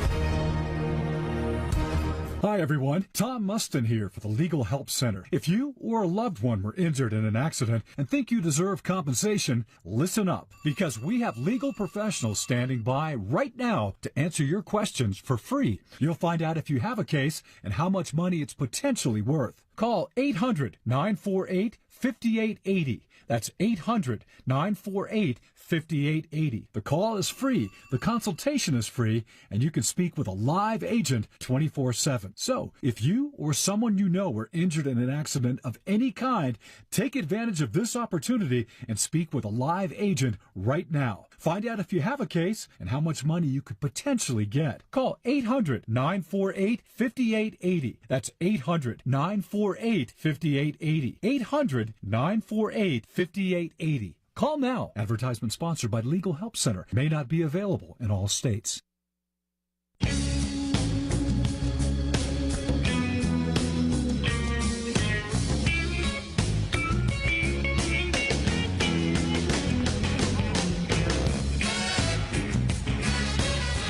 Welcome back here to What's Cooking Today, the nation's food, wine, travel, health, wealth, and entertainment show. In our Good Health segment today, we're going to talk a little ladder safety, an important issue because March is National Ladder Safety Month. It was designed, a whole month-long event was designed to raise awareness of ladder safety and to decrease the thousands of injuries that occur each year from ladder misuse. You know what it's like, grab a ladder, you're in a rush, you jump up on there, do something. You don't ever inspect or look at the ladder. So joining us today is Mike Van Bree. He is president of the nonprofit American Ladder Institute, director of product safety and engineering at Louisville Ladder. And welcome to the show, Mike Van Bree. Thanks for being with us. Mike, thank you so much for this opportunity to talk about ladder safety. Let's talk about something we don't think about, and I think that's why we need to talk about it, because people just grab the ladder, they're in a rush, they go up on it. It could be a rickety ladder that's been in the family for years. There must be tons of accidents that happen like this. Well, Mike, there are accidents, but the good news is we're seeing a drop as we've been doing National Ladder Safety Month. Over the last 5 years, we've seen over a 20% drop in reports of accidents, and we're happy about that, and we want to keep the messaging going in that regard. Yeah, so this whole movement here is very important, ladder safety. So what steps can we take, Mike Van Bree, to make to be safer when we're working with ladders? What do you recommend? Okay, there's 4 key steps. I'm going to kind of run through these sort of quickly, but before I do that, let me just say that the labels that are on the ladders cover all of this information and more. And so unlike a lot of tools or appliances where you have a extensive manual, owner's manual, ladders, the information you need to use it safely is on the ladder labels, the warnings and the instructions. Great. So what you're going to see on there is you're going to see that they tell you about proper selection. So that would be one of the first steps. So are you going to pick a self-supporting step ladder or a leanable extension ladder? Are you working around electricity? So the material, is it? Are you going to use fiberglass because it's non-conductive, or do you want lightweight because you don't have the risk of electrical hazards? Then you can use aluminum. Aluminum's a great choice. And finally, make sure that the ladder's working height is going to allow you to access your work area safely, and that the load capacity of the ladder is suitable for your weight, and then any tools or equipment that that's also going to be supported on that ladder. So it all begins with that selection, and then from there you want to make sure you inspect it. So don't just, as you said, grab that ladder and go. Well, we want to make sure that when you grab that ladder, you take a moment and you inspect it for any loose, damaged, missing parts, and don't use it if it needs to be repaired. So proper selection, inspection. What's the third that we've got to do? Remember, we're going to make sure we set it up properly. So on a firm level ground. All 4 feet of that step ladder supported. It's not like that table at the restaurant where it's teetering and can cause you to lose your balance. You want the spreaders down and locked and the feet firmly supported if it's a step ladder. If it's an extension ladder, you want to make sure it's, again, on that firm level surface and that you've got it at a 75-degree angle, not too shallow where you're potentially going to slide out. And if you're getting off at elevation, you need 3 feet, approximately 3 feet of the ladder above the upper support at the roof line, for example. So you've got something to hold on to as you're getting off or getting back onto the ladder. Yeah, I got a ladder, and you sometimes you loan a ladder out and you get it back, and I notice the hinges on the side on one of them, the ladder might have tipped over, whatever, the hinges get bent, and when they get bent, the ladder wobbles, and then you try to use it again. You got to either repair or replace that hinge or something, because that forced me into getting another ladder. I prefer fiberglass. They're just a lighter weight to carry around. They seem, like you mentioned, near electricity or whatever, they're better. You got to make sure they're firm. And then different heights are very important. How do the modern ladders stack up compared to the older ones? I love the modern ladders. Seems like they're constructed a little better. Well, ladders forever have been, I'm not going to say better, because ladders have been engineered products for literally a century. Back all the way to the 1920s, the safety standards Engineers, people like myself that are concerned with ladders and ladder safety have worked on these standards. So those safety considerations have been in place a very long time, but today's ladders are designed with lightweight materials, more durable materials There you that go. give the strength and make them easy to handle with safety built in. And, there's now specialized ladders designed for specific tasks. So one example of that is step ladders. It's always been forbidden to lean your step ladder because of several different hazards. But now manufacturers are building step ladders with those risks in mind so that you can safely use the ladder set up on all 4 feet, or you can lean it if it's going to give you better accessibility to the job. You can actually lean the ladder. That's not all step ladders, but there are the feet, the feet on the bottom. Yeah, that feet on the bottom of the ladder, kind of a gripping thing. This is fascinating to me. I love it. Good safety is very important. Where do we get more information? Is there a website? There is. There's a couple of websites I'd like to mention. You got 30 seconds here. Yeah, laddersafetytraining.org, and then laddersafetymonth.com. Okay, so laddersafetytraining.org, LADDERSAFETY training, TRAINING, laddersafetytraining.org, and laddersafetymonth.com. Check it out. We'll post these at our website at What's Cooking Today, laddersafetytraining.org, laddersafetymonth.com. Thank you, Mike Van Bree. These are the sounds of Columbo's Italian Steakhouse. Look at this ribeye. You see that ribeye? Fantastic.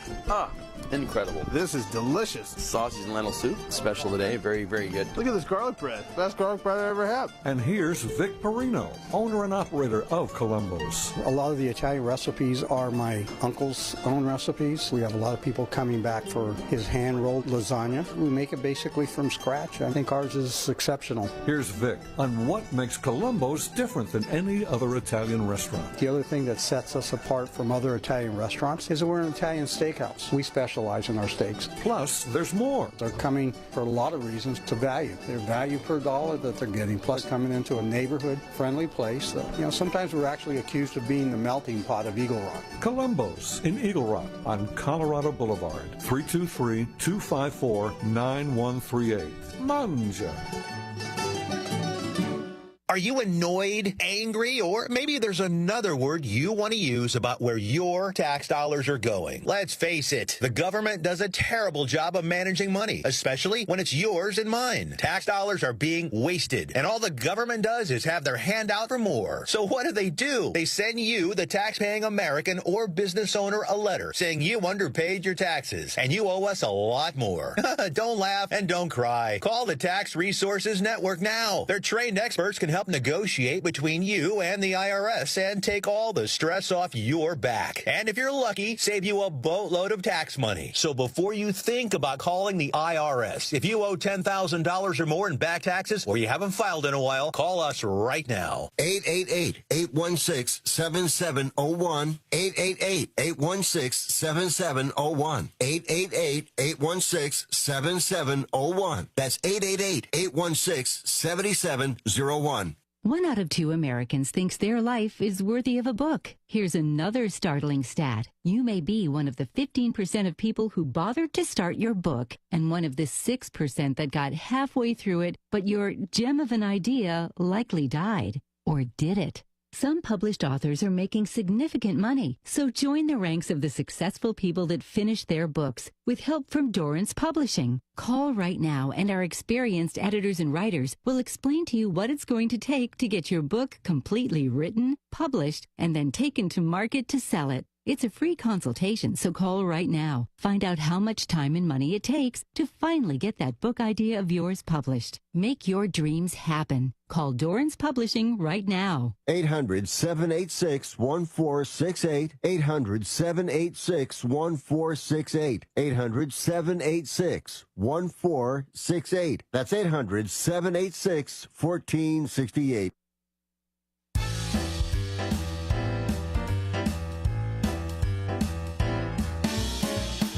We're back with What's Cooking Today, the nation's food, wine, travel, health, wealth, and entertainment show.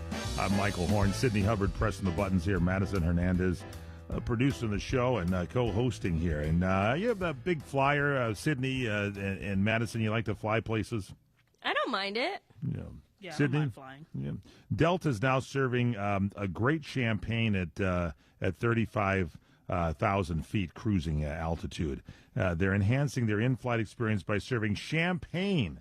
Tattinger's Brut from France. La Francois is a high-quality bubbly to celebrate the 100th anniversary of Delta. Is that true? 100th anniversary or the 100th anniversary of Tattinger? I think that's it. I think Tattinger's been around well there for 100 years. The champagne features notes of peach, vanilla, and honey, and it's going to be available on Delta One cabins before meals and upon request throughout the flight. Sounds to me like this is first class, guys, so we may not be tasting it. What do you think? That's what it sounds like to me. Yes, sir. That first class will be $1,500 more per ticket, but we're serving you champagne. Whoa, please, I'll take 5 tickets. Thank you. I don't think so.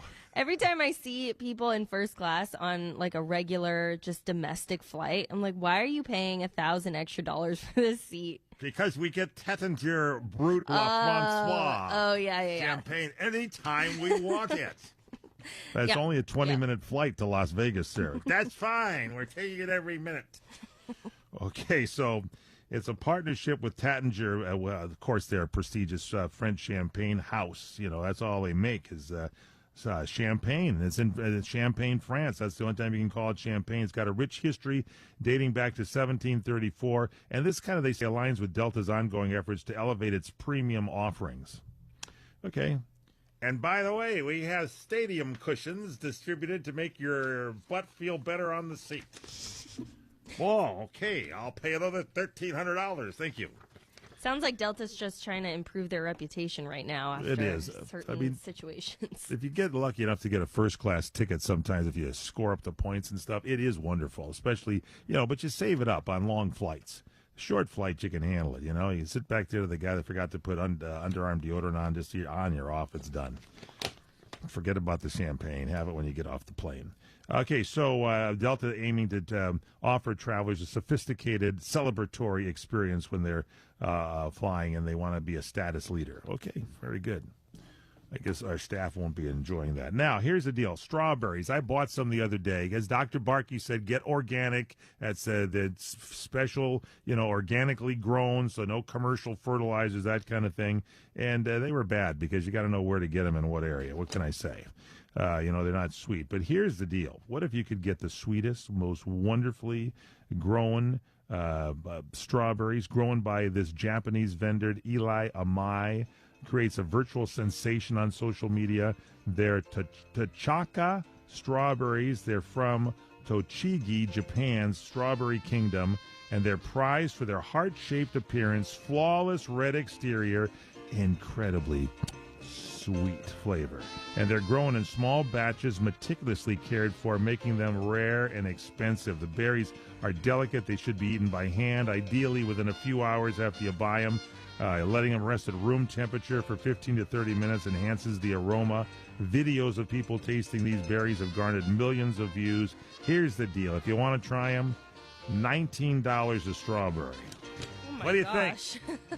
I had my Tattinger champagne with those, please. Yes, $19 a strawberry. You can find them exclusively at Erschwan's Beverly Hills, Pasadena, and Santa Monica locations. That's EREWHON. Erschwan's Beverly Hills, Pasadena, and Santa Monica locations. All right, that's our show. If you missed anything, please log on to our website, What's Cooking Today. Part of our show today brought to you by the American Ladder Institute. And get our cell phone app, Madison. Dial pound 250. It's a phone call. Say CRN, and the app is automatically downloaded to your device. For Madison Hernandez, Sydney Hubbard, I'm Michael Horn. Thanks for listening. Have a great day. We'll see you tomorrow on What's Cooking Today. Until then, eat well, everybody. $19 strawberry. Hi, I'm Ryan Blaney, a third-generation race car driver, and we dedicate a lot of our time to going as fast as possible. My grandpa Lou is the reason why my dad and I started racing, and I'm really proud to follow in his tracks. But when my grandpa was diagnosed with Alzheimer's, it was a very unexpected bump in the road for us. I've learned a lot on this journey with my Grandpa Lou, and the memories of my grandpa will always be with me. It's important to notice if older family members are acting differently, experiencing problems with their memory, or having trouble with routine tasks. Talking about Alzheimer's can be really tough, but if you notice something, have a conversation with your loved one. Encourage them to see a doctor or offer to go with them. Early detection of Alzheimer's can give your family time to explore support services, make a plan for the future, and access available treatments. The Alzheimer's Association provides care, support, and research to help you take control of the situation with your family and manage the disease together. If you or your family are noticing changes, it could be Alzheimer's. Talk about seeing a doctor together. Visit alz.org/time-to-talk. A message from the Alzheimer's Association and the Ad Council. Your hometown radio station since 1949. We are WRMN AM 1410, Elgin time, 2 o'clock. AP News, I'm Mike Hempen. A senior government official tells the Associated Press that Canadian Prime Minister Justin Trudeau is unwilling to lift any of Canada's retaliatory tariffs on the United States if President Trump leaves any U.S. tariffs on Canada. The official says Trump and Trudeau spoke by phone around midday. Other Canadian officials publicly echoed Trudeau's position. Trump says he'll grant a 1-month exemption for U.S. automakers. White House Press Secretary Caroline Leavitt was asked if there will be any tariff exemption for eggs. The president is open to hearing about additional exemptions.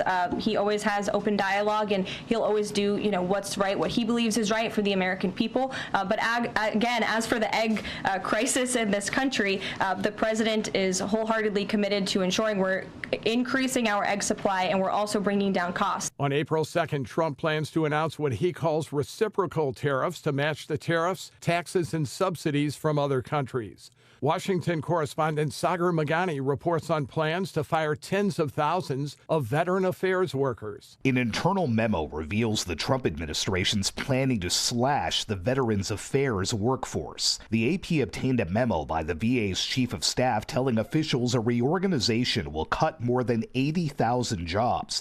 The memo says the agency is aiming to return to its 2019 staffing levels of just under 400,000. The VA provides health care for retired military members, and veterans make up more than a quarter of its workforce.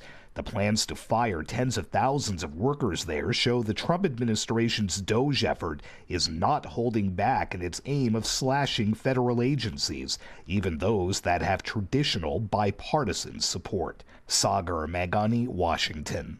This is AP News.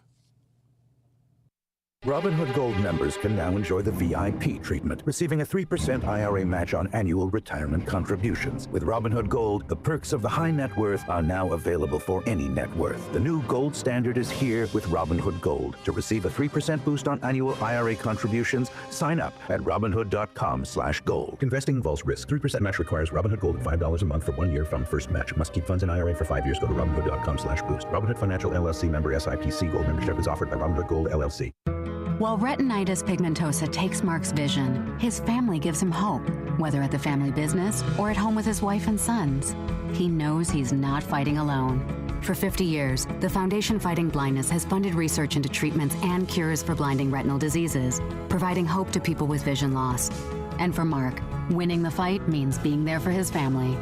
The Foundation Fighting Blindness. Together, we're winning. Help us end blinding diseases at fightingblindness.org. Not available in all states and situations. President Trump has been threatening to take over Greenland and its natural resources. What does Greenland have? It doesn't have much people, 57,000. It's beautiful if you like white ice.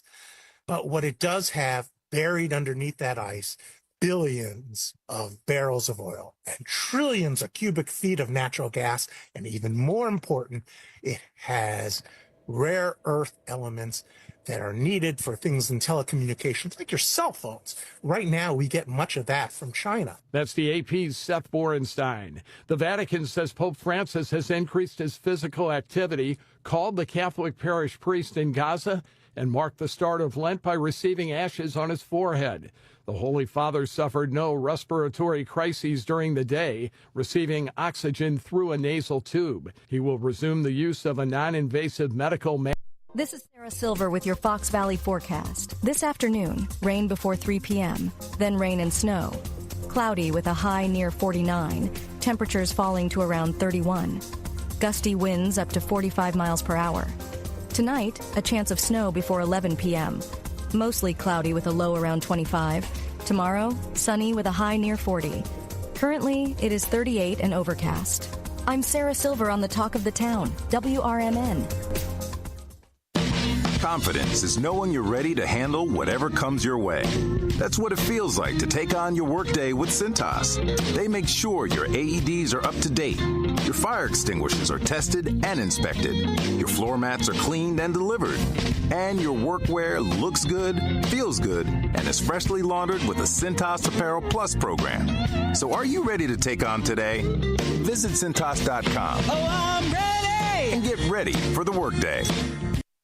Are you ready to rock? At School of Rock Elgin, located at 353 South Randall Road, we're more than just music lessons. We're a community. Whether you're an absolute beginner or a seasoned musician, our performance-based curriculum is designed to transform your skills and confidence. From learning new instruments to rocking a full-blown concert, we bring out the best in every musician, no matter their level. Join the School of Rock Elgin family today, where music isn't just learned, it's lived. Visit the website at elgin.schoolofrock.com to sign up for a free trial. We start pre-enrollments in January, targeting mid-February opening. Unleash your inner rock star. If your restaurant's grease is causing problems, don't worry. Hopkins Grease Company is here to help. Since 1947, they've been providing reliable grease recycling, grease trap services, and more for restaurants across the Chicago suburbs. With a full fleet and expert staff, they offer quick professional service. And as a family-run business, they pride themselves on delivering personal service you can trust. Call Hopkins Grease today at 847-458-1010. That's 847-458-1010. Hopkins Grease, the Fox Valley Grease Boys.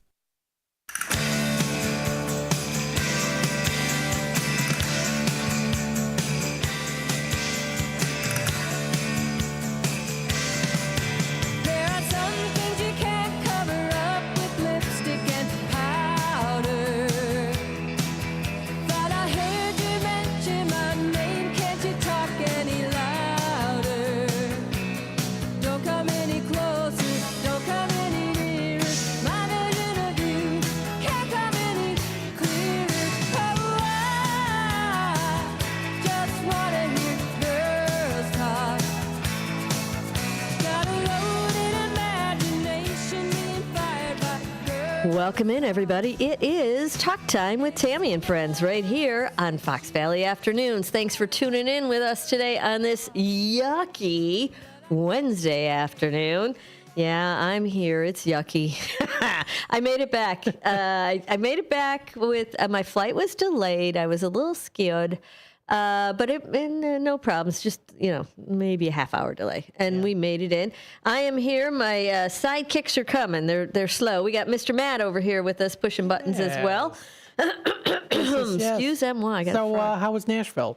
I love Nashville. I mean, I love it down there. I love going down there. It's great. I like my little teeny-weeny house and my little teeny-weeny baby. And, it's nice. It's all good. We had a nice time. I had the girls come in. Oh, nice. Yeah, so I had a couple of girlfriends come in, and we did some fun stuff. We laughed more than we should laugh. Not more. You never can laugh more than you should laugh. We laughed like the gut-busting laugh. We haven't laughed that long in a long time. Like that. I mean, we just kept, it was a blast. It was super fun. I'm glad we all got together down there, because I haven't seen these girls. We go to Coachella together. We go to Jazz Fest. Usually I meet them at Jazz Fest, stuff like that. So fun. They just came in to open up a club down in Nashville for AEG, the company I used to work for. And they came in, and the guys it was nice. I got to see a bunch of people I used to work with, and Casey Musgrave. She was awesome. Really cool to watch her.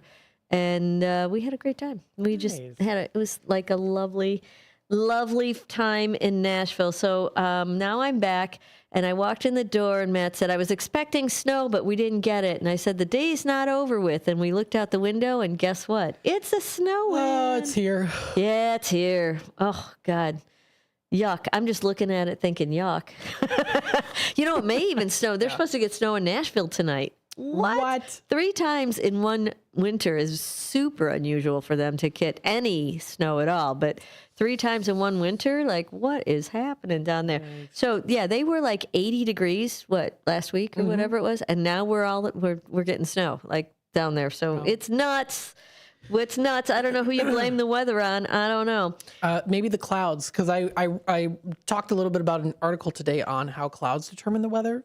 Well, they sure do. When they feel like dumping, they'll just dump, and here we are. It's dumping more and more as we sit here and watch it come down. It's a mini blizzard. It is. It's like it kind of started raining sideways, and then it looked like heavy rain sideways, and now it's white rain side. But it's not sticking. Good news. No sticking at this juncture, but it just started. So is it supposed to stick? Half an inch. Half an inch of sticking snow? Yeah. Yuck. I mean, it's nothing, but yuck. I'm sorry. Sorry, it's a yuck. So you know what else I have down in Nashville that I don't have here? The beach. No. There's no beach in Nashville. No, I wish there was. Google. So I've got, like, my son went through my house down there and turned everything into, instead of Alexa, like a Amazon base, a Google base. So my everything's electronic. The lock on the front door, from the lock on the door to the radio, and everything in between. It's all Google based down there. But I happen to have an Alexa, so those two will joke war each other back and forth. I don't have a Google up here, but I did get a couple jokes before I left. So we're gonna do a joke off. So far, Google's winning the joke off, I believe, aren't they? Yes. I believe that.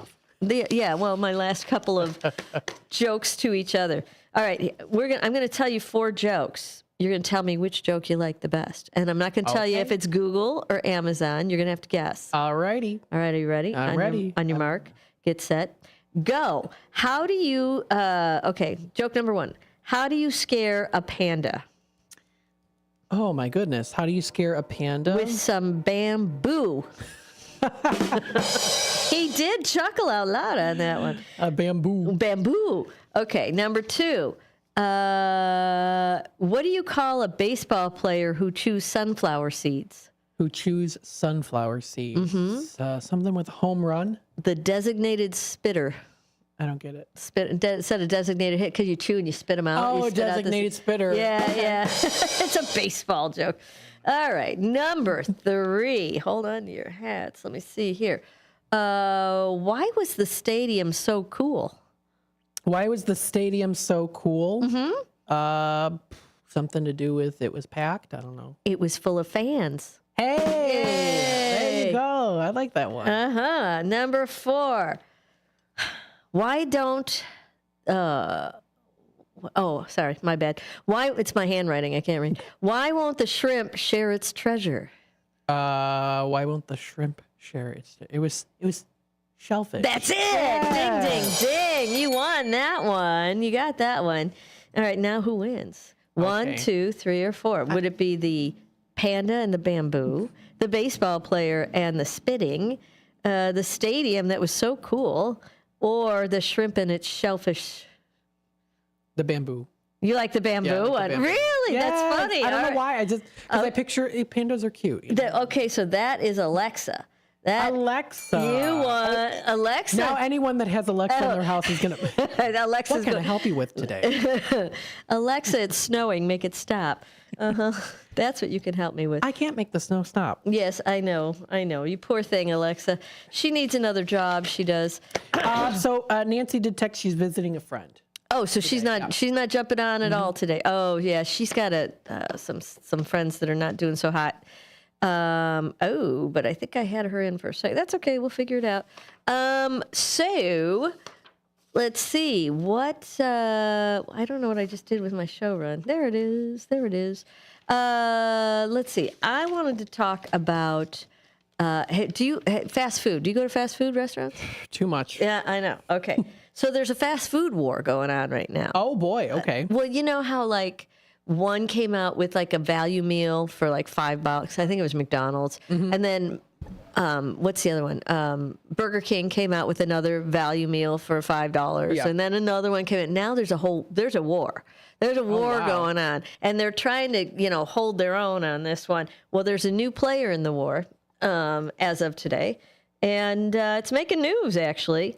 Shake Shack has their first ever combo meal. Have you been to a Shake Shack? Shake Shack. There's one out by the mall, out by Woodfield Mall. Have I? I don't think I have. They're kind of, I mean, they were West Coast. I saw them on the West Coast, and now I'm starting to see them kind of infiltrate. I don't know if they came from the East because I don't spend a lot of time in the East. But Shake Shack has now got a $9.99 value meal. So Shake Shack is jumping on the value meal bandwagon, temporarily offering customers its first ever combo meal. You can only get this through March 15th, so you got to giddy up if you want to do this. I almost drove out to the mall this morning to see what it was all about, but I was running a little behind, so that wasn't an option. New York City-based restaurant chain like Five Guys is one of the few fast food joints that still sells menu items separately. Until now, the Shake Shack is taking out a page from its competitor's playbook by extending the $9.99 meal deal, which features the Chicken Shack sandwich, crinkle-cut fries, and a small soda at locations nationwide for the next 2 weeks. To celebrate its first ever combo meal, Shake Shack is embarking on a social media search for someone to bring its first mascot, Chickette, to life. Chickette is their mascot. Yes, they're bringing. I'm looking for a picture, but I don't have one here. Shake Shack Chickette? To celebrate its first ever combo meal, they're making a mascot, and they're calling it Chickette. No pictures that I can find. I don't see any either. But here's what you need to know about that Shake Shack's first ever combo meal, including how to get it. A number of Shake Shack competitors in the fast food game, including McDonald's, Burger King, and Wendy's, have offered and continue to offer their own take on the value meal. Value meals were a way for fast food chains to cater to consumers concerned about inflation and higher food prices.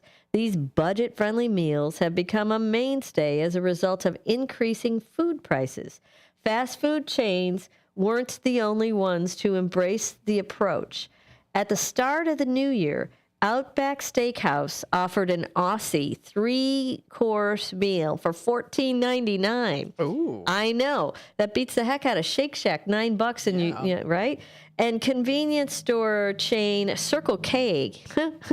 So when you get your gas, you get your lunch, began to offer $3, $4, and $5 value meals. Oh my. At a gas station. Be careful with those, I'm going to say. Food away from home was increased 3.6% over a 12-month period ending in December 2024, compared to 2.5% increase for all food and a 2.9% increase in all items, according to the Labor Department Consumer Price Index. Limited service meals have risen slightly higher at 3.7% than full service meals at they're both at 3.7%, so I don't know. Consumers are continuing to feel the sting of inflation, and so more than half of Americans are eating out less than they used to. Are you eating out less than you used to? Nancy's here. Good, Nancy. Join in. Well, hello. Yes and no. The thing is it's fast food. I eat out. Right, but are you doing it more than you used to or less? This is saying we're eating out more. It says me as a public, we're eating out more. Yeah, more. I think I am. Well, I've always been bad. I've always been bad. I try, and then I'm like, no, you suck. Yeah. I got to go get a cheeseburger. Never mind. Hello. Oh, well, Miss Nancy is joining us today. Well, hello. Good morning. Good morning. You got the internet, or are you on your phone? You're on your phone, aren't you? No, I'm on my phone. I can't believe you can't tell that I'm on my phone. No, I mean, I see you. Can you tell she's on her phone? I mean, okay, anyway. Yeah, kind of. You're a little. By the way, listeners, I do have a sweatshirt on, so somebody can, let me know about that. Nobody later, cares. Nobody cares. Nobody's looking at you. I don't know. Yeah, you might get a comment. You might get a comment or two. I don't know, but you know what Matt did? He blew up. Look, we do have comments. Mm-hmm. Yay! Do you still have the Wendy says, do you still have the webcam so we can see the outside? Not programmed anymore in the scenes. Okay. I think we took it down. I think we took it down, Wendy. Oh. Sorry, but thanks for chiming in there. We appreciate you listening and commenting. Dutchman's listening. The Wood Shack. Good afternoon, Dutchman. And Wendy says, hi, Matt, and welcome back, Tammy. Welcome home, Tammy. How sweet. Thank you, Wendy. Thank you for welcoming me home to this. Aww, yeah, it's snowing here, Nance. I'm not happy. So it just started coming down when we sat down at the microphone. There we are. And I left my phone at home, so I have no way to communicate with you guys during the break. Okay. I can be on for a little bit. I am here visiting my ailing friend, Kathy. I'm actually at her house because she has some internet here. Oh, good. So are you on the internet? My computer. I'm just still on my phone. Okay. All right. That's what I guess I could have. Well, she's got. But anyway, I'm here with Tammy's or at Kathy's house. She's listening in. So, well, listen away. There's lots of people listening in today. Welcome in. Yes. So Becky's jumping on in about 10 minutes or so. So we'll go on right now. You know what I'm talking about, Nancy? Fast food. One of your favorite subjects in the whole wide world. Fast foods. Okay.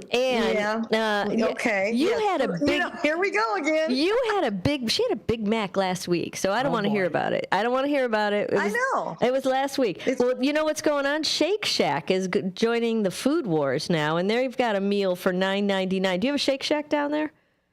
No, I have no idea what that is. Oh, what is that? Shake Shack is like it's like a hip fast food place, that they put one out at the mall, and they've got a deal now here. What do they serve? What do they serve though? Shakes in the shack, hamburgers and shakes. It's like hamburgers and shakes. Yeah, it's like a fast foodie kind of place. Let's see, consumer. So they're saying that consumers are eating out more, and that is driving these fast food restaurants to increase their what they're bringing, to the table. So they're trying really hard to get deals together so that people keep buying fast food, which I don't know. I don't think there is a. Okay. I don't know if there's another, I don't know. We'll see. Anyway, we'll see. You could what? All right. What? Well, I actually brought my computer here to do some work. Log on during the break. I could try to. Yeah, we've got 9 minutes. Yeah. Okay. Wait till the break and then try to log on. Yeah, that's a great idea. Okay. And by that time, Becky will be on. He'll put you all on together, so you'll all be there together. How often do you go out to fast food, Nancy French? I think that's a personal question. No, it isn't. I'm not asking what your waist circumference is. I'm asking how often do you go out for fast food, man? I would say, well, I just did it on the way here. Looky here. Did I not tell you what our audiences think of me, probably? I am. How often do I go? That is a very good question.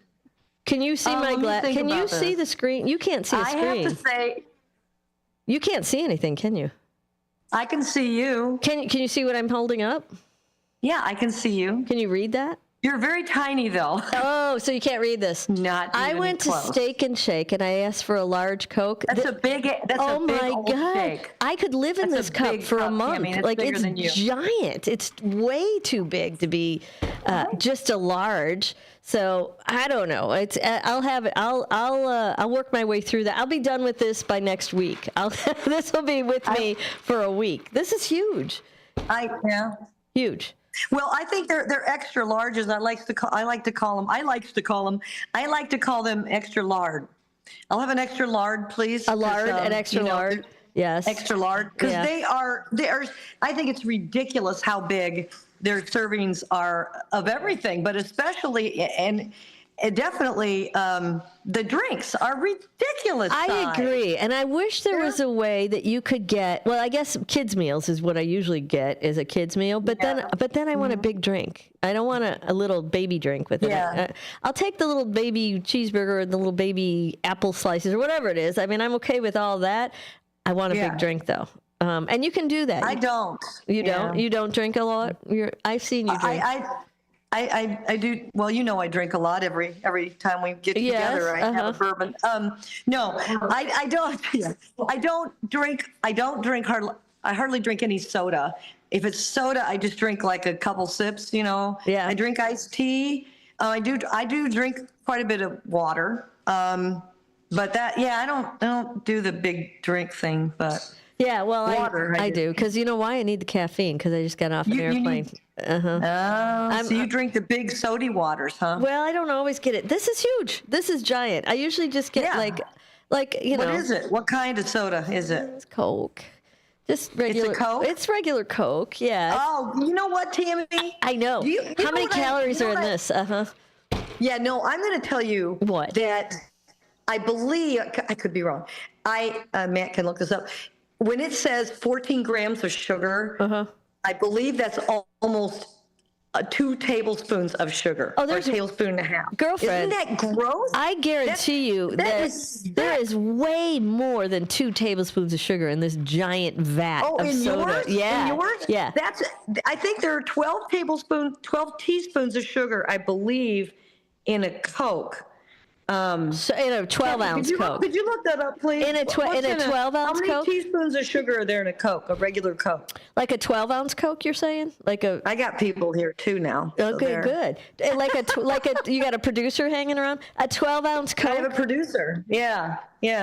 She's my producer. So Nancy, she doesn't have anything else to do. Are you talking about a 12-ounce Coke, Nancy? We're gonna talk about 16 10 teaspoons in a 12-ounce Coke. 12 ounces, 10. So what do you think this is? This is 30. This is probably 32 ounces easy. This right here. So that's 25 grams of sugar equals 7 teaspoons of sugar.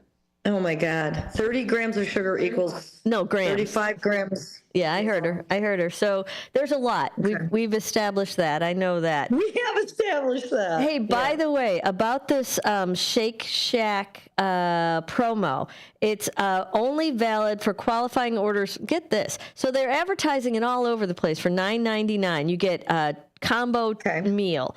And they're saying that you have to now, but they don't tell you, because everything's individual. This is how you get the deal. The promotion is only valid for qualifying orders placed in Shake Shack through a kiosk, because they don't have humans. You sign in, on a little kiosk when you go in there, or on an app, and then you pick it up for delivery or pickup.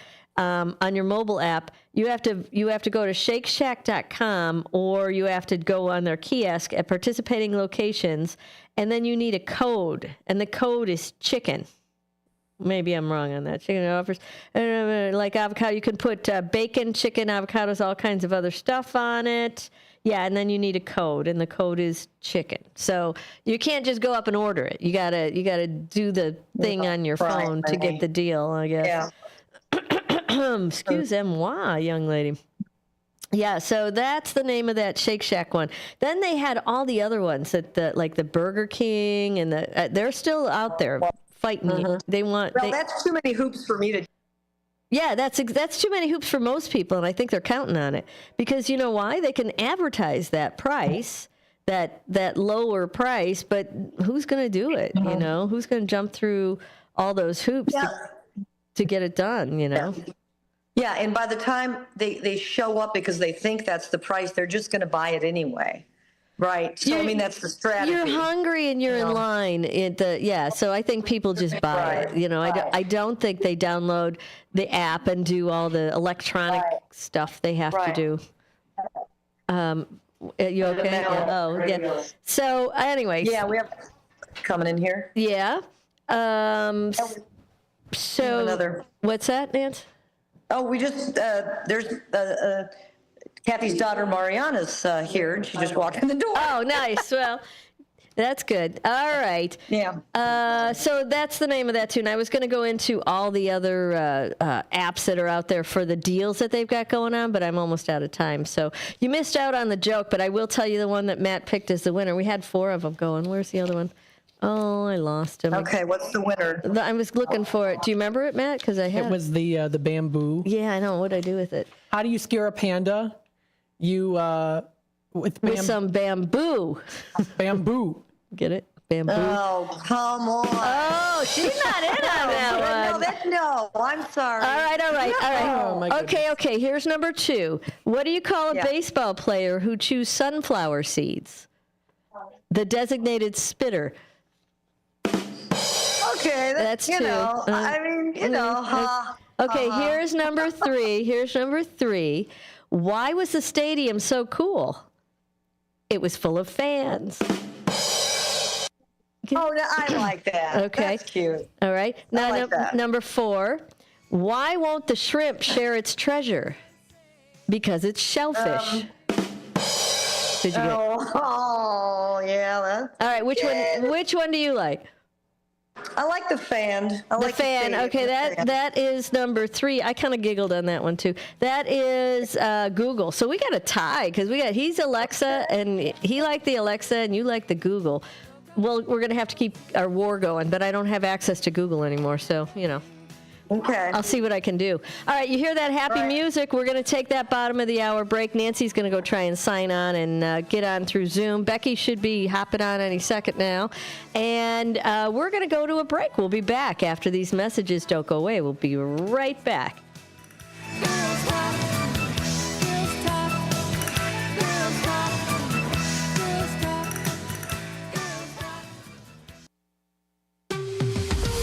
This is WRMN News. Hello, I'm Dennis Green. President Trump made his first major speech to Congress after 6 weeks on the job. President Trump also said his counterpart from Ukraine sent him a letter praising diplomatic efforts to end the war with Russia, while also securing precious mineral rights from Ukraine. We do really value how much America has done to help Ukraine maintain its sovereignty and independence. Regarding the agreement on minerals and security, Ukraine is ready to sign it at any time that is convenient for you. I appreciate that he sent this letter, just got it a little while ago. Simultaneously, we've had serious discussions with Russia. Trump falsely claimed that the U.S. has given Ukraine $350 billion in aid. According to the New York Post, Congress approved roughly $183 billion for Ukraine under the Biden administration, more than $65 billion of which was spent in the United States purchasing new weapons for American stockpiles.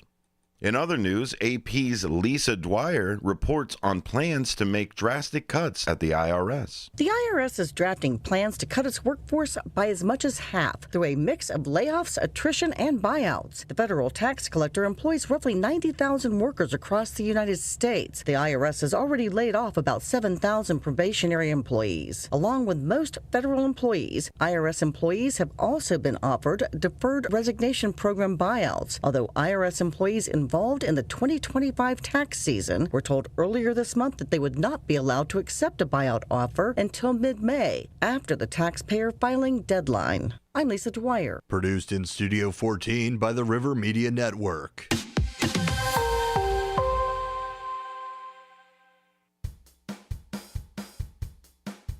At School of Rock, we've got something for everyone. We're located at 353 South Randall Road in Elgin, Illinois. For teens 12 to 18, our performance program prepares students for live shows at real rock venues. For ages 8 to 12, Rock 101 helps young musicians start their journey with private lessons and group rehearsals. Our rookies aged 6 to 7 explore instruments through fun games, while Little Wing, ages 4 to 5, introduces preschoolers to the basics of rock and roll music. And for adults 18 plus, we've got an exciting adult performance program for all skill levels, from beginners to experienced musicians. Visit the website at elgin.schoolofrock.com to sign up for a free trial. We start pre-enrollments in January, targeting a mid-February open. Unleash your inner rock star. Join us at School of Rock and let's make some noise. This is Sarah Silver with your Fox Valley forecast. This afternoon, rain before 3 p.m., then rain and snow. Cloudy with a high near 49, temperatures falling to around 31. Gusty winds up to 45 miles per hour. Tonight, a chance of snow before 11 p.m., mostly cloudy with a low around 25. Tomorrow, sunny with a high near 40. Currently, it is 37 and overcast. I'm Sarah Silver on the Talk of the Town, WRMN. At Skechers, we put the S in comfort. Wait. Skechers put the S in comfort? Yes, comfort you have to feel to believe. Skechers, we put the S in comfort. Let me try. Okay, I'm just stepping in and... Oh, wow. Skechers put the S in comfort. Duh, we told you. Find Skechers slip-ins at a Skechers store, Skechers.com, or wherever stylish footwear is sold.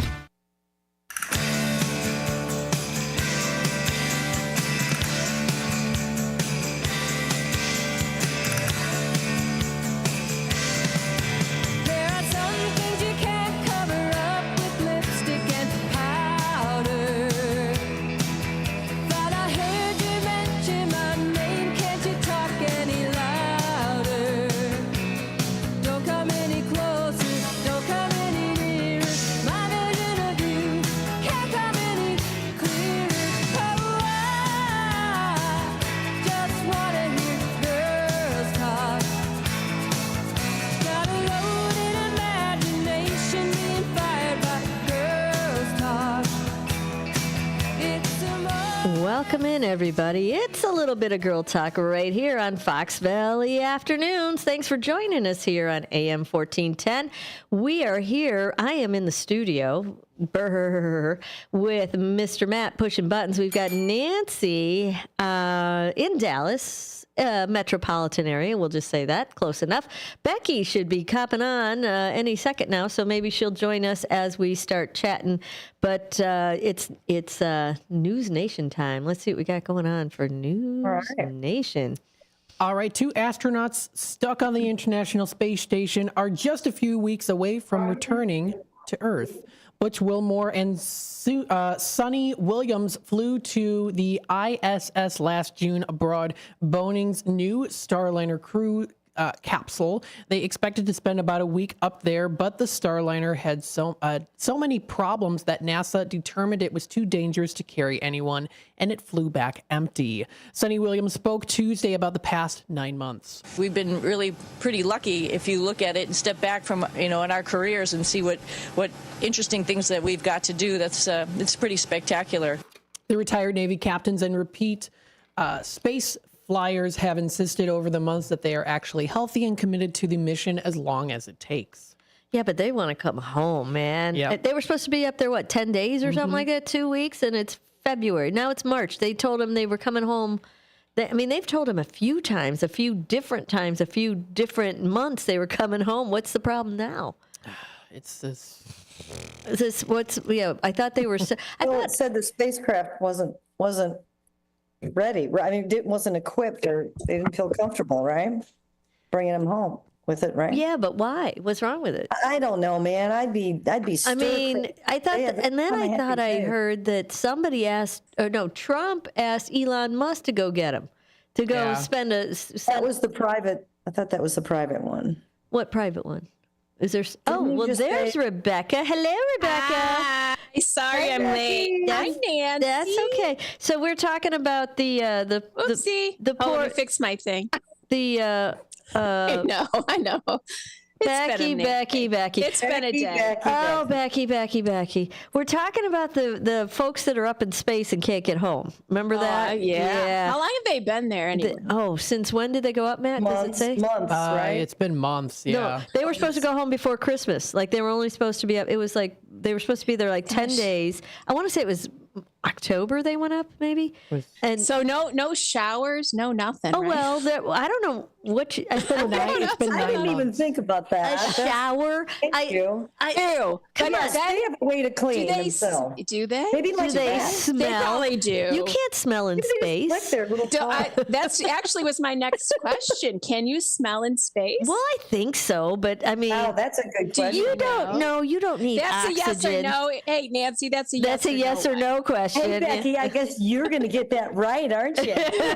Well, hey, Nancy, I hear you're beating me. No, yes, actually, Becky, Nancy kicked Heine yesterday. She got 7 right and 1 wrong. She only missed one. She was using your phone. Oh, she might have been cheating. She might have been a cheater, but I don't. She didn't. She did not appear to be using her phone from the video end of things. However, well, then I got my work cut out for yeah, me you then. do. So let's go back to our spacemen, ladies. What do you think is like? What if you went on a road trip and you couldn't get home for how many months? I think it was been 9 months. What month did they go up there? 9 months. 9 months. That's what I'm seeing here. 9 months. All right, let's start from the beginning.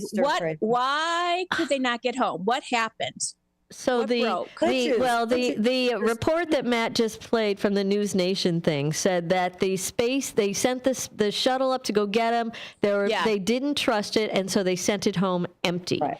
And when they sent it home empty, they said, "We're going to send somebody else to come up and get you later." And this was sure. And so then they had to spend Christmas up there without their families and the New Year's, and now we're in March. I would go crazy. Yeah, I would. But they are trained. I think they're trained to understand, not only could this happen, it could have been a lot worse. Right. And at first, they started saying things like, "We love to be in space, and we don't mind being up here, and this is so cool," and blah, blah, blah. And now she's starting to speak out and go, "I'd kind of like to see my family." I'd kind of like to get back down there at some point. So what is the plan to get him home? I don't know. I mean, is Elon going to send a taxi to go get him? I mean, what, an Uber? Well, maybe. a Sky Uber from Elon to go? Who's isn't it Boeing? Who's the other company that? Sorry, I'm trying to lift this up. Yeah, I believe who's the other company that was supposed to go and get them, and they're the ones that are having problems. It was a Boeing built craft, I believe, is what you just said, Matt. Right? Yeah. Yeah. So, when is a good question. What's the next thing? And then so many questions about how do you pack for a space trip? I mean, you're going on a space trip. Do I bring my slippers? Yeah, I don't know. No one's going to let you go on a space trip, Tammy, because your clothing would take up the entire ship. Me? Okay. Yeah. Yeah, you. Yes. No way. No way. No, you wear your handy dandy little space suit, but underneath your handy dandy space suit, don't you think you got to have clothes? And how many of those do you have? Yeah. You're right, Becky. Is there a washer and dryer up there? Skivvies. You just have your skivvies on. That's it. Are you sure? Yeah. Do I even have skivvies? I don't know. I believe you would have skivvies. Is that a yes or no question? We have to start looking into these things. and do you start getting sick of just being able to just float into space? Does that get boring? Or what if you're sick of the dude you're with? There's just her and the other dude. What if she doesn't like him? I don't know. What was that? Was there a movie with I can't even remember these people's name. Who? No, Sandra the Bullock. one. Yeah, I know what you mean with No, a space movie where they get lost in space. Where he it's Matt Damon. Matt Damon. No, not Matt Damon. No. The other guy from the other from Parks and Rec. From Parks and Rec. I don't know what that is. Parks and Rec. Matt Damon has a really good space movie where he's the only one in on this space thing, and it gets I don't remember the name of it, but it gets ruined. Lawrence is her last name. Yeah. Jennifer Lawrence. Jennifer Lawrence and the other guy, really, and he was in Jurassic Park Part 3 or something. I didn't. Well, I was thinking about the one with Liv Tyler. And Passengers. What's his name? Passengers, you guys. That was it. Chris Pratt. Okay. Yeah, Chris Pratt. There you go, back. I should have known that name. Good. You shoulda, coulda, woulda known that one. When you go in space, I'm sure that every time anyone goes in space, they could not come home, and they know that. Yeah, they know that. Right, but then what happens? Okay, I don't even want to think about if nobody ever comes and gets them, what happens to them? Well, they age in space, and then when they run out of food, they run out of food. Right, and then what? Or water. Right, and then to think about what happens in that little space capsule when that goes down is not a fun little thing either. And I'm sure they think about it. You're going to the dark side. I'm going to the dark side. Stop this trajectory. You are going to the dark. All right. I'll be happy and sunny again. I thought there was a date plan to go get them. There was 2, Becky, at least 3, 2 or 3, and they keep blowing it. So this is kind of why Sunny, I think that's the chick's name, is I'd kind of like to go see my family at some point, you know. Don't you find that a little ironic that your name is Sunny? She's putting on a happy face, though. I'm sure. Oh, gosh. She might end up on the sun. We'll never know. I guess we'll have to just, I don't know. Keeping an eye on adventure. it. I have been wondering what happened to them, though. Yeah, I feel like they'll get back. I really think they'll get back. They'll get them back one way or another. Yeah. Okay. Hey, within a year. I was just going to say, I'm ready to take bets on when you think they're coming down. It's March 5th. When do you think they're coming down? We'll do bets on when they're coming in. I'm going to say June 2nd. Oh, Nancy, she's jumping. Early. Look at her go. June 2nd. June 2. What do you got, Beck? I'll say November 8th. Ooh, wow. All right. Let's see. March, April. Oh, May. Becky. What? That is terrible. What? You sound so Southern right now, Nancy. What? Becky? What's terrible? Oh, yeah. What's terrible? What'd she say? She's making them stay in space until November. Well, she ain't making anybody do anything. She's just saying that they're going to be up there for a minute. They're not talking about. You guys, I just was drinking a carbonated water. You made me laugh, and it went up my nose. Oh, well, Becky, that's not the first time that's pretty. happened. That was not a pretty. Like we haven't seen that before, Becky. Come on. That stuff burns. That's just a Wednesday for you. Becky. All right, I'm gonna say that they're gonna bring them back by. You might have to turn them down, man. We're gonna bring them back by. I'm gonna say. July, the end of July. What's the last day? January, February, March, April, May, June, July 31. That's what I'm going to say. All right. Guys, what if there's problems? Well, there is problems. So there'll be test runs. I know. So I probably underestimated that. Well, you said June. I said July. Well, I want to get them back. You know.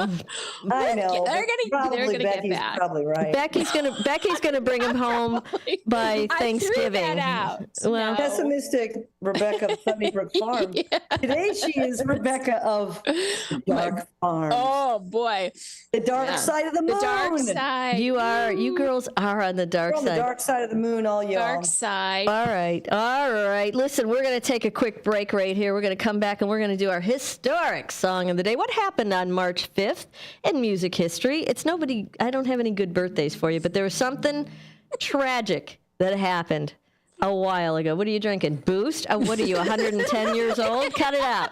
All right. Stop it, Nancy. All right, we're going to take a quick break. We'll be right back. Don't go away. Oh, my God. To the next level? Image 360 South Elgin is your ultimate destination for custom signs and visual communication solutions. Looking to rebrand your office interior? Need striking vehicle wraps or decals for your fleet? Or perhaps you're in the market for a standout trade show display? At Image 360 South Elgin, they've got you covered. As your full-service custom sign and graphics partner, they deliver bold solutions and exceptional support. From outdoor signage to eye-catching store signs, indoor graphics to comprehensive branding solutions, they have the experience to elevate your brand's presence. Trust Image 360 to create a long-term partnership that gives your brand 360 degrees of exposure. Visit them at 506 Sundown Road in South Elgin. Image 360 South Elgin. Bold solutions, exceptional support. Businesses come in all shapes and sizes. Integrity doesn't. For more than a century, the Better Business Bureau has set the standards for how businesses should operate honestly and ethically. So when you're looking for a business you can trust, check to see who's BBB accredited and who isn't. Always choose the Better Business. Look for the BBB seal because it's looking out for you. That's why it's the sign of a better business. And find a better business anytime at bbb.org. Are you looking for a dentist near you? Choose the one with the 5-star Google rating, Bender Dental Care in Elgin. We earned that 5-star rating with our super friendly staff, reasonable rates, and outstanding patient care. Dr. Bender provides full-service family dentistry, including tooth-colored fillings and crowns, and no drill, no shot treatment for small cavities, perfect for kids. Choose Google's 5-star dentist close to home, Bender Dental Care in Elgin. We're here for you. I am a non-attorney spokesperson representing a team of lawyers who help people that have been injured or wronged. If you've been involved in a serious car, truck, or motorcycle accident or injured at work, you have rights, and you may be entitled to money for your suffering. Don't accept an offer you get from an insurance company until you talk to a lawyer. And we represent some of the best personal injury lawyers you can find. Tough lawyers that will fight to win your case. And they're so good they stake their reputation on it by only getting paid if you win. So if you've been in a serious car, truck, or motorcycle accident or hurt on the job, find out today for free what kind of compensation you may be entitled to. Call the legal helpline right now. 800-257-3148. 800-257-3148. 800-257-3148. That's 800-257-3148.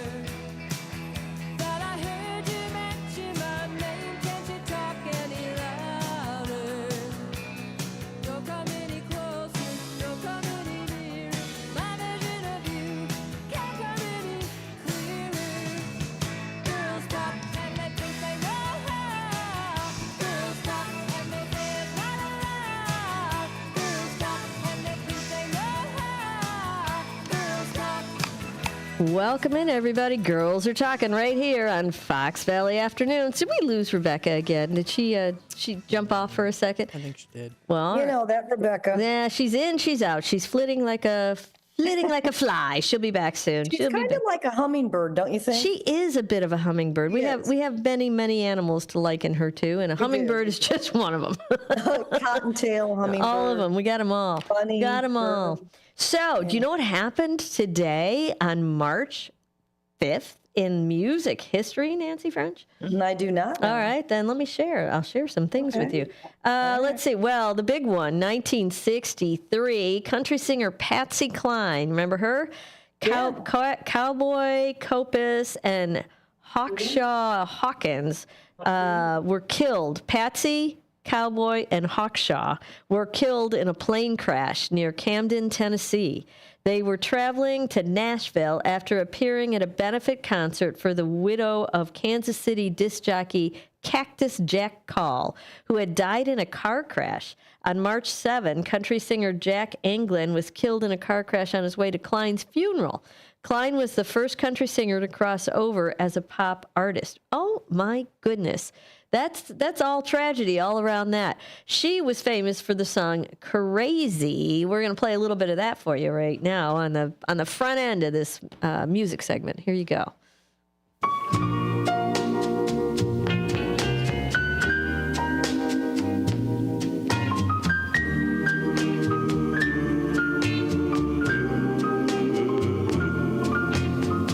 Crazy, I'm crazy for feeling so lonely.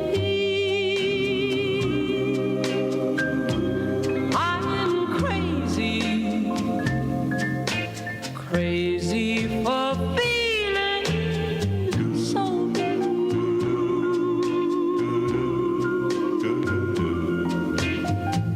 I knew you'd love me as long as you wanted, and then someday you'd leave me for somebody new.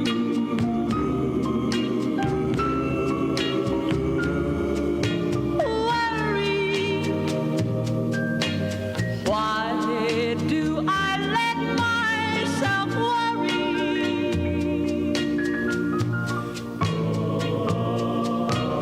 Wondering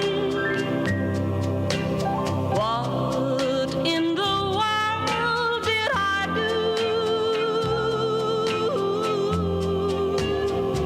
Oh, crazy for thinking that my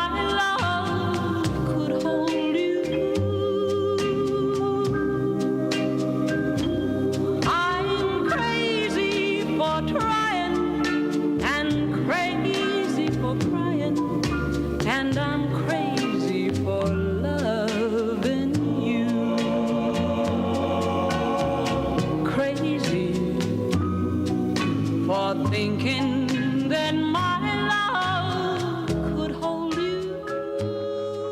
Yeah, you're crazy. We're crazy enough. Yeah, we got the gist of that one there. That it's she was crazy over there. Let's see what else did happen on this day. On 1994, on March 5th, Grace Slick was arrested for pointing a shotgun at police in her Tiburon home in California. The singer was later sentenced to 200 hours of community service and 3 months worth of Alcoholics Anonymous meetings. And then on March 5th, 1992, REM cleaned up in the Rolling Stone Music Awards, winning Album of the Year for Out of Time, Artist of the Year, Best Single for Losing My Religion, Best Video for Losing My Religion, and Best Band, Best Guitarist, and Best Songwriter Awards. Wow, I didn't realize that. 92, REM won all of those. Michael Jackson in 83 on this date started a 7-week run at number 1 on the U.S. singles chart with his song Billie Jean. And then 1977, Barbra Streisand started a 3-week run at number 1 on the U.S. singles chart with Love Theme from A Star Is Born, her second U.S. number 1. It made number 3 in the U.K.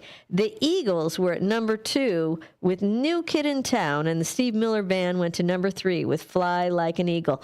I'm going to play for you now a little bit of Eagles. New Kid in Town from 1977, March 5. Here we go.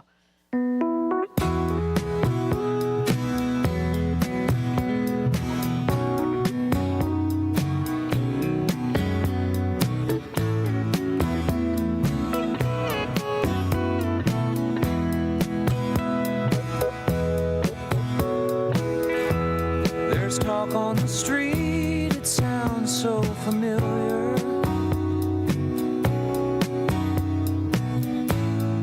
Great expectations, everybody's watching you.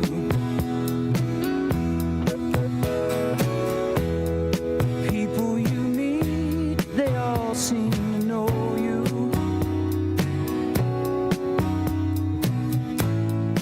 Even your old friends treat you like you're something new.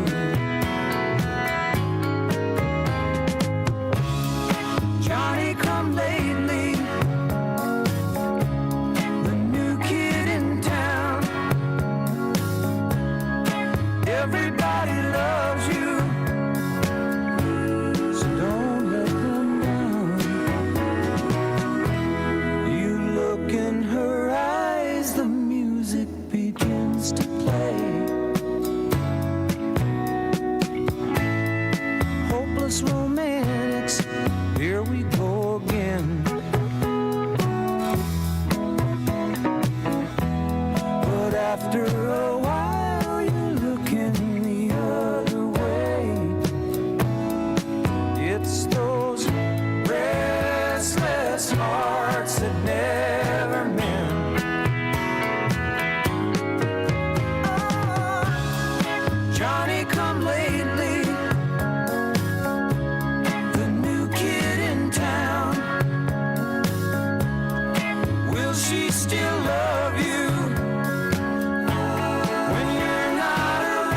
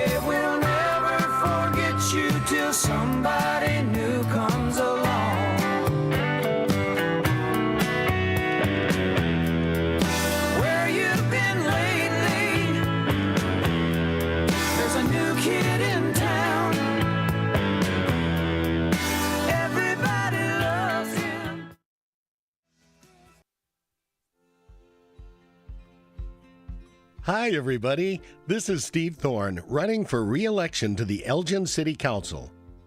So many of you already know me, and you know that my many years of volunteer work and ongoing service are all about helping the residents of our great city, especially our seniors and military veterans. We certainly have had our challenges, past and present, but Elgin owns my heart, and it always has. We are a strong city, a safe city, a city of neighborhoods, a city where people feel the touch of community connection. And that's part of our greatest strength. We look out for one another here in Elgin. And as your city councilman, I pledge to look out for you. I've been endorsed by both the Elgin Police and Firefighters Unions. I'm respectfully asking for your vote to continue serving you on the Elgin City Council. Paid for by Friends of Steve Thorne. Your hometown radio station since 1949. We are WRMN AM 1410, Elgin time, 3 o'clock. This is WRMN News. Hello, I'm Dennis Green. President Trump made his first major speech to Congress after 6 weeks on the job. President Trump also said his counterpart from Ukraine sent him a letter praising diplomatic efforts to end the war with Russia, while also securing precious mineral rights from Ukraine. We do really value how much America has done to help Ukraine maintain its sovereignty and independence. Regarding the agreement on minerals and security, Ukraine is ready to sign it at any time that is convenient for you. I appreciate that he sent this letter, just got it a little while ago. Simultaneously, we've had serious discussions with Russia. Trump falsely claimed that the U.S. has given Ukraine $350 billion in aid. According to the New York Post, Congress approved roughly $183 billion for Ukraine under the Biden administration, more than $65 billion of which was spent in the United States purchasing new weapons for American stockpiles. In other news, AP's Lisa Dwyer reports on plans to make drastic cuts at the IRS. The IRS is drafting plans to cut its workforce by as much as half through a mix of layoffs, attrition, and buyouts. The federal tax collector employs roughly 90,000 workers across the United States. The IRS has already laid off about 7,000 probationary employees. Along with most federal employees, IRS employees have also been offered deferred resignation program buyouts, although IRS employees involved in the 2025 tax season were told earlier this month that they would not be allowed to accept a buyout offer until mid-May, after the taxpayer filing deadline. I'm Lisa Dwyer. Produced in Studio 14 by the River Media Network.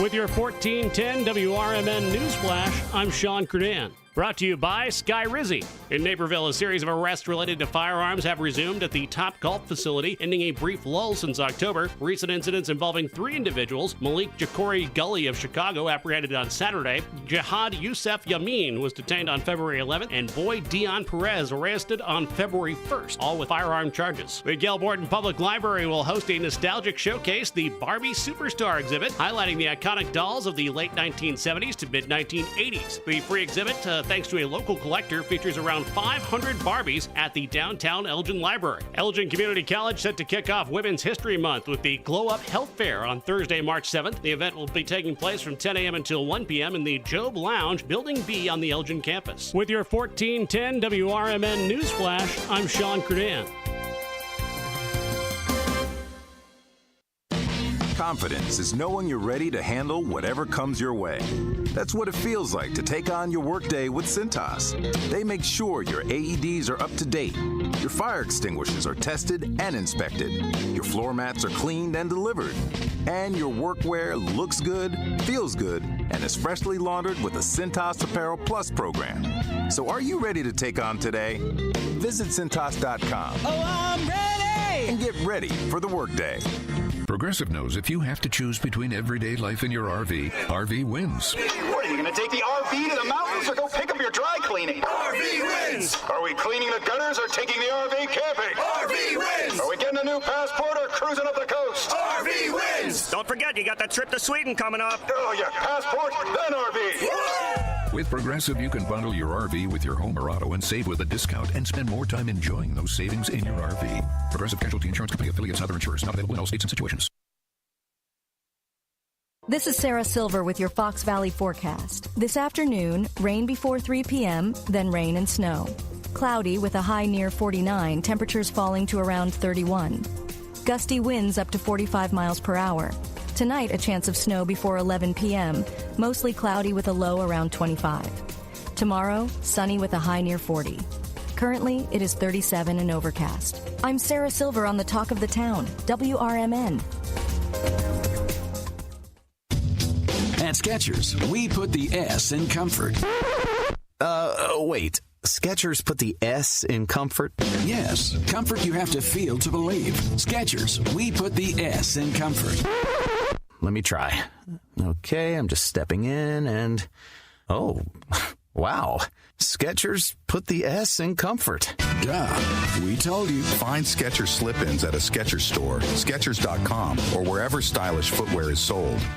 Tune in to Around the House every Saturday night from 5 to 7 p.m. on WRMN. Join Eric and his expert guests for a fun and informative journey into the home improvement and healthy living lifestyle. Whether you're tackling a DIY project or thinking about your home's wellness, we've got you covered. Say goodbye to stress and hello to solutions that save you time and money. Around the House every Saturday night from 5 to 7 p.m.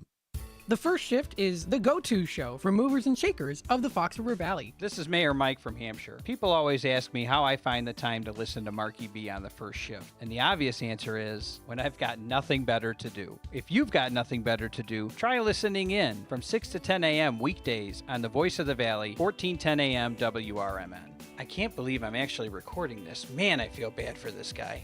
Catch it weekday mornings from 6 until 10 a.m. right here on WRMN.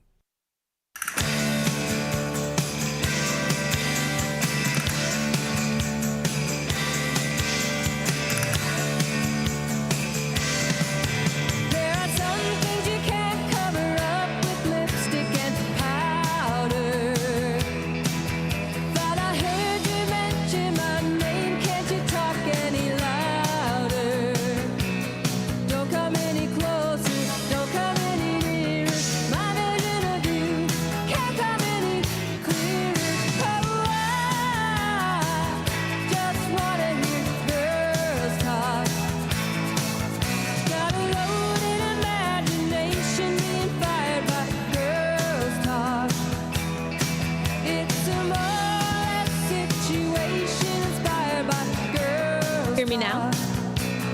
But I can't say, would you want to hear?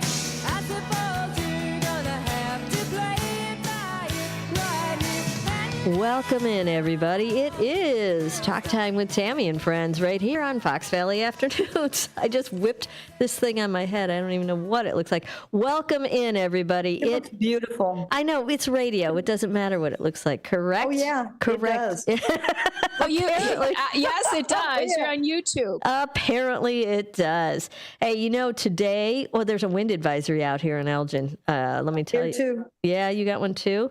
Oh, what's this? What? Very bad. Really? Let's see. Chicago, Illinois. We've got the U.S. Weather Service is issuing effective area portion of central, east central, north central, and northeast Illinois. A wind advisory remains in effect until midnight Central Standard Time. Northwest winds 25 to 30 miles an hour, gusts of over 45 miles an hour. It is definitely windy out there. Oh, that's real snow looking like. It's like a snow rain mix. Oh, and there's a guy on a bike. Oh, the poor guy on the bike. Oh, boy. Whoosh. Yep, stay focused, dude. You got it. He turned around and looked at me. Yeah. When I said there's a guy on a bike because we're broadcasting on the street out there. Okay, so portion of central, east central, I just told you that, until midnight tonight. Gusty winds will blow around unsecured objects. Tree limbs could come down, and a few power outages may result. So, batten down the hatches. And then today we got a high of 35. I don't have my phone. What are we sitting at right now? Do we know? We are currently 35. Yeah, so we're at our high. I think we were probably at our high. We're going down. Yeah, we're going down. Bummer. Periods of snow. It's snowing. Down the slope. It's snowing here, Beck. Is it snowing down there? No. Oh, it is here. It's snowing. It's very dreary out, though. It's like rain snow, like it's not sticking yet. It's just cold, blowy rain snow. Periods of cold, blowy rain snow until steady mid-30s and winds northwest at 20 to 30 miles an hour. And that chance of snow is 80%. I believe it should probably say 100 right now, with occasional gusts of over 40 miles an hour. Tonight, going down to 25. That's not so bad. Cloudy and windy this evening, becoming partly cloudy after midnight. A few flurries and snow showers are possible. Tomorrow, you've got sunny, which makes a world of difference, and a high of 42. And then tomorrow night, you've got a low of 32, mostly cloudy skies. Friday, a high of 37. Variable clouds with more snow showers. Temps near steady in the mid-30s, and those winds, they slow down a little bit. That chance of snow is sitting at 50% right now, with the snow accumulations of 1 inch on Friday. Clear to partly cloudy skies on Friday night, a low of 22 degrees. Where are the 70 degrees I saw in here the other day? On Saturday, we've got a high of 45, sunny along with a few clouds, and then Saturday night going down to 30 degrees. We've got Sunday, a high of 55. Oh, we're getting better. Generally sunny despite a few afternoon clouds, and then and we went back down to 35 on Sunday night. And here we go. Monday's got a high of 65 and sunny. That is, the skies open up. It's beautiful. 65 and sunny on Monday. And mainly clear Monday night down to 47 degrees. Tuesday going up to a high of 62. Whoosh. Sunshine, clouds mixed, and then that low is 41 on Tuesday night. Wednesday, a high of 60, mainly cloudy skies. Boy, next week looks okay. It's breaking out of it, but don't get too comfortable there because it drops down into the 30s over the weekends. So we're not out of it. It's ebbs and flows, it feels like. It feels like we're going back and forth, back and forth. Oh, there's our cam.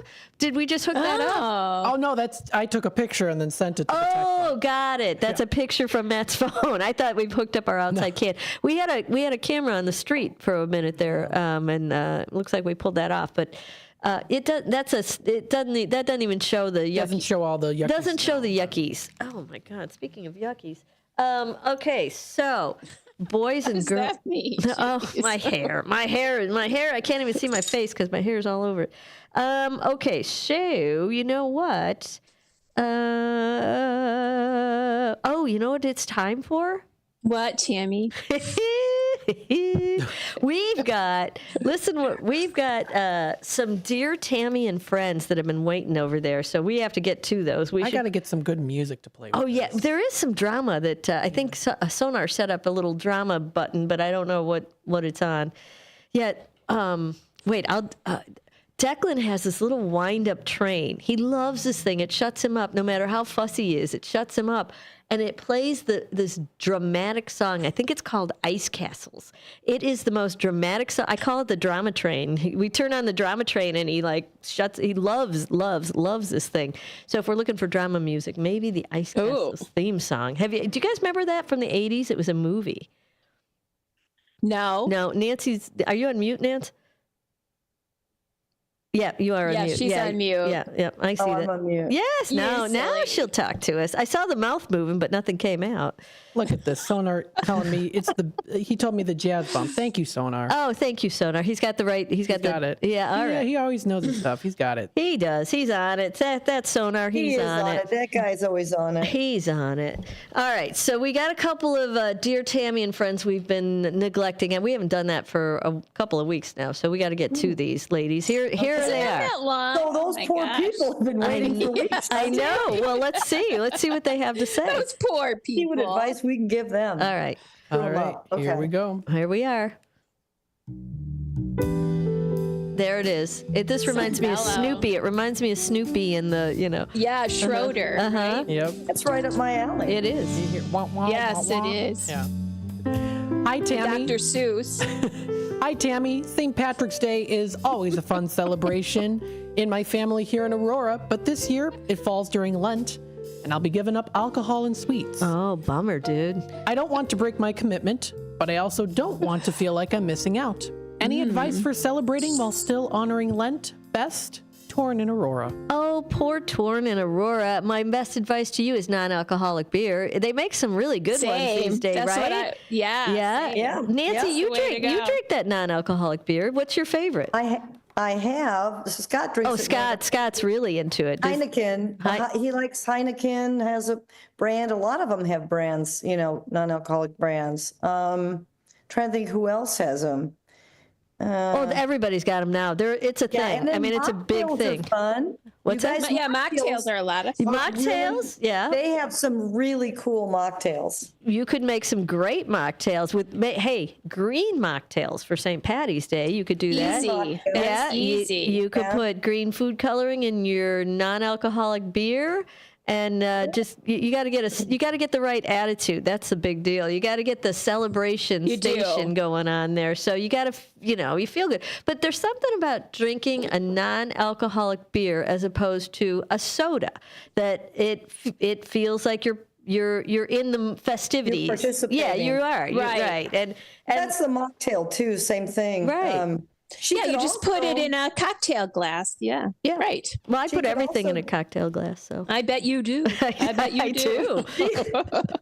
She could also drink and then ask for forgiveness. Nancy French, what kind of willpower is that? Don't listen to her. That is bad advice. You are not a Catholic. That reminds me of I'm not a Catholic. That reminds me of a quote I heard once. I can sin on Saturday and pray about it on Sunday. Right. That's it. Every day. Yeah. Oh, Nancy. Just kidding. Fancy Nancy. Well, they're abstaining, so just participate. Well, the food thing. I don't know. What did he say about the food? He's abstaining from food. Yeah, so it's. Oh, well, that's no fun. Let me go back and see if I can find it. Oh, Wait, he can't eat anything, or she? No, sweets. They gave up sweets. You don't need That's sweets. easy. Nobody eats sweets on St. Pat. Irish food doesn't Stevia sweet. count? Like No. Have your corned beef and cabbage. Yum. Have your shepherd's pie. None of that's sweet. You can have all of that, and your non-alcoholic beer. pie. Huh?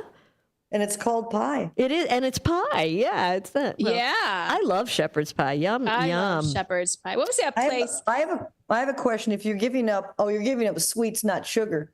I was saying, well, you could, if you gave up sugar, you could have stevia. Well, you could, Nance. Yeah, you could. I think you're missing the point. Right. But okay. Becky. No, Becky, I am not. No, you might be. You might be. She might be right. No, I'm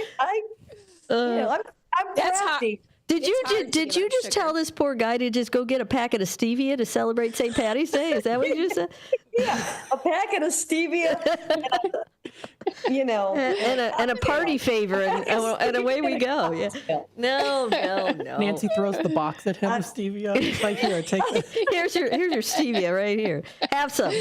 There you go. Happy celebrating. Well, you can celebrate just fine without booze. Now, the thing is, St. Patty's Day is full of shenanigans, and the more booze you have, the more shenanigans show up. So but you don't Shenanigans are cool. You don't need booze to make shenanigans. Oh, the snow is ridiculous. No, you don't. We know that. No. We know that, don't we, Rebecca? Yes. Right. You can have And Sandy, we shenanigans know. in any stage. Right. Any stage and age. At any stage. Exactly. That's right. Nancy knows. Shenanigans all the way around. So, I think that we've. Is there another one that we have? Oh, yeah, there's another one. Okay, we have a few more we have to catch up on. So, I think we solved his problem relatively well. Oh, I'm sure. Here's some more music. All right. Dear Tammy and friends, Tammy. I'm throwing a St. Patrick's Day party in St. Charles, and while I want it to be a fun time with drinks and good food, I also want to make sure my guests stay safe. How can I host a lively party while encouraging responsible drinking and making sure everybody gets home safely? Thanks, from Party Planner in St. Charles. Uber. Slumber party. Lots of options. Sleepover. Yeah, slumber party. That's what I was going to say. Well, that's what we do. We do a sleep. We don't feel like driving, we'd go there, or you Uber, man. If you have to go home, you run out of accommodations, whatever the deal is. Yeah. Then do that. Throw the keys in a bowl when you walk in. You can't have them back unless you're sober out the door, and then we call you an Uber if you're not so sober. That's the way that Like works. when you're, Or you have a sleepover. Or you sleep, or you just drop on a couch or whatever you can find there, you know. Well, somebody will toss a blanket on you. Most of them will, you know, at some point. You'll be okay. I think, yeah, you need to, moderation is the other key on the, what was the celebration for? Did you say moderation? I did. St. Patrick's Day, yeah, coming up. Do as I say, not as I do, though. Okay. Just checking. Yeah, I know. But what'd you say, Matt? For St. Patrick's Day. Oh, another St. Patty's Day. Okay, so yeah, everybody's gearing up for St. Patty's Day. They're getting ready to rock and roll. So, all right, we got to stay safe though on St. Patty's Day. Have your shenanigans, definitely. but stay safe and don't overindulge. If you're having a St. Patty's Day party, then I think it's a good idea to make it a slumber party if you can do it. Yeah, keep everybody there. Mild-mannered shenanigans, right? Mild-mannered, is that a thing? Mild-mannered shenanigans. Is that? I feel like that's what we do. No, well, I don't know about the whole mild-mannered thing, but we do shenanigans. We do. So it depends on your definition. Everyone has their own definition of shenanigans. What's your definition of shenanigans, young lady? Mine? What is yours, Becky? Maybe like this much not good, and then the rest just fun, you know. Wait, I don't understand that. What are you saying? This much what? A little bit of what? Like a little bit of like she needs a little bit of bad. You got naughty. So you got you do have a naughty streak. She totally has a naughty streak. You do too. You both do. You're the worst. You're the worst. No. You are the worst. This girl, yes, you do. She's an instigator. No. She's an instigator. If I told you how many concerts that girl's been tossed out of on her ear, come on. That was years ago. No, that wasn't that long ago. Was it? Yeah, I think that was last year, wasn't it, Beck? No. Oh, gee. See? Shenanigans. Yes, it's a shenanigans. It is shenanigans. Totally shenanigans. What goes on Concerts down? will bring that out. What does, Nancy? Concerts will bring out Concerts do. Yeah, it brings it out on her because she always tries to get down to the front row, no matter how. Like, you and Nancy Custner always wanted to go down to the front row, and no matter how you get there, and we ended up getting there most of the time somehow. You know, you just worm your way up to the front. It's a different concert experience from the front row than it is from the back row. There's no question about it. Also, in the box seats, a friend and I tried to get. We did get into a box seat for quite some time during the concert until people started staring at us. Going, you don't belong. Started staring, then we hightailed it. Yeah, you didn't belong in that box. Yeah. What's that? I said you didn't belong in that box. They could tell. No, we did not belong in that box. Yeah. Yeah, that's usually the problem. You got to act like, well, I don't know. We got the bad stare. We acted confident going into it. But then we lost the confidence when people were staring at us. Well, but see that's the difference. But that's the difference between you and Becky, because Becky doesn't lose the confidence. She put on Becky. Do you remember we? Oh my God! The Annie Fran jackets, where she's like, we walked by a row of Annie Fran jackets. You know, like the Usher jackets. But we didn't do anything. Let's put it on. Let's go pretend we're Annie Frans and we can get down to the front row. Yeah. That was a joke. That was a long time ago. No, we could have done it, though. We probably could have done it a long time ago. Wait a minute. What jackets were you going to put on? Well, they're Annie Frans. So they're the Ushers. Oh, that's a Chicago thing. The Ushers, when the Ushers wear those blazers. Oh, you were going to steal an Usher's jacket. Well, we wasn't going to steal it. Well, we were going to borrow it. It was a joke. We wandered upon the rack of them. You know. Now we found. How did you do that? I don't know. We were looking to get up. Wow.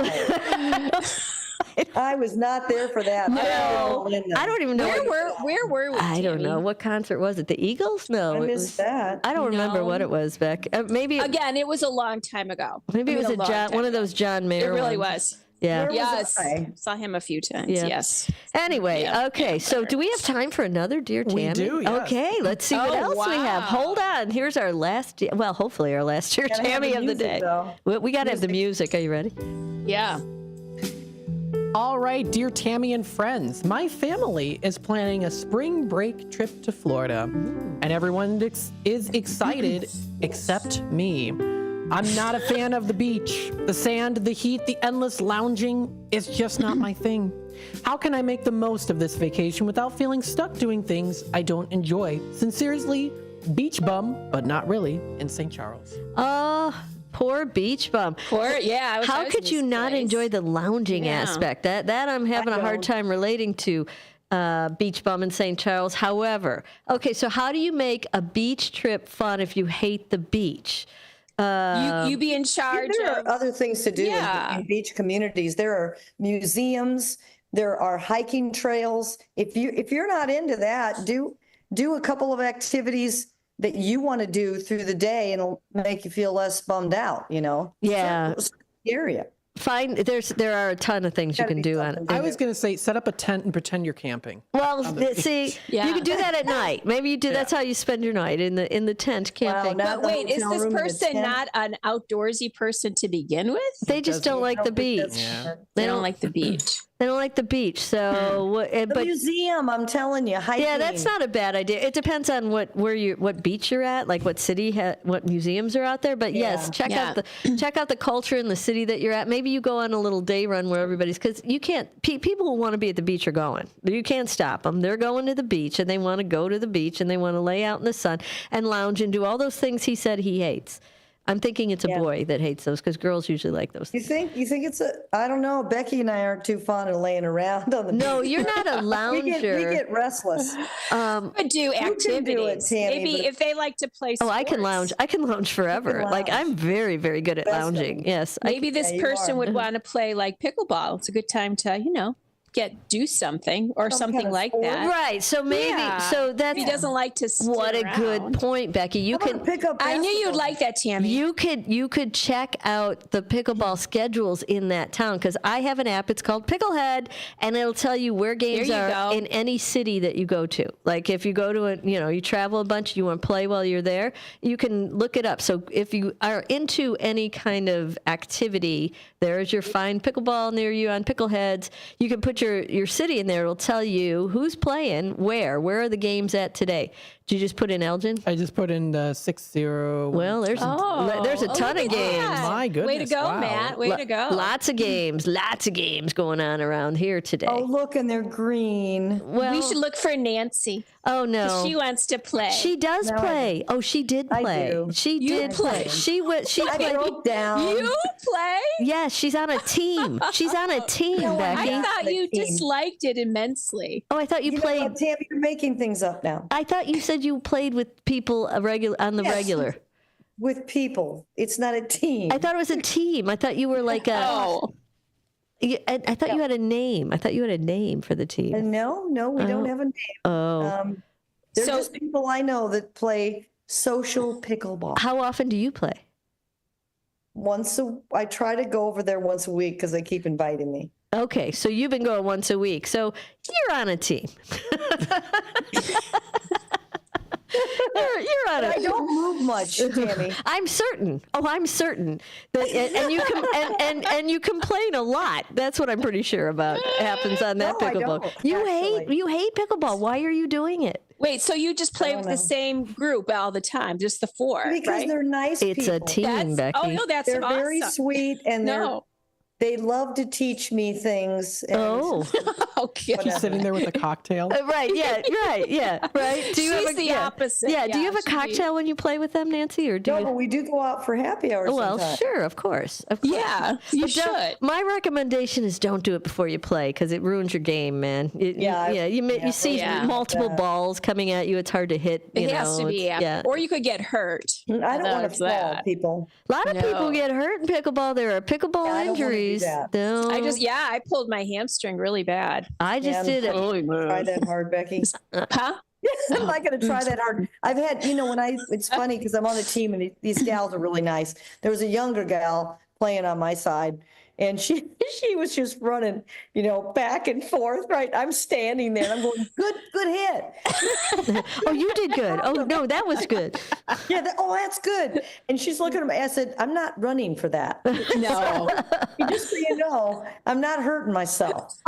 Well, there's a difference between you can't run and get it and you don't want to run and get it. No, I would run, but I really don't want to fall. Yeah, exactly. So you choose. Or pull something. That's right. I'm pretty good where I am. I kind of know where my limit is. Like, I'm not going to go after something crazy where I go flying into the net. However, you get caught up in the game sometimes and you're like, I'm going to get it. I'm going to get it. Yeah, if the other team is really winning, you got to really push it. You run after them. I stretched my arm up too high. Yeah. Oh. We got a comment. I can see the YouTube comments right now. We got Dean says life's a beach. Well, he's right about that. Yes. Well, it is. It is. That's true. Here it is. That's true. Anyway, so all right. Well, happy music's coming up. We are going to take our quick little break at the bottom of the hour right now. We're going to come back and we got a News Nation clip coming your way.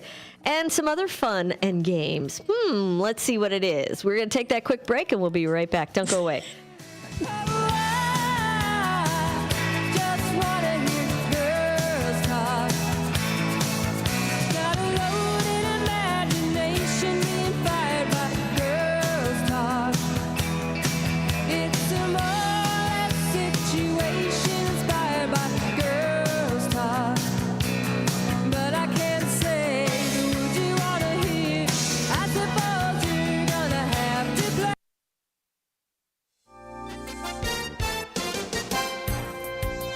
With your 1410 WRMN News Flash, I'm Sean Kernan. Brought to you by Sky Rizzy. The Elgin Police Department is set to face off against Elgin High School in a charity basketball game, proceeds from which will go to support Food for Greater Elgin and the Special Olympics. It's happening Friday, March 7th at 7 p.m. at Elgin High School. The Naperville Police Department is reminding residents to lock up their properties. The city witnessed 57 residential burglaries in 2024, according to the Naperville PD, with nearly 60% happening due to unlocked properties. The League of Women Voters of Naperville, collaborating with the Indian Prairie Parents Council to organize a virtual forum on March 6th at 5 p.m. for the Indian Prairie School District Board candidates. 5 individuals are vying for 4 spots in the election scheduled for April 1st. With your 1410 WRMN News Flash, I'm Sean Kernan.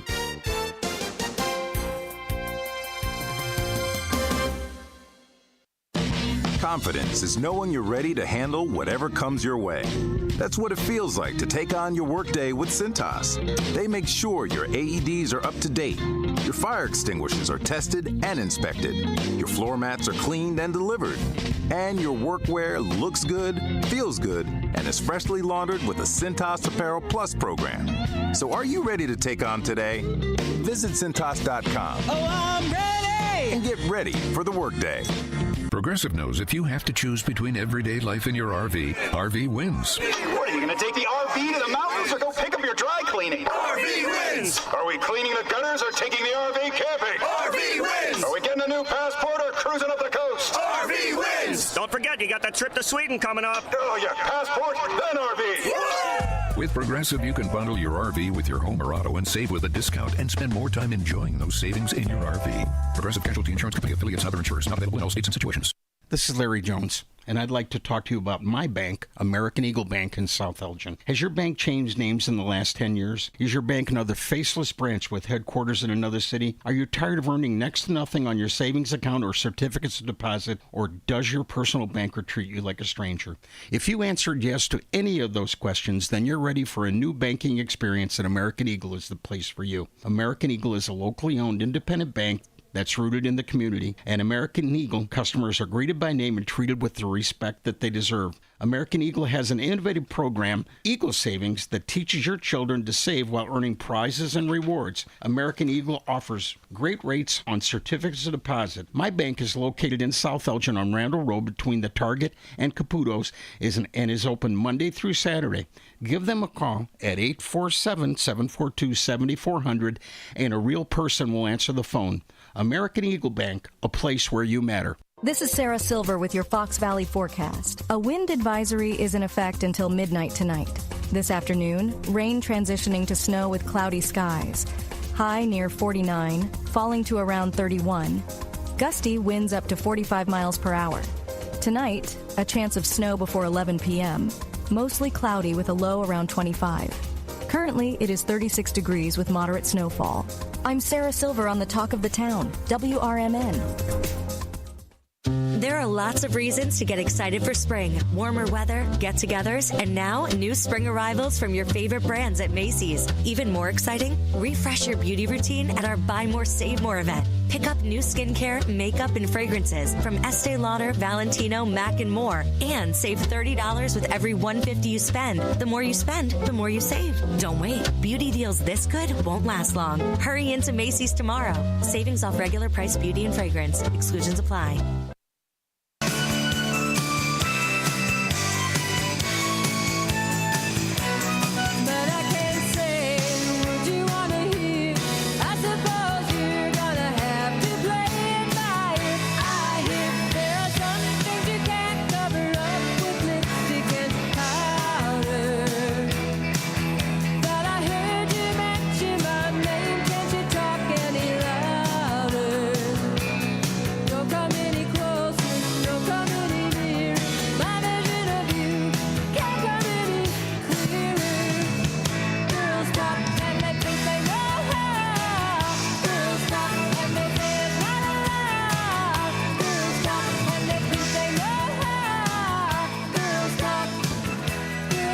Welcome back, everybody. A little girl talk going on right here on Fox Valley Afternoons. Thanks for tuning in with us today. Oh, my goodness, don't look out the window. It's pretty sideways white snow going on.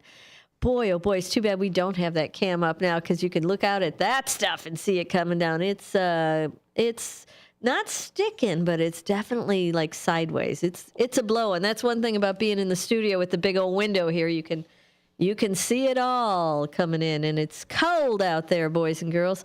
Well, welcome back. We've got, we got a News Nation clip. We've got Matt digging in the bin. Let's see what he's found for us to chit-chat about today. All right. The U.S. Championship Cheese Contest is wheeling through Wisconsin. Over 2,400 entries from 31 states are in the competition, with judges looking to separate the Gouda from the unbelievable. News Nation's Nick Smith is in Green Bay, Wisconsin. You can't go to the grocery store and find this. Cheese, cheese, cheese, and more cheese. More than 2,400 cultured products, all competing for being the big cheese at the United States Championship Cheese Contest. Well, it's the premier technical contest in the world. 38 expert judges from across the country slicing, molding, smelling, and tasting a variety of cheese, all the while holding themselves and the product to the highest standards available. You can't take one element and remove it from the equation. We're looking at rind development, smell, flavor, taste, aromas, texture, all encompassing. The different category winners will be announced on Thursday afternoon here in Green Bay, a place where they know a thing or two about cheese. The cheese that wins can go on to be a product that you see in grocery stores. Wow, look at that. I didn't know there was a U.S. Cheese Championship happening, but Wisconsin would be the appropriate state to have it in if you're going to have one, I guess. What do you call a cheese connoisseur? Cheesette? I don't know. What do you call it? I give up. What? Cheeto? I'm trying to remember. My sister's friend was one. Wait, there's really a name for it? Just like a salmonier or whatever? Yes, just like that. Well, a cheese monier? Could we I'm sure we're going to look this up. Matthew, cheese expert. What is it? A cheese connoisseur? Oh, a fromager. Or a cheesemonger. I think I'd rather be a fromager. I don't want to be a monger. Yeah, I'll be a cheese. Yeah, you're a cheesemonger. What'd you say? Or a turophile. Turophile. Yes. Turophile. F-I-L-E. I think fromager sounds the best. Spell it. F-R-O-M-A-G-E-R. Fromager. Fromage is French for cheese. Maybe it's fromage. If it does it end in ER? Oh, yes. If it ends in ER, you do not pronounce the R. And I knew that. Dang. Oh, no, you Good do. job. C-R-F-N-L. You do pronounce it. There's only 4. Yeah, I don't know. I'm trying to remember some French, but it's gone now. Yes. It comes and goes, right? It does. No, it just goes. It never comes. It's gone most of the time. Once in a blue moon, I'll remember a little bit of French. Well, what about cheese? Now, so if you win this cheese contest, you're gonna get your cheese in stores. That's the Nancy, you're on mute again. There we go. I see the mouth moving, but I see nothing coming out. There she is. I would like to be a cheese monger. No, the other one. What would you like to be? I would love to do that. To be a cheesemonger? Yeah. You could talk to Priscilla. Hey, I believe that is an obtainable. I really think it'd be cool. Nancy, that's an obtainable goal. I'm certain Yes, you could it is. Yes, you could totally do that. I think. So you really like cheese? I love cheese. What's your favorite cheese? Nancy, what's your favorite cheese in all the world? If you could only have one cheese for the rest of your life, what's that cheese going to be? Oh, she's thinking. I see the smoke coming up.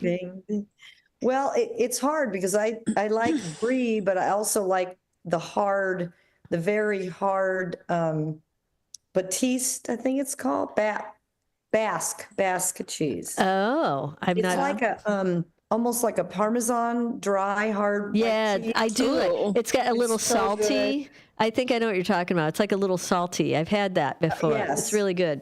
It's so and hard. good. Oh, look, there's a big old piece of flying cheese. There's some Swiss cheese, man. It's flying. I could go without Swiss. I It like must it, be but space cheese. Swiss is not my favorite. No. It's Swiss in space is what he just showed us. Well, maybe we're sending it up How to about the Gouda? astronauts. Do you guys like Gouda? I don't. love Gouda. I don't I know like what. Gouda. I don't recall what Gouda tastes like. I'm not sure. If you've ever had a really good mac and cheese, it probably has Gouda.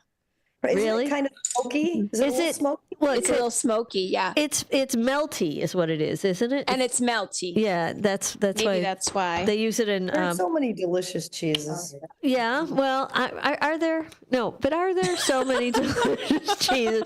I mean, But are there? Wait a minute. no. Like I stick to the cheddar. Okay, I'm with the cheddar. I got Cheddar? Cheddar. I'm a cheddar. Cheddar's the easy cheese. I mean, I like do love cheddar, too. cheddar. I do love it. I mean, I don't. Cheddar. I don't waffle too far from my cheddar. I don't go too far off the cheddar beaten path there. You don't? No, I don't. I don't go crazy with cheese.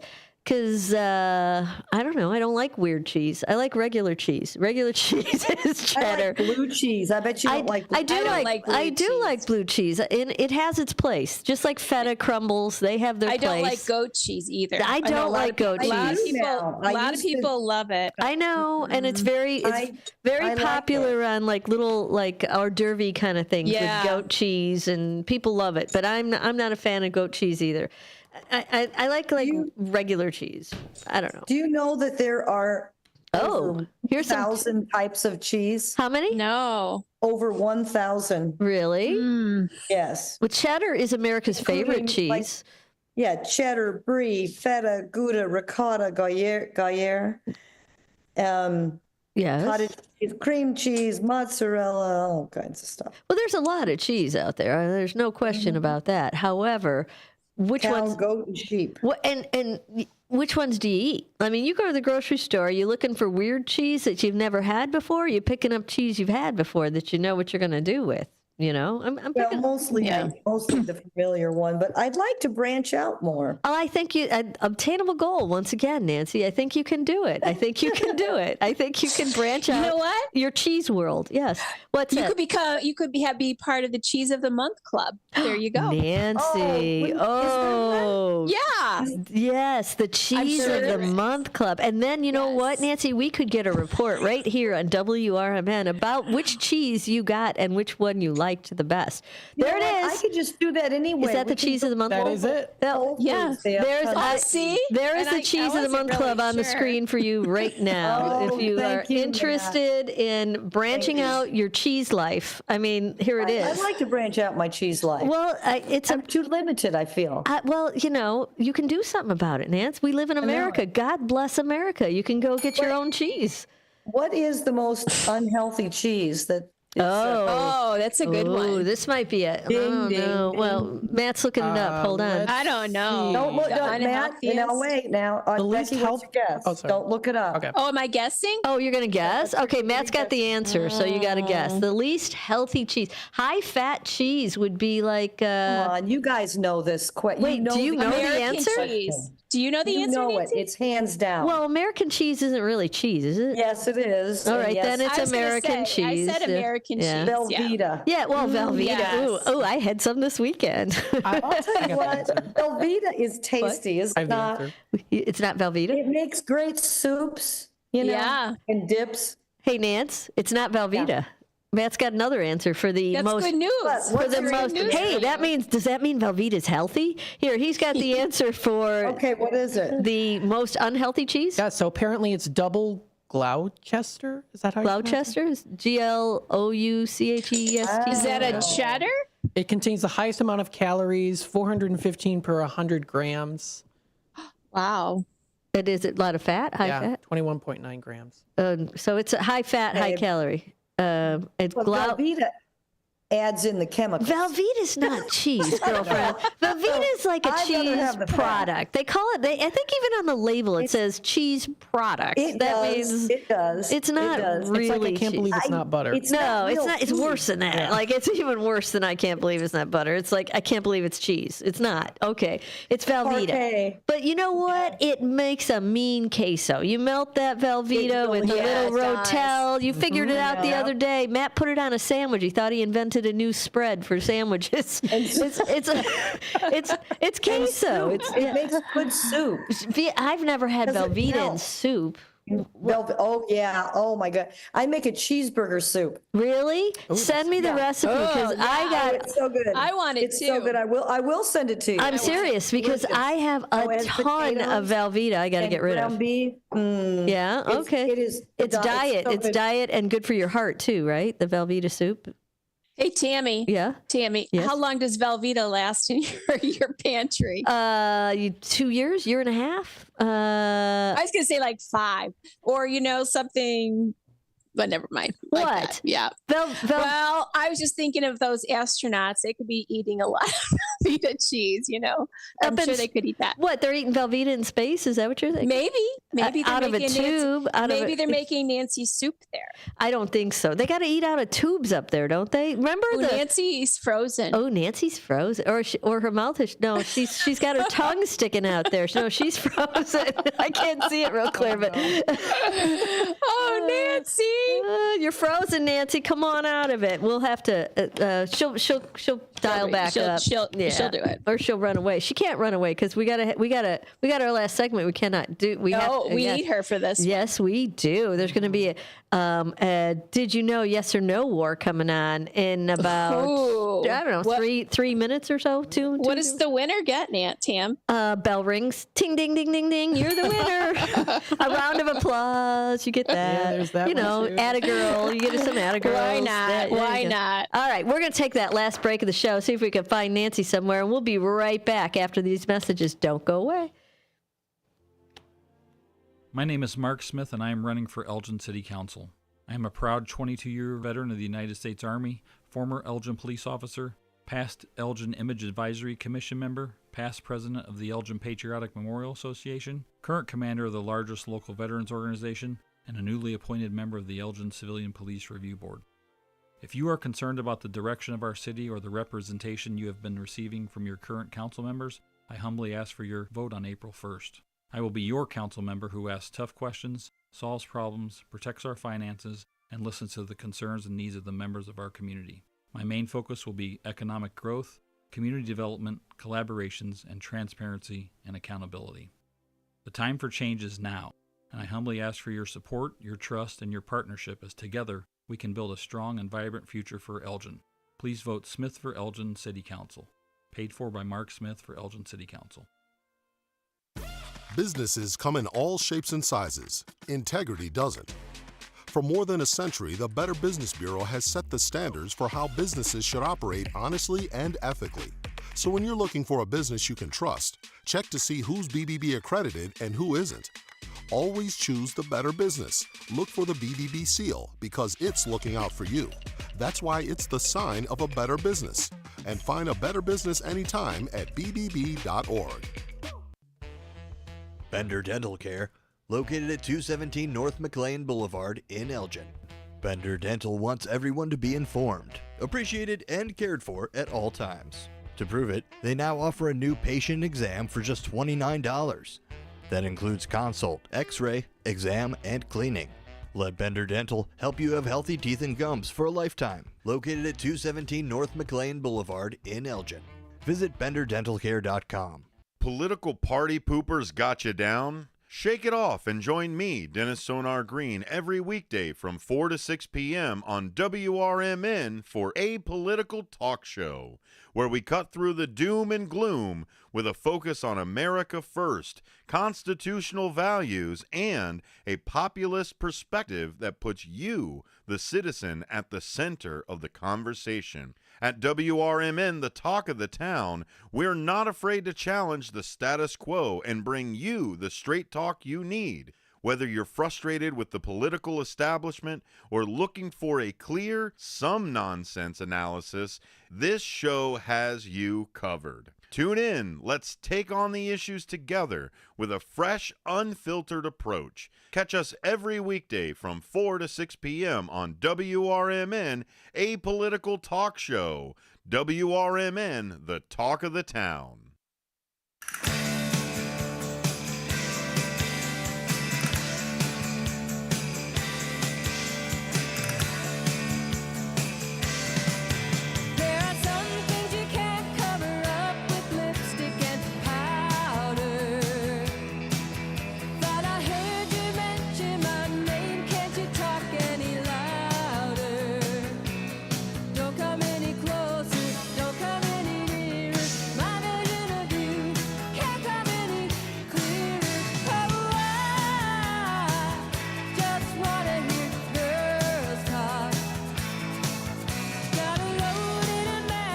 Welcome back, everybody. It's time for a little girl talk right here on AM 1410. Hey, we're back. You're back in. We lost Nancy for a while. She made it. She made it back in. She got to make it back in for the big finale on the end here because we got to. Nancy loves this game, loves it to death. We have the did you know, yes or no? Okay, and we've got the championship of all games happening today. We got Becky versus Nancy. Oh boy, hold on to your hats, everybody. Everybody, hold on, buckle in. We're going for a ride. Okay, I got my questions. I got them all lined up here. You ready? Oh man, yeah. I know. I've been looking. Okay, we're gonna start. Wait, this is gonna be Becky's over here, Nancy's over there. I'm gonna keep track of you today too. Okay. Oh, gosh. Okay, we're gonna start on the left with Becky. Becky, here's your first question. Are you ready? Yeah. Okay, Matt's ready to help us out with a little sound Becky, effects. Stop studying. Stop studying. You Becky. can't study, Becky. Becky, I'm not. Rebecca, Rebecca. Yes. Did dragons ever exist? The Komodo dragon is on. Young lady, it's a yes or a no. All you have to do is say, "Oh, we lost Nancy again." All you have to do is, oh man, say yes or no. No. Correct. Oh. Yay! But there is a Komodo dragon. I'm just gonna say. What is a Komodo dragon? It's a nasty, ugly-looking lizard. You wouldn't want to mess with it. Oh, it's a lizard. No, I don't like Matt lizards. could put that on. Yeah, you could see what I'm talking about. Komodo dragon? Yeah, Komodo or something. Komodo dragon. Komodo dragon. Something like that. It's a no. Yeah. No? Oh, I got it. You did? You found it? Okay. Yeah. Well, we'll have a look at it here. Oh. Look at it. See it, Tim? Oh, yeah. He's kind of ugly. He's kind of like he's like a crocodile and a lizard kind of looking guy. Yeah. But ugly. he's not an actual dragon, so that he can't count. There you go. He doesn't count. I think we have Nancy. But he is. We got Nancy where? Is this Nancy on the phone lines? Probably. Yeah. Okay. Yeah. Right. I keep getting cut out. All right, you stay there, girlfriend. We don't need to see you. All we need to do is hear you. Okay, are you ready? She just got that one correct. It was, did dragons ever exist? And she said no. Okay, now Nancy's up. Give her a hard one, Nancy. I'm just reading. I'm going. I'm just reading down the run. Okay, Nancy, did the historic U.S. Route 66 go from New York to Los Angeles? Come on. Now, come on. New York to Los Angeles, Route 66. I don't know. No, that's not an option. It's yes or it's no. I don't know. You're gonna run out of music, girl. I don't think it was New York. So, what are you saying then? Correct. Ding, ding, ding, ding, ding. Nancy. Yes. Nancy's got that one right. It's 1-1. That was a hard one. Yeah, I know. Yeah, Becky got to pick about it. She had to think and everything. Well. Hey, Hey, Becky. What? Do beavers pump their tails up and down to swim? Oh my God. I'm going to say no. I think they do it the other way. She is correct. No, they use their hind legs. No, Becky, they don't do that either. They use their hind legs. Oh, you're right. And they steer with their tails. So probably left and right. Yeah, very good. Yay, Becky. She's got like a rudder. Yeah, kind of. Like a rudder. Uh-huh. Wait, where do they get their power? Their power? Like, their momentum. Where do they get their hind legs. Oh, their hind legs. Yeah. Who knew those little guys had strong legs? I don't know. I didn't know. Okay, Nancy. I didn't know either. Hey, Nancy. Yes, Tammy. Do cats have bones in their tails? Oh, God. Oh. Yes, I believe that they do. She is correct. Woo! Yes, they do. Oh, listen, look at you guys ripping it up out there. Uh-oh. Yeah, we're ripping. It's going to get harder. No, it doesn't get, these are all about even. Okay. Hey, they're just awkward questions, you know? Hey, Becky. Hey, Tammy. Was Michelangelo the painter's first name? Michelangelo. Was it his first name? Uh-huh. Well, it's Wait, you cut out. There we go. Can you hear me? Yep. Okay, I'm thinking of the Teenage Mutant Ninja Turtles, and it was all their last names. So I'll say no, it was not his first name. I mean, it wasn't. What was the question? Okay, again? I'll ask it again. Was Michelangelo the painter's first name? It was not his first name. No. So it's a yes or no, and you're saying no, that was not his first name. That was his last name. Right.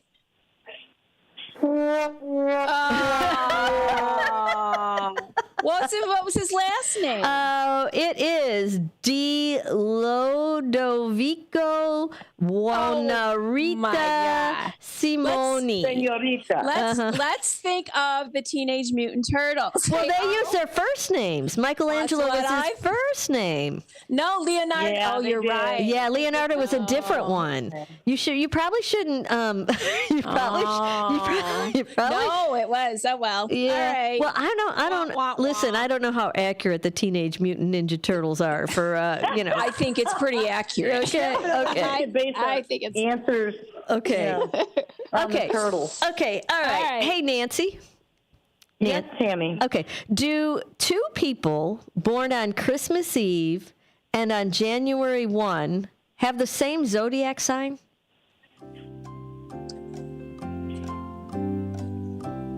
I think that they do. Are you cheating? Are you cheating? I heard a yes over there. Yes. Cheater, pumpkin eater. Somebody else. Liar, pants on fire. Because my birthday is Capricorn. Yes, and it's toward the end of it, so I think Aquarius. I think they're Aquarius. So but you yes, are correct. It is yes, and it is. They are both Capricorn, by the way. There you go. You almost disqualified me, Kathy. Yeah, Kathy. What the heck? Hey, Becky. What? Does Coca-Cola's Santa Claus wear glasses? Are you kidding me? No. Does I'm going to say I heard you. I'm going to say yes. Coca-Cola's Santa Claus wear glasses? She says yes. You should give Nancy this one. She has a snowman in her freaking house. God. We have time for one more. We have one more, but this is the tiebreaker, all right? You can both answer. The Statue of Liberty holds a torch in her right hand. Is she holding anything in her left hand? Either one? It's Nancy's question. Yes. What do you got? She is. What's she holding? I think a Bible or something. A tablet. It's a tablet. It's some kind of inscribed with tablet. some stuff. But yes, she is. Yes, she is. Good You got job. that. All right. Are we? We're playing out right now. Well, our happy little music is on. We are going to have to end our little game here. But I have Nancy with 4 yeses. Did Nancy get any no's today? No, I know. No, I did not. No, and Becky got a nose or a couple of no's in there. So, Yes. Nancy, Yes. I will. I know. you're the big I winner, know. Nancy. You're the big winner. Good job, Nancy. All right, Good listen, job. thanks everybody for tuning in. We'll be back tomorrow. Until then, make good decisions. Stay warm in that snow out there. It looks horrible. Have a good one, guys. While now, you've been concerned about their behavior. They're just not acting like themselves. They've been distant. They've been unpredictable. They've been lashing out. They've been saying things that make you worried they might harm themselves or friends or family. Or you're worried this loved one might hurt you. Maybe they recently threatened someone with their gun. You know something needs to be done, and you wish more than anything you could hit pause on this situation. Well, here in Illinois, you can, with a firearm restraining order. In extreme cases, this order temporarily prevents a person in crisis from having a firearm, giving them time to heal before they do something dangerous or even deadly. If you are worried about a loved one in crisis who has access to a firearm, learn more about firearm restraining orders at illinois.gov/pause to heal. A public service announcement brought to you by the Illinois Department of Public Health, Brady, and the Ad Council. Your hometown radio station since 1949. We are WRMN AM 1410 Elgin time for. This is WRMN News. I'm Marky B reporting. Election time is here. Kane County Clerk John Cunningham announced the Kane County Clerk's Office will begin mailing this Friday the vote-by-mail ballots for the April 1st consolidated election to approximately 37,500 registered voters who submitted applications for a permanent VBM mail ballot to the county clerk's office. Voters who wish to apply for a permanent vote-by-mail ballot can complete an application on paper or online. Voters who wish to apply for a VBM ballot for only the April 1st election can apply online at clerk.kanecountyil.gov/elections. Voters who wish to apply for a permanent VBM status and receive a ballot for every election must complete a paper application, which can be found online at the same link, and return it to the clerk's office. The phone number to call the Kane County Clerk's Office is 630-232-5950. If you want to check out the candidates in the Elgin City Council race, go to WRMN's YouTube page and watch Tuesday night's forum. It's at WRMN Radio on YouTube. The Kane County State's Attorney's Office says 54-year-old Ronald Lai has been sentenced to 109 years in prison in a child sex abuse case. A judge found Lai guilty in January of multiple offenses, including manufacturing child porn, possessing child porn, and aggravated criminal sexual abuse.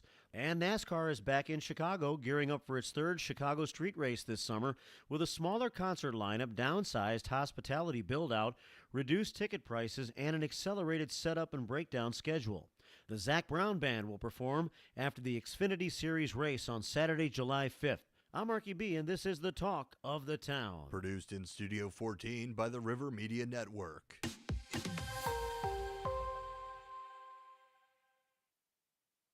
From the pages of the Elgin newspapers of 100 years ago today, these are the headlines brought to you by the Elgin History Museum.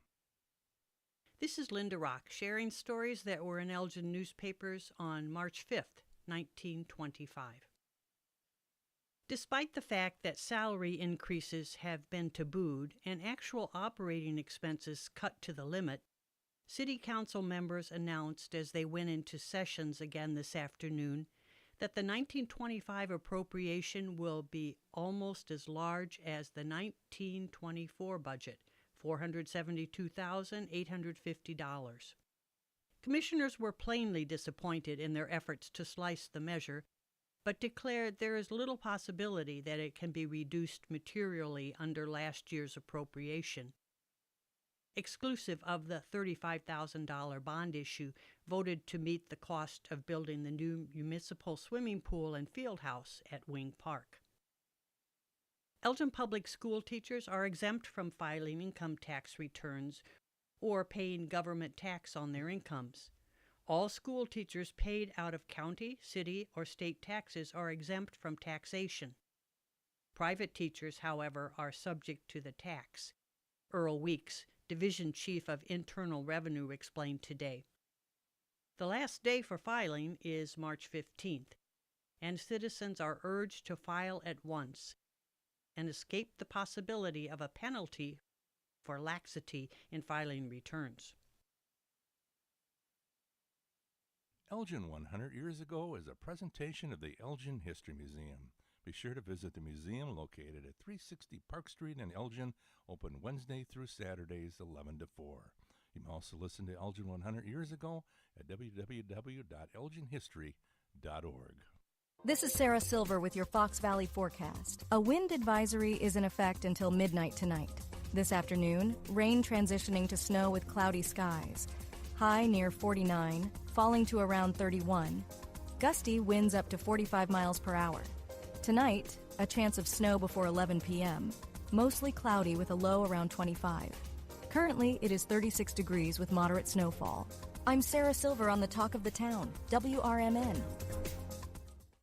There are lots of reasons to get excited for spring. Warmer weather, get-togethers, and now new spring arrivals from your favorite brands at Macy's. Even more exciting, refresh your beauty routine at our Buy More, Save More event. Pick up new skincare, makeup, and fragrances from Estee Lauder, Valentino, MAC, and more. And save $30 with every $150 you spend. The more you spend, the more you save. Don't wait. Beauty deals this good won't last long. Hurry into Macy's tomorrow. Savings off regular price beauty and fragrance. Exclusions apply. Finding a reputable business shouldn't require luck or chance. But how can you tell who you can trust? Pro tip, the BBB connects people with businesses they can trust. So think of the BBB as the better, check with the BBB first, because better businesses are honest and commit to High Ethical Standards Bureau. That's why they're better. Always look for the sign of a better business and find a better business anytime at bbb.org. When I was in foster care, I never knew when I would have to move, so I always had my suitcase ready to go. Then one day, I was adopted. My new parents opened their hearts and home to me. My parents cook my favorite breakfast for me every morning. My parents take me on trips I never thought I would go on. They gave me a home and an even better reason to use that suitcase. My parents aren't perfect, but they're perfect for me.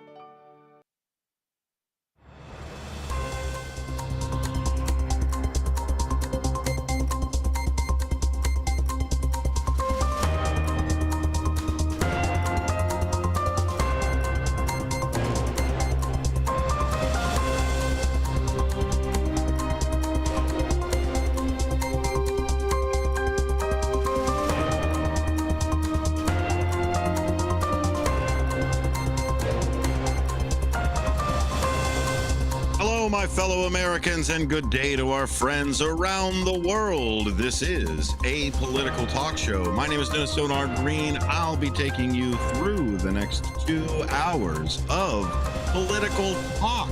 Thanks for being here. Thanks for being a part of the show. Lots of different ways to be engaged. One of those ways is, of course, what you're doing right now.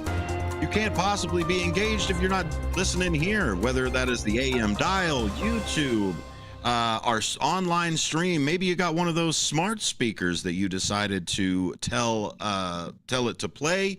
AM dial, of course, is always the first way to do that on WRMN 1410. But if you want to know some of the other ways to watch or be a part of a political talk show or the station itself, you can go to WRMN1410.com and find a schedule, find all of the links to our social media and all of those different places that are there. I recommend going to the YouTube side, not just to go watch me right now, but to watch the candidate forum, the Elgin City Council candidate forum that we did last night. David Tease took over the show, Apolitical Talk Show, yesterday and brought in some great guests. We're still putting those videos together to make sure that we can get those out to those candidates. But if you want to watch the forum from last night, it is still living on YouTube. Go over there. A couple hundred of you have already watched it, have already commented in. You get to know a lot more about your candidates from there, and you get to see my new haircut.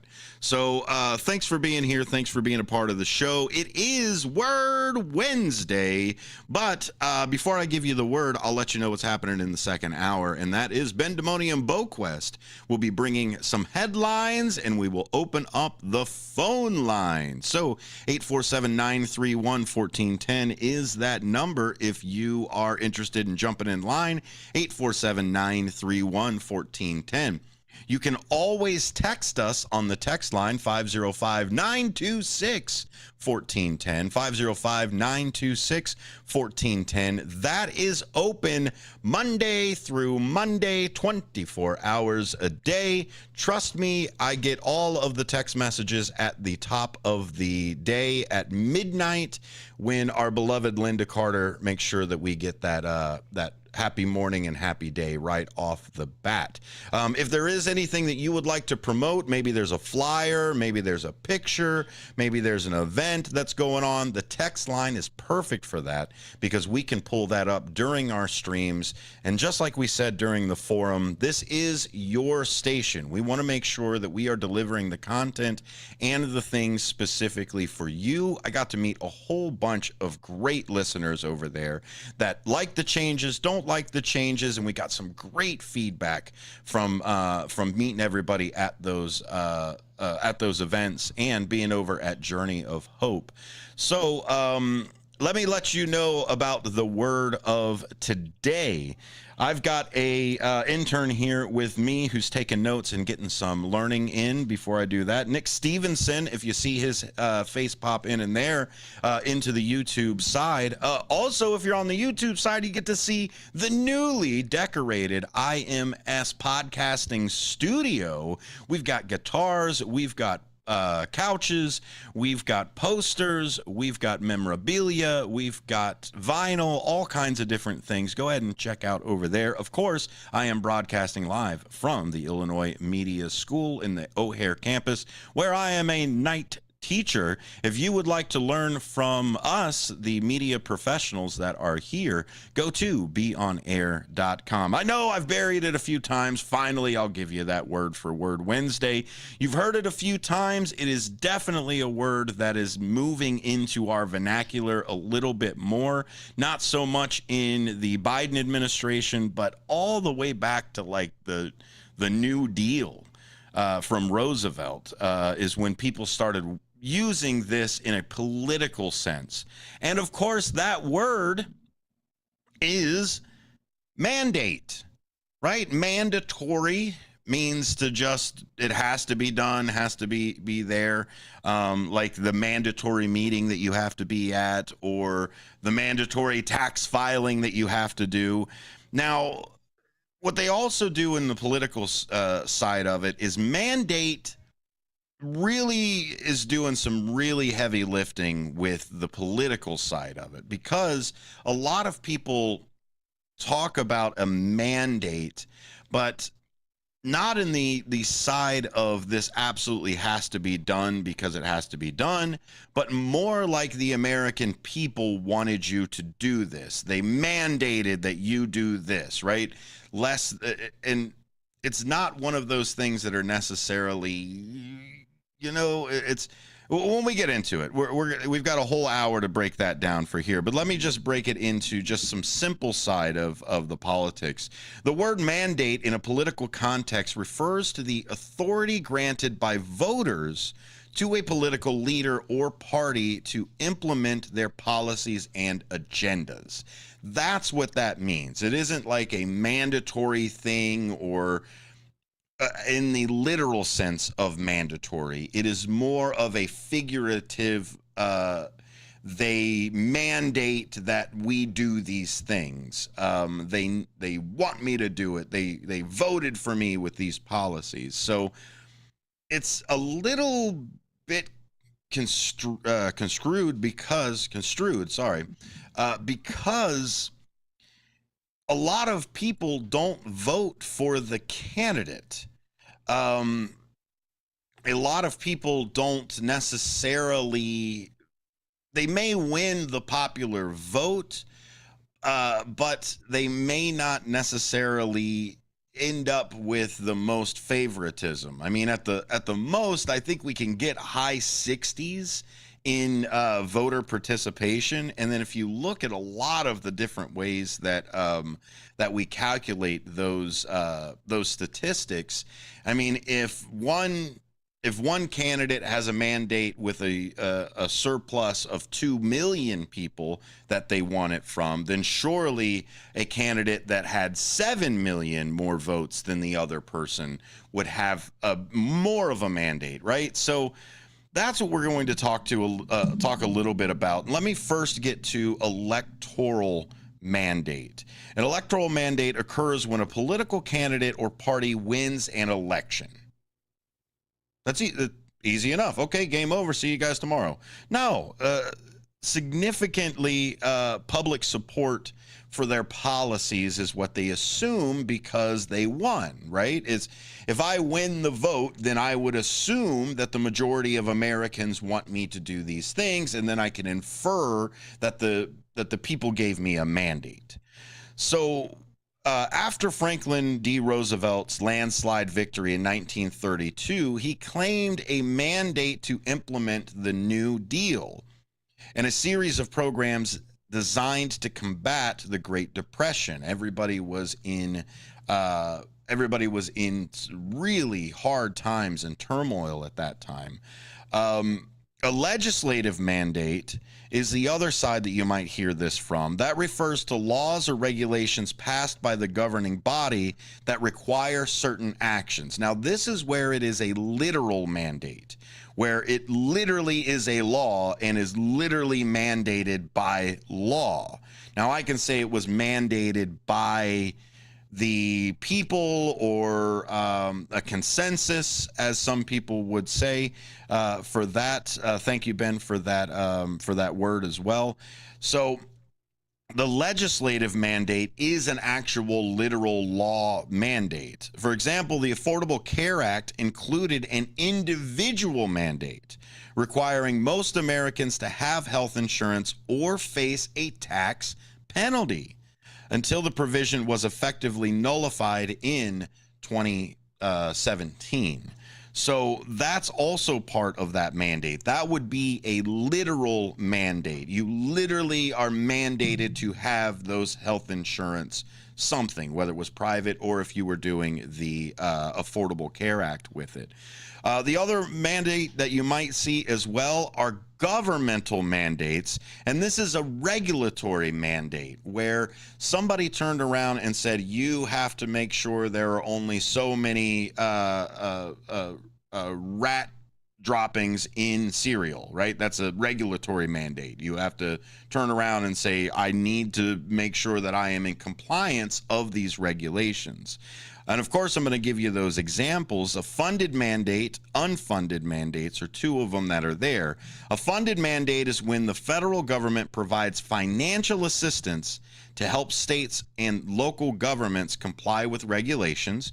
We're starting to see some of that with the sewer and lead, I guess, renovations for the city of Elgin is doing that mandate of removing the lead. That is both a funded and slightly unfunded mandate as well, where the funding stops, the local governments have to pick it up, and that's where the unfunded mandates come from, where governments are required to comply with the regulations, but they've got to do so without federal funding. Like maybe each county has to have a certain position, or each police department has to have a community type of engagement side of it. Those are mandates that usually come from higher up, but don't necessarily have a funding that's attached to it. They're just saying you have to do these things. So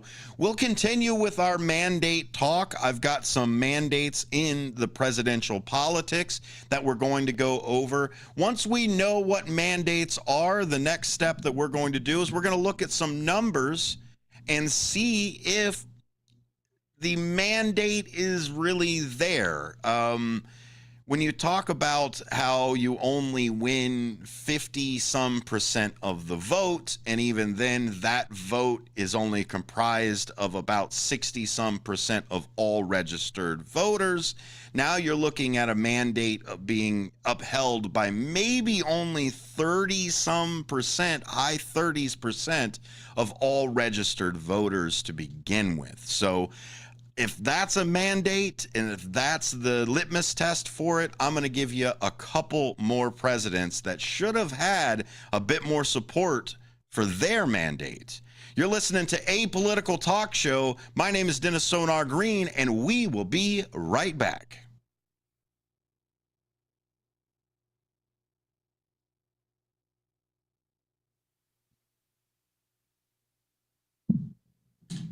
Get ready for Around the House every Saturday night from 5 to 7 p.m. on WRMN AM 1410.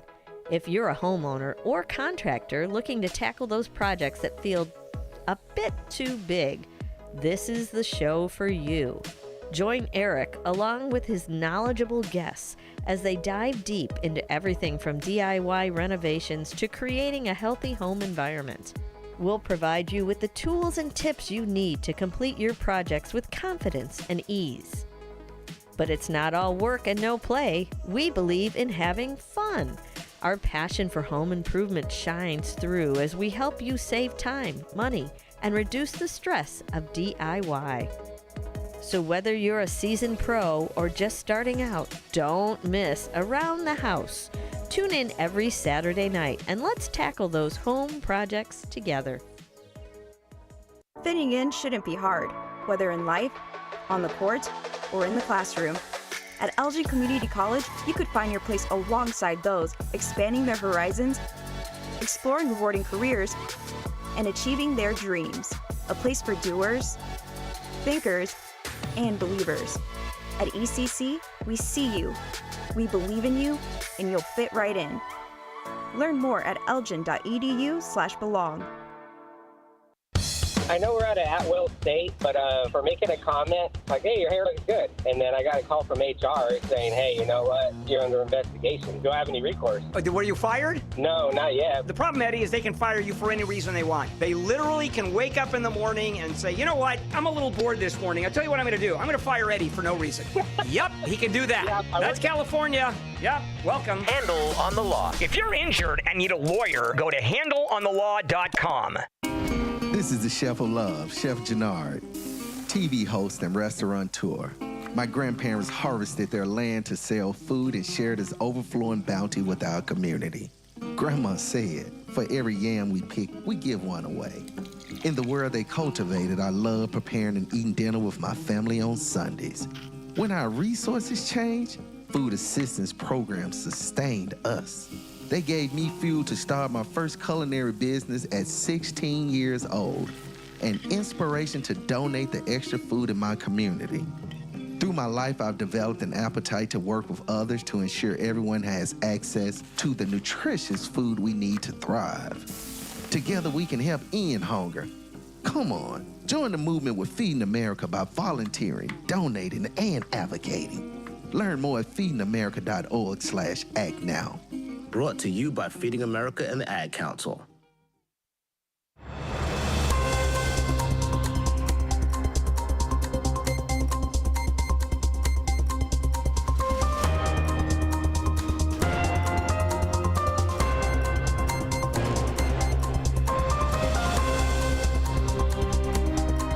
Welcome back back to A Political Talk Show here on WRMN. My name is Dennis Sonar Green. Thank you, Wendy, for telling me how handsome I looked at the forum last night. You can definitely look how handsome I was, but don't just go there for that. Go there to hear about the candidates. We had some great questions last night.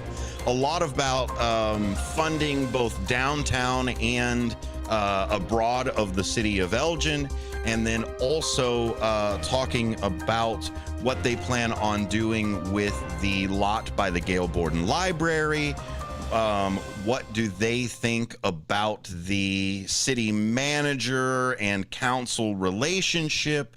And also, we got a little bit into their financial side of it, but mostly it was about checking their flavor. How do they respond? Because this is what they're going to have to do during the city council meetings. Now, I gave them upwards of 2 minutes to answer a question, but when you go to the city council meetings, you'll have 3 minutes or so to deliver your message, and hopefully they'll respond on that side of it. The way that Elgin is set up is it's set up for almost a part-time type of city council.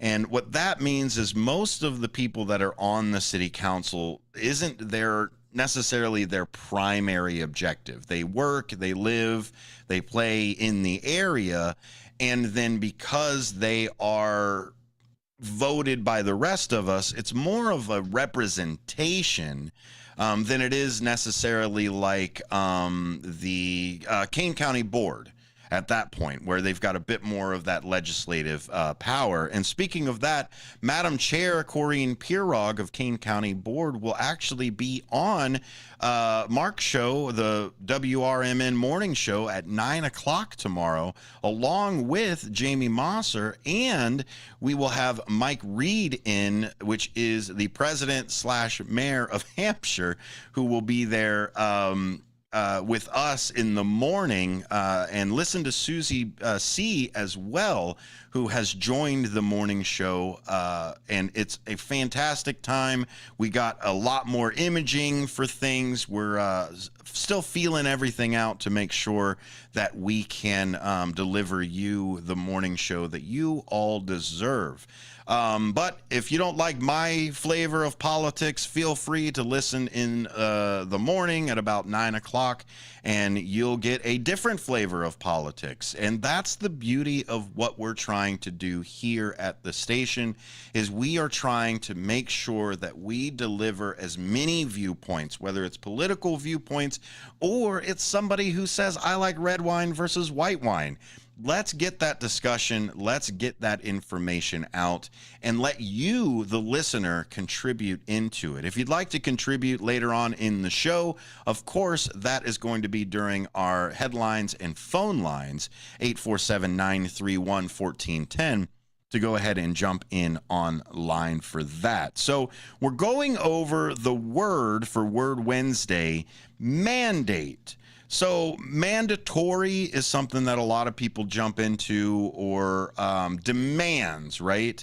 It's still kind of the same root words of man and having to that physical side of it. For demands, you could almost say a demandate is almost what you could kind of merge the two together in a Dr. Seussian type of way. But there's certain things that are perceived mandates that aren't legislative or governmental mandates, or even then I was in the Navy, I had mandatory muster for a lot of times. You got to show up for that because it's mandatory. It's there. You have to do it. So now, it's not too far of a stretch when you talk about presidential mandates. Now, for U.S. presidents that frequently claim the mandate following the election, which that's what most of them do, it's especially when they win by a significant margin. So now we want to talk about significant margin as one of the first litmus tests of a mandate, right? It's not necessarily a mandate of the people to the president isn't necessarily mandatory, right? Mandatory means that you have to do it. It needs to be done. Now, if you talk about the people have given somebody a mandate, it is more of a figurative type of side, because at the end of the day, the people only have one course of action to correct something that wasn't mandatory, right? If I didn't show up for mandatory muster, they dock my pay, they put me on restriction or whatever else. If I don't meet the mandates of the government, they're going to throw me in jail or fine me or anything like that. A presidential mandate, especially if you're not going to be able to run again, is kind of a soft mandate in that figurative type of thing. It is more of a demand. So now let me give you the second litmus test of a mandate by the people is winning all three, or the Congress as well as the presidency. Now what you're able to do is not only you campaigned on your policy and your platform, but the people gave you the tools to actually do it. So if you look at after winning the re-election in 2004, President George W. Bush claimed he had a mandate to reform Social Security, but Congress resisted and his proposal failed. And that was a lot because I don't believe he actually controlled it at the time. So we're going to talk about the debate over the mandate of winning the narrow margin, and then we'll also go in to what constitutes a mandate and which presidents have got them based off of those two litmus tests.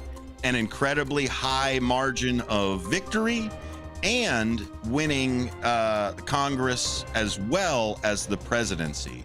You're listening to A Political Talk Show here on WRMN. I'll be right back after this.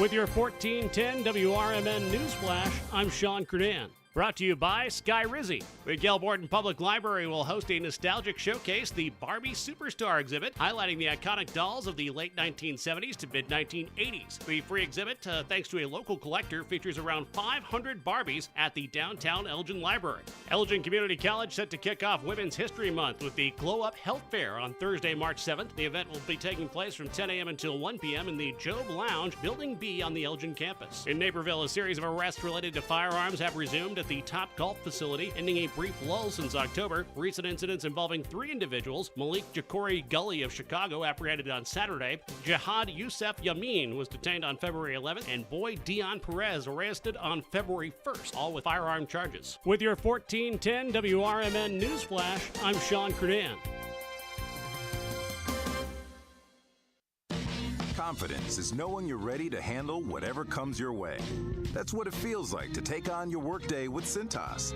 They make sure your AEDs are up to date, your fire extinguishers are tested and inspected, your floor mats are cleaned and delivered, and your workwear looks good, feels good, and is freshly laundered with the Cintas Apparel Plus program. So are you ready to take on today? Visit Cintas.com. Oh, I'm ready! And get ready for the workday. Progressive knows if you have to choose between everyday life and your RV, RV wins. What, are you going to take the RV to the mountains or go pick up your dry cleaning? RV wins! Are we cleaning the gutters or taking the RV camping? RV wins! Are we getting a new passport or cruising up the coast? RV wins! Don't forget, you got that trip to Sweden coming up. Oh, yeah, passport, then RV. With Progressive, you can bundle your RV with your home or auto and save with a discount and spend more time enjoying those savings in your RV. Progressive Casualty Insurance Company affiliates and other insurers. Not available in all states and situations. Are you dreaming of a getaway? Want to leave the stress of daily life behind? Whether it's a relaxing cruise or an adventurous land escape, Planning the perfect vacation doesn't have to be a hassle. At Cruises International, they specialize in vacation destinations, land and sea, making your dreams come true. Located at 1721 Moon Lake Boulevard in Hoffman Estates, Cruises International isn't just about booking travel. They're your personal concierge, trusted travel advisor, and advocate. Your preferences are unique, and they'll take the time to understand exactly what you're looking for. From personalized service to their global network of specialists, they ensure that your vacation is tailor-made just for you. It's time to plan the vacation of a lifetime. Call 800-255-7447. That's 800-255-7447 today and speak to a cruise and vacation expert. Cruises International. It's time to set sail to your dream destination. This is Sarah Silver with your Fox Valley forecast. A wind advisory is in effect until midnight tonight. This afternoon, snow with cloudy skies and a high near 49, temperatures falling to around 30. Gusty winds up to 45 miles per hour. Tonight, scattered snow showers before 3 a.m., mostly cloudy with a low around 25. Currently, it is 33 with moderate snowfall. I'm Sarah Silver on the Talk of the Town, WRMN. Progressive knows there are some surprisingly expensive things in life, like frames. Because you found a classic 70s concert poster. But when you went to get it framed, you realized the frame will cost about 4 times the amount of the poster. Which is actually absurd because no one will be looking at the frame, and if they are, then you severely overestimated how cool this poster is. But then you remember by switching your home and auto to Progressive, you could save hundreds and put it towards a classic 70s concert poster in an absurdly overpriced frame. Progressive Casualty Insurance Company, affiliates, and other insurers. Not available in all states.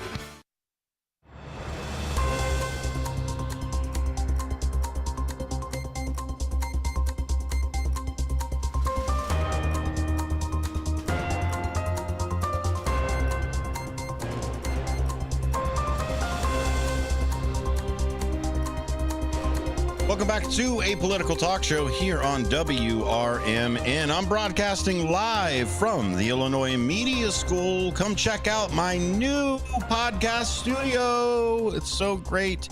Look at us on the youtube.com. You'll find WRMN Radio over there.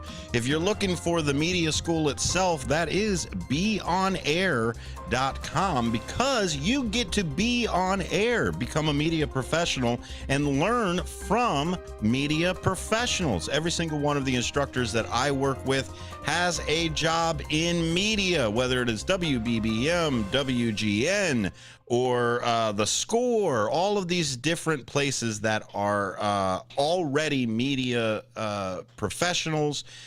Now, I know I listed off all the radio stations, but there's a lot of television and film, both from the independent side and even people that act as actors in other movies, whether they're the star or supporting cast. Learn how to operate a camera, learn how to talk into a microphone, learn how to get your own media hustle on. You can go ahead and find us at beonair.com. Thank you very much for being here. It is Word Wednesday on A Political Talk Show. I only got a few more minutes to walk through some of this, and we'll talk about mandates in history, presidential mandates, mandates from the people. And what does that constitute? Where is the mandate? How do you measure the mandate? Why does everybody keep saying mandate? Well, that's why we built Word Wednesday, so that we could take a political word that is just being thrown around everywhere and make sure that we're actually using it correctly. And by the end of this, you will know if somebody is using it right or if they are just full of hot air. And why we didn't hear about other presidents' mandates. We didn't hear about Clinton's mandate because the Republicans had the House at the time. And there's a lot of people that say that the reason that the budget was put together is because of Gingrich and a few other people. And I think, honestly, that's where the perception of how Republicans are better with the economy than the Democrats came from is honestly back from the 90s, in that era where President Clinton, through his leadership, and the Republicans on the congressional side actually worked together, and we finally had a surplus Imagine that, not adding to the debt every year, but having a surplus that we could walk back down. But that's when the debt was small potatoes at that point. I think in the 90s, if I can pull up my stuff right, and by my stuff I mean my own brain, I think it was close to maybe $4 trillion of the debt at that point in the 90s.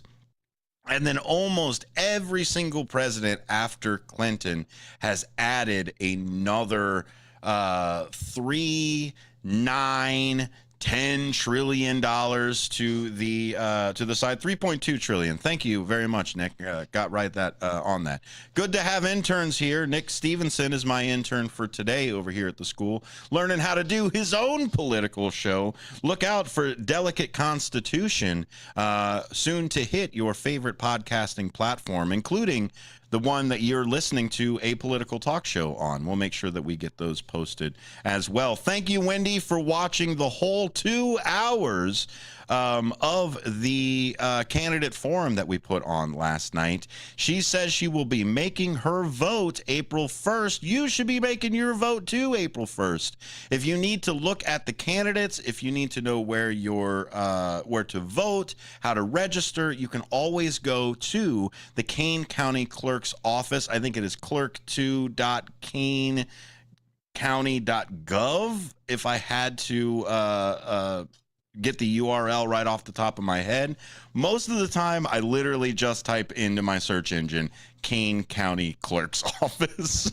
It takes me right there every single time. Just like you can put in a political talk show into your favorite search engine, and Spreaker will pull up because that's how we send everything out from there. But let's get a little bit into discussing the word mandate.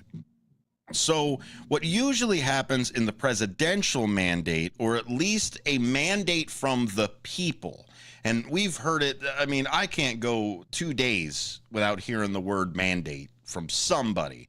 And now, granted, there is a mandate from the right side, is what they're saying, and the Democrats are going to fight it, and that's why it's always contentious to begin with anyway, to start talking about this ethereal type of mandate, because what are you going to do with the mandate from the people? Did we all sign a letter? Did we all say these are the policies we like, these are the policies we don't? No, we voted for a person that had their policies, and then we gave them the tools to get it done. That's what constitutes a mandate from the people.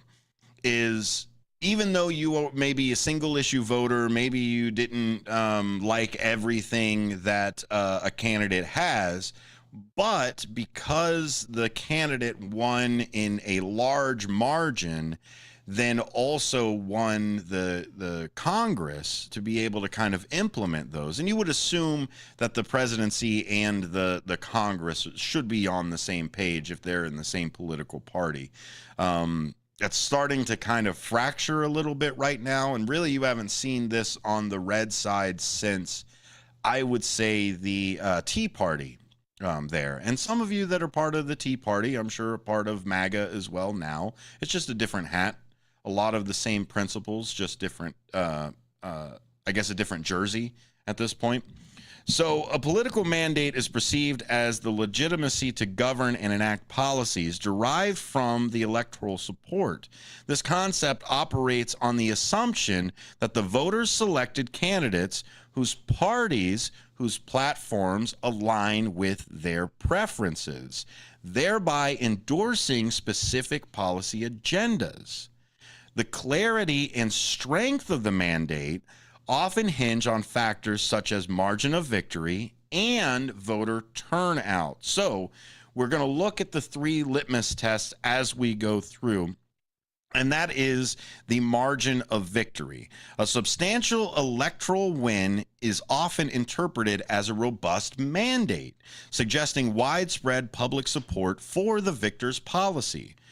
Conversely, a narrow victory may lead to questions about the extent of the mandate, right? Those single issue voters, or those people that like to stay home, or the people that vote third party, that's where you may end up with the not that large margin of victory for things on there, kind of a contentious contest. So voter turnout is the other side. High voter turnout can enhance the perceived legitimacy of the mandate, as it indicates broader public engagement and support. Low turnout, however, may cast doubt on representatives of that mandate. So if a lot of people don't turn up, a lot of people aren't charged or passionate or ready to go and support these policies, a lot of people stayed home and they didn't vote at all, or didn't even or only voted for the presidency and not necessarily anybody in Congress. It's back to that voter turnout. If you can get a majority of the registered voters to actually show up and vote, then they definitely are giving you that mandate of, hey, we're interested in these policies. We want to make sure that you can get them done. That's also the electoral integrity. The fairness and transparency of the electoral process is critical. That's why we cannot keep saying they was stolen or taken or any of these other things. Now, hyperbole, and we talked about that, I think it was last Wednesday, was the hyperbole side of it. And that's where that is incredibly dangerous hyperbole, because there are ways that somebody could, I guess, not necessarily go right in, start flipping votes back and forth, but there are ways to meddle in elections. And whether that constitutes stealing or not, I mean, if I give you a whole bunch of ads for McDonald's and you go to McDonald's, did I steal your business from Burger King? That doesn't make any sense to me.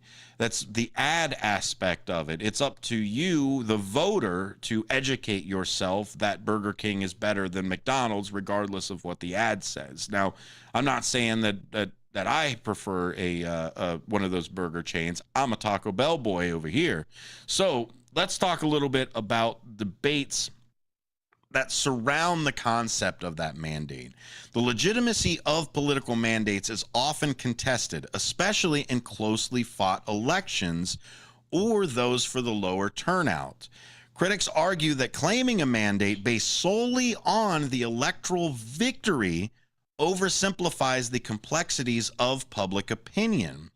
For instance, the article "The Challenges of Democracy" from Financial Times discusses concerns about the tyranny of the majority. Now, we've heard that before. That is a direct quote from Benjamin Franklin, who famously said that democracy is two wolves and a lamb deciding what is for lunch.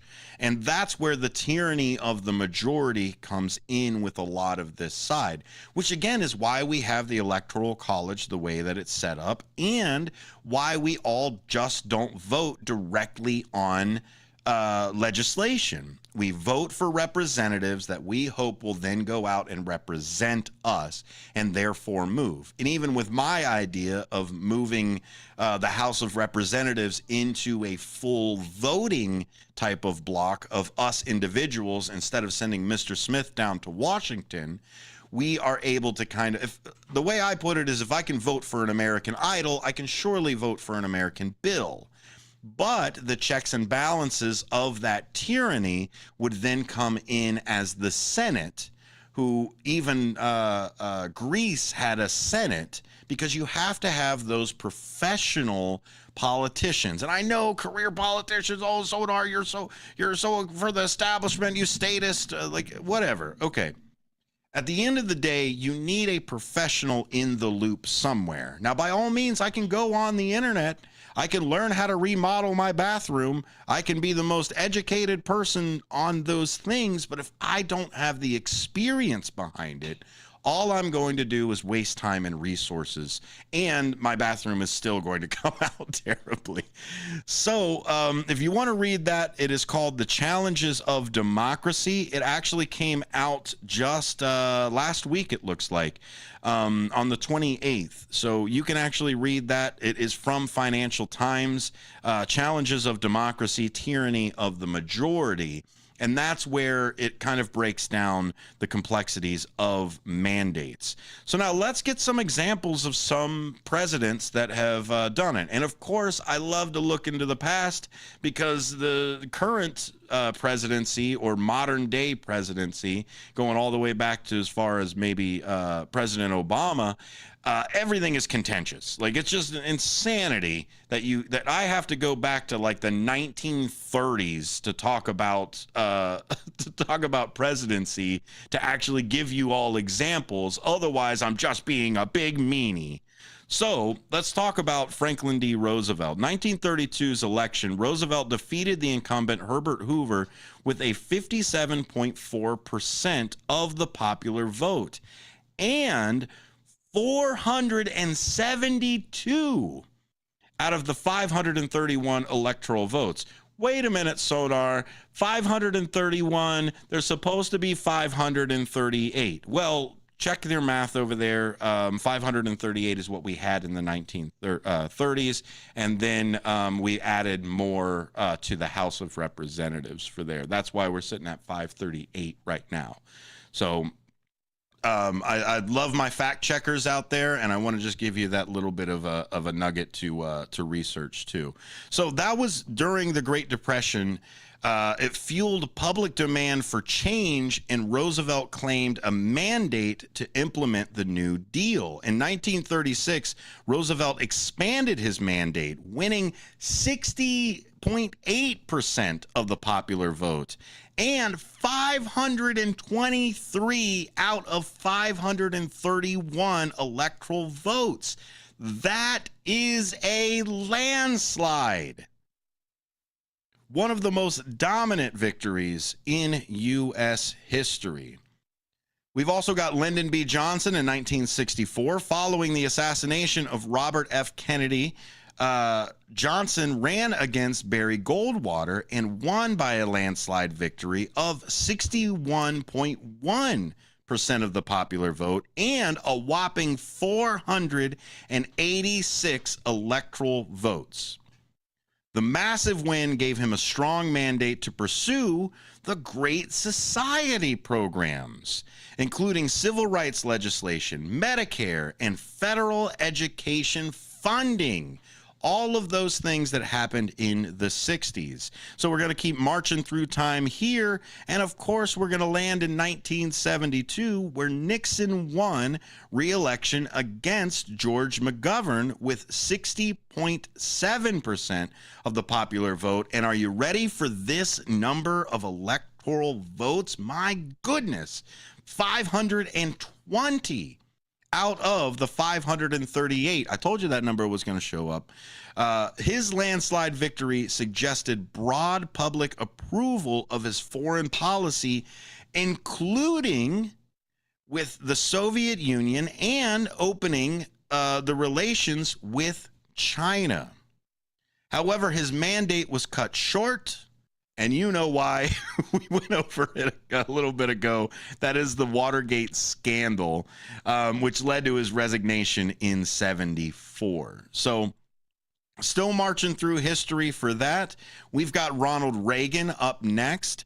Ronald Reagan won with won against Walter Mondale, with 58.8% of the popular vote and 525 out of the 538 electoral votes. His Morning in America campaign capitalized on the economic recovery and Cold War strength, giving him a strong mandate to continue conservative economic and foreign policies, which we are still living under today. The next one up, of course, we talked about Clinton. We haven't spoken about George W. Bush either. But the next mandate that really came out, or at least it's the majority of the popular vote, and it's close. This is the bare minimum of a mandate, and it comes from President Obama in 2008. Obama defeated John McCain with 52.9%. Now, it's still a majority, but is it a landslide majority? No, I don't necessarily think so, that popular vote that's there. But he won 365 electoral votes. His victory fueled by high voter turnout, right? We were talking about that other litmus test. Even though it was 52.9% of the overall popular vote, it was the highest turnout since 1968. And we already talked about the 1960s with Johnson. So it was seen as a mandate for health care reform. Of course, we got the Affordable Care Act out of that. Economic recovery after the 2008 financial crisis, which I will absolutely lay at the feet of President Clinton, where he just let everybody have a house regardless of if they could pay for it or not. And it really bit us in the bum 7 years later after he came out. So the other side of it, too, is ending the Iraq war. At that point, we had spent so much money on it, trillions and trillions of dollars. And what did we get? Honestly, we got, I guess, a son who got to finally stick it to the guy who made fun of his daddy. So I don't know. I don't want to get too mean about politics today. So let's finish it up from here because I am running a little bit out of time. We're going to talk a little bit about the two mandates that have happened recently. Now we have. I'm sorry. Just looking through my notes. In the 2024 United States presidential election, former President Donald Trump achieved a notable victory over Democratic nominee Kamala Harris, making a significant movement in U.S. political history. So he ended up taking 312 electoral votes, highly surpassing the 270 that were there. Now, even though Trump won the popular vote, 77.3 million votes. I don't know the change on that, but 77.3 million.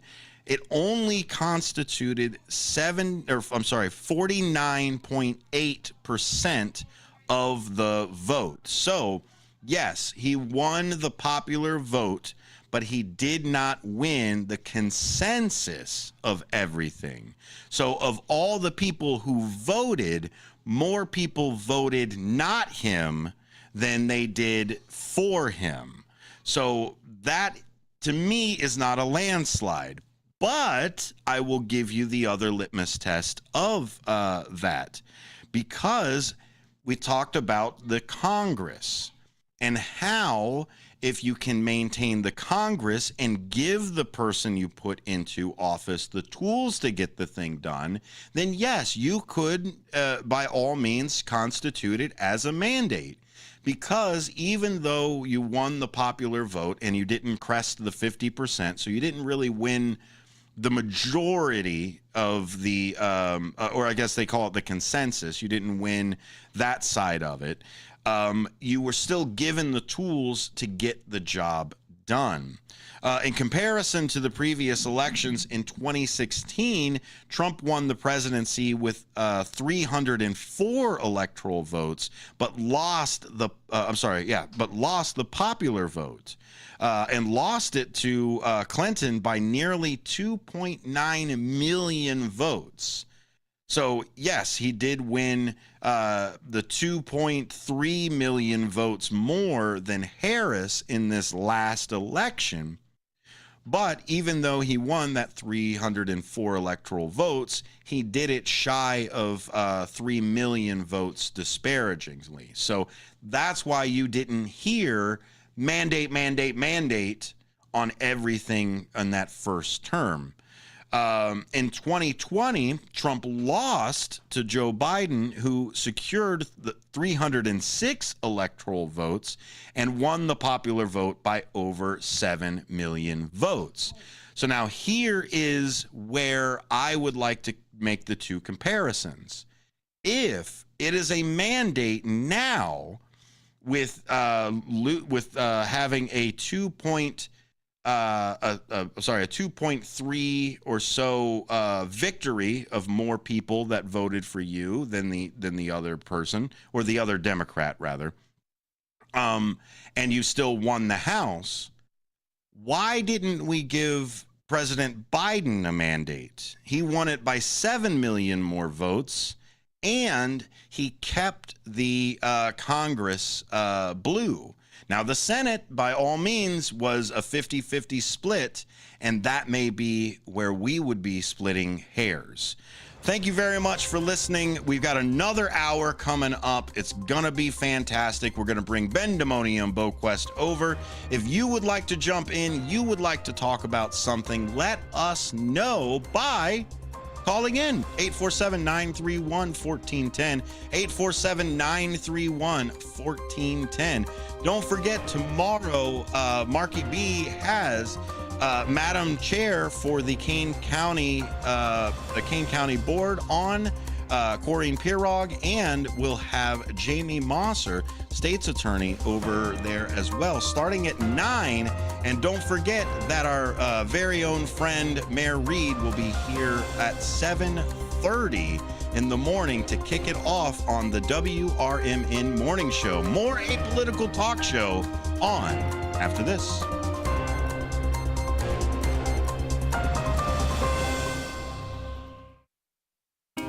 This is the Chef of Love, Chef Jannard, TV host and restaurateur. My grandparents harvested their land to sell food and share this overflowing bounty with our community. Grandma said, for every yam we pick, we give one away. In the world they cultivated, I love preparing and eating dinner with my family on Sundays. When our resources changed, food assistance programs sustained us. They gave me fuel to start my first culinary business at 16 years old, and inspiration to donate the extra food in my community.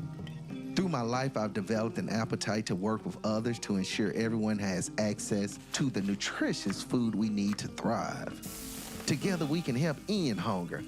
Come on, join the movement with Feeding America by volunteering, donating, and advocating. Learn more at feedingamerica.org/act now. Brought to you by Feeding America and the Ad Council. Your hometown radio station since 1949. We are WRMN AM 1410, Elgin time, 5 o'clock. This is WRMN News. Hello, I'm Dennis Green. President Trump made his first major speech to Congress after 6 weeks on the job. President Trump also said his counterpart from Ukraine sent him a letter praising diplomatic efforts to end the war with Russia, while also securing precious mineral rights from Ukraine. We do really value how much America has done to help Ukraine maintain its sovereignty and independence. Regarding the agreement on minerals and security, Ukraine is ready to sign it at any time that is convenient for you. I appreciate that he sent this letter, just got it a little while ago. Simultaneously, we've had serious discussions with Russia. Trump falsely claimed that the U.S. has given Ukraine $350 billion in aid. According to the New York Post, Congress approved roughly $183 billion for Ukraine under the Biden administration, more than $65 billion of which was spent in the United States purchasing new weapons for American stockpiles. In other news, AP's Lisa Dwyer reports on plans to make drastic cuts at the IRS. The IRS is drafting plans to cut its workforce by as much as half through a mix of layoffs, attrition, and buyouts. The federal tax collector employs roughly 90,000 workers across the United States. The IRS has already laid off about 7,000 probationary employees. Along with most federal employees, IRS employees have also been offered deferred resignation program buyouts, although IRS employees in involved in the 2025 tax season were told earlier this month that they would not be allowed to accept a buyout offer until mid-May, after the taxpayer filing deadline. I'm Lisa Dwyer. Produced in Studio 14 by the River Media Network.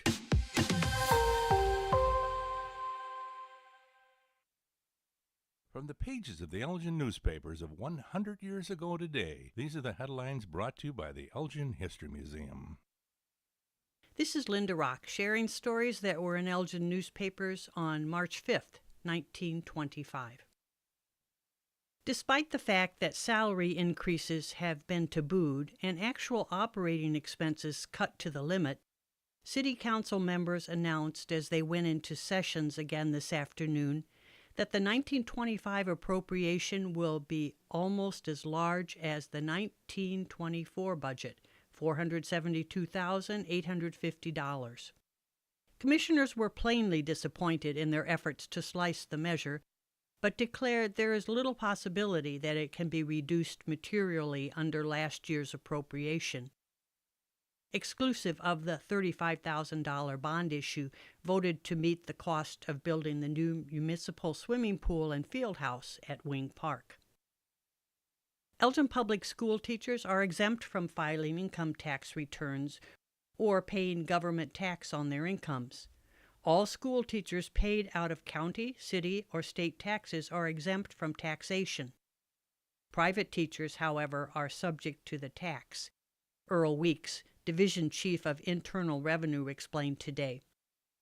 The last day for filing is March 15th, and citizens are urged to file at once and escape the possibility of a penalty for laxity in filing returns. Elgin 100 years ago is a presentation of the Elgin History Museum.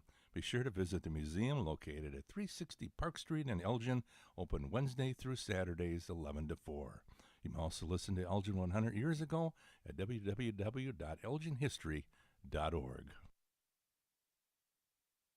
This is Sarah Silver with your Fox Valley forecast. A wind advisory is in effect until midnight tonight. This afternoon, snow with cloudy skies and a high near 49, temperatures falling to around 30. Gusty winds up to 45 miles per hour. Tonight, scattered snow showers before 3 a.m., mostly cloudy with a low around 25. Currently, it is 33 with moderate snowfall. I'm Sarah Silver on the Talk of the Town, WRMN. Progressive knows there are some surprisingly expensive things in life, like frames. Because you found a classic 70s concert poster. But when you went to get it framed, you realized the frame will cost about 4 times the amount of the poster. Which is actually absurd because no one will be looking at the frame, and if they are, then you severely overestimated how cool this poster is. But then you remember by switching your home and auto to Progressive, you could save hundreds and put it towards a classic 70s concert poster in an absurdly overpriced frame. Progressive Casualty Insurance Company, affiliates, and other insurers. Not available in all states. Clutter happens, but junk doesn't have to weigh you down. At the Junk Luggers, we're your full-service junk removal and hauling pros, tackling everything from single-item pickups to major cleanouts. We handle the heavy lifting, and with our commitment to the green way, we rehome and recycle to keep your unwanted items out of landfills. So, whether you're clearing out the garage, downsizing, or saying goodbye to old furniture, we make the process eco-friendly and easy. Call 1-800-LUG-JUNK or visit junkluggers.com today. Let's save your space and the planet together. What's the best way to get rid of a timeshare that you don't want? Call the Timeshare Exit Hotline. We're a group of attorneys that help customers legally exit their timeshares. It's an easy process. We guarantee results or you pay nothing. Exit your timeshare today. Call now. 800-890-5957. 800-890-5957. That's 800-890-5957.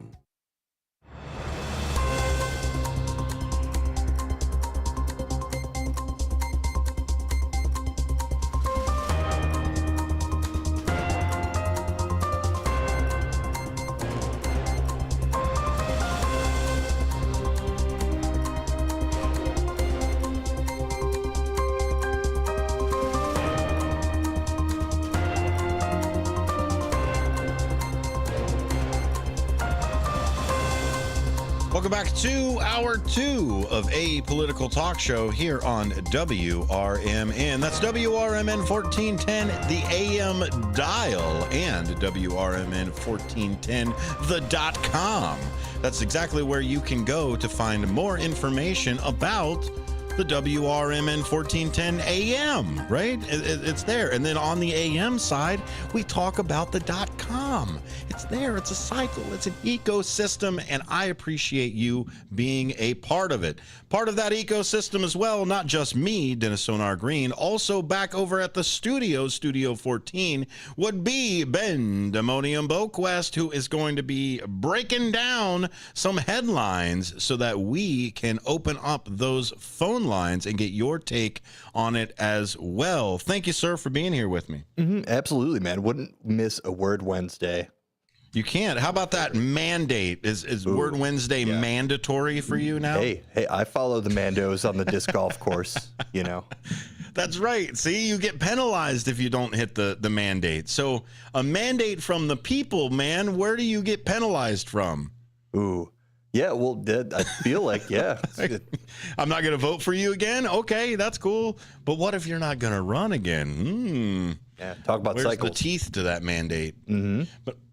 But anyway, man, what do you got on the old agenda over there? I know you sent some things over to me just so that I was informed for stuff, but I want to get what you want to talk about. Yeah, we actually have a array of good news coming out of the Supreme Court, at least in my opinion. A lot of people will tell you it's bad news, but you know how it goes. Straight up the facts. Is it Reuters or Reuters? I forget. Reuters. Reuters. Has this story, U.S. Supreme Court won't let Trump withhold payments to foreign aid groups. Wow. So something that was rather contentious in the last month or so here. And a lot of it is because of the constitutionality, and we finally got a decision on it. Yeah. Yep. So if you're not familiar with the story, here is a little rundown. You could find this on Reuters.com. Thanks, guys. On March 5th, which is today, a divided U.S. Supreme Court declined to let President Donald Trump's administration withhold payments to foreign aid organizations for work they already performed for the government as the Republican president moves to pull the plug on American humanitarian projects around the world. Handing a setback to Trump, the court, in a 5-4 decision, upheld Washington-based U.S. District Judge Amir Ali's order that had called on the administration to promptly release funding to contractors and recipients of grants from the U.S. Agency for International Development and the State Department for their past work.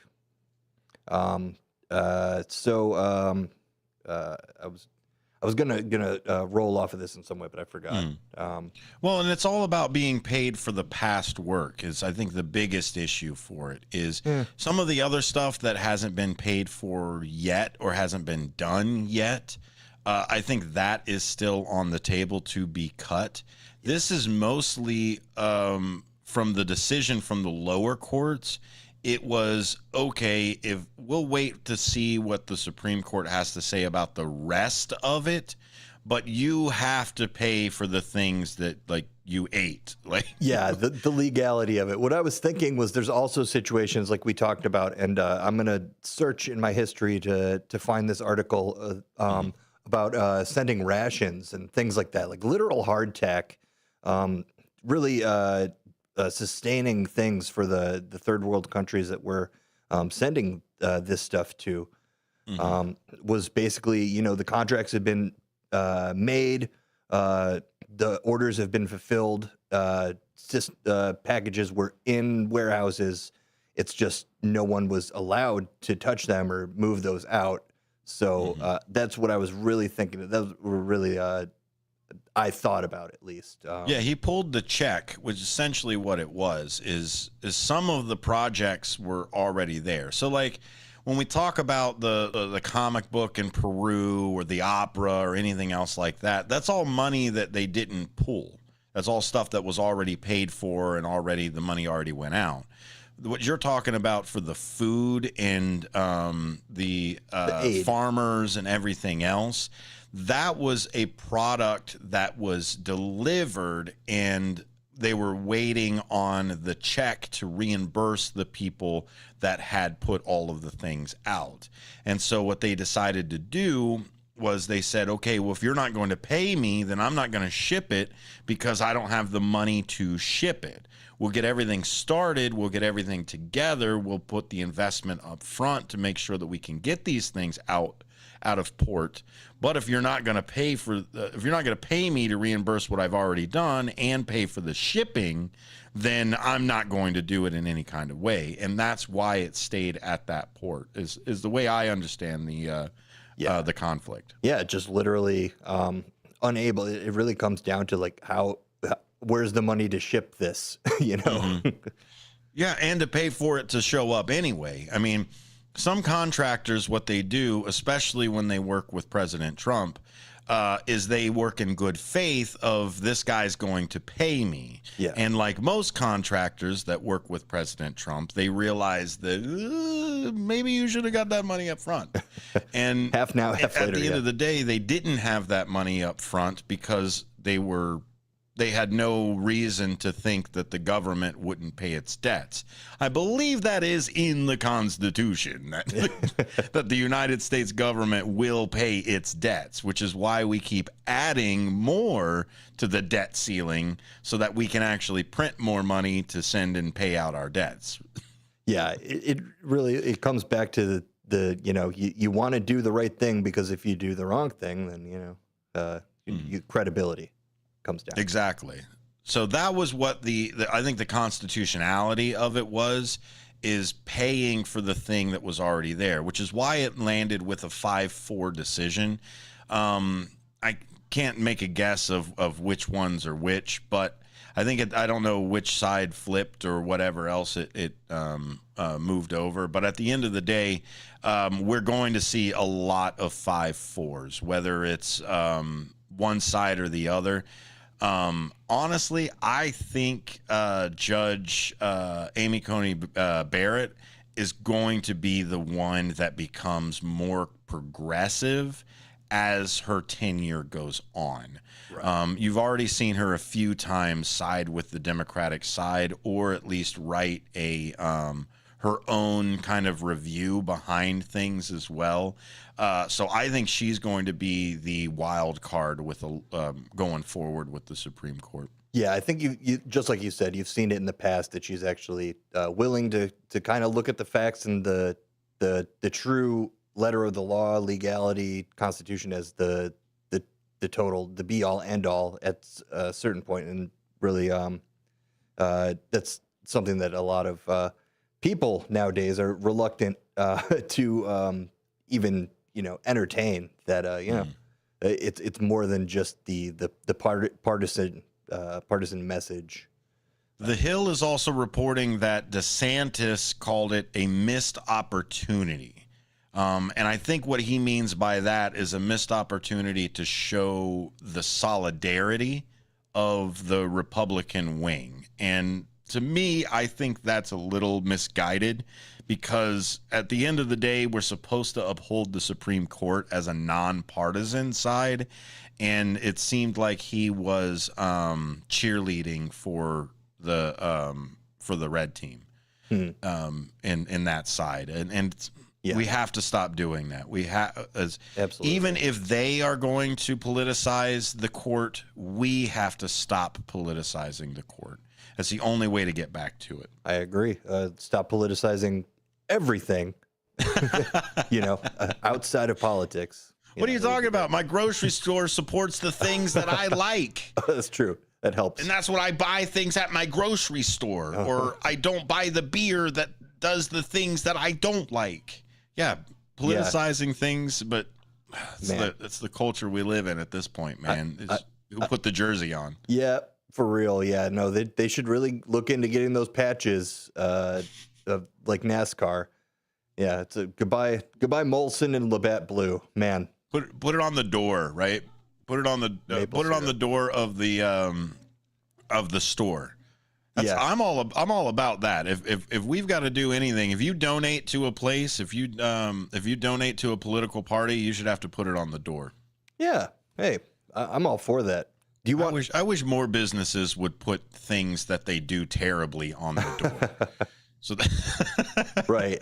Yeah. Just let us know. Be honest. Be honest, people. Yeah. Be honest. We don't hire these type of people, and by the way, we donate this way. Best. It should be more of that. It Honesty. should be more signs so that I don't have to do all the research. My goodness, that's so much research, Benjamin. Right. Yeah. I mean, you know your base, and that's obviously what you want to pander to. So it's Costco. beyond. I heard is the good one though. Is what I heard. But there are other people that are like, no, Wally World. I don't go to Wally World just for the fact that like they're a huge drain on the welfare system. Mm-hmm. It's insanity. Yeah, I'm sorry, I'm politicizing grocery stores again. Yeah, well, you didn't start it. Come on. I have a retroactive story here, though, if you'd like to put yourself in the mind of a couple weeks ago. This came out on the 12th of February. So from CBSnews.com. Thanks, guys. Almost $500 million in food is at risk of spoilage after USAID pause, a report says. So, again, this is from February 12th. So today, our last story, we broke that the Supreme Court upheld a judge's order to restart the funding. And so this is the food that they're doing is why you're bringing this article up, because this is the food that does it. Everybody wants to talk about the Supreme Court. You want to give those numbers, and I appreciate that. Yeah. So without this decision, this would still be the reality. Almost $500 million in food aid is at risk of spoilage as it sits in ports, ships, and warehouses after funding for the U.S. Agency for International Development, or USAID, was paused by the Trump administration, according to February 10th report from a government watchdog. The reports from USAID's Inspector General highlighted the risks of safeguarding and distribution of $8.2 billion in unspent humanitarian aid. After the Trump administration ordered almost all staff to be placed on leave and ordered a review of U.S. foreign assistance programs. So USAID, which provides humanitarian aid to more than 100 countries, buys food directly from U.S. farmers and manufacturers, which have typically provided about 40% of international food assistance, according to a 2021 report. From the Congressional Research Service, with USAID funding paused, there is a concern among U.S. farmers about the market for some of their products, including Kansas sorghum producers, according to the Topeka Capital Journal. So that is another wrinkle of the story for farmers, focusing on these fulfillments that they rely on. Oh, absolutely. There's a lot of that going on. Since I've been coming in for the morning show and helping out Sue and Mark, I've been listening to a lot of the Ag Report in the morning. RFD is essentially an ag report for the local community over here. And they tracked a bunch of soybeans and a bunch of other things that are there. And hopeful optimism, I think, is the best way that I can describe it. Even at the brink of the insecurity and not sure who's going to be able to do what or get what grants, or even what grants are still available anymore, there is still a lot of hopeful optimism with well, he said he wouldn't do this, but I mean, I know he's getting close, but he said he looked out for us, and he said that the farmers are the thing, and so there's a lot of it's, if I was the Democrat side, it would be the copium of it, of just like, oh no, I know the bad things happening to me, and I know the bad things coming around the pike, but it'll be good. You'll see. I know we're just getting close to the edge. We're not going to go over it. And I understand that sentiment. I absolutely do, because I was in the Biden house of going, okay, he's going to do it. He's going to finally step down and start and start training his protege or pick a person or doing that. And then it became more and more apparent that he was not going to keep his promises. And I absolutely get it. Look, I was in the same boat of anything. And honestly, I hope President Trump does keep his promises. A lot of it is setting up to not keep those promises. We're going to hear, I'm telling you, we're going to hear in 6 months, 7 months that, oh, sorry, we got to cut Medicaid. Oh, sorry, we just couldn't maintain the Social Security anymore. We're going to hear it. And whether or not you want to take that as hyperbole or whatever else, but I do not see any other way of getting rid of $880 billion out of the Medicaid system. Mm-hmm. It just, how else do you do it without cutting benefits? Somebody has to explain it to me that's there, because I'm pretty sure they're purposefully not saying what is actually happening. Now, you listen to Joe Rogan's podcast. Yeah, our co-president spilled the beans. He said, look, people are living way too long and the birth rate is down. That is a recipe for disaster for me, who thinks that people are commodities. Now, he didn't say that necessarily all in those words, but it's pretty dang close. Yeah. No, I hate being someone who often says things that I don't really mean. I don't know, just like that's my personality. I feel like that's just the way that it goes. As Ben, far I as thought like, I thought I did look handsome at the forum. oh no, that I would never lie about that, man. You were looking snazzy, dude. But what I was gonna say is, like, this is something you could literally just infer and not feel bad about not hearing the regular, just like context clues. I don't know. I'm pretty confident in thinking that, yeah, like, though he didn't say the words, that's exactly what he meant.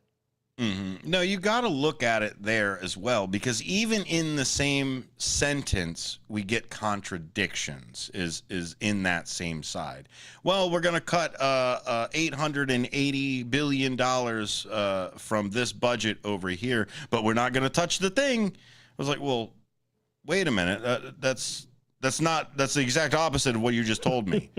You just told me you were going to cut the thing, but I'm not going to cut the thing.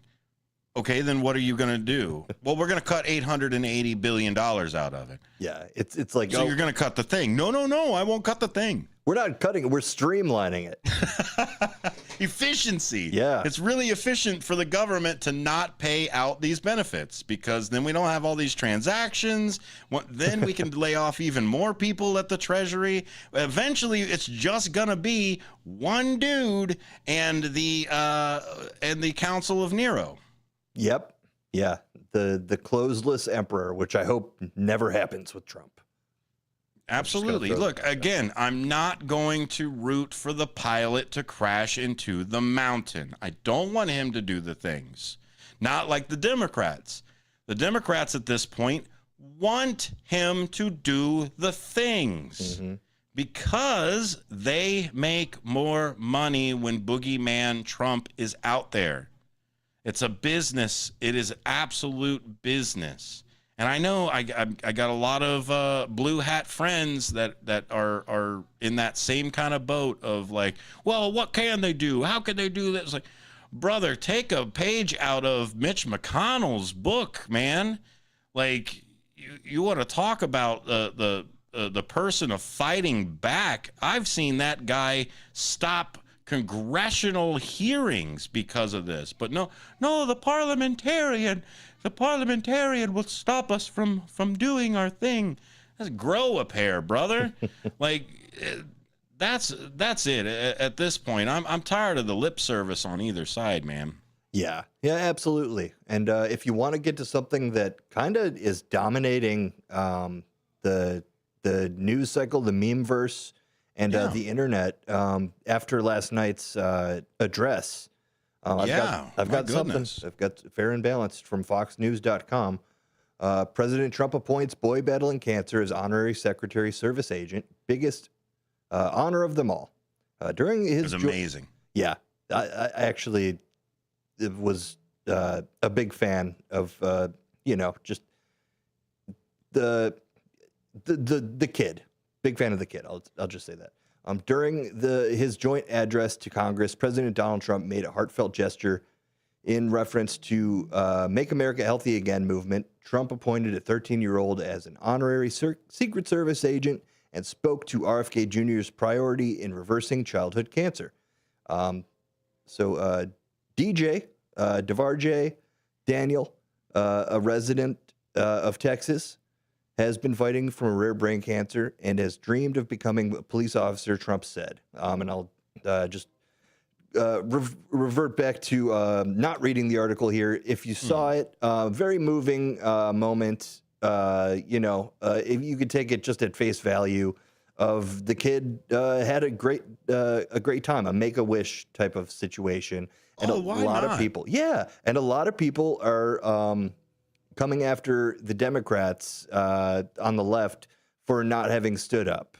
They should. They should get all of the flack. They should get all of the flack for that. I agree, because they're, let's talk about this. Go ahead, buddy. You go first. What would be, this is politics, right, Zonar? Mm-hmm. Oh, it absolutely is. They politicize this little boy. Mm-hmm. And who would not celebrate 6 years of cancer survivor? Like, regardless of your party, regardless of anything else, the other side of it is DJ was diagnosed with cancer in 18, and he only was supposed to have 6 months. 6 months is all it was. And he has fought for the last 6 years. And I don't care what jersey you wear. I don't care who you voted for. That is awesome. Mm-hmm. That is something that needs to be celebrated, and this is why we are losing faith in our politicians, because they cannot even come together for a child with cancer. Now, you can play the performative, you can play the whatever else type of side that you want to, but for that kid, it is real. He's not going to go back home and go, okay, now I'm going to campaign for my constituents. No, he's going to go home with a Secret Service badge because he is an honorary member. And that means the world to that kid. And that's where it should have been for the Democrats, too. It is despicable that just anything that's Trump, regardless of its good, you cannot agree that a kid with cancer that's survived for 6 years, right? It's terrible. And even to take it from an unemotional standpoint, it's like, what are you doing imaging wise? Like, you could tell that people were perturbed and upset. So why not just be emotional? Why not stand up and be emotional? Absolutely. It was a perfect time to show solidarity for an American. And you didn't. Shame on you, Democrats. Now, the yelling of Al Green, sure. Marjorie Taylor Greene and Boebert, they yell all the time. Get a pass. So, I wonder why. Yeah, if you want to do that, okay, get rid of everybody who yells then. More Apolitical Talk Show coming up after this.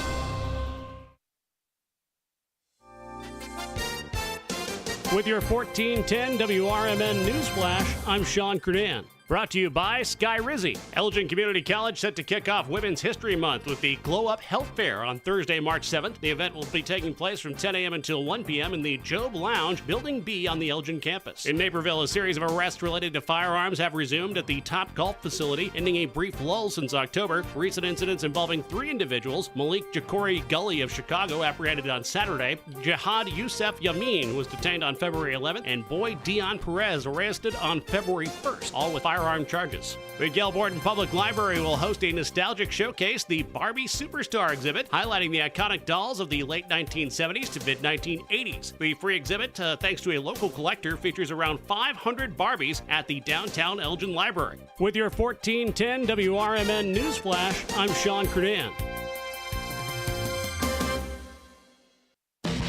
Confidence is knowing you're ready to handle whatever comes your way. That's what it feels like to take on your workday with Cintas.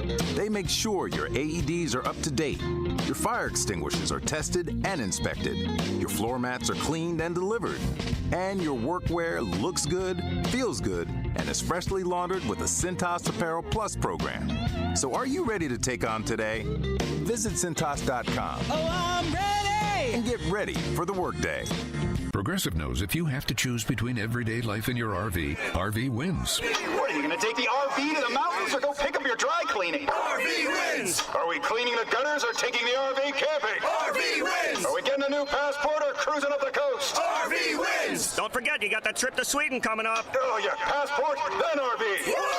With Progressive, you can bundle your RV with your home or auto and save with a discount and spend more time enjoying those savings in your RV. Progressive Casualty Insurance Company affiliates and other insurers not available in all states and situations. Let me tell you a story about Bill. Bill was a normal guy in his 50s. He had back surgery about 2 years ago. Bill was in a lot of pain. He dealt with his pain by taking the Percocets his doctor prescribed for him. Bill took more and more and more of them to help with the pain, until one day the prescriptions weren't enough to get rid of Bill's pain. Then one day Bill found someone to help him get rid of the pain with illegal drugs he didn't need a prescription for. Fast forward to today. Bill lost his job and his family. The only thing he does have is his drug dealer. If you know Bill's story and you don't want to end up like Bill, call the Detox and Treatment Helpline right now to get away and get treatment. 800-694-1127. 800-694-1127. 800-694-1127. Call right now. Help is standing by. 800-694-1127. This is Sarah Silver with your Fox Valley forecast. A wind advisory is in effect until midnight tonight.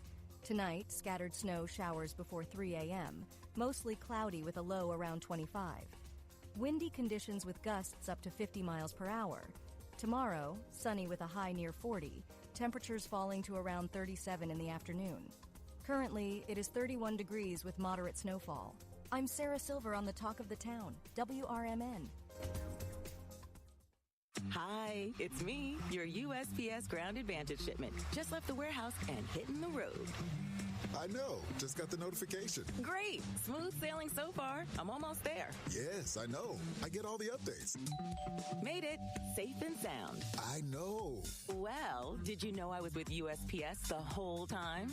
Oh, yeah. I know. Keep your business in the know with the USPS Ground Advantage service. Visit USPS.com/in-the-know.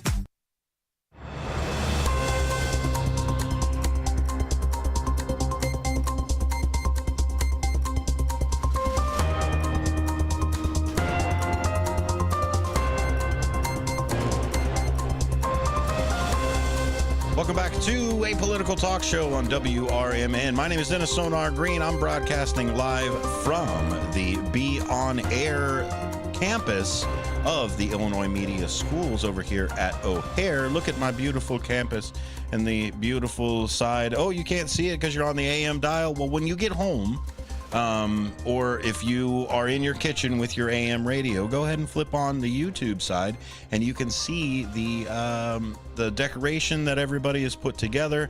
Now, I have already had the wiring done for about 2 or 3 weeks now. We're just waiting for all of the decorations to finally come in. But thank you all for being here. Thanks for being a part of the show. Ben Demonian Boquest is back at Studio 14 right there on Douglas, and he'll still be taking your phone calls, but that's 847-931-1410 if you want to jump in on that one. But I want to go through a few of these YouTube comments that we've got over here. Jeff's Train World. Hey, thanks a lot for jumping in, Jeff's Train World. What's up, everyone? Did you guys get a headache last night from that speech? He also says, what Constitution? Nobody in politics pays attention to that. And again, just like we said in the other side, the facts are the facts that are there. The Dutchman comes in and says, "You all make sense as usual." Well, thank you, Dutchman, for the vote of confidence. Appreciate that. He also wants me to do the legislation for the farmers, which is exactly what I'm going to do tomorrow for Legislation Thursday. I'm going to break down the subsidies. I'm going to break down what happened the last round of tariffs. I don't know if you guys all remember that, of the whole soybeans going to China and things like that happened last time. And this whole on again, off again tariff type of thing. Like I saw a meme now that said when he says, I'm going to put tariffs on there, they all go, oh, it's going to create jobs. And then when he says he's, well, I'm going to remove the tariffs. Oh, that's the art of the deal. I'm going to put up tariffs again. Oh, it'll create jobs. Oh, I'm going to bring the tariffs down. Well, that's the art of the deal. Like, which one is it, man? It's the stock market is absolutely affected with this stuff. You know what I think it is? 100%. You know, I think it is that those people, pundits, and so they're just very optimistic. They're eternal optimists, and they always find the silver lining. There is so much copium, or there's so much just of that. No, he's not. He's doing the right thing. It's really good. It's, okay, man. Sure. Show me the right thing. Show me the good part of it. Don't tell me no. In 5 years it'll be great. No. Show me it now. Yep. Because we all know, according to Massey, that any 10-year budget doesn't make it past year 3. So good luck with that. Also, tell me where this $4.5 trillion we're going to add to the deficit comes back to us. You can look at the Inflation Reduction Act. You can look at the infrastructure bill. All, by the way, under $2 trillion, but they were all line itemed out of the things that they want to be done. This $4.5 trillion they're adding to the debt and to the deficit. Where are the bridges? If honestly, how much money is going to bridges? How much money is going to this? It's because it's not going to that.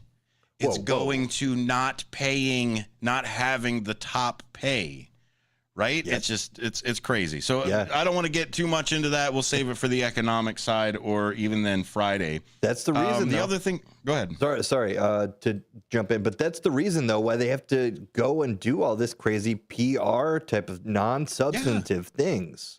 That's why they're getting rid of $50,000 and going, look, we won. Yeah. $50,000 for a comic book that's no longer being published anymore. That's a lot of money. Isn't that so great? Don't look at the 4.5. Yeah, wouldn't you like to have $50,000? Yeah, that's a lot of money. It's because we can't conceive $4.5 trillion. I can't conceive $1 billion. It's craziness. Yeah.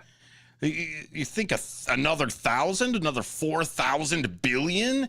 My goodness, that's insanity. But no, I can know that 50,000 is a lot of money. I can know that 500 million is a lot of money. But we can't conceive $4.5 trillion.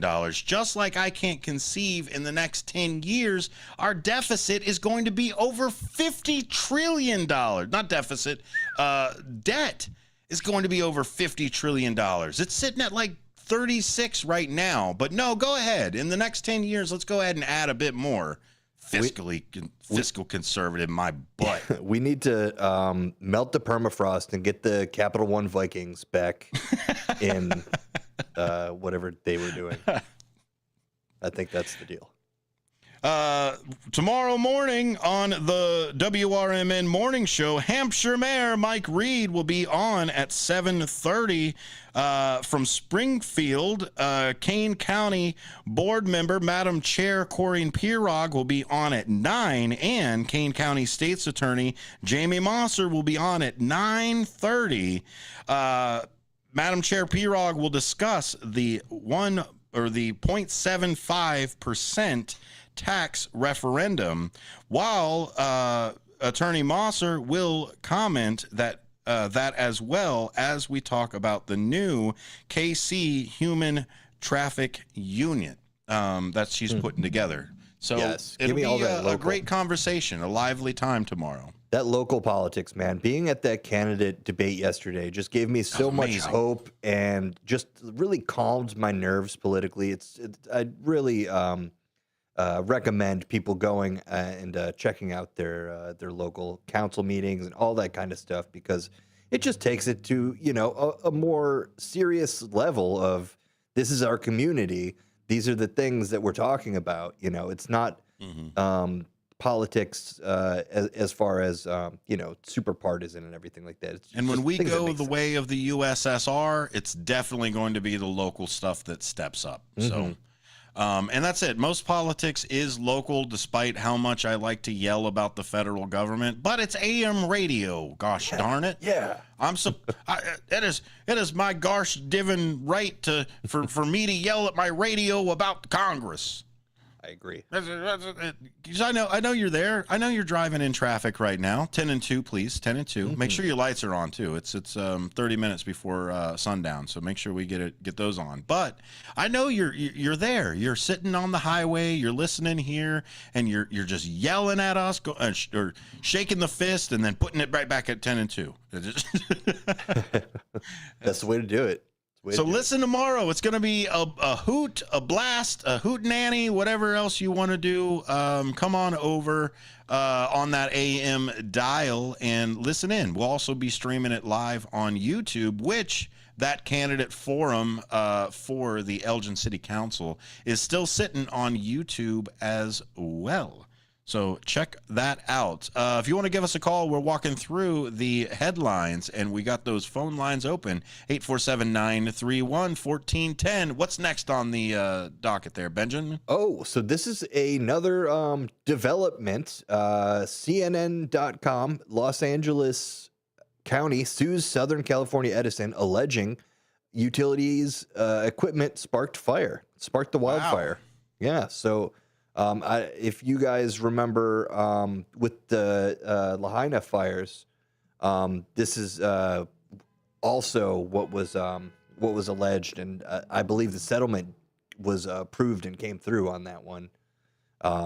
So yeah, just for some reference of what had happened last time, of what happened in Maui. Yeah. That it was basically maintenance equipment of the electricity.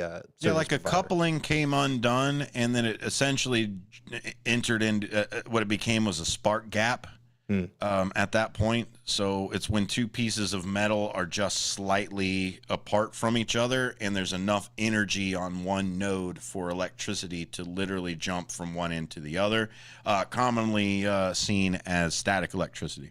There you go.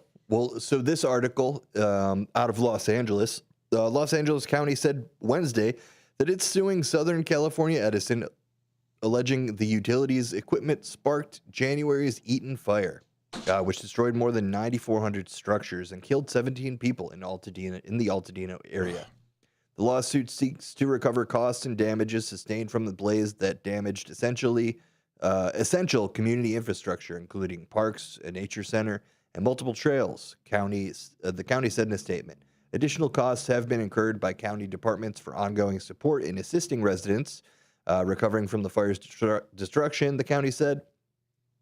Quote, this county's case is essential to the restoration and rebuilding process for the community, including residences and businesses, to recover from the devastation, the statement said. The complaint alleges that witnesses, photos, and videos indicate the fire started directly under Edison transmission lines in Eaton Canyon.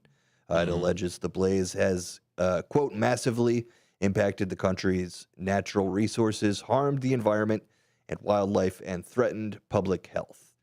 There was a video that came out, Ben, of a gentleman that was sitting outside his back porch and was filming the smoke. And so he had called, I think, after he called it initially, and then I think it was like 45 minutes before a helicopter even went by it. And then I think it was the better part of an hour and a half before they actually started hearing sirens from that area as well. So I don't know if it's because it's a rural type of area or it was just hard to get to. But part of public services is having first responders be able to actually respond first. Yeah. I mean, if a volunteer fire department can show up with super soakers and buckets before you show up, there may be some issues with your system there. Yeah, it goes to show like the beauty of old knowledge. You know, they used to have the fire brigade. You go to the well, everybody has their bucket. You know, you pass the bucket. There's at least some type of contingency plan. This is before fire departments and stuff, but you know, the neighborhood would come together and put the fires out. You know, that's what it was all about. You know, that if the neighborhood starts burning down, then it's not going to be good for the neighborhood. So let's have. Hey, you're locking up the fire hydrants that there. Like it's one of those things that like everybody says when you call the police, you're actually calling in a gun, right? Right. Yeah. Please come over. Somebody has a gun. Please bring another gun. It's I didn't have fire time department. I didn't have time to get the training or like do the stuff. Exactly. Well, because that's what they say too, is like a good guy with a gun, the bad guy with a gun, et cetera, et cetera. The fire department is showing up with the hose. The water's already there. Yeah, you're right. It already comes out of the fire hydrant. It's now, hey, do you mind bringing the rest of the equipment that's over here? In the Navy, like all of our fire stations had hoses already just frapped over, so you could just hook it up, flip the thing. Well, at the end of the day, everybody was a fireman on the ship anyway. So, I mean, you were a fireman, you were a police officer, you did your own yeoman work, all of it. So it's so many different hats. But maybe we should start doing that again. Somebody in the neighborhood, or at least a break glass in case of emergency. You train that fire brigade again. I wonder if that's something that something that might want to get started on with a volunteer fire department. Yeah, I've had a lot of thoughts, especially around the time of the wildfires, where it's like, just like you said, like, can't there just be mandatory hose and like fire hydrant keys? But you know, it's a can of worms because of the bad actors out there. Well, I carry my my radiator bleed as well on my keys, just in case I've got to turn something. And I've also got a socket set that I keep on me too, to make sure that I can hit those public access faucets. Okay. So I've got one of those I keep with me too, just in case, you know, if all of a sudden the world goes to poop, and I need to get water from a building. If there was ever a person who incorporated a giant like fireman jack into their everyday carry, I believe it could be you, Sodar. You'd just be like, wait, I got something, like unfolding it and like.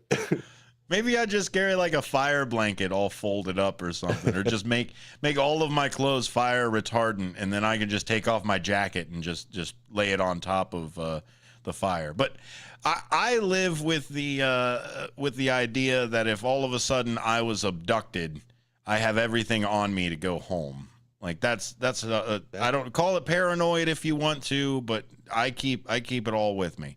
Flashlight, Sharpie, scissors, knives, screwdrivers. Like, come pat me down anytime you see me. I'll have a tool or two. Even during the debate, I had all of the stuff on me.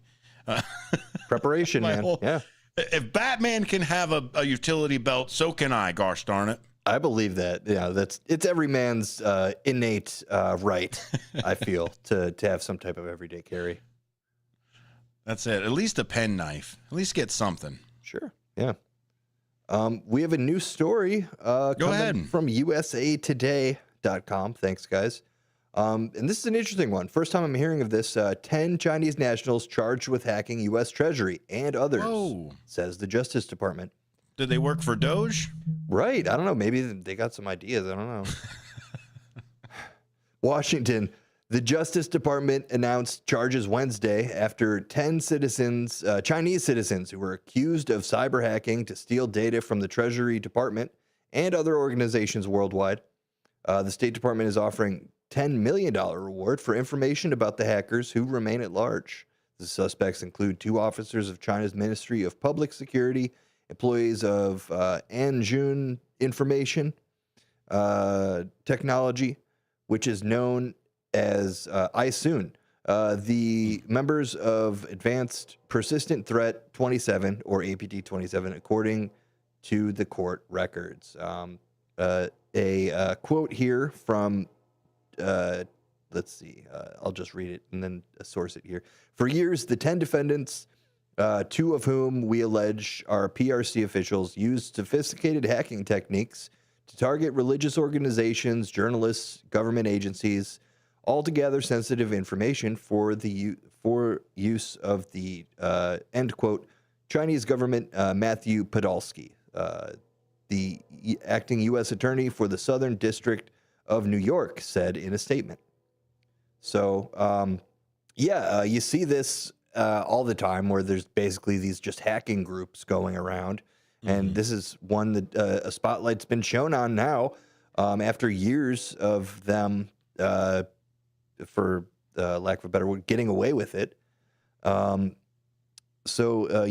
defendants, they're saying, a part of this hacking troop. And I just got to ask this question. So is it a situation where, they just saw what Doge was doing and say, that seems like an easy target?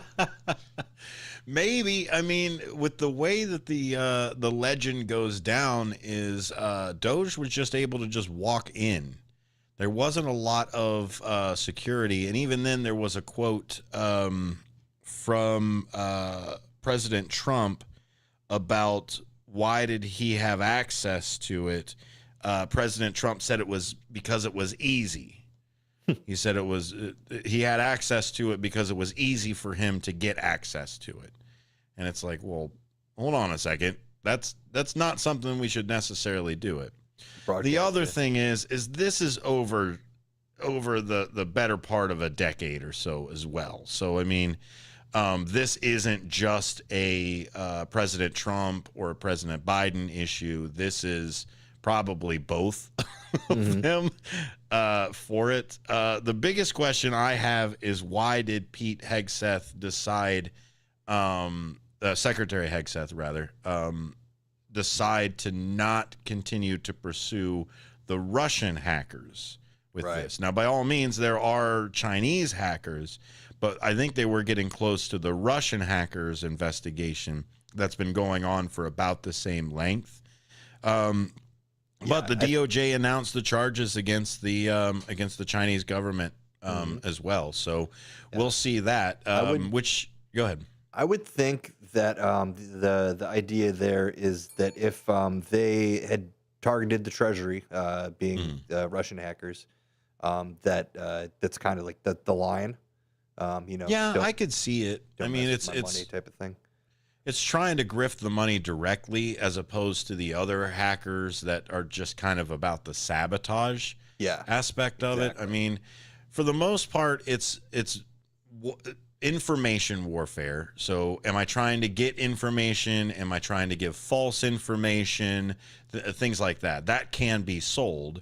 Or if I can hack your account, then I don't have to sell anything. I can just take the money right out. So I could see where they were trying to get into this. And honestly, I'm glad they were caught. You're back to you ever see the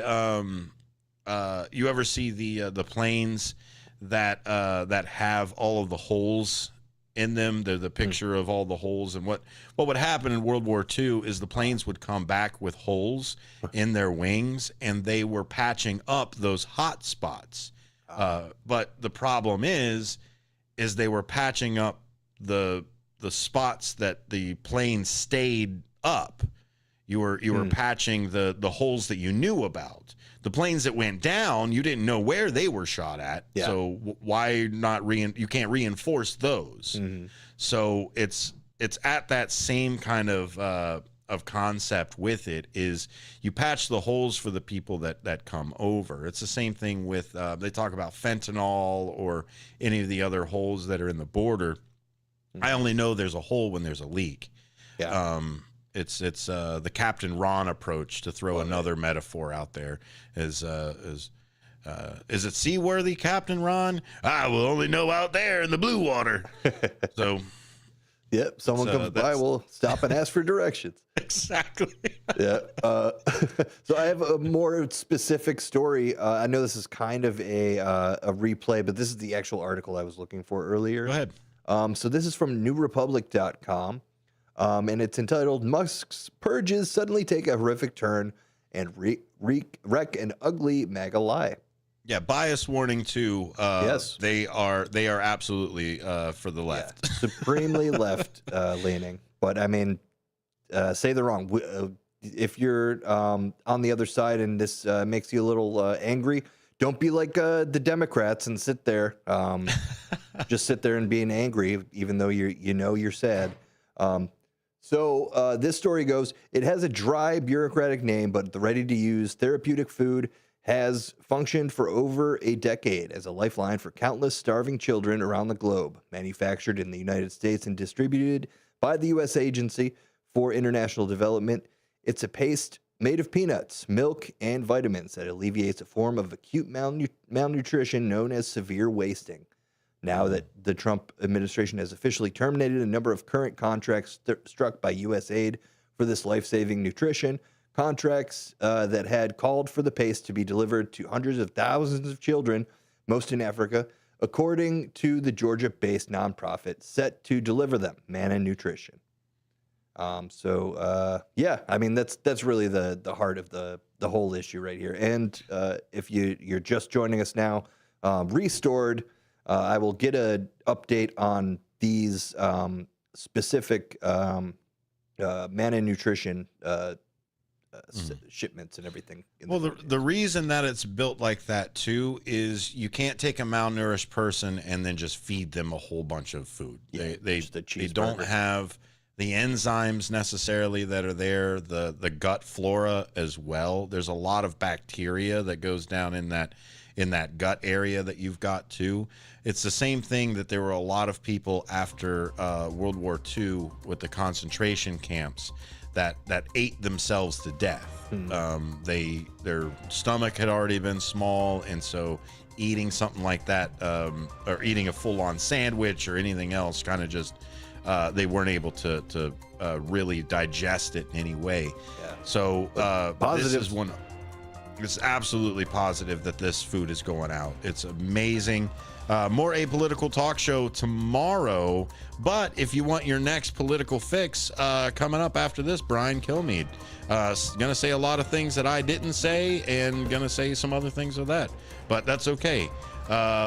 We'll have more Apolitical Talk Show tomorrow at 4. And don't forget to tune in to the new and improved WRMN Morning Show, where tomorrow they're going to talk about the 0.75% tax in Kane County.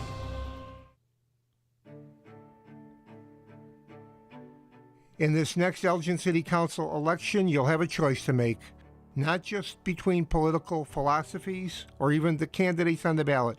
Your choice involves supporting someone who has always been there for Elgin, who has always been there for you.